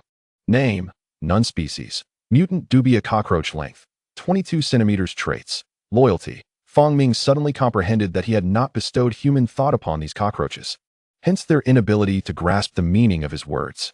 Taking a deep breath, he gazed outward. The garbage dump was so vast that it was impossible to know where to begin his search. Consequently, he divided a portion of the human thought trait and transmitted it into the body of the matriarchal cockroach. With Fong Ming's transfer, the large matriarchal cockroach soon awakened its intelligence. Human thought allowed this cockroach to gradually become aware of its own existence. Importantly, human thought does not inherit human knowledge or memories, but rather the mode of human reasoning. Thus, when infused into other organisms, it typically does not induce a sense of discomfort. For instance, this cockroach's worldview remained that of a cockroach, and its habits continued to mirror those of its kind. It simply became more intelligent, with a broader range of thoughts. Summon your kin. This time, the matriarch understood. With a buzz, it took flight once more. Observing the swiftly departing giant cockroach, Fong Ming internally mused that if he were still human, he would surely be terrified by such a colossal creature. Shortly thereafter, the stillness of the night was shattered by the sound of skittering. One after another, a multitude of cockroaches emerged from the refuse. Dubia cockroaches grow at an astonishing rate. With ample food, a single dubia cockroach can mature within 1 to 2 months. These cockroaches had been thriving in the outside world for half a year. In this refuse-laden environment, food was undoubtedly plentiful. Thus, Fong Ming beheld a remarkable sight. Led by 3 cockroaches the size of shoe soles, they were followed by over a dozen palm-sized cockroaches, and trailing behind were hundreds, if not thousands, of cockroaches of varying sizes. The larger ones measured the length of a human finger, while the smaller ones were 3 to 4 centimeters long. The tiniest cockroaches were not attracted to the gathering. Gazing upon this densely packed army of cockroaches, Fong Ming pondered whether they might seize control of the garbage dump. As he observed the gathering cockroaches, Fong Ming hastily divided the traits of loyalty and growth, disseminating them into the bodies of each cockroach. Aside from the initial 3 and the 20 offspring produced in the nest, the remaining cockroaches lacked the loyalty trait. With Fong Ming's division, A connection began to form between those cockroaches and himself. In total, over 1,000 cockroaches acquired the loyalty trait. Subsequently, Fong Ming transmitted the traits of rapid digestion, rapid absorption, and hard exoskeleton in their entirety to these cockroaches. Their growth had been sluggish, and Fong Ming found himself growing impatient. After completing these tasks, Fong Ming's gaze swept over the gathered cockroaches. You may depart. His thought reverberated among all cockroaches measuring less than 10 centimeters.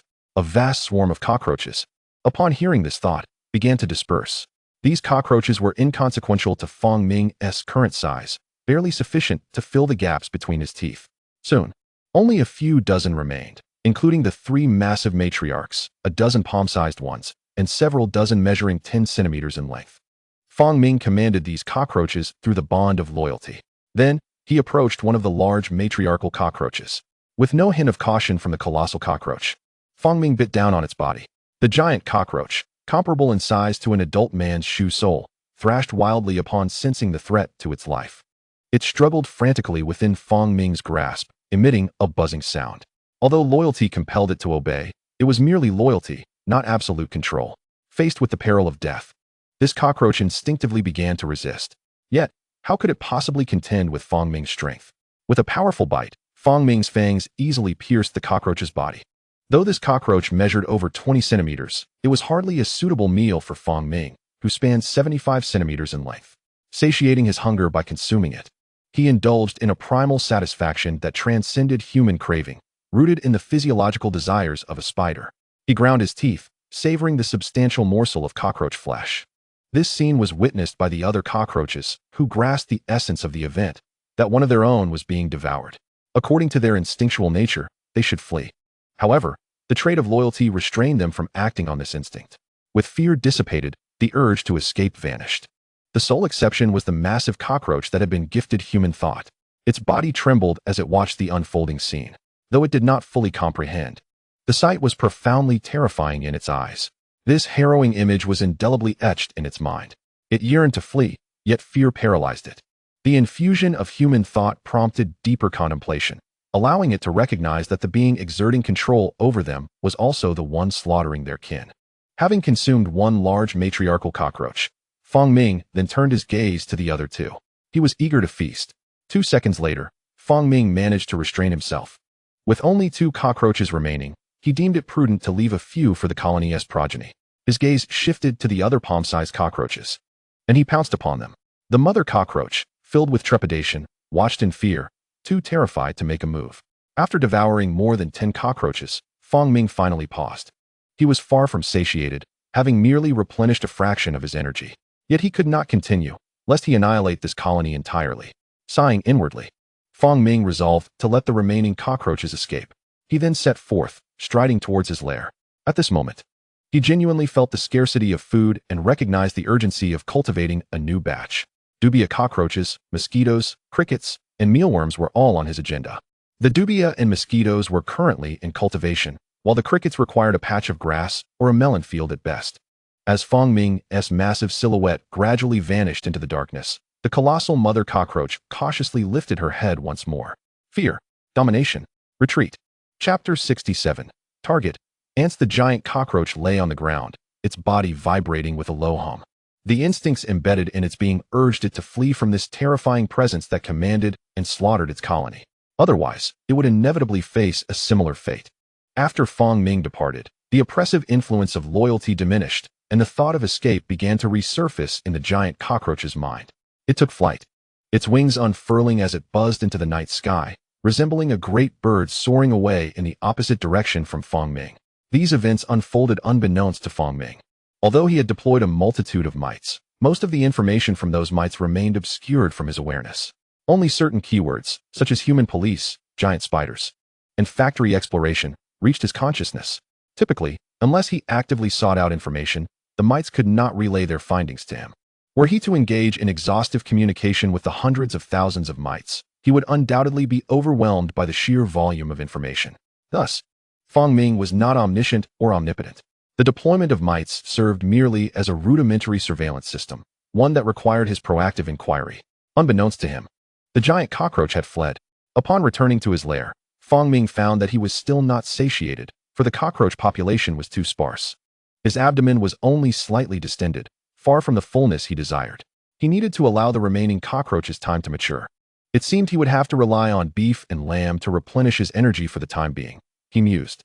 Beef and lamb were readily available and easily procured from Zhou Hongda. However, Fang Ming had little fondness for the flesh of these animals, as it digested slowly. Yet, he had no other options available to him. Rather than wait for the cockroaches to reproduce, he preferred to fill his belly now and prepare for his next molt. Closing his eyes, he connected with the mites closest to the dog meat market, sending them his request for tribute. Although he had not consumed all the food Zhou Hongda had previously provided, the heat had caused much of it to rot, now serving as sustenance for the mites. After delivering his message, he settled in to wait. Zhou Hongda would need some time to prepare, and Fang Ming took this opportunity to survey his lair. The burrow was a meter wide, allowing him to traverse it with ease. After completing his circuit, he stood in the passageway, feeling the width on either side with his appendages. According to his calculations, following his next molt, his leg span could reach between 90 to 95 centimeters. At that size, the passageway would likely become somewhat cramped, though still passable.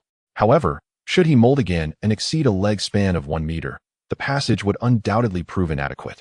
Fang Ming realized that his rapid growth necessitated an equally swift expansion of his lair. Once his leg span surpassed 1 meter, he would no longer be the overlord susceptible to being subdued by human police. Relying solely on his 3 offspring for excavation would likely not meet his needs. During this time, all 3 of his offspring had also molted twice. Fang Ming's thoughts wandered as he reached out to his 3 offspring within the lair. Observing them closely.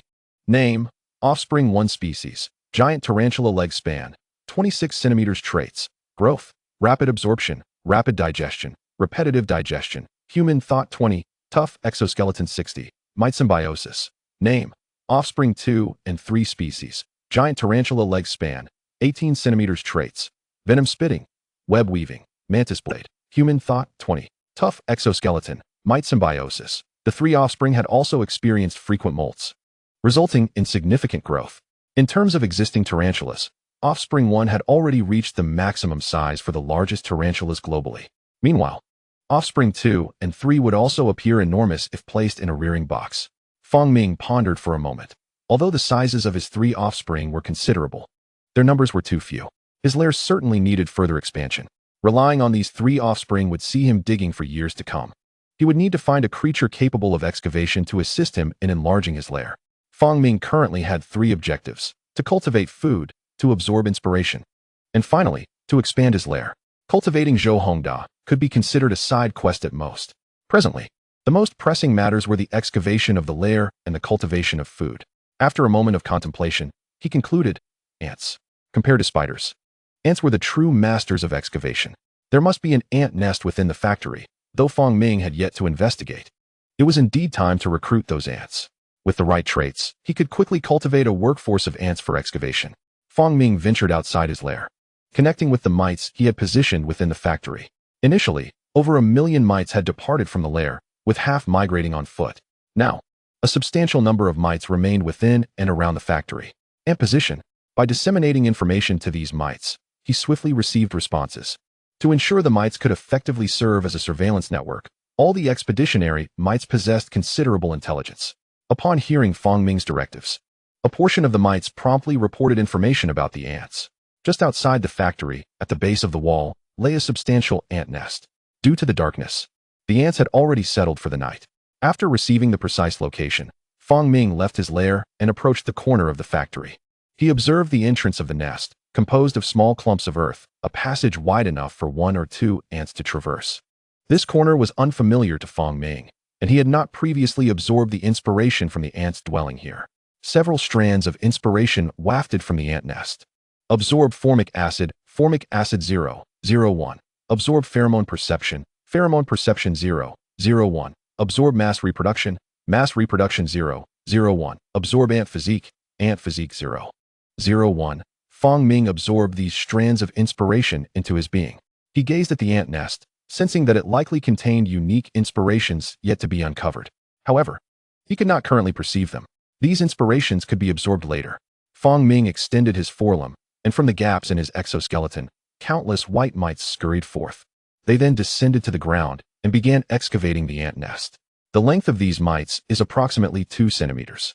Hundreds of mites excavate rapidly, and the ant nest is suddenly breached, revealing the tunnels within. Simultaneously, the commotion attracts the attention of the ants. Numerous black ants emerge from their dwelling, identifiable as the northern black ants, which can reach a length of about 0.91 centimeters. They possess a pair of sharp mandibles and charge forth from their nest towards the mites that are invading their home. Chapter 68. Subduing the Ant Queen. The ants surge towards the mites. In contrast to the streamlined bodies of the ants, the mites appear somewhat bulky and unwieldy. This is primarily due to the fact that mites are decomposers, typically consuming decaying organic matter. They rely on prolific reproduction to fend off predation, thus lacking evolved defensive capabilities. However, following Fong Ming's modifications, these mites are no longer helpless. The aggressive ants attack the mites, with one black ant after another emerging from the nest. As they approach the mites, the latter suddenly constrict their abdomens, ejecting a corrosive liquid. The acid splashes onto one black ant, emitting a sizzling sound as it erodes the black exoskeleton. The ant's body weakens, and within seconds, its limbs curl up, collapsing lifelessly to the ground. The potency of the acid is formidable. This particular ant cannot withstand the assault for even 5 seconds.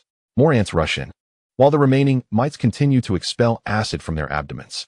Streams of corrosive liquid shoot forth, resembling celestial flowers scattering through the air towards the ant swarm. Any ant that comes into contact with the acid sways unsteadily before succumbing to death within 5 seconds. As the mites unleash a barrage of acid, a multitude of ants that emerged from the nest fall victim. Yet, the ants continue to pour forth from their lair, the bodies of their fallen comrades littering the battlefield, while the black ants trample over their deceased brethren in a relentless advance. From a vantage point, the black ant army assaults fiercely, yet countless are felled by the mites' defensive measures. Fong Ming observes this miniature warfare with keen interest. The casualties among the ants do not concern him. As long as the ant queen remains unharmed, he is indifferent to their losses. In contrast to these ants, Fong Ming merely needs to endow the queen with the trait of growth. Once the queen reaches a certain size, her offspring will also be significantly larger. Fong Ming's descendants surpass those of similarly sized species, such as the bird-eating spider, in size. He watches intently as the ants, after initial heavy losses, begin to organize themselves. A portion of the ants, upon touching antennae, lead their comrades in a strategic maneuver to flank the mites from behind. At this moment, a new inspiration wafts through the air, which Fong Ming absorbs. Absorbing antenna communication 001. This inspiration, previously unattainable to Fong Ming, pertains to biological communication. Beyond human language, he has never grasped the communication methods of other organisms. Yet, as the ants touch their antennae, he perceives the inspiration being conveyed.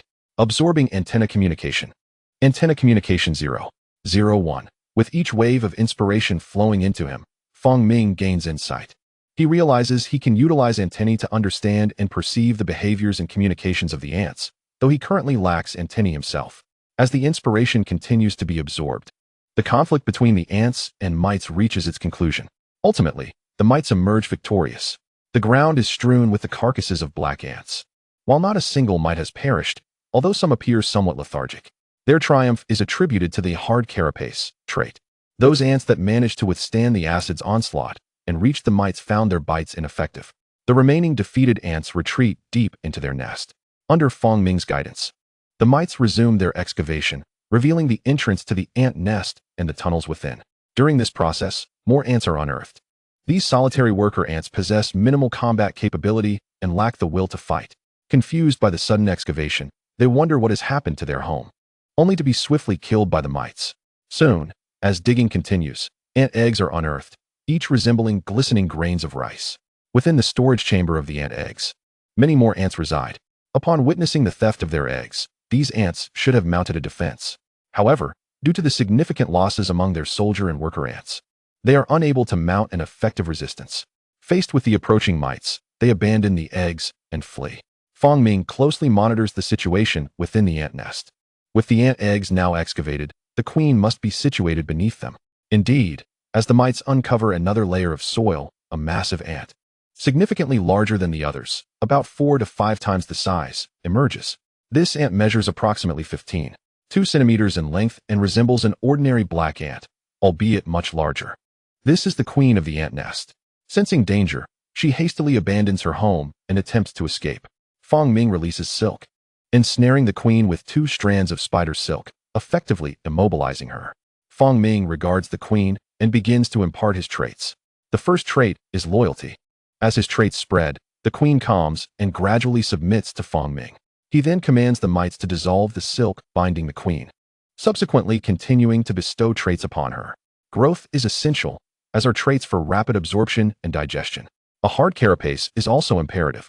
It would be unfortunate for the painstakingly cultivated queen to fall victim to some predator. Human cognition is necessary as well, otherwise, she would not comprehend the messages he wishes to convey, limited to a capacity of 60, comparable to that of the mites. Additionally, she requires a degree of self-preservation, perhaps through neurotoxins. Fong Ming also considers endowing the queen with distinctive organs to signify her status. Antlers would be fitting. As he contemplates, traits are systematically infused into the queen's body. Since her future role will involve the excavation and maintenance of the nest, she shall be named Yifong. Fong Ming, as the primary entity, commands: name, Yifong, species, mutated black ant, length, 16 centimeters, traits, growth, human cognition 60, rapid absorption, rapid digestion, repeated digestion, hard carapace, neurotoxin. Antlers.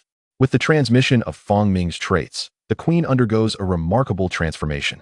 Although her overall size remains relatively unchanged, a pair of black, chitinous horns sprout from her exoskeleton, imparting an air of majesty. This is indeed the mark of sovereignty. With enhanced digestion and absorption, Yifong's size should soon increase significantly. Fong Ming resolves to personally nurture this queen for the future development of the nest. Yifong, come with me. He conveys his will. The queen, momentarily bewildered, struggles to adapt to her newfound human cognition. However, under the influence of the loyalty trait, she instinctively responds, yes, master of all. Chapter 69, Establishing the Fly Air Force. Fong Ming returns with Yifong to his own nest, intent on personally cultivating this queen until her offspring, the worker ants, can assist him in maintaining the nest. He places the queen at the innermost chamber of his lair. Within the confines of the nest, food had become scarce, leaving only decomposing flesh for the mites to feast upon.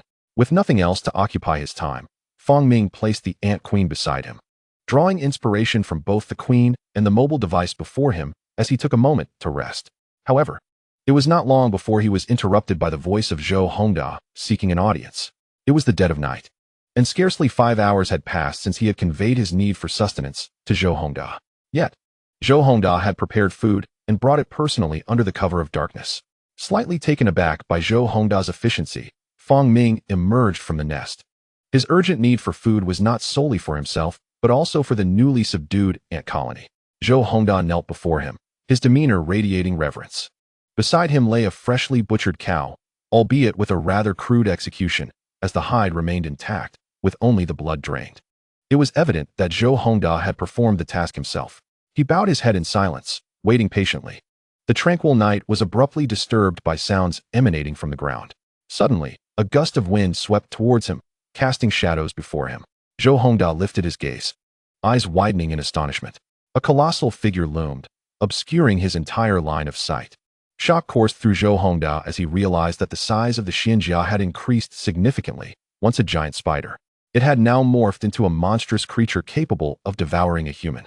Quickly regaining his composure, Zhou Hongda addressed the Xianjia, stating, "This is the food you requested," gesturing towards the cow. "Indeed," Fong Ming replied, casually inquiring, "Has your vendetta concluded?" Zhou Hongda was taken aback, surprised that the Xianjia expressed interest in his revenge. This concern from the Xianjia filled him with honor, and he hastily replied, "Thanks to your assistance, I was able to eliminate my rival without suspicion. I have secured funding to replace Zhu Minghua's pork factory and plan to establish another factory to the west of the dog farm." The funds were lent to him by his ex-wife, but he felt it unnecessary to divulge this to the Xianjia. "Very well," Fong Ming advised. "Make good use of the abilities granted to you." "Yes," Zhou Hongda replied earnestly. When he raised his head again, the massive spider had returned to the nest. "Rest assured, Xianjia, with the powers you have bestowed upon me, no one will be my adversary," he declared. The capabilities of mirror recording and infrared sensing alone would enable Zhou Hongda to thrive within human society. After Zhou Hongda departed, Fong Ming returned to the side of the cow. The animal was too large to drag into the nest, so he began to consume it on the spot, continuing until dawn. At last, his belly was filled. After finishing, he shared the meat with the 3 offspring and the ant queen. The offspring eagerly devoured it, while the black ants, being omnivorous, also began to feast on the meat once Fong Ming granted them permission. 5 days later, the size of the black ants had noticeably increased, at least in Fong Ming's perception. With traits of rapid absorption and digestion, they could grow several centimeters within 2 months. The black ant queen, measuring only 4 to 5 centimeters, had grown in size with each feeding. In just 5 days, it had reached a length of 45 centimeters. Despite this significant growth, it remained of little utility to Fong Ming at the moment. However, he had time. After 2 more molts, the nest would become inadequate, and by then, the queen would have birthed worker ants capable of excavating a new nest. At this juncture, Fong Ming's primary concern was not the queen's growth, but rather the swarm of flies that had gathered around the rotting carcass of the cow. Zhou Hongda had delivered an excessive quantity of livestock. Fong Ming had consumed little, and the 3 offspring even less. The mite population had dwindled due to a previous expedition, leaving only a few thousand behind. With the increase in blood and flesh, they began to multiply rapidly, yet they could not consume such an abundance in the short term. The remaining carcass attracted a multitude of flies, which made Fong Ming feel quite nauseated. He frowned at the flies, but chose not to shoo them away.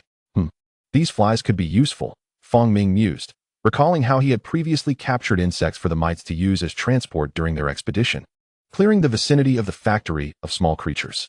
Now, with ample blood and flesh, the mite population was rapidly increasing once more. Future expeditions were inevitable, including a second, third, and even fourth. These mites would serve as Fong Ming's eyes, expanding his surveillance capabilities, making expeditions essential. The flies would serve as excellent carriers, allowing the mites to spread further, while also acting as scouts to observe the area around the factory. He needed to identify a leader among them. Fong Ming's gaze scanned the swarm of flies until it fell upon a particularly large green bottle fly, significantly larger than the others. You shall do, he decided. He focused on the green bottle fly and activated his trait transmission. The fly's body stiffened momentarily before it resumed its normal state, abandoning its food to fly towards Fong Ming. It landed on the grass before him, crawling in submission. Noble sovereign of all beings, accept my offering. Indeed, Fong Ming thought, initiating the division of traits. The mother nest thinking was essential. Otherwise, the words of this chosen leader would hold no weight among the other flies. Rapid absorption and digestion were also necessary, as the flies were too small. Fong Ming resolved to transmit mother nest thinking alongside rapid absorption and rapid digestion to the fly, to emphasize its status. He also bestowed upon it the praying mantis forelimbs trait, which resembled 2 large blades derived from the mantis form. As the traits were infused, the forelimbs of the green bottle fly began to transform. I shall name you Green Fur. Fong Ming conveyed his thoughts, solidifying the fly's position as the leader of its kind. He then focused his intent, enveloping the entire fly colony, replicating the traits of loyalty and human thought. Under the influence of these 2 traits, several hundred flies transformed into Fong Ming's adherents. With a mere thought, these hundreds of flies buzzed in unison, descending from the air to land on the grass before Fong Ming. The sight was peculiar, as hundreds of flies of varying sizes crawled before a massive green bottle fly, submitting before an equally enormous spider. Chapter 70. Before the second expedition, Yang Xingyan listened attentively to the words of his brother-in-law, Zhang Maokai. The following day, while collecting garbage, he brought along a camera. However, after an entire morning of waiting, he failed to spot any giant cockroaches. He then inquired within the workgroup if anyone had encountered giant cockroaches at the dump, sharing his observations from the previous day. This prompted laughter from his colleagues, who suggested he must be dreaming or simply mistaken. Some kindly advised him to get to bed early, as driving while drowsy could lead to accidents. The reactions of his co-workers stirred a rebellious spirit within Yang Xingyan, motivating him to seek out the elusive giant cockroach and prove his colleagues wrong. Thus, after completing his garbage collection, he remained vigilant at the dump. Yet, throughout the day, he discovered not a single giant cockroach, nor even a particularly large one, as cockroaches tended to avoid light and hid in dark places. Moreover, 3 enormous cockroaches had appeared. One had been consumed, another had fled, leaving only one, which was difficult to detect. Yang Xingyan, feeling helpless, departed with the intention of resuming his search the following day. However, for several consecutive days, he failed to locate any traces of the giant cockroaches. Just as he was about to surrender, he suddenly spotted a cockroach the size of a finger, perched on his garbage truck, feasting on scraps. He hastily grabbed his camera and aimed it at the creature. With a click, he captured an image of the giant cockroach. The size of this cockroach was not as large as the one he had previously encountered, yet it was undeniably much larger than any he had ever seen before, measuring nearly 10 centimeters. Damn it. Let us see who dares to call me a liar now. He sent the photograph to his workgroup chat. When did old Yang become so trendy, even doing photo edits? This looks fake. After years of hauling garbage to the dump, I've seen plenty of rats, but never a cockroach this size. Ha ha ha, my wife just had a baby. Angered by the swiftly shifting topic, Yang Xing'an shook his arm in frustration. These guys. I clearly took a legitimate photo. Forget it. If you don't believe me, just wait until you see it for yourselves, and don't be frightened. He drove home while holding his phone. Upon arriving home, he sent the captured photograph to his brother-in-law, Zhang Maokai. Maokai, take a look at this. I encountered it this morning. After sending the message, he soon received a reply. Isn't it about the size of a shoe sole? I haven't seen one that large. It took me several days to find this one. I'll report it, but I can't guarantee any news. Why not? You took the picture too close. 10 days had passed since Fong Ming had tamed the green fly. At this moment, he lay nestled in his lair, absorbing inspiration from his phone and the Ant Queen. Suddenly, a spark of inspiration surged through him, manifesting as a unique trait. Image transmission absorption, image transmission 001, image transmission reached 100. This trait, derived from the inspiration within his phone, allowed for the transmission of images. After over half a month of absorption, it had finally reached its culmination. Upon completing the absorption of this trait, Fong Ming chose not to continue. He unfurled his 8 legs and navigated through the narrow passageway, emerging above the garage. Onto the factory floor. Near the entrance to the underground garage, a massive, pristine skeleton lay, an ox sent by Zhou Hongda 2 weeks prior, which had now been thoroughly consumed. The primary contributors to its demise were the flies attracted by the rotting odor of the carcass. During this time, Fong Ming had also controlled thousands of flies, delegating command to the green fly. Now, with a single command, he could summon a vast swarm of flies.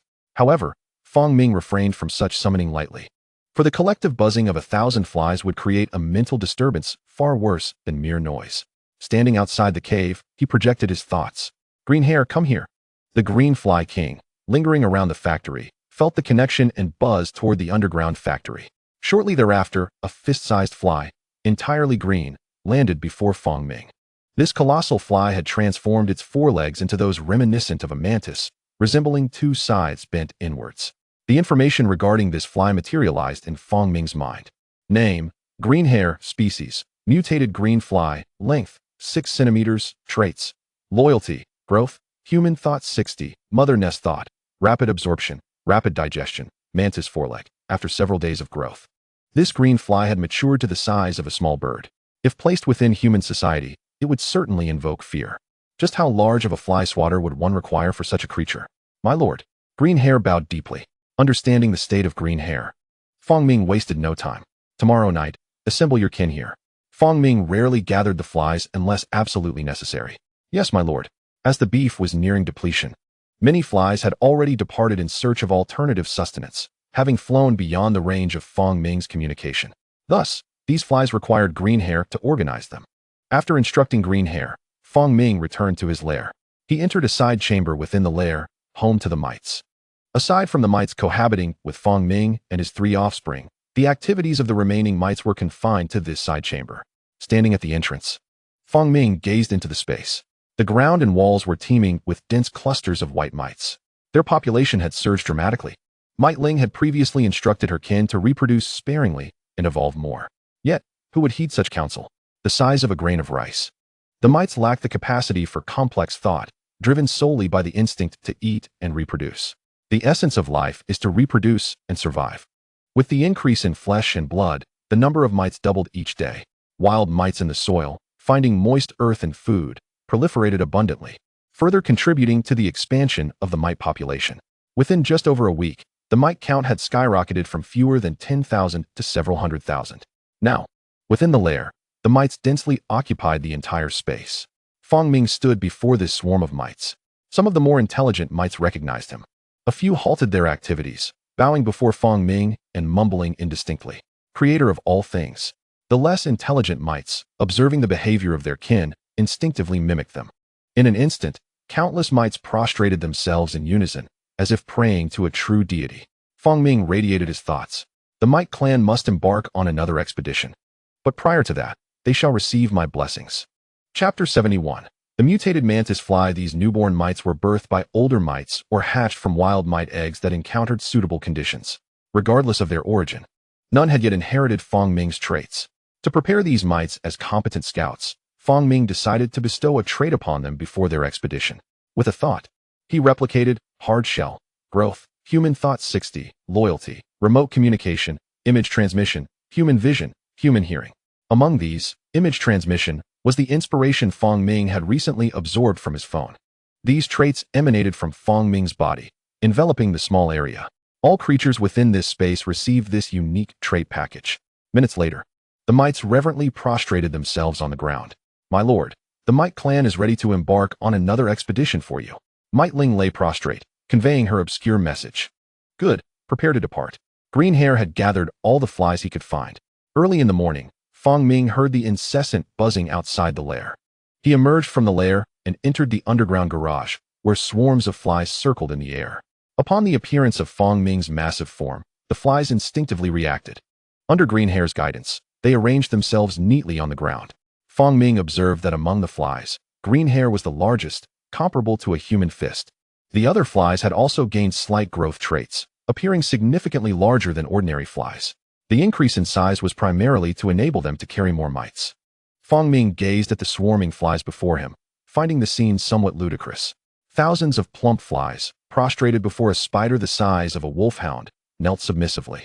Observing this prepared assembly of flies, Fong Ming hesitated no longer and promptly issued commands to the mites. Commence. Countless mites emerged from their nests, a dense mass of tiny white specks advancing towards the line of prostrate flies. They began to ascend the bodies of the flies. The mite Ling clung to Fong Ming, recording the unfolding spectacle with keen eyes. Under the guidance of the master of all beings, the mite clan embarked on their grand second expedition. Hundreds of thousands of mites ascended onto the massive, flying creatures, leaving the protection of their master to venture into a broader realm, becoming the vanguard and eyes of their lord. A multitude of mites crawled onto the flies. In this vast scene, Fong Ming issued his final command. Set forth. The countless flies took flight, resembling small helicopters, buzzing into the air with their mite passengers, soaring towards the horizon. The flies, with their greater range, could transport the mites to distant locales. One fly, bearing dozens of nearly invisible specks on its back, soared through the sky. After a prolonged flight, it exited the factory and traversed the farmlands, purposefully heading towards a refuse pile outside a household in Li Jiago village. It recalled the discarded watermelon rinds atop the heap, just ample enough for a hearty meal. Since awakening to human thought, it had become exceptionally adept at remembering where food could be found. However, the journey from the factory to Li Jiago village was rather extensive. Exhausted, the fly alighted on a patch of weeds at the field's edge to rest. Tired, so very tired, utterly fatigued, the fly expressed its thoughts, sprawled across the leaf, its wings drooping. Complete relaxation. Prior to attaining human thought, it would have never done such a thing. Yet, since its enlightenment, it discovered that such utter relaxation was quite comforting, thus developing this peculiar habit. However, this time, it remained blissfully unaware of the impending danger. Nearby, a colossal green figure lay in wait, utterly still, fixated upon it. This green silhouette bore enormous compound eyes and a pair of scythe-like forelimbs. It was none other than the Zhonghua Dedeo mantis, measuring 6 to 8 centimeters in length. Stealthily, the green mantis inched closer, raising its forelimbs. Meanwhile, the fly remained blissfully unaware, resting in utter comfort. Perhaps it had grown too comfortable, for the fly decided to shift its position. In that very moment, peril struck. The Dedeo mantis had closed the distance to the fly, its sharp forelimbs descending with lightning speed. With a snap, the two limbs clamped down on the fly's body. The serrated edges of its forelimbs pierced deeply into the fly, securing its capture. Only then did the fly realize it had fallen prey to an adversary of nature. The instinct for survival surged within. It struggled fiercely, its abdomen writhing with power. The force was so great that it even moved the mantis's body. Yet, the mantis showed no sign of relenting. Instead, it tightened its grip as the fly thrashed. The serrated edges dug deeper into the fly's flesh. A colorful liquid oozed from the fly's body. The fly sensed its vitality waning, its body losing control, leaving only its head to spin in frantic motion. I do not wish to die. I do not wish to die. I do not wish to die. But its desperate thoughts proved utterly futile. The Dedeo mantis gnawed at the fly's body, and the fly succumbed to unconsciousness. The mantis tore into the fly with its beak. At that moment, it noticed a cluster of white specks writhing on the fly's back. Puzzled by their nature, it bit down. The mantis consumed the fly's flesh, along with the white specks, swallowing them whole. Upon ingesting this mixture, the mantis seemed to experience a profound jolt, remaining dazed for several seconds. Human Thought 002. It appeared to sense that this flesh could replenish certain needs within its body, igniting a hunger that originated from within. With renewed vigor, the mantis tore into the fly's body, devouring it along with the white mites. As it consumed more mites, the mantis's thoughts crystallized. Delicious, delectable. Thus, it continued to consume more mites, until the entire fly, along with all the mites upon it, was entirely devoured. The mantis finally entertained a faint notion. Food fly. Growth. It rose to its full height, the faint traits within its body circulating and quietly transforming its form. Traits such as human thought, hardened carapace, and growth began to accumulate within. The Dideo mantis stood atop the leaf, its compound eyes scanning its surroundings, searching for traces of flies. Flies' food. Chapter 72. The little man Li Bao seeks an audience with the immortal. This Dideo mantis, perched atop the leaf, was the first to acquire these traits through predatory behavior without Fong Ming's bestowal. A layer of black armor sprouted on its back. Its previously solidified body now bore signs of growth. Most significantly, it comprehended how it had become stronger and resolved to hunt more flies to enhance its power. This emergence of the Dideo mantis went unnoticed by Fong Ming. His research into his own traits was still insufficient. He remained unaware that these traits could disseminate through predation and being preyed upon. During this process, most traits would dissipate into the ether. These primitive traits were originally replicated by Fong Ming. When a creature possessing such traits was killed, the majority of those primitive traits would vanish. A small fraction would remain within the flesh, absorbed by the predator. Although the predator only absorbed a minuscule amount of traits, should it kill sufficiently, it could gradually replenish its internal traits through relentless hunting. This Dideo mantis had developed such a desire, commencing its search for flies and mites. Image transmission. With a mere thought from Fong Ming, his vision connected with a wandering mite. He shared sight with the mite. In the next moment, he beheld a stretch of grassland. Hearing the surrounding sounds, the mite advanced, and the image moved accordingly. This is remarkable. Fong Ming joyfully explored, switching to another mite to continue observing. Taking stock of the factory's surroundings, he dispatched 2 waves of mites. The first wave provided information, while the second wave offered vision. Through the second wave of mites, Fong Ming fully grasped the situation within a 2-kilometer radius of the factory. Subsequently, he reconnected with the first wave of released mites to gather information. Just then, he received a message. Someone was approaching the factory. Fong Ming linked with the mites in that vicinity for information sharing. Soon after, an image materialized in his mind. A figure was pushing a cart carrying a sheep toward the factory. It was Zhou Hongda. Previously, Fong Ming could only contact Zhou Hongda once he entered the factory's vicinity. However, this time, he was able to observe Zhou Hongda's movements from a considerable distance through the mites. Had he encountered yet another problem? Fong Ming contemplated for a moment before waiting. Zhou Hongda arrived at the entrance of the den, carrying a sheep, which he then placed down to commence his ritual. Immortal. Today is the 15th of August. I, Zhou Hongda, humbly come to pay my respects. Has it truly reached the 15th of August? Fong Ming reflected on the past 6 months, during which he had shed his skin twice, and in a few months, winter would once again approach. Many of this year's plans would have to be postponed until the following year for fulfillment. Report your current situation. Fong Ming did not reveal himself, but communicated directly with Zhou Hongda from a distance.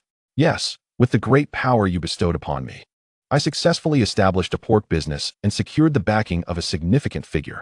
I employed certain methods, and with that person's assistance, I now occupy half the market share in the city. My business has commenced, and I have even acquired dealings in gambling and the red light district. Our monthly revenue has already reached the 1 million mark. Fong Ming listened intently, discerning that the pork business was likely a facade. Zhou Hongda's rapid rise within 2 months was primarily reliant on the abilities granted by Fong Ming, as he navigated through illicit enterprises and garnered recognition from influential individuals, ultimately using his role as the pork business owner as a cover. Let it be, he may pursue his endeavors as he wishes. The more wealth Zhou Hongda accumulates, the more advantageous it becomes for me. Indeed, Fong Ming acknowledged. Zhou Hongda beamed with joy, assuring, Immortal, rest assured, I will make the utmost use of your abilities. I have always been your loyal servant. Fong Ming chose not to respond further. After a brief pause, Zhou Hongda continued, Immortal, I have one more matter to report. Your devotee Li Bao wishes to pay his respects to you in person. Li Bao? Fang Ming struggled to recall who this individual was. He is from Yangjiazhuang, a fervent devotee who offers worship multiple times a day. Zhou Hongda's words prompted a memory in Fang Ming's mind. After spreading mites throughout the village, he had gathered considerable information regarding it. With Zhou Hongda's description, he recalled Li Bao, the one who had attempted to steal from a family in Yangzhong and fainted in fright upon being discovered by Fang Ming, subsequently becoming a fervent follower. This individual appeared trustworthy. Bring him here for evaluation. Understood. Zhou Hongda replied excitedly. Immortal, I have one more request. Speak. May I spread your faith? The notion of disseminating faith had not previously crossed Fang Ming's mind. However, having human servants aiding in tasks could indeed be beneficial. Yet, this required careful management to prevent traitors from emerging among the followers. Control the candidates. Yes, Immortal. Subsequently, Fang Ming inquired about the mosquito larvae. Zhou Hongdao informed him that the larvae had grown to over an inch in length, and he was constructing a pool at the dog farm specifically to raise them. Fang Ming expressed satisfaction with Zhou Hongda's efforts. By next summer, these mosquito larvae would transform into mosquitoes, serving as a source of sustenance. After Zhou Hongda departed, Fang Ming turned his attention to the queen ant and the mites. His own skin shedding could not be rushed, as he would soon undergo the next transformation in a little over 2 months. However, prior to that, he needed to nourish the queen ant, as well as the mites and flies. Fang Ming truly required an assistant. The following day, Li Bao timidly arrived at the factory alone. Zhou Hongda had found him 2 weeks prior, and, upon learning that Li Bao was also a devotee of the Immortal, established contact. After a period of interaction and careful consideration, Zhou Hongda sought Fang Ming's opinion, allowing Li Bao to meet him. Having worshipped daily with incense, he had never imagined he would one day stand before the Immortal. He gazed at the abandoned factory and ventured into the underground workshop. Is this where the Immortal resides? He surveyed his surroundings until he suddenly spotted a mound of earth. Approaching the mound, he noticed a dark, gaping hole on the other side. The entrance was over 1 meter wide, large enough for a human to crawl through, flanked by the mounds of earth. Suddenly, Li Bao realized this was the Immortal's lair. What massive being must inhabit such a cavern? He hastily knelt, exclaiming, I, Li Bao, humbly seek an audience with the Immortal. Chapter 73. The migration of the Mite clan. Li Bao knelt nervously before Fang Ming's lair, afraid to gaze into the dark, profound entrance, fearing it might anger the Immortal. At that moment, an inexplicable pressure invaded his mind. Instinctively, Li Bao wanted to resist, but he quickly recalled Zhou Hongda's prior explanations about the place. Thus, he calmed his thoughts and ceased his resistance. After half a minute, he felt a wave of comfort wash over him. The trait of loyalty made him gladly accept the transfer of this quality. After some time, the transfer was complete. Li Bao knelt once more, expressing, I, Li Bao, thank the Immortal for the bestowed grace. Although he was unsure of what had been granted, he distinctly felt a change within himself. At that moment, a thought resonated from the cavern. Li Bao, do you wish to become my servant? Li Bao was momentarily taken aback, but quickly understood that the Immortal was communicating within his mind. He promptly replied, I, Li Bao, am willing to serve the Immortal. Excellent. I have a task for you. Fang Ming conveyed his forthcoming directives to Li Bao. Li Bao bowed his head and then departed. After Li Bao's exit, Fang Ming proceeded to the side chamber of the mites. Next, he intended to reorganize the entire lair. In the side chamber of the mites, the population had significantly decreased due to the recent departure of a batch. However, it would not be long before it became crowded again, as the mites reproduced rapidly, multiplying exponentially given sufficient sustenance.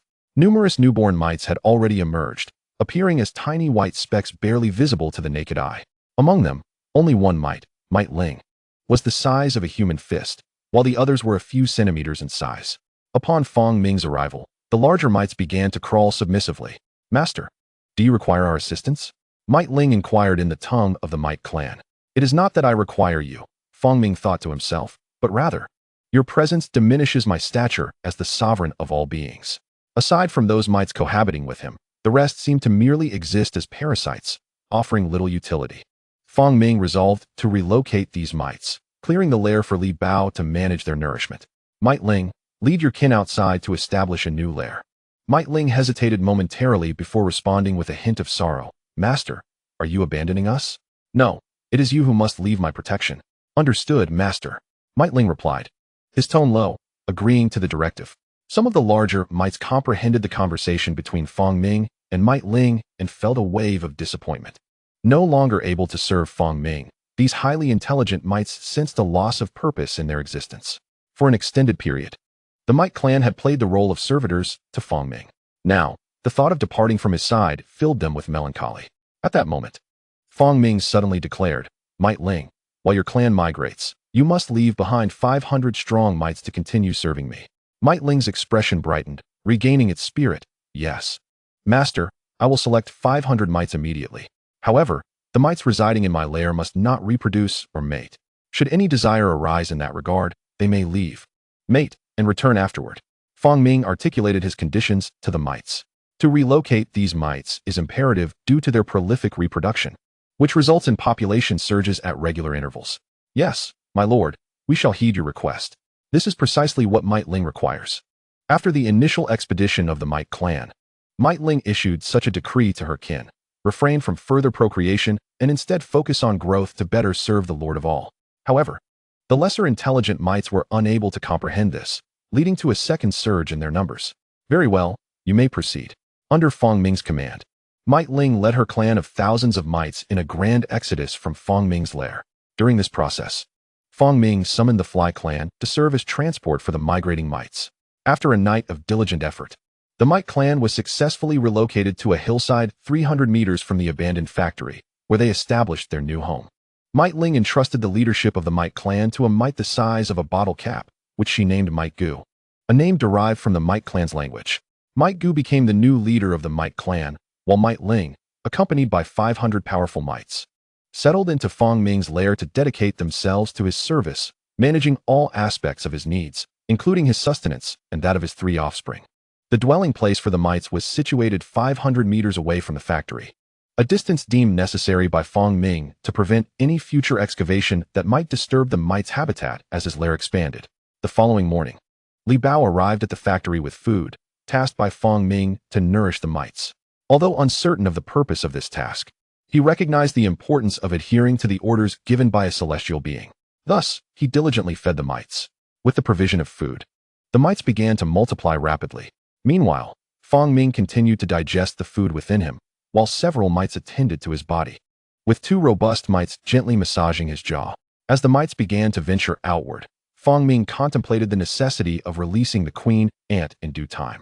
He mused that the area surrounding the factory should be incorporated into his territory and pondered whether Zhou Hongda could acquire the land. After formulating this thought, Fong Ming transmitted his intentions to the mites near the dog breeding grounds, instructing them to inform Zhou Hongda to visit the abandoned factory. That evening, Zhou Hongda came to pay his respects.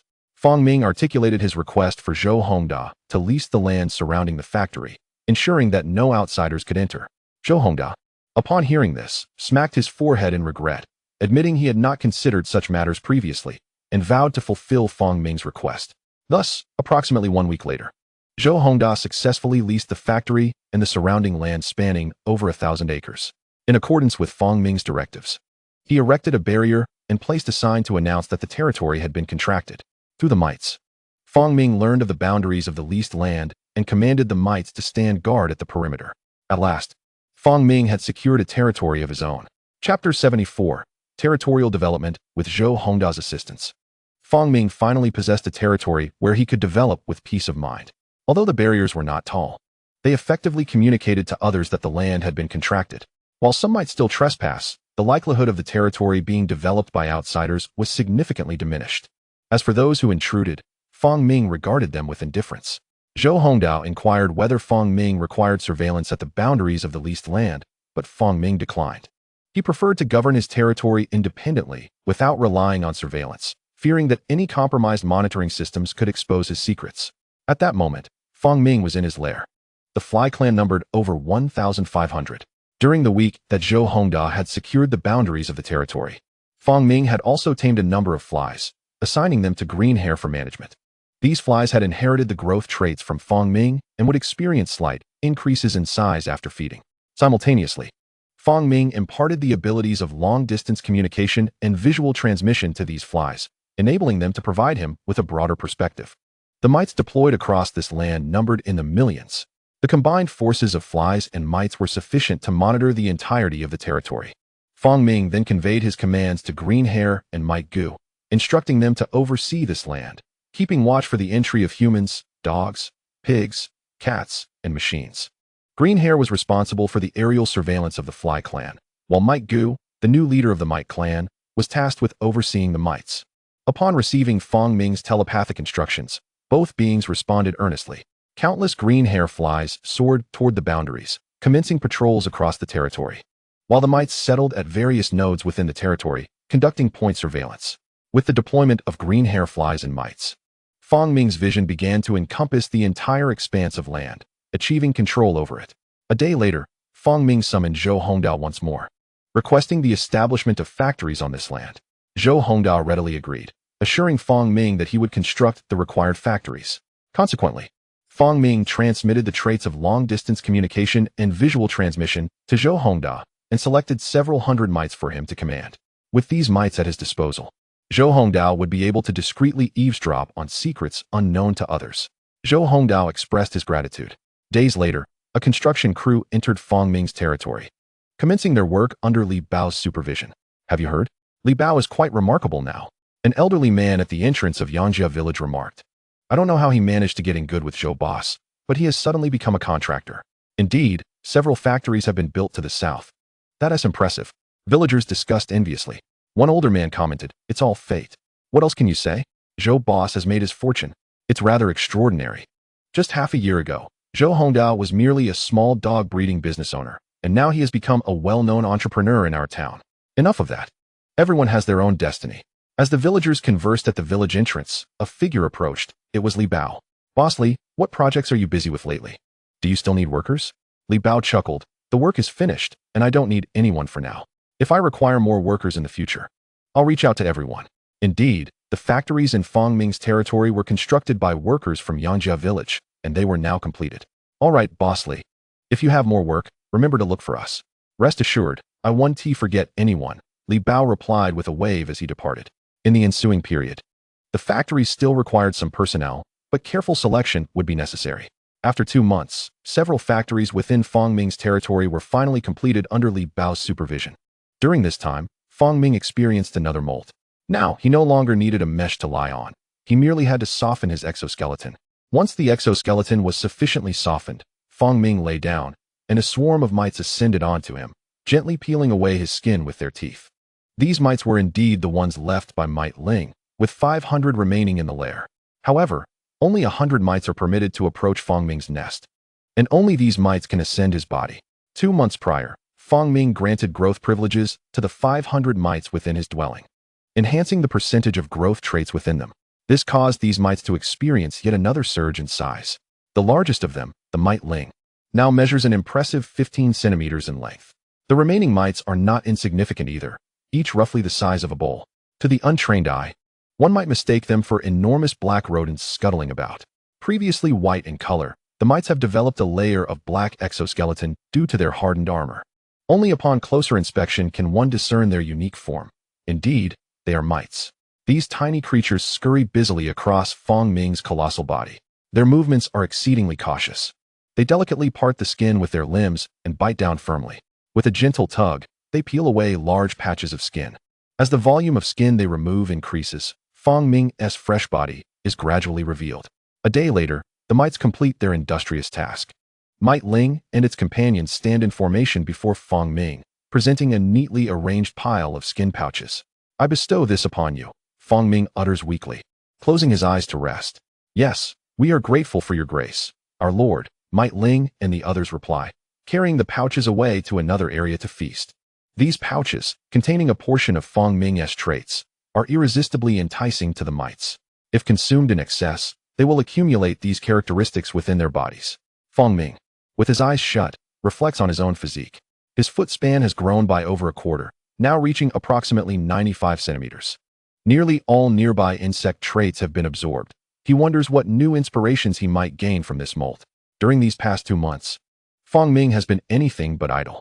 In his spare time, he has absorbed the inspirations from all the insects he could find in the surrounding wilderness, including flies, beetles, earthworms, butterflies, scorpions, pill bugs, centipedes, aphids, grasshoppers, fleas, and fireflies.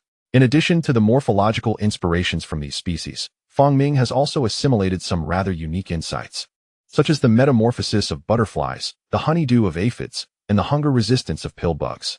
Over the course of more than 2 months, Fong Ming has fully absorbed and integrated these traits. Chapter 75. Foot span 95 centimeters. The traits Fong Ming has absorbed encompass both superficial morphological characteristics and deeper abstract qualities. Taking the mantis as an example, its morphological traits include the mantis's forelimbs, compound eyes, wings, and body structure. The deeper abstract traits, such as the mantis's striking speed, can yield the ambush trait, while the insights gleaned from its compound eyes might produce high-speed vision. However, these traits are abstract, emerging from the biological logic of behavior. During integration, as long as the morphological traits of the organism are entirely absorbed, a perfect biological trait can be achieved without the need for supplementary abstract qualities. Consequently, Fong Ming has synthesized a plethora of flawless advanced traits. Every organism that can fit within his stomach has had its morphological traits completely assimilated to perfection. Ultimately, these traits manifest within his body, expressing the form of the respective organism. Among the advanced traits of animals are spider, mantis, scorpion, ant, beetle, fly, earthworm, butterfly, pill bug, centipede, aphid, grasshopper, flea, ladybug, bee. Fong Ming further amalgamated these traits. Under his guidance, these immaculate advanced traits underwent another fusion within his being.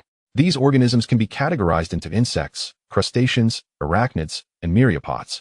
Ultimately, these 4 categories coalesced into a grand classification, forming a top-tier trait, arthropod, flaw. The earthworm, however, does not belong to these categories and must be counted separately. Concurrently, the traits of image transmission acquired from his phone, along with the pheromone perception and antennae communication absorbed from the ant queen, were also integrated by Fong Ming. The trait of pheromone perception was absorbed long ago in Wang Tao's climbing room, and only now has it reached completion. These 2 traits were incorporated into the electronic realm. The advanced traits of electronics encompass remote communication, infrared perception, mirror recording, sound emission. Coupled with image transmission, antennae communication, and pheromone perception, a new trait has emerged, information transmission. However, upon the formation of this top-tier trait, the mirror recording trait was extricated. Mirror recording and information transmission do not belong to the same category, hence the expulsion. Fong Ming mused silently, not dwelling on it. Thus, he now possesses 2 top-tier traits. After organizing the information, Fong Ming's data gradually took shape within his mind. Name, Fong Ming. Size, 95 centimeters. Traits, bloodsucking, loyalty, nest mindset, breakthrough rebirth, stomach, thermal regulation, parasitism, mirror recording, metamorphosis, honeydew, hunger resistance, ambush, mass reproduction, faith, advanced traits, earthworm, human, flaw, dog, flaw, rapid growth, flaw, high-speed vision, flaw. Top-tier traits, arthropod, flaw, information transmission, flaw, authority, growth, spider pheromone factor, 3688.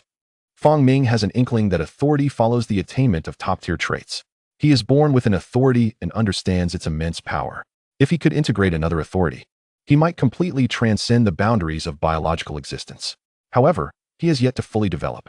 Even with so many traits, the majority still require his body for expression. Molting to grow remains the swiftest method for him to gain strength. These traits can only accumulate gradually, with the hope of one day achieving fusion. Of course, if he so desired, he could now install these biological traits upon himself, transforming into a monster at this very moment. Yet he wishes to avoid such grotesqueness, opting instead to temporarily store the expressions of those traits within his stomach. After examining his body, Fong Ming's thoughts expanded as he sensed the phone ahead. With each molt, his perception significantly enhances, resulting in an increased influx of inspirations. What he could not previously detect now reveals new discoveries post-molt. Indeed, as his perception sharpened, a new inspiration emerged from the phone ahead. Absorb network connection 0001. The moment he absorbed even a trace and acquired the 0001 trait, Fong Ming realized that this was an advanced trait. The absorption process would take considerably longer. Based on the trait's name, he could surmise certain aspects. Upon acquiring this trait, he could connect to the network, enabling internet access within his mind. However, this necessitates a lengthy absorption period to fully accumulate the trait. Besides the traits emanating from the phone, Fong Ming also sensed a trait from the surrounding walls. Absorb soil particle cohesion. Soil particle cohesion 001. He was astonished. He had not anticipated that the seemingly mundane soil possessed its own traits, previously undetected. It was only through the increase in his sensing ability due to molting that he became aware of this. This is precisely the magical era I yearn for. Fong Ming discovered that, after absorbing so many traits, he had finally encountered something extraordinary. Although these were merely ordinary traits, they sufficed, regardless of the effects. He focused solely on absorption and accumulation. Once he reached a certain level, he would naturally possess unparalleled power. 3 days later, a hurried mite approached Fong Ming, crawling at his feet. "My lord, the queen ant seeks an audience. Let her in." "Yes." The enormous mite responded and quietly departed.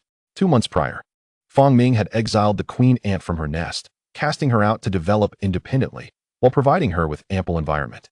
He had bestowed a plethora of traits upon her, particularly those promoting rapid growth, without reservation. Consequently, during this period, the queen ant experienced remarkable growth in size. Shortly after the mite's departure, Fong Ming sensed a colossal ant entering his awareness. It was a giant ant, approximately the length of a human arm, making its way through the nest's entrance. The mites along the passage scurried aside to clear the way. It traveled unobstructed to the deepest part of the nest. Soon, a massive black ant came into Fong Ming's sight. This sleek black ant measured nearly 30 centimeters in length, resembling a human arm. Its formidable mandibles resembled powerful pincers. Flanking its antennae were 2 curved, dark horns. Due to its increased size, the compound eyes, segments, antennae, and stinger were all distinctly visible. At that moment, the giant ant prostrated itself before Fong Ming. "Lord of all, I am prepared for reproduction and breeding." Chapter 76. Aphids and Mycelium. If the queen ant does not reproduce, what then is her purpose? However, to expedite her growth, Fong Ming forcibly halted her reproductive activities, channeling all her energy into increasing her physical stature. The method he employed was straightforward. He detached the trait of mass reproduction from within her. Without the ability for mass reproduction, her egg-laying capacity plummeted. And with the conscious control of human thought, she ultimately subdued her body's instincts. She would scarcely reproduce, and even if she did, it would be inconsequential. Your size is now sufficient to fulfill the role of a queen among the horned ants. Fong Ming conveyed his thoughts. "I shall restore your rightful traits, hoping you will soon establish your ant kingdom. Yes, esteemed lord of all, ruler of myriad beings." With a mere thought, Fong Ming replicated the trait of mass reproduction and transferred it to the queen ant before him. In truth, the trait of mass reproduction also manifested within Fong Ming, yet he had grafted it onto the ant residing in his stomach. With the transmission of this trait, the queen ant was finally complete and could continue to breed ants. Fong Ming raised his gaze, and the information regarding this gigantic ant materialized in his mind. Name: E. Fong. Species: horned ant. Length: 32 centimeters. Traits: growth, human thought 60, hard exoskeleton, neurotoxin, horn, mass reproduction, advanced traits, rapid growth, flaw. A giant ant exceeding 30 centimeters was sufficient for Fong Ming at this moment. As long as this ant could produce a sufficient number of soldier ants, his nest construction plans would proceed smoothly. However, it would likely be some time before he could witness the offspring of this ant, probably until after his next molting. The incubation period for ant eggs typically results in the emergence of worker ants within half a month. Thus, before Fong Ming's next molting, the worker ants in the queen's nest would be more than adequate. "What else do you require?" Fong Ming inquired thoughtfully. "My lord, the ant colony requires sustenance." The queen ant articulated her needs, specifying that the food must be suitable for her species. Considering their dietary requirements, Fong Ming contemplated several options. To ensure the sustainable development of the ant colony, it would be best to minimize artificial feeding. Assisting the ants in establishing a short ecological chain would be optimal. Creating food scarcity within the colony would foster its internal development. Otherwise, the ants would merely be akin to domesticated dubia roaches. "I shall create a batch of species for your colony's consumption." "Yes, revered lord of all." The queen ant responded with respect and delight. Soon, she took her leave, while Fong Ming began to strategize. The ant's diet would consist of nectar, fruit juice, and insect flesh, but with winter approaching, cultivating plants would be unfeasible. After a moment of contemplation, Fong Ming identified 2 potential food sources: the honeydew produced by aphids and fungi cultivated from plant leaves. There are numerous species of ants. Some exhibit strong social behaviors and possess the ability to cultivate. They tend to aphids, feeding them leaves, ultimately prompting the aphids to produce honeydew. Honeydew is a liquid secreted from the rear of aphids after consuming food, serving as a high-quality sustenance for ants. The other source of nourishment would be the fungi. Within ant societies, some ants cultivate fungi using leaves, ultimately consuming the fungi themselves. Having formulated this plan, Fong Ming summoned Li Bao to his side. Currently, Zhou Hongda had integrated himself into the upper echelons of a large town through his supernatural abilities, occupied with various tasks. He only came to pay homage to Fong Ming on the 1st and 15th of the lunar month, unwaveringly. During this time, the general chores were undertaken by Li Bao. In Fong Ming's territory, 3 breeding grounds had been established. Each breeding ground spanned over an acre, resembling small greenhouse structures. Li Bao was presently inside one of the breeding grounds, inspecting the insulation measures. At that moment, an obscure voice suddenly pierced his ear. "My lord is summoning you." Due to his regular interactions with the police, Li Bao understood this voice. He hastily set aside his work and rushed towards the abandoned factory at the center of the territory. Upon arriving inside the factory, he quickly approached the nest entrance. "Li Bao, I pay my respects to the immortal." As Fong Ming had not conferred specific titles upon Li Bao or Zhou Hongda, both referred to him as the immortal. "I need you to procure a batch of aphids and fungi, expediently." "Yes, immortal." Li Bao diligently committed Fong Ming's request to memory. Subsequently, he departed to fulfill Fong Ming's needs. After Li Bao's departure, Fong Ming continued to harden his own body. The following day, Li Bao successfully accomplished the task. He personally drove to an aphid breeding ground to purchase a batch of aphids, then proceeded to a mushroom factory to acquire fungi. By the afternoon of the next day, he returned to the abandoned factory with both items. Kneeling at the nest's entrance, Li Bao placed the 2 items on the ground. The aphids were contained within a box lined with leaves, densely populated with aphids. The fungi were enclosed in a transparent plastic bag filled with humus and mycelium. "Immortal, I have brought the items you requested." "Good." A voice resonated in his mind. He knelt on the ground, refraining from making any sudden movements. After a brief moment, sounds of movement began emanating from within the nest. The noise gradually approached, and several black legs came into view. Li Bao raised his eyelids to catch a glimpse. It was a creature resembling a grotesque beetle, yet as large as a rat. "Divine envoy." Li Bao hastily lowered his head. Having frequently honored Fong Ming, Li Bao had previously encountered these enormous mites.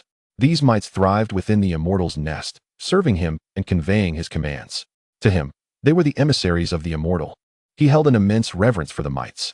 The 2 mites, disregarding Li Bao who knelt on the ground, approached a box containing aphids and fungi. With their tiny mandibles, they grasped these items and dragged them back to their nest. However, as the aphids were encased in a box, the mites' movements were rather sluggish. After taking a few steps, they struggled to maintain their grip, causing the box to slip from their hold. They had to reposition their mandibles to the edges of the box and attempt to pull it once more. This scene was perceived by Fong Ming, who, through visual transmission, witnessed the unfolding events.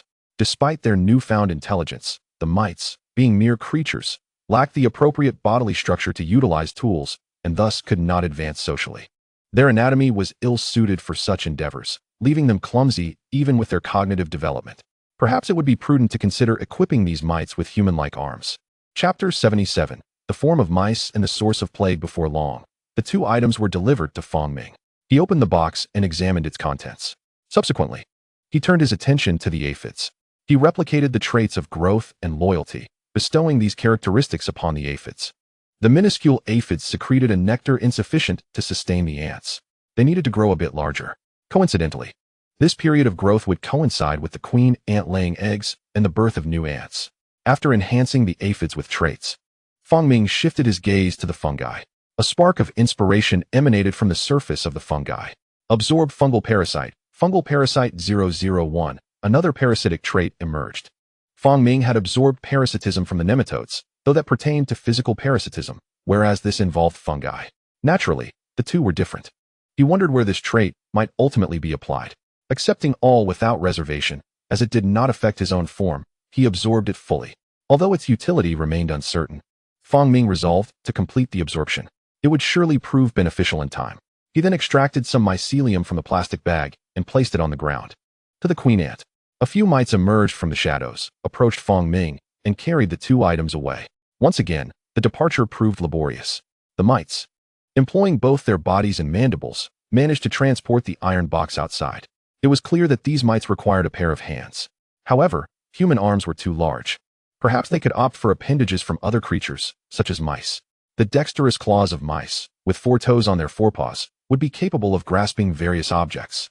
Fong Ming recalled the presence of several mouse burrows on the eastern side of his territory. When the construction of the breeding grounds commenced, some mice had scurried in that direction. He decided to search for the mice. Closing his eyes, he utilized remote communication to issue instructions to each mite and fly stationed within his territory. Over the course of 2 months, the number of flies under his control had exceeded 10,000. However, due to their dispersion across the vast expanse of land, they appeared sparse. The mites had already embarked on their 3rd, 4th, and even 5th expeditions. Now, the territory was teeming with those small white mites, with numerous others expanding outward. Upon receiving Fong Ming's command, the mites and flies within the territory began to mobilize. Giant flies, the size of grapes, buzzed through the territory like fighter jets, their eyes scanning the ground below. The mites also ascended to higher ground, commencing their search. After a few minutes of exhaustive searching, Fong Ming obtained information regarding several mouse burrows. He dispatched the mites located within the burrows. Within his nest, a multitude of fist-sized mites emerged, crawling toward the mouse burrows. Several mice were diligently preparing for winter, deepening their tunnels. At that moment, an unusual disturbance echoed from above the burrow. Strange creatures infiltrated the mice's lair. Some mice noticed these intruders and emitted sharp cries. One brave mouse charged forward, attempting to drive away these invaders of similar size. However, upon attacking, it failed to pierce even the outer exoskeleton. Instantly, a caustic fluid erupted from the mite's rear, splattering onto the mouse's face. With a cry of agony, the mouse's body became rigid, collapsing to the ground.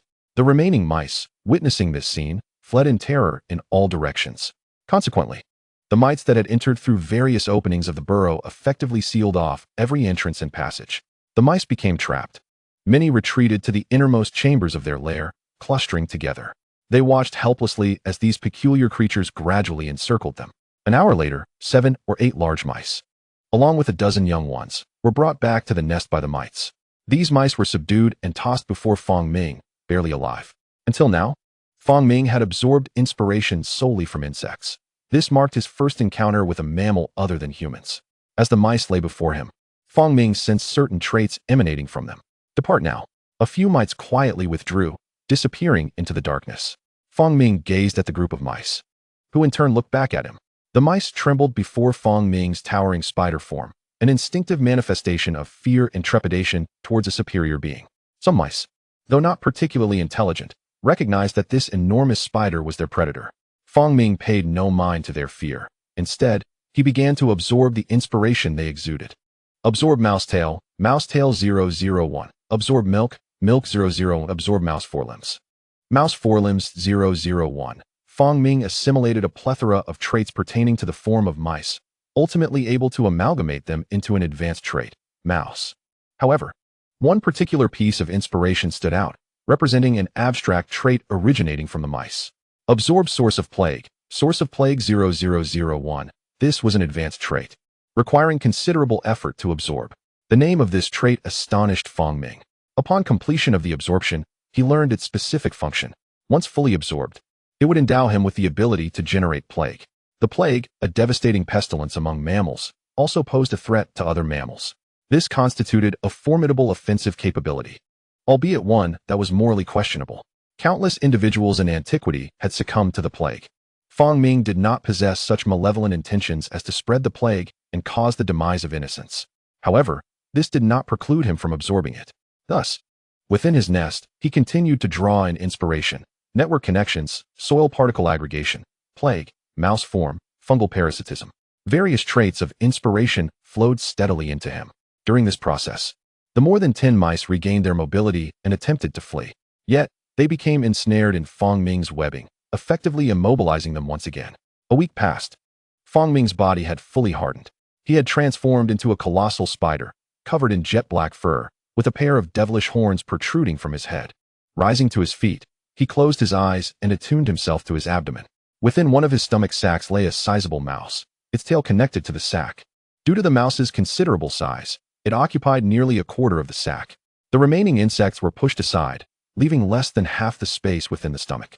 The mouse's form had absorbed all that it could. Fong Ming had also completed his hardening process. He was now poised to undertake significant tasks. However, before that, he summoned the mites residing in his nest. Chapter 78. The evolution of the mite clan. Upon hearing Fong Ming's call, the mites from all corners of the nest gathered.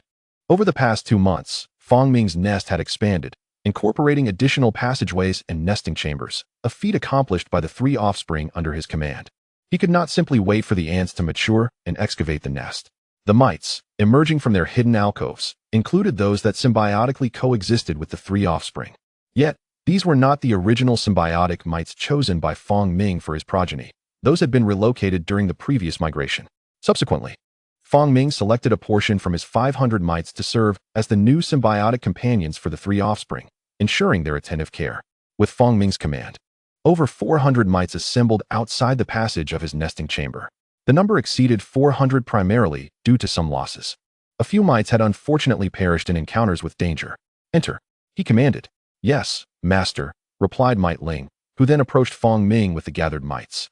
Fong Ming focused his gaze on the leading mite, a colossal creature measuring nearly 20 centimeters in length, resembling a beetle but even more imposing. Akin to a large southern rat. Name: Mite Ling. Species: Mite clan. Length: 22 centimeters. Traits: growth, human thought 60. Mantis blade: rapid absorption, rapid digestion, hard carapace. This was the first intelligent mite to respond to Fong Ming. The remaining mites were similarly large, averaging over 10 centimeters in length, with the smallest measuring at least a finger's length. Observing the assembly before him, Fong Ming willed a surge of inspiration. He bestowed the trait of mouse forelimbs upon this group, transforming their forelimbs into the paws of a mouse. He also granted them the traits of muscle and endoskeleton, enabling these mites to walk in a semi-upright posture. Furthermore, he added a layer of cuticle and temperature regulation, elevating them from arthropods to a status akin to semi-mammals. As Fong Ming conferred these traits, the mites began to undergo visible transformations. A few smaller mites adapted quickly. Their hind legs thickened, allowing them to stand upright. However, they promptly lost their balance and toppled over. Fong Ming noted this occurrence. They cannot maintain balance. The mites, having evolved from beetle forms to semi-upright figures, struggled to adapt their body structures for this new mode of locomotion. It was impractical for them to continue crawling indefinitely. After a brief contemplation, Fong Ming decided to add a tail. By endowing these mites with a tail, they would better maintain their balance. He promptly granted them the trait of scorpion tail, having mastered the entire morphological characteristic of scorpions, and realized that a more aggressive tail would be beneficial. As he executed this modification, the mites' abdomens began to change. Fong Ming urged them to seek nourishment, for their physical transformations could not be completed without sustenance. Half a day later, a semi-upright beetle, measuring 20 centimeters in length, entered Fong Ming's nesting chamber. Its back was prominently arched, encased in a layer of shell, and powerful hind legs supported its frame. A scorpion tail trailed behind, while 2 antennae adorned its head. The head, originally parallel to the ground, tilted downward for better surroundings observation due to its semi-upright stance. At the front of its body, 2 mouse-like paws emerged. This was the transformed Mite Ling, resembling a peculiar, upright mouse. Thanks to the master's grace, the Mite clan has fully evolved. Mite Ling bowed before Fong Ming. Fong Ming opened his eyes and regarded Mite Ling. Name: Mite Ling. Species: Mite clan. Anus to cephalothorax. Length: 22 centimeters. Traits: growth, human thought 60. Mantis blade: rapid absorption, rapid digestion, hard carapace, mouse forelimbs, scorpion tail, cuticle, temperature regulation, muscle, endoskeleton. A single mite now possessed such a plethora of traits. Once an inconspicuous creature, it had transformed into a small monster under Fong Ming's enhancement. In addition to the trait information, the measurement of Mite Ling's length had changed. It was now indicated as anus to cephalothorax length, representing the distance from the head to the posterior, excluding the tail, a method typically used for centipedes and scorpions. If the tail were included, Mite Ling's true length exceeded 30 centimeters. Very well, go attend to your duties. Yes, Mite Ling departed, as numerous tasks awaited the mites within the nest. Meanwhile, Fong Ming pondered another matter. Although the Mite clan had temporarily achieved upright locomotion and mouse-like forelimbs, enhanced by a tail, there still existed an inherent imbalance. The fusion of biological forms was indeed a complex undertaking. He resolved to seek further opportunities to experiment with these trait integrations, aspiring to create several formidable organisms. Previously, he had refrained from reckless experimentation. However, with the area now under the control of Zhou Hongda, he felt relatively secure. Fong Ming decided to develop further here. intending to venture into tropical rainforests once he attained a size of 2 to 3 meters, ensuring greater safety at that time. Returning to the present, Fong Ming set forth. Leaving the nest. Within his territory, he constructed 3 factories, each serving a unique purpose, to nurture his food supply. He aimed to retrieve the dubia cockroaches from the refuse site. Previously, it had been impossible to raise them there, but he hoped they could be fed more cleanly, as ultimately, these cockroaches would be ingested by him. As night fell, aided by the moonlight, Fong Ming returned to the refuse site. It remained as it had been, albeit with some expansion. Following his molting, his connection with creatures possessing the loyalty trait had extended to about 100 meters. Standing at the edge of the refuse site, he closed his eyes and sensed a portion of the cockroaches within his communicative range. "All of you, come here," Fong Ming commanded, walking along the periphery of the refuse site. In the entire area, some cockroaches had a strong connection with him, possessing a 100% loyalty trait, while others exhibited weaker ties, likely offspring carrying only a trace of the loyalty characteristic. As Fong Ming's consciousness expanded, the refuse site echoed with rustling sounds as cockroaches of varying sizes crawled forth. The largest measured nearly 30 centimeters, leading a throng of smaller cockroaches, some the size of shoe soles, and others no larger than a thumb. Under the moonlight, a colossal cockroach, nearly 30 centimeters long, led dozens of shoe-sized cockroaches, while hundreds, if not thousands, followed in a sweeping wave. The workers who come daily to transport the refuse could hardly have imagined that beneath this garbage dump lay an astonishing number of colossal cockroaches. Chapter 79. The betrayal of the cockroach. Yang Xinyan's submitted photographs received no response whatsoever. Only upon his persistent inquiries did he learn that the authorities regarded it as merely a large cockroach, unusual, yet not particularly alarming, and thus, no further investigation was deemed necessary. They had more pressing matters to attend to, as the study of cockroaches was the domain of biologists. Dismayed by the rejection, Yang Xingyan vowed to capture images of even larger cockroaches. He remained vigilant for several months, yet returned empty-handed, as these cockroaches concealed themselves beneath the refuse during daylight hours. Yang Xingyan had resigned himself to the belief that he would never encounter a giant cockroach again. However, on the day Fong Ming visited the dump, he unexpectedly stumbled upon another gigantic specimen. It was a cockroach the size of a shoe sole, similar in size to the one he had previously encountered. Although on that occasion, he had no opportunity to photograph it. This time, he would not let the chance slip away. He swiftly grasped his phone and captured several images of the enormous cockroach. Just as he took 5 or 6 shots, the creature swiftly burrowed into the refuse. Startled by the sounds Yang Xingyan made, he promptly sent the photograph to his brother-in-law, Zhang Maokai. "Maokai, a few months ago you mentioned your team was investigating peculiar organisms. Look, I've photographed a giant cockroach." After a brief interval, Zhang Maokai replied, "Brother-in-law, that was several months ago. The investigations into the parasitic mites were suppressed long ago, and we are currently focused on apprehending tomb raiders. There's a pair of siblings who have even begun excavating an archaeological site. What about this giant cockroach? Are you not concerned? Sigh, I'll pass this photograph to the research institution. The biologists should find it intriguing, but it's not our concern." Fine. Before Fong Ming lay thousands of cockroaches. Only one reached over 30 centimeters in length, while the remainder were the size of shoe soles, with some even smaller, about the size of a palm. Fong Ming gazed at the largest cockroach, feeling puzzled. It should be one of the 3 female cockroaches I brought from the laboratory. Having undergone growth modifications, it now measured over 30 centimeters. Yet, there should still be one more. Out of the 3, one had been consumed by Fong Ming, leaving 2. Moreover, the one that was lost had been enhanced with intelligence and bestowed with human thought. Was it lost, or had it perished? If it had died, Fong Ming deemed it improbable. Such a large cockroach had no natural enemies in this refuse dump. If it had been captured by humans, Zhou Hongdao would have received word long ago, as he had penetrated the upper echelons of the rural city. Thus, only one possibility remained. The cockroach had escaped the dump. Why would it leave without notice? Had I not forbidden them from departing? A sentient cockroach, defying Fong Ming's admonitions, had fled the refuse. Was it fear of me, having consumed its kin, that drove it away? Indeed, granting too much intelligence to a food source proves perilous. In an instant, Fong Ming deduced the cockroach's whereabouts.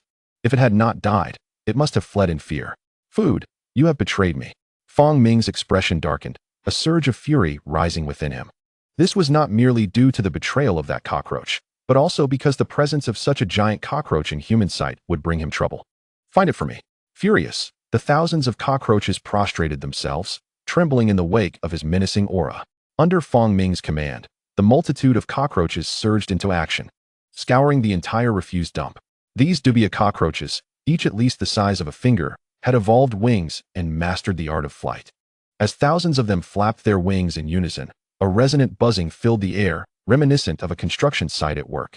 Mere seconds later, Fong Ming learned from the swarm that the large female cockroach had indeed fled. Return. The multitude of cockroaches hastily returned to Fong Ming, once again prostrating themselves. Quivering with trepidation, Fong Ming remained silent. He could not dispatch these cockroaches on a worldwide search for the rogue. Such actions would undoubtedly incite panic within human society, and Zhou Hongdao would not be able to suppress it. Follow me. These cockroaches were, in any case, not safe remaining here. Fong Ming resolved to relocate all the larger cockroaches.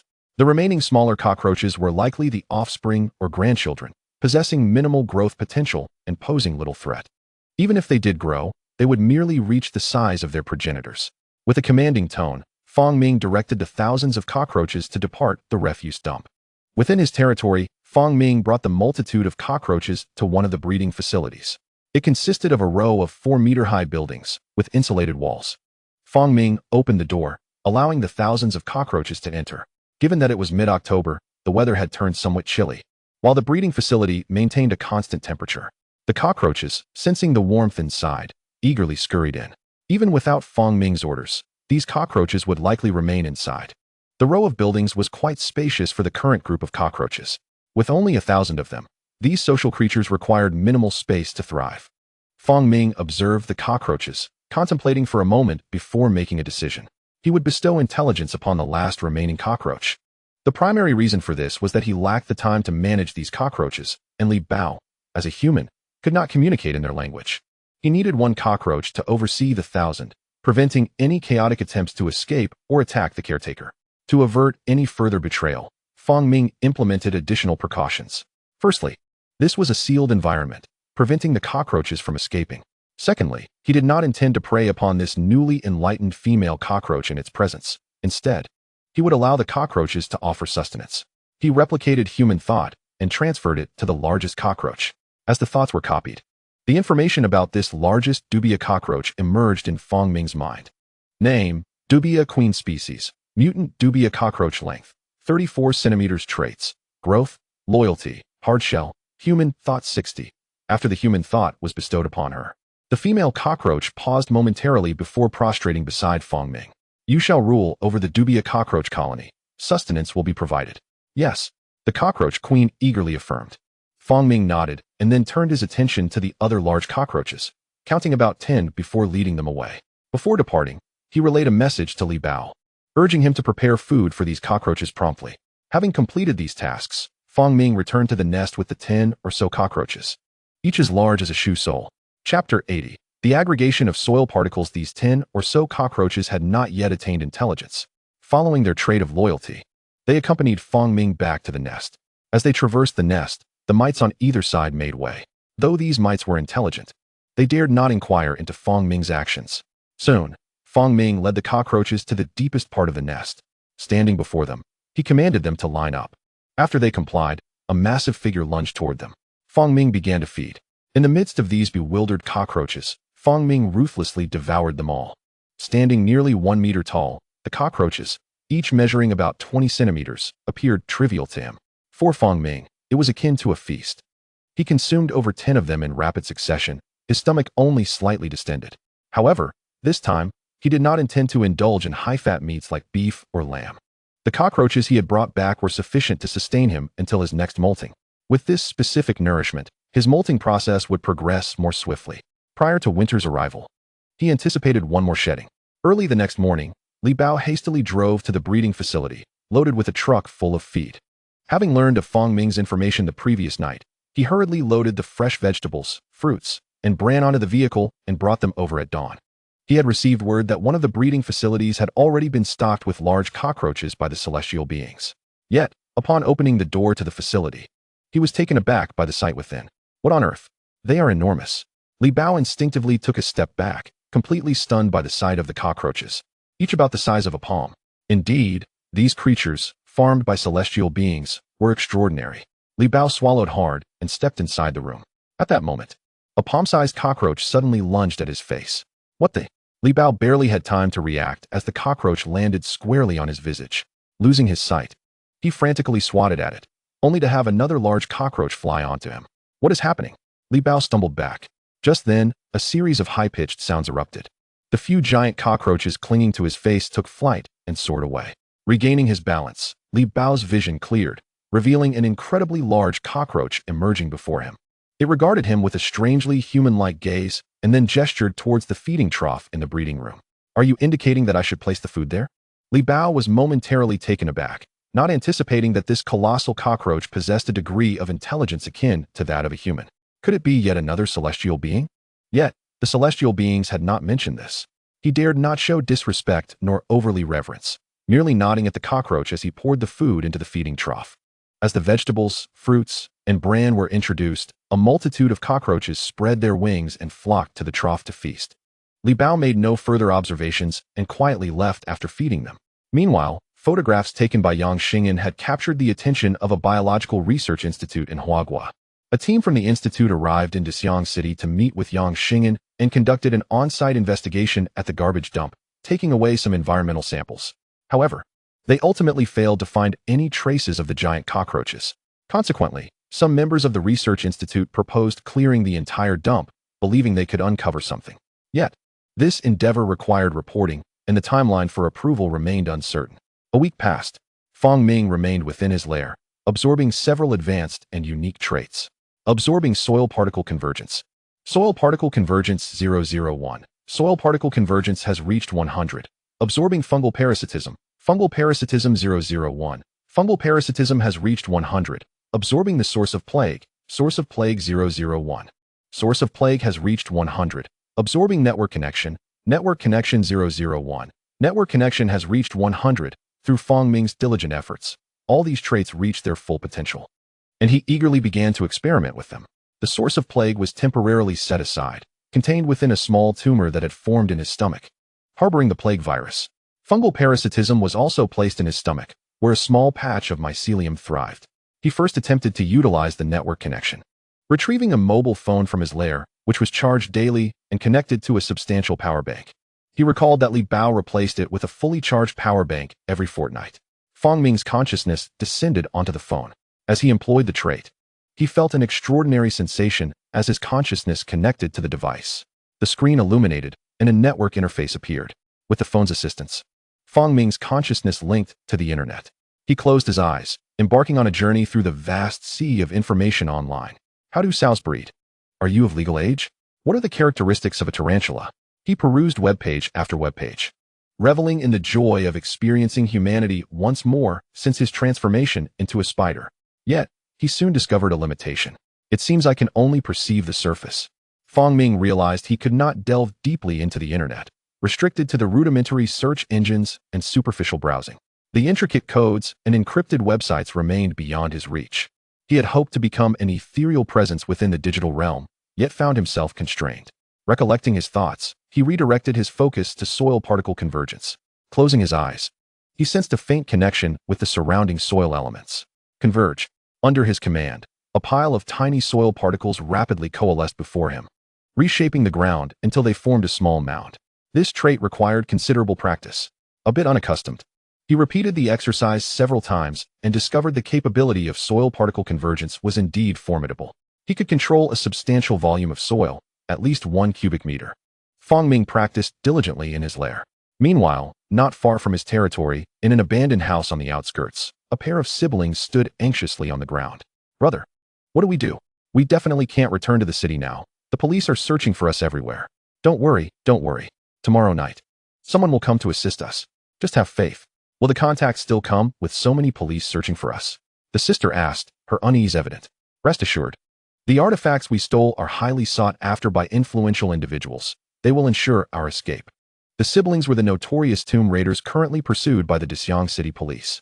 The urgency of their search stemmed from the siblings having plundered a tomb slated for archaeological excavation, attracting significant attention from authorities. Despite the chaos, the brother, Lu Qingya, remained confident. Their buyer possessed immense power. They would be able to leave without issue by tomorrow. All right, brother, after this, we must retire from this life. The sister, Lu Xiantong, declared. We must wash our hands clean of this. This job will secure our wealth for the future, Lu Qingye responded with clarity. If we don't stop now, our buyer might be the first to turn us in. The siblings hid in the abandoned house on the outskirts while the entire Dexiang City police force mobilized to search for them. As the clock struck midnight, Lu Xiantong paced alone in the derelict house, a large bag containing the stolen antiques resting on the floor. Just then, Lu Qingye entered through the door. What is the situation? Lu Xiantong eagerly inquired. Lu Qingye ventured outside to gather information, and the two siblings had long since disposed of their phones on the road. There were no police. Ah, splendid. Rest assured, dear sister, we have our people up top. The police will not search this area. Lu Xiantong nodded in agreement. Lu Qingye continued, by the way, I just discovered that not far from here, there is a vast expanse enclosed by a fence, with nothing constructed within. From my observations, it appears there may be a tomb. A tomb? Yes, I noticed that the terrain is elevated, with water on both sides. There is a high probability of burial grounds being present. The individuals who leased the land must have realized this, hence the enclosure, to develop it gradually.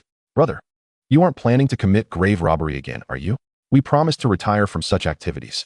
That's a discussion for later, Lu Qingye replied excitedly. I observed closely, and there were no guards in sight. If we take a little detour, regardless of what we find, we can exchange it for some money. But, no more buts. Sister, each artifact could fetch us tens of thousands. All right, let us do it. The siblings resolved to seize the opportunity and, under the cover of night, infiltrated Fong Ming's territory. Soon, a mite in the shadows detected their presence. Intruder alert! Intruder alert! A large fly awoke from its slumber and buzzed toward their location to investigate. As the Lu siblings advanced through the darkness, they remained unaware that their movements had been fully exposed. Shortly, Fong Ming received the alert in his lair. Conceal yourselves. Since the enclosure consisted of a fence, it was expected that someone might scale it to intrude. Prior to this pair's arrival, others had also breached the perimeter, and Fong Ming was prepared for such occurrences. Still, he felt a twinge of annoyance. It seemed necessary to replace the surrounding fence with walls. Keep everything hidden. Typically, those who entered were merely curious. So as long as the unusual creatures within his territory were concealed, the intruders would eventually lose interest and depart. However, this time, Fong Ming miscalculated. Lu Qingye, seemingly possessing a knack for feng shui, directed his path straight toward the abandoned factory where Fong Ming resided. This puzzled Fong Ming further. The continuous reports from the roadside mites intensified his curiosity. This pair was, astonishingly, heading directly toward his factory. Initially believing it to be mere coincidence, he soon realized they were drawing nearer, ultimately entering the factory. Goodness, are they coming for me? In that moment, Fong Ming doubted whether he had inadvertently exposed himself and hesitated to act rashly. He contemplated whether to eliminate the duo and flee. However, he could not fathom how he could have been discovered. Even if he had, Zhou Hongda would have caught wind of it, yet there was not a whisper of information.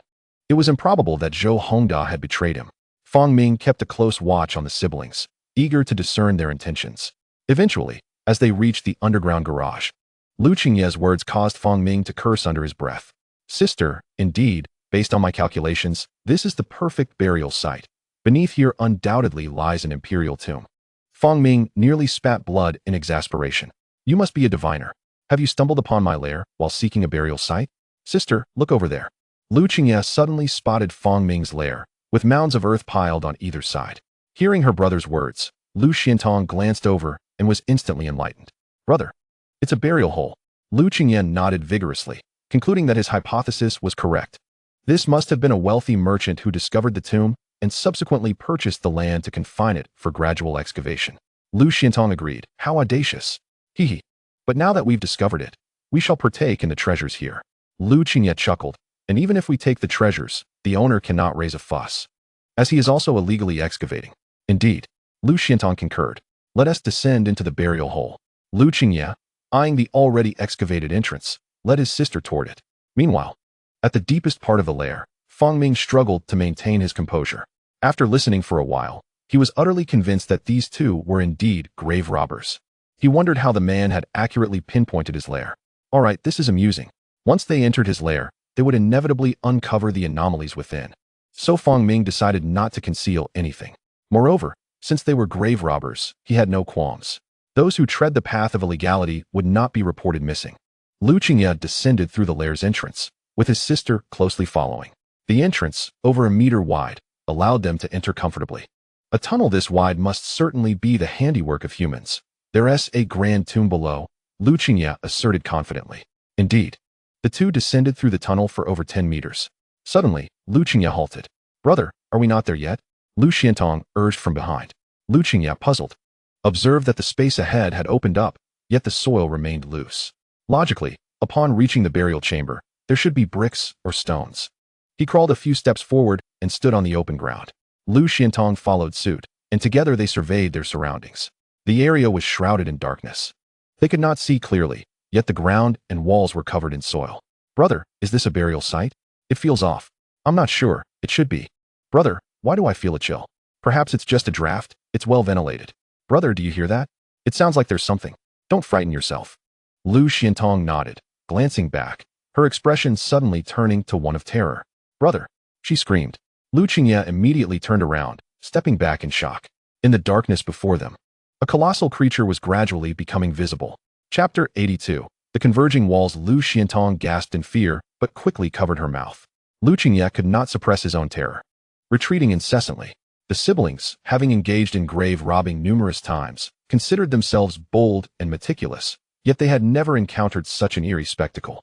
Though the shadowy figure had not fully materialized, it was clear that it was a living creature. It was a massive, bizarre being residing within this lair. In that instant, they rifled through their memories, unable to recall any creature of such size that dwelled in a lair. The enormous creature slowly approached, its form becoming increasingly discernible. It was a gigantic, pitch-black spider, possessing 8 stout, dark legs supporting its body, with a pair of horns atop its head, reminiscent of a demon. A spider with demonic horns. This enormous spider, as large as a human, sent shivers down the siblings' spines, shattering their understanding of the world after over 2 decades. Such a giant spider, capable of devouring a person, truly existed.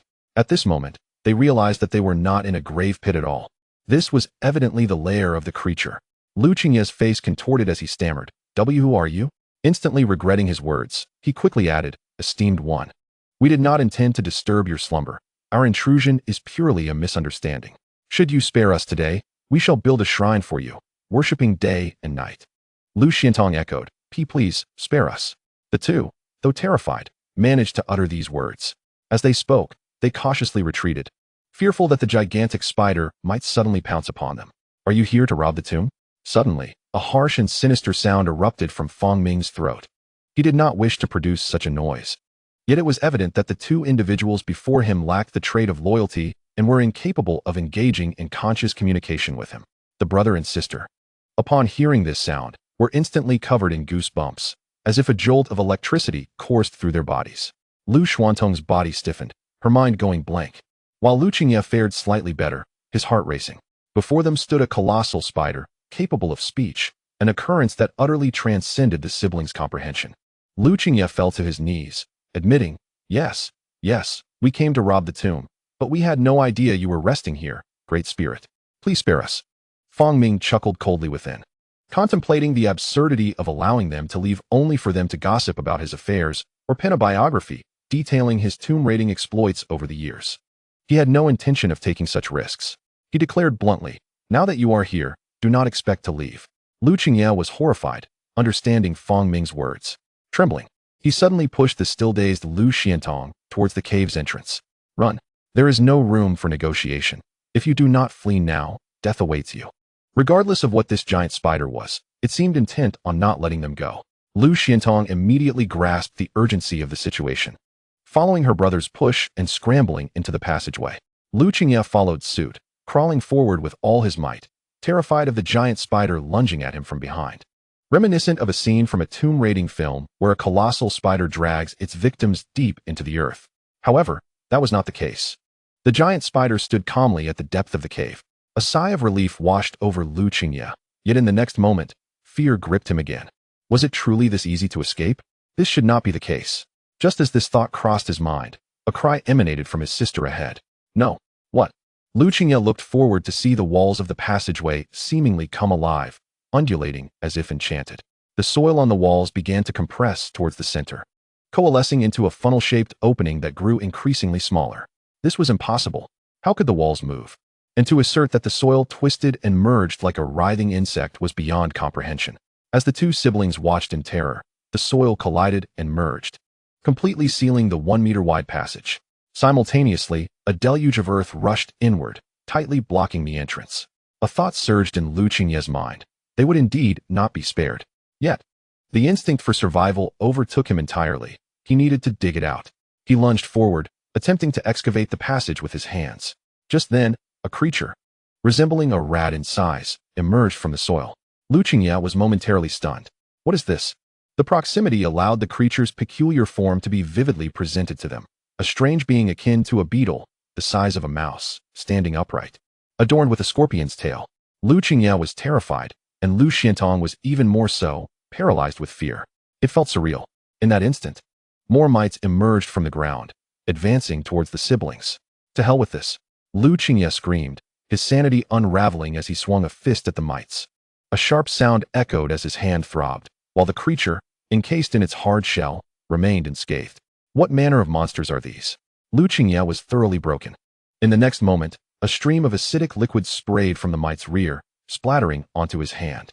Instantly, his skin began to rot with a sizzling sound. The intense pain forced a scream from Lu Qingye's lips, while Lu Xiantong wept, embracing her brother.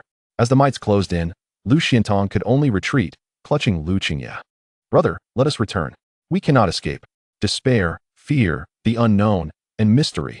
Layers of emotions shattered their psychological defenses. A swarm of mites emerged from the soil and other passageways, driving the siblings backward. They retraced their steps, ultimately returning to the expansive chamber where a massive spider stood calmly at the center. I told you, you cannot leave. Lu Xiantong fell to her knees, sobbing. We were wrong. We were wrong. We shall never dare again. Regret filled her heart. Had she known, she would never have agreed to her brother's plan to rob this tomb, only to encounter something unimaginable. Lu Qingye, too, was filled with remorse for insisting on this final venture. If only it were a dream that he could awaken from, to find that nothing had transpired. Yet, in this final endeavor, they had indeed encountered something foul. Like his sister, he knelt, engulfed in anguish. Observing the siblings, Fang Ming fell into contemplation. Should he eliminate them? Killing them would complicate matters. He adhered to the principle of not consuming humans. Whether that would change in the future remained to be seen, but for now, he still thought like a human and could not bring himself to do so. To kill or to release. The latter seemed utterly impossible. Yet, would killing them invite trouble? After deliberation, Fang Ming decided to consult Zhou Hongda. He then turned to the siblings and released silk strands, which quickly ensnared them, binding them to the ground. The siblings struggled, only to find themselves entangled tighter, completely immobilized. Let's keep you here for a while. As for how to deal with them later, Fang Ming resolved to gather more information. Take them away. Following Fang Ming's command, dozens of mites approached, working together to transport the siblings to an empty chamber. Chapter 83. Subduing the siblings. The Lu siblings were carried by the mites into a vacant nesting chamber and settled there. Fang Ming then sent a message to Zhou Hongda. This time, he did not utilize the mites for communication but instead relied on the internet, connecting to the mobile phone within the lair. Fang Ming sent a message. Come to the abandoned factory, meet me. Zhou Hongda had become quite prosperous. Thanks to the abilities bestowed upon him by Fang Ming and his own cautious nature, he thrived in the upper echelons of Daxiang City. Utilizing his unique abilities, he acquired a wealth of hidden information, trading it for abundant resources. Yet, he was plagued by worries, as he could never penetrate the coarse circles of Daxiang City, only befriending minor officials and merchants. The true big shots had no regard for him. His dealings were always shrouded in illegitimacy, and the information he possessed was far too risky to trade with those influential figures. If they were to discover that he possessed such knowledge, it would spell his doom. Thus, he had been anxious, realizing that to ascend to greater power, he needed to infiltrate even higher circles, seeking out a prominent official to curry favor with, to become their subordinate and climb the ranks. The connections he had previously made were no longer sufficient for his advancement. Sitting at his desk, Zhou Hongda pondered deeply when suddenly, his phone buzzed. He glanced at the screen. A message popped up on his mobile device. Come to the abandoned factory, meet me. Zhou Hongda opened the message and felt a jolt of shock for several seconds. The message had been sent via the file transfer assistant, but crucially, he had not logged into his computer at all. The next moment, he realized the content of the message. Was it from an immortal? Abandoned factory, meet me. It must be an immortal. Zhou Hongda was astonished. He never expected that an immortal could convey a message in such a manner. The power of the immortals truly knows no bounds. Their eyes are everywhere. Zhou Hongda became devout and prayed to the air. Early in the morning, He returned from the city and hurriedly made his way to the abandoned factory, kneeling before Fang Ming's lair. Immortal, I, Zhou Hongda, pay my respects. What is the matter with these two grave robbers? Fang Ming's thoughts resonated. Grave robbers? Zhou Hongda was taken aback, suddenly widening his eyes. Is the immortal referring to a pair, a man and a woman, both around 30 years of age? Indeed. Zhou Hongda understood and immediately replied, Immortal, they are siblings. The male is named Lu Qingye, and the female is Lu Xiantong. They are notorious grave robbers in Dashang City. The police are currently pursuing them. The police? Fang Ming frowned, wondering how they became entangled with law enforcement. A couple of days ago, they robbed a tomb that an archaeological team was preparing to excavate, drawing attention from above. However, according to my sources, these two will ultimately manage to escape. Why? Because one of the treasures they stole is sought after by a high-ranking official who will provide them with a means of escape. Fang Ming grasped the situation and conceived a plan. Look to your left. Take that item to your human official. I will take care of the two grave robbers. Zhou Hongda was momentarily stunned, then turned to the bag beside him, realizing it contained numerous antique ornaments. He quickly responded with fervent reverence. Yes, Immortal. Thank you for your assistance. I am eternally grateful. Zhou Hongda had been troubled about how to connect with the higher echelons of Dashang City and integrate into that circle. But now the Immortal had directly aided him. A powerful figure desired the stolen items, but did not wish to be associated with the grave robbers.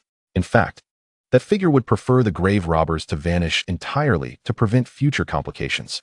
Yet, the powerful figure feared that dealing with the grave robbers would bring trouble. If someone could assist this figure in discreetly eliminating the grave robbers, it would be a mutually beneficial arrangement. At this moment, the Immortal perfectly resolved this issue for the high-ranking official, ensuring the grave robbers would no longer escape. Zhou Hongdao merely needed to deliver the antiques to that significant figure, claiming he had dealt with the grave robbers, which would undoubtedly earn him favor. Zhou Hongdao repeatedly expressed his gratitude. In truth, Fang Ming had anticipated these developments when Zhou Hongdao recounted the grave robber's tale. He knew Zhou Hongdao's social standing would significantly rise as a result. This was advantageous for him. As the higher Zhou Hongdao's status, the safer the land would be. Furthermore, once the official made a statement, the whereabouts of the grave robbers would remain undiscovered. Henceforth, whether Fang Ming chose to spare or eliminate the grave robbers was entirely at his discretion. Fang Ming then discussed with Zhou Hongdao the need to enclose this territory with high walls, as it was imperative that not every visitor be a grave robber. Zhou Hongda immediately agreed, promising to complete the construction before the arrival of winter. Subsequently, Zhou Hongda departed. Inside the lair, in a side chamber, Lu Qingye and Lu Xiantong lay bound by spider silk, exhausted from a night of captivity. Their bodies were weak, primarily due to the mental strain causing various uncontrollable physiological reactions, ultimately leading to a near collapse. Brother, do you think we can escape? I don't know, sister. I'm sorry. I had hoped to find you a good match and prepare some dowry after this job. Please don't say that. I want to cry. But I can't. I've run out of tears. The siblings had not had water for a long time, and their bodies had lost most of their moisture. Death is all that awaits us, but even that would be worth it. Lu Qingye consoled. We've encountered something that even our master has never seen. He never claimed that ghosts or deities truly exist. Though we grave robbers may believe in such things, we are often the most skeptical. Brother, could this be an evil spirit? I don't know, but aren't all monsters man-eaters? Have you ever seen a spider this large? No. And I have never seen an animal that can speak. As the two engaged in their anxious dialogue, footsteps suddenly echoed. Brother, Lu Xuantong's voice trembled. Both held their breath.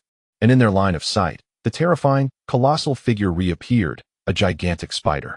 In their minds, it must have been a spider that had cultivated its essence and built a lair here. Fang Ming approached the two of them. Their lives now rested in his hands. But he had no intention of killing them at this moment, as they still held value. His various farms required human management. Bow in loyalty to me, or face death. The sharp voice assaulted the siblings' eardrums. We will submit. We pledge our loyalty. They cried in unison, without a hint of resistance.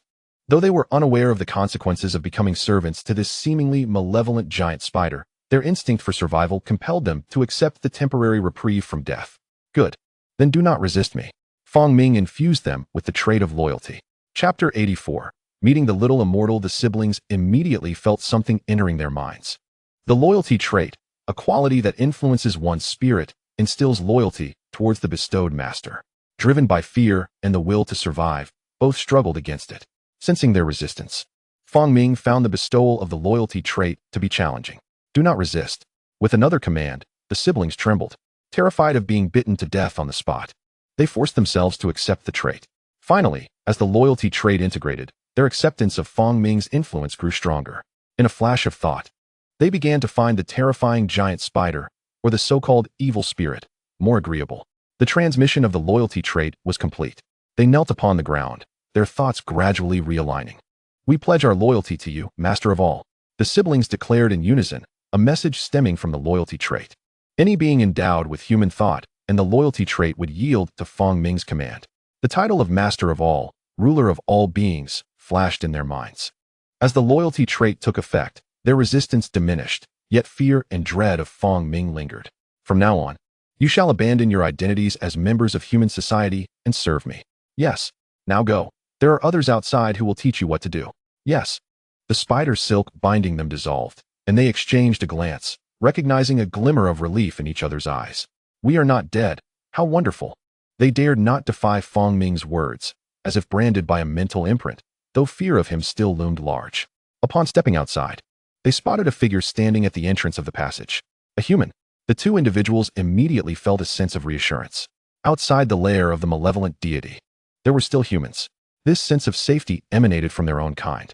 They adorned themselves with the pendants, ever ready to nurture the fragile leaves within. Li Bao handed the two pendants to the siblings. Inside each pendant resided a pair of minuscule mites, utilized by Fong Ming to monitor them.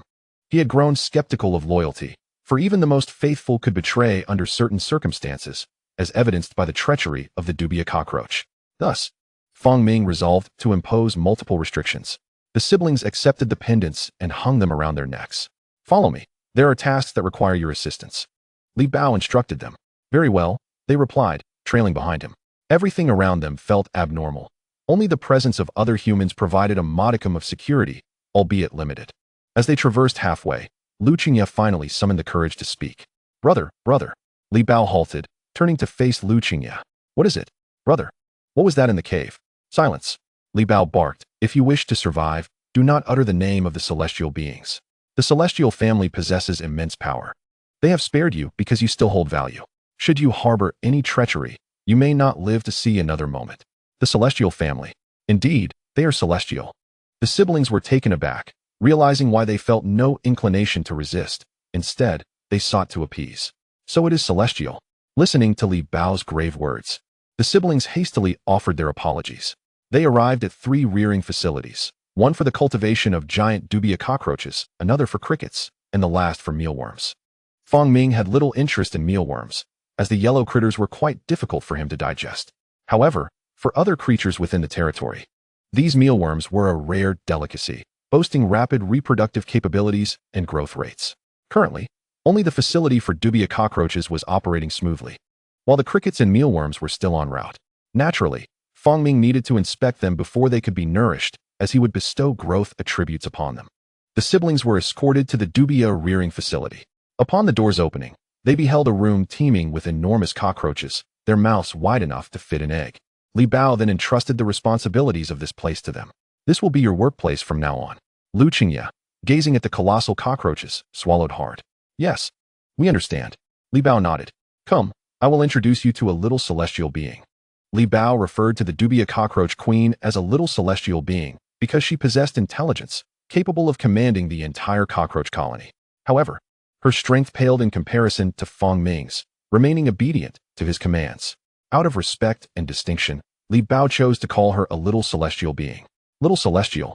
The siblings were once again astonished. Throughout their journey, they had gasped multiple times, witnessing everything around them and feeling as if their worldview were crumbling. Had they inadvertently disturbed the celestial abode?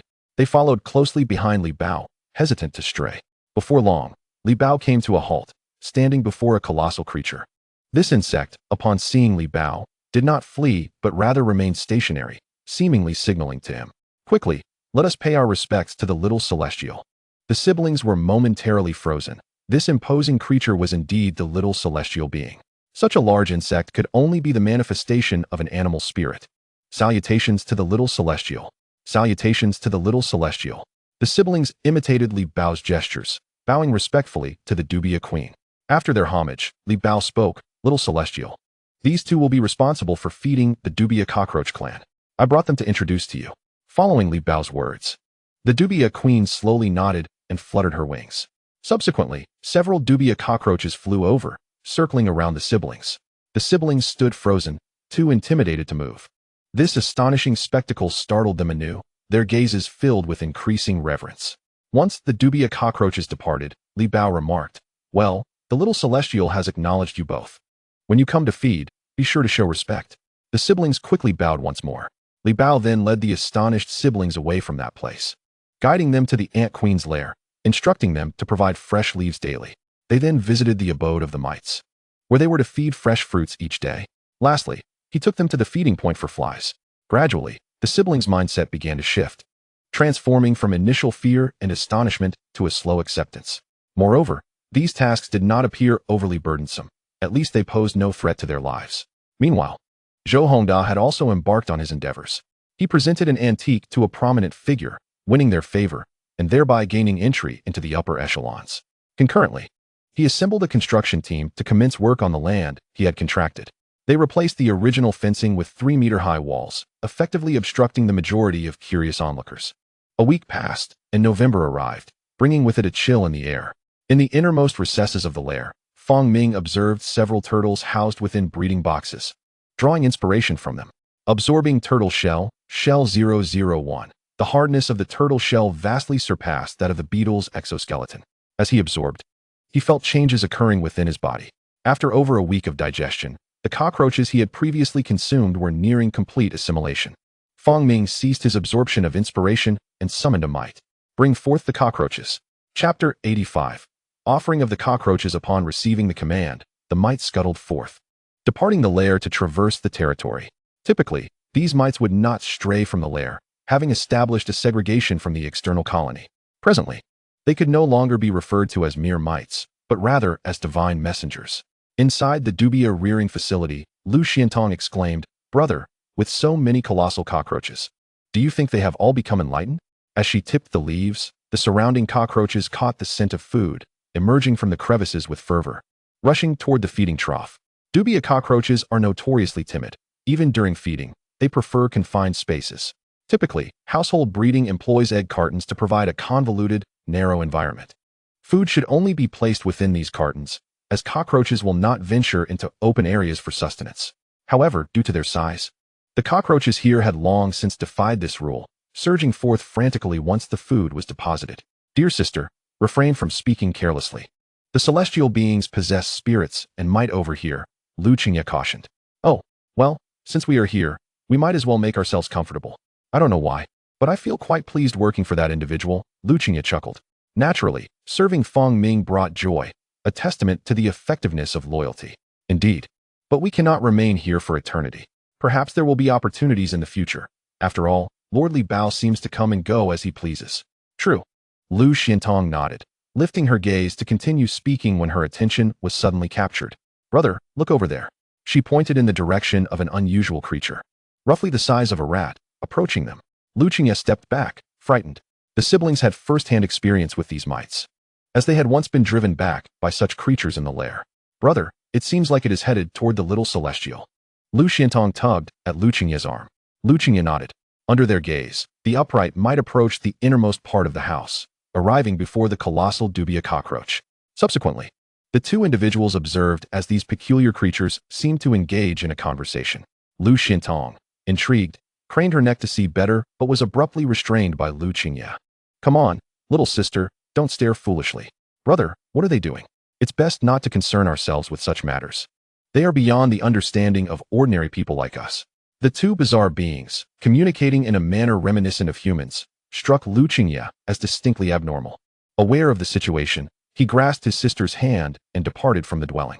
"The master has issued a decree. The Dubia cockroach clan shall present tribute today," announced the upright mite, conveying Fong Ming's command. The Dubia queen fell silent for a moment.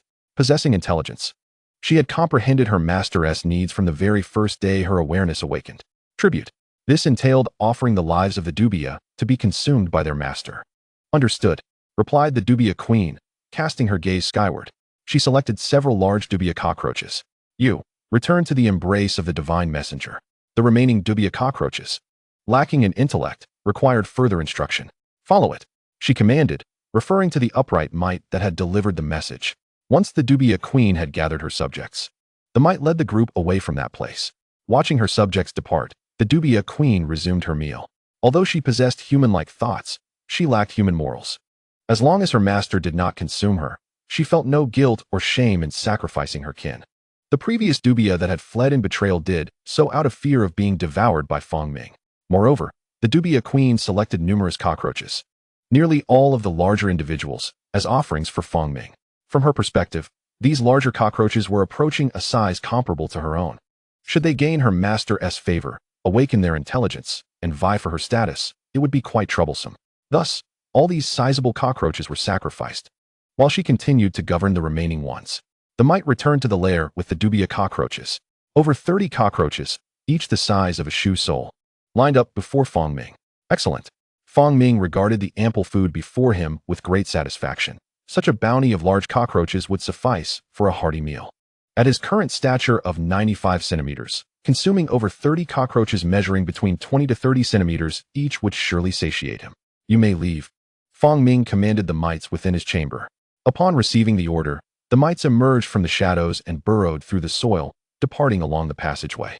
After their exit, Fong Ming concentrated his thoughts, manipulating the soil at the junction of the chamber and the tunnel. As he directed the soil, it swiftly converged, ultimately sealing the passage completely. Thus, the entire chamber transformed into a sealed space. After completing this task, Fong Ming turned his attention to the sizable cockroaches, launching into a massacre. The cockroaches found themselves caught in a struggle between resistance and submission. Their innate loyalty prevented them from fighting back, yet their physiological instincts compelled them to resist. Ultimately, all the cockroaches were consumed by Fong Ming. Sated, he calculated that, based on his current fullness, he would be ready to molt in a little over a month.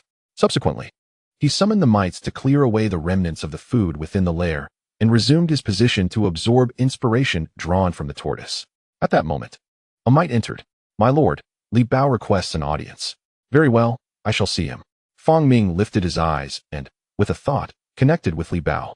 My lord, the crickets and mealworms have been procured and placed outside your abode. Good. Li Bao did not await further instructions from Fong Ming and departed. After Li Bao left, Fong Ming ventured outside the lair. He soon encountered 2 baskets wrapped in cloth. One contained countless crickets, while the other held a substantial quantity of mealworms. Approaching these creatures, Fong Ming replicated their growth characteristics. With these traits, the crickets would continue to grow. However, the mealworms posed a challenge. They undergo a pupation process, transforming into adults after reaching a certain length, and the adult form lacks nutritional value. Pondering for a moment, he extended a forelimb.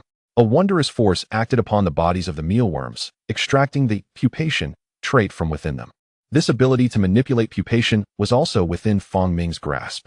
After accomplishing this, he felt assured enough to inform Li Bao to take these 2 types of insects to the breeding grounds. Once notified, Fong Ming returned to his lair. At that instant, another mite approached.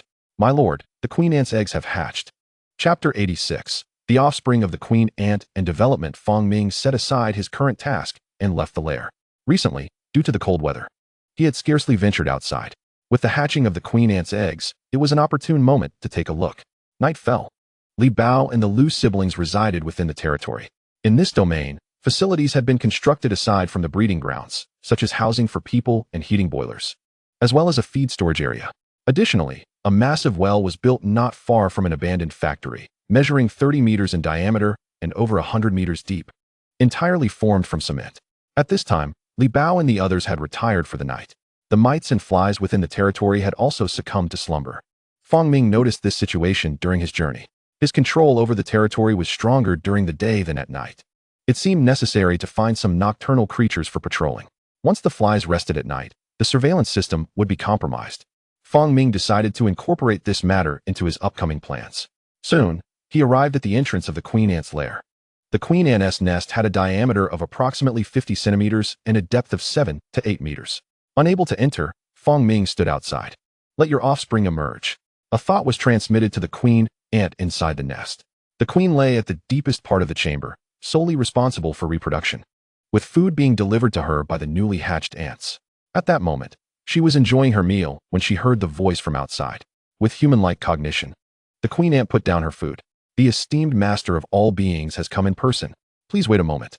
After a brief pause, the queen ant emerged from the nest, accompanied by dozens of her offspring. Fong Ming stood at the entrance, watching dozens of ants crawl out. At the forefront was a gigantic ant, larger than the others, measuring the length of a human arm. Its size gave it a horrifying and repulsive appearance. With its features clearly visible, the ant bore horns akin to a ram, adding to its eerie presence. Compared to Fong Ming's last encounter, the queen ant had grown significantly, now nearly 40 centimeters in size. Following her were dozens of smaller worker ants, all born from the first batch of eggs laid by the queen, designated for the construction of the nest. In the wild, the survival rate of queen ants was quite low. After the nuptial flight in July and August, they settle in a tranquil spot, hiding beneath leaves, stones, or within bamboo stalks. Here, they will nurture the first generation of ants. During this period, they have no source of nourishment and resort to consuming their own wings to stave off hunger, with some even devouring their 6 appendages. Once they endure this arduous phase and hatch the initial wave of worker ants, the living conditions improve significantly. The worker ants construct nests, seek sustenance, and contribute their strength to the colony. The queen, however, faces no threat to her survival. Yet, the instinct embedded in her genes compels her to produce only worker ants in this new nest. These several dozen worker ants measure approximately 10 centimeters, slightly longer than a human finger. Due to the queen's larger size, the ants she produces are also comparatively substantial. Without the genetic traits for growth, these worker ants can reach half the size of the queen. In the wild, worker ants exhibit a similar size ratio to the queen. If growth traits are present, they may develop into even larger forms. Fong Ming observed these ants, conducting an inspection. He did not impart the trait of loyalty to them, for these worker ants were not what he desired. At the inception of the ant nest, worker ants are essential for construction, thus they must remain close to the queen. After the inspection, Fong Ming inquired about the aphids and fungi. Master, the aphids have been bred, but their current yield and size do not suffice to sustain our species. The fungi have not flourished due to the cold weather. Upon hearing this, Fong Ming silently nodded, for this outcome aligned closely with his expectations. As the chill sets in, breed a portion of the worker ants to send to my nest. Let the remainder enter hibernation. Ants also undergo hibernation. Before winter arrives, they must prepare food and retreat into their nests to endure the protracted season. However, each hibernation cycle sees numerous ants succumbing to starvation. As you command, esteemed master of all, the queen replied with a tone both cautious and filled with reverence. Fong Ming cast one last glance at the ant nest before returning to his own lair. He needed to prepare for the nocturnal patrols, and they needed to be flying creatures, such as fireflies. Yang Xingyan, having attracted a biological research team through photographs, finally secured approval for a cleanup of the landfill outside Daxiang City after repeated requests. Cranes, bulldozers, excavators, and various large machinery converged upon the site. The entire refuse heap began to be systematically cleared. Insects and animals that had intended to hibernate within the refuse felt as though the end of the world had arrived. As the garbage was removed, countless cockroaches, pill bugs, centipedes, spiders, and mice scurried out from the shadowy corners. A group of biologists, resembling a dog-catching brigade, donned gloves and began capturing the fleeing creatures. They were on the hunt for the giant cockroach. No giant cockroach here. Not here either. I don't have any. Disappointment and despair loomed until the entire landfill was cleared, yet no trace of the giant cockroach was found. This was because the giant cockroaches had long been taken away by Fong Ming. However, some remnants remained, including offspring bearing trace growth traits. Suddenly, a student exclaimed, "Professor, I have discovered a large individual cockroach. It's a dubia cockroach." The dubia cockroach, is that not the kind featured in Yang Xingyan's photographs? Several biologists hurried over, only to find a dubia cockroach the size of a finger. While this dubia cockroach was not as large as the one in the photo, it was undoubtedly more than twice the size of a typical specimen. Excitement erupted among the group. At least this expedition was not in vain. Another week passed. Absorbing turtle shell 001. Turtle shell has reached 100. After this period of absorption, Fong Ming finally completed the trait acquisition. The hardness of the turtle shell is significantly superior to that of a beetle's exoskeleton. He only needed to await one molting to gain this defense. Impervious to cold weapon attacks. That day is approaching, Fong Ming sensed. Just as he finished absorbing the turtle shell, he received an indication that the fireflies collected by Zhou Hongdao were now complete.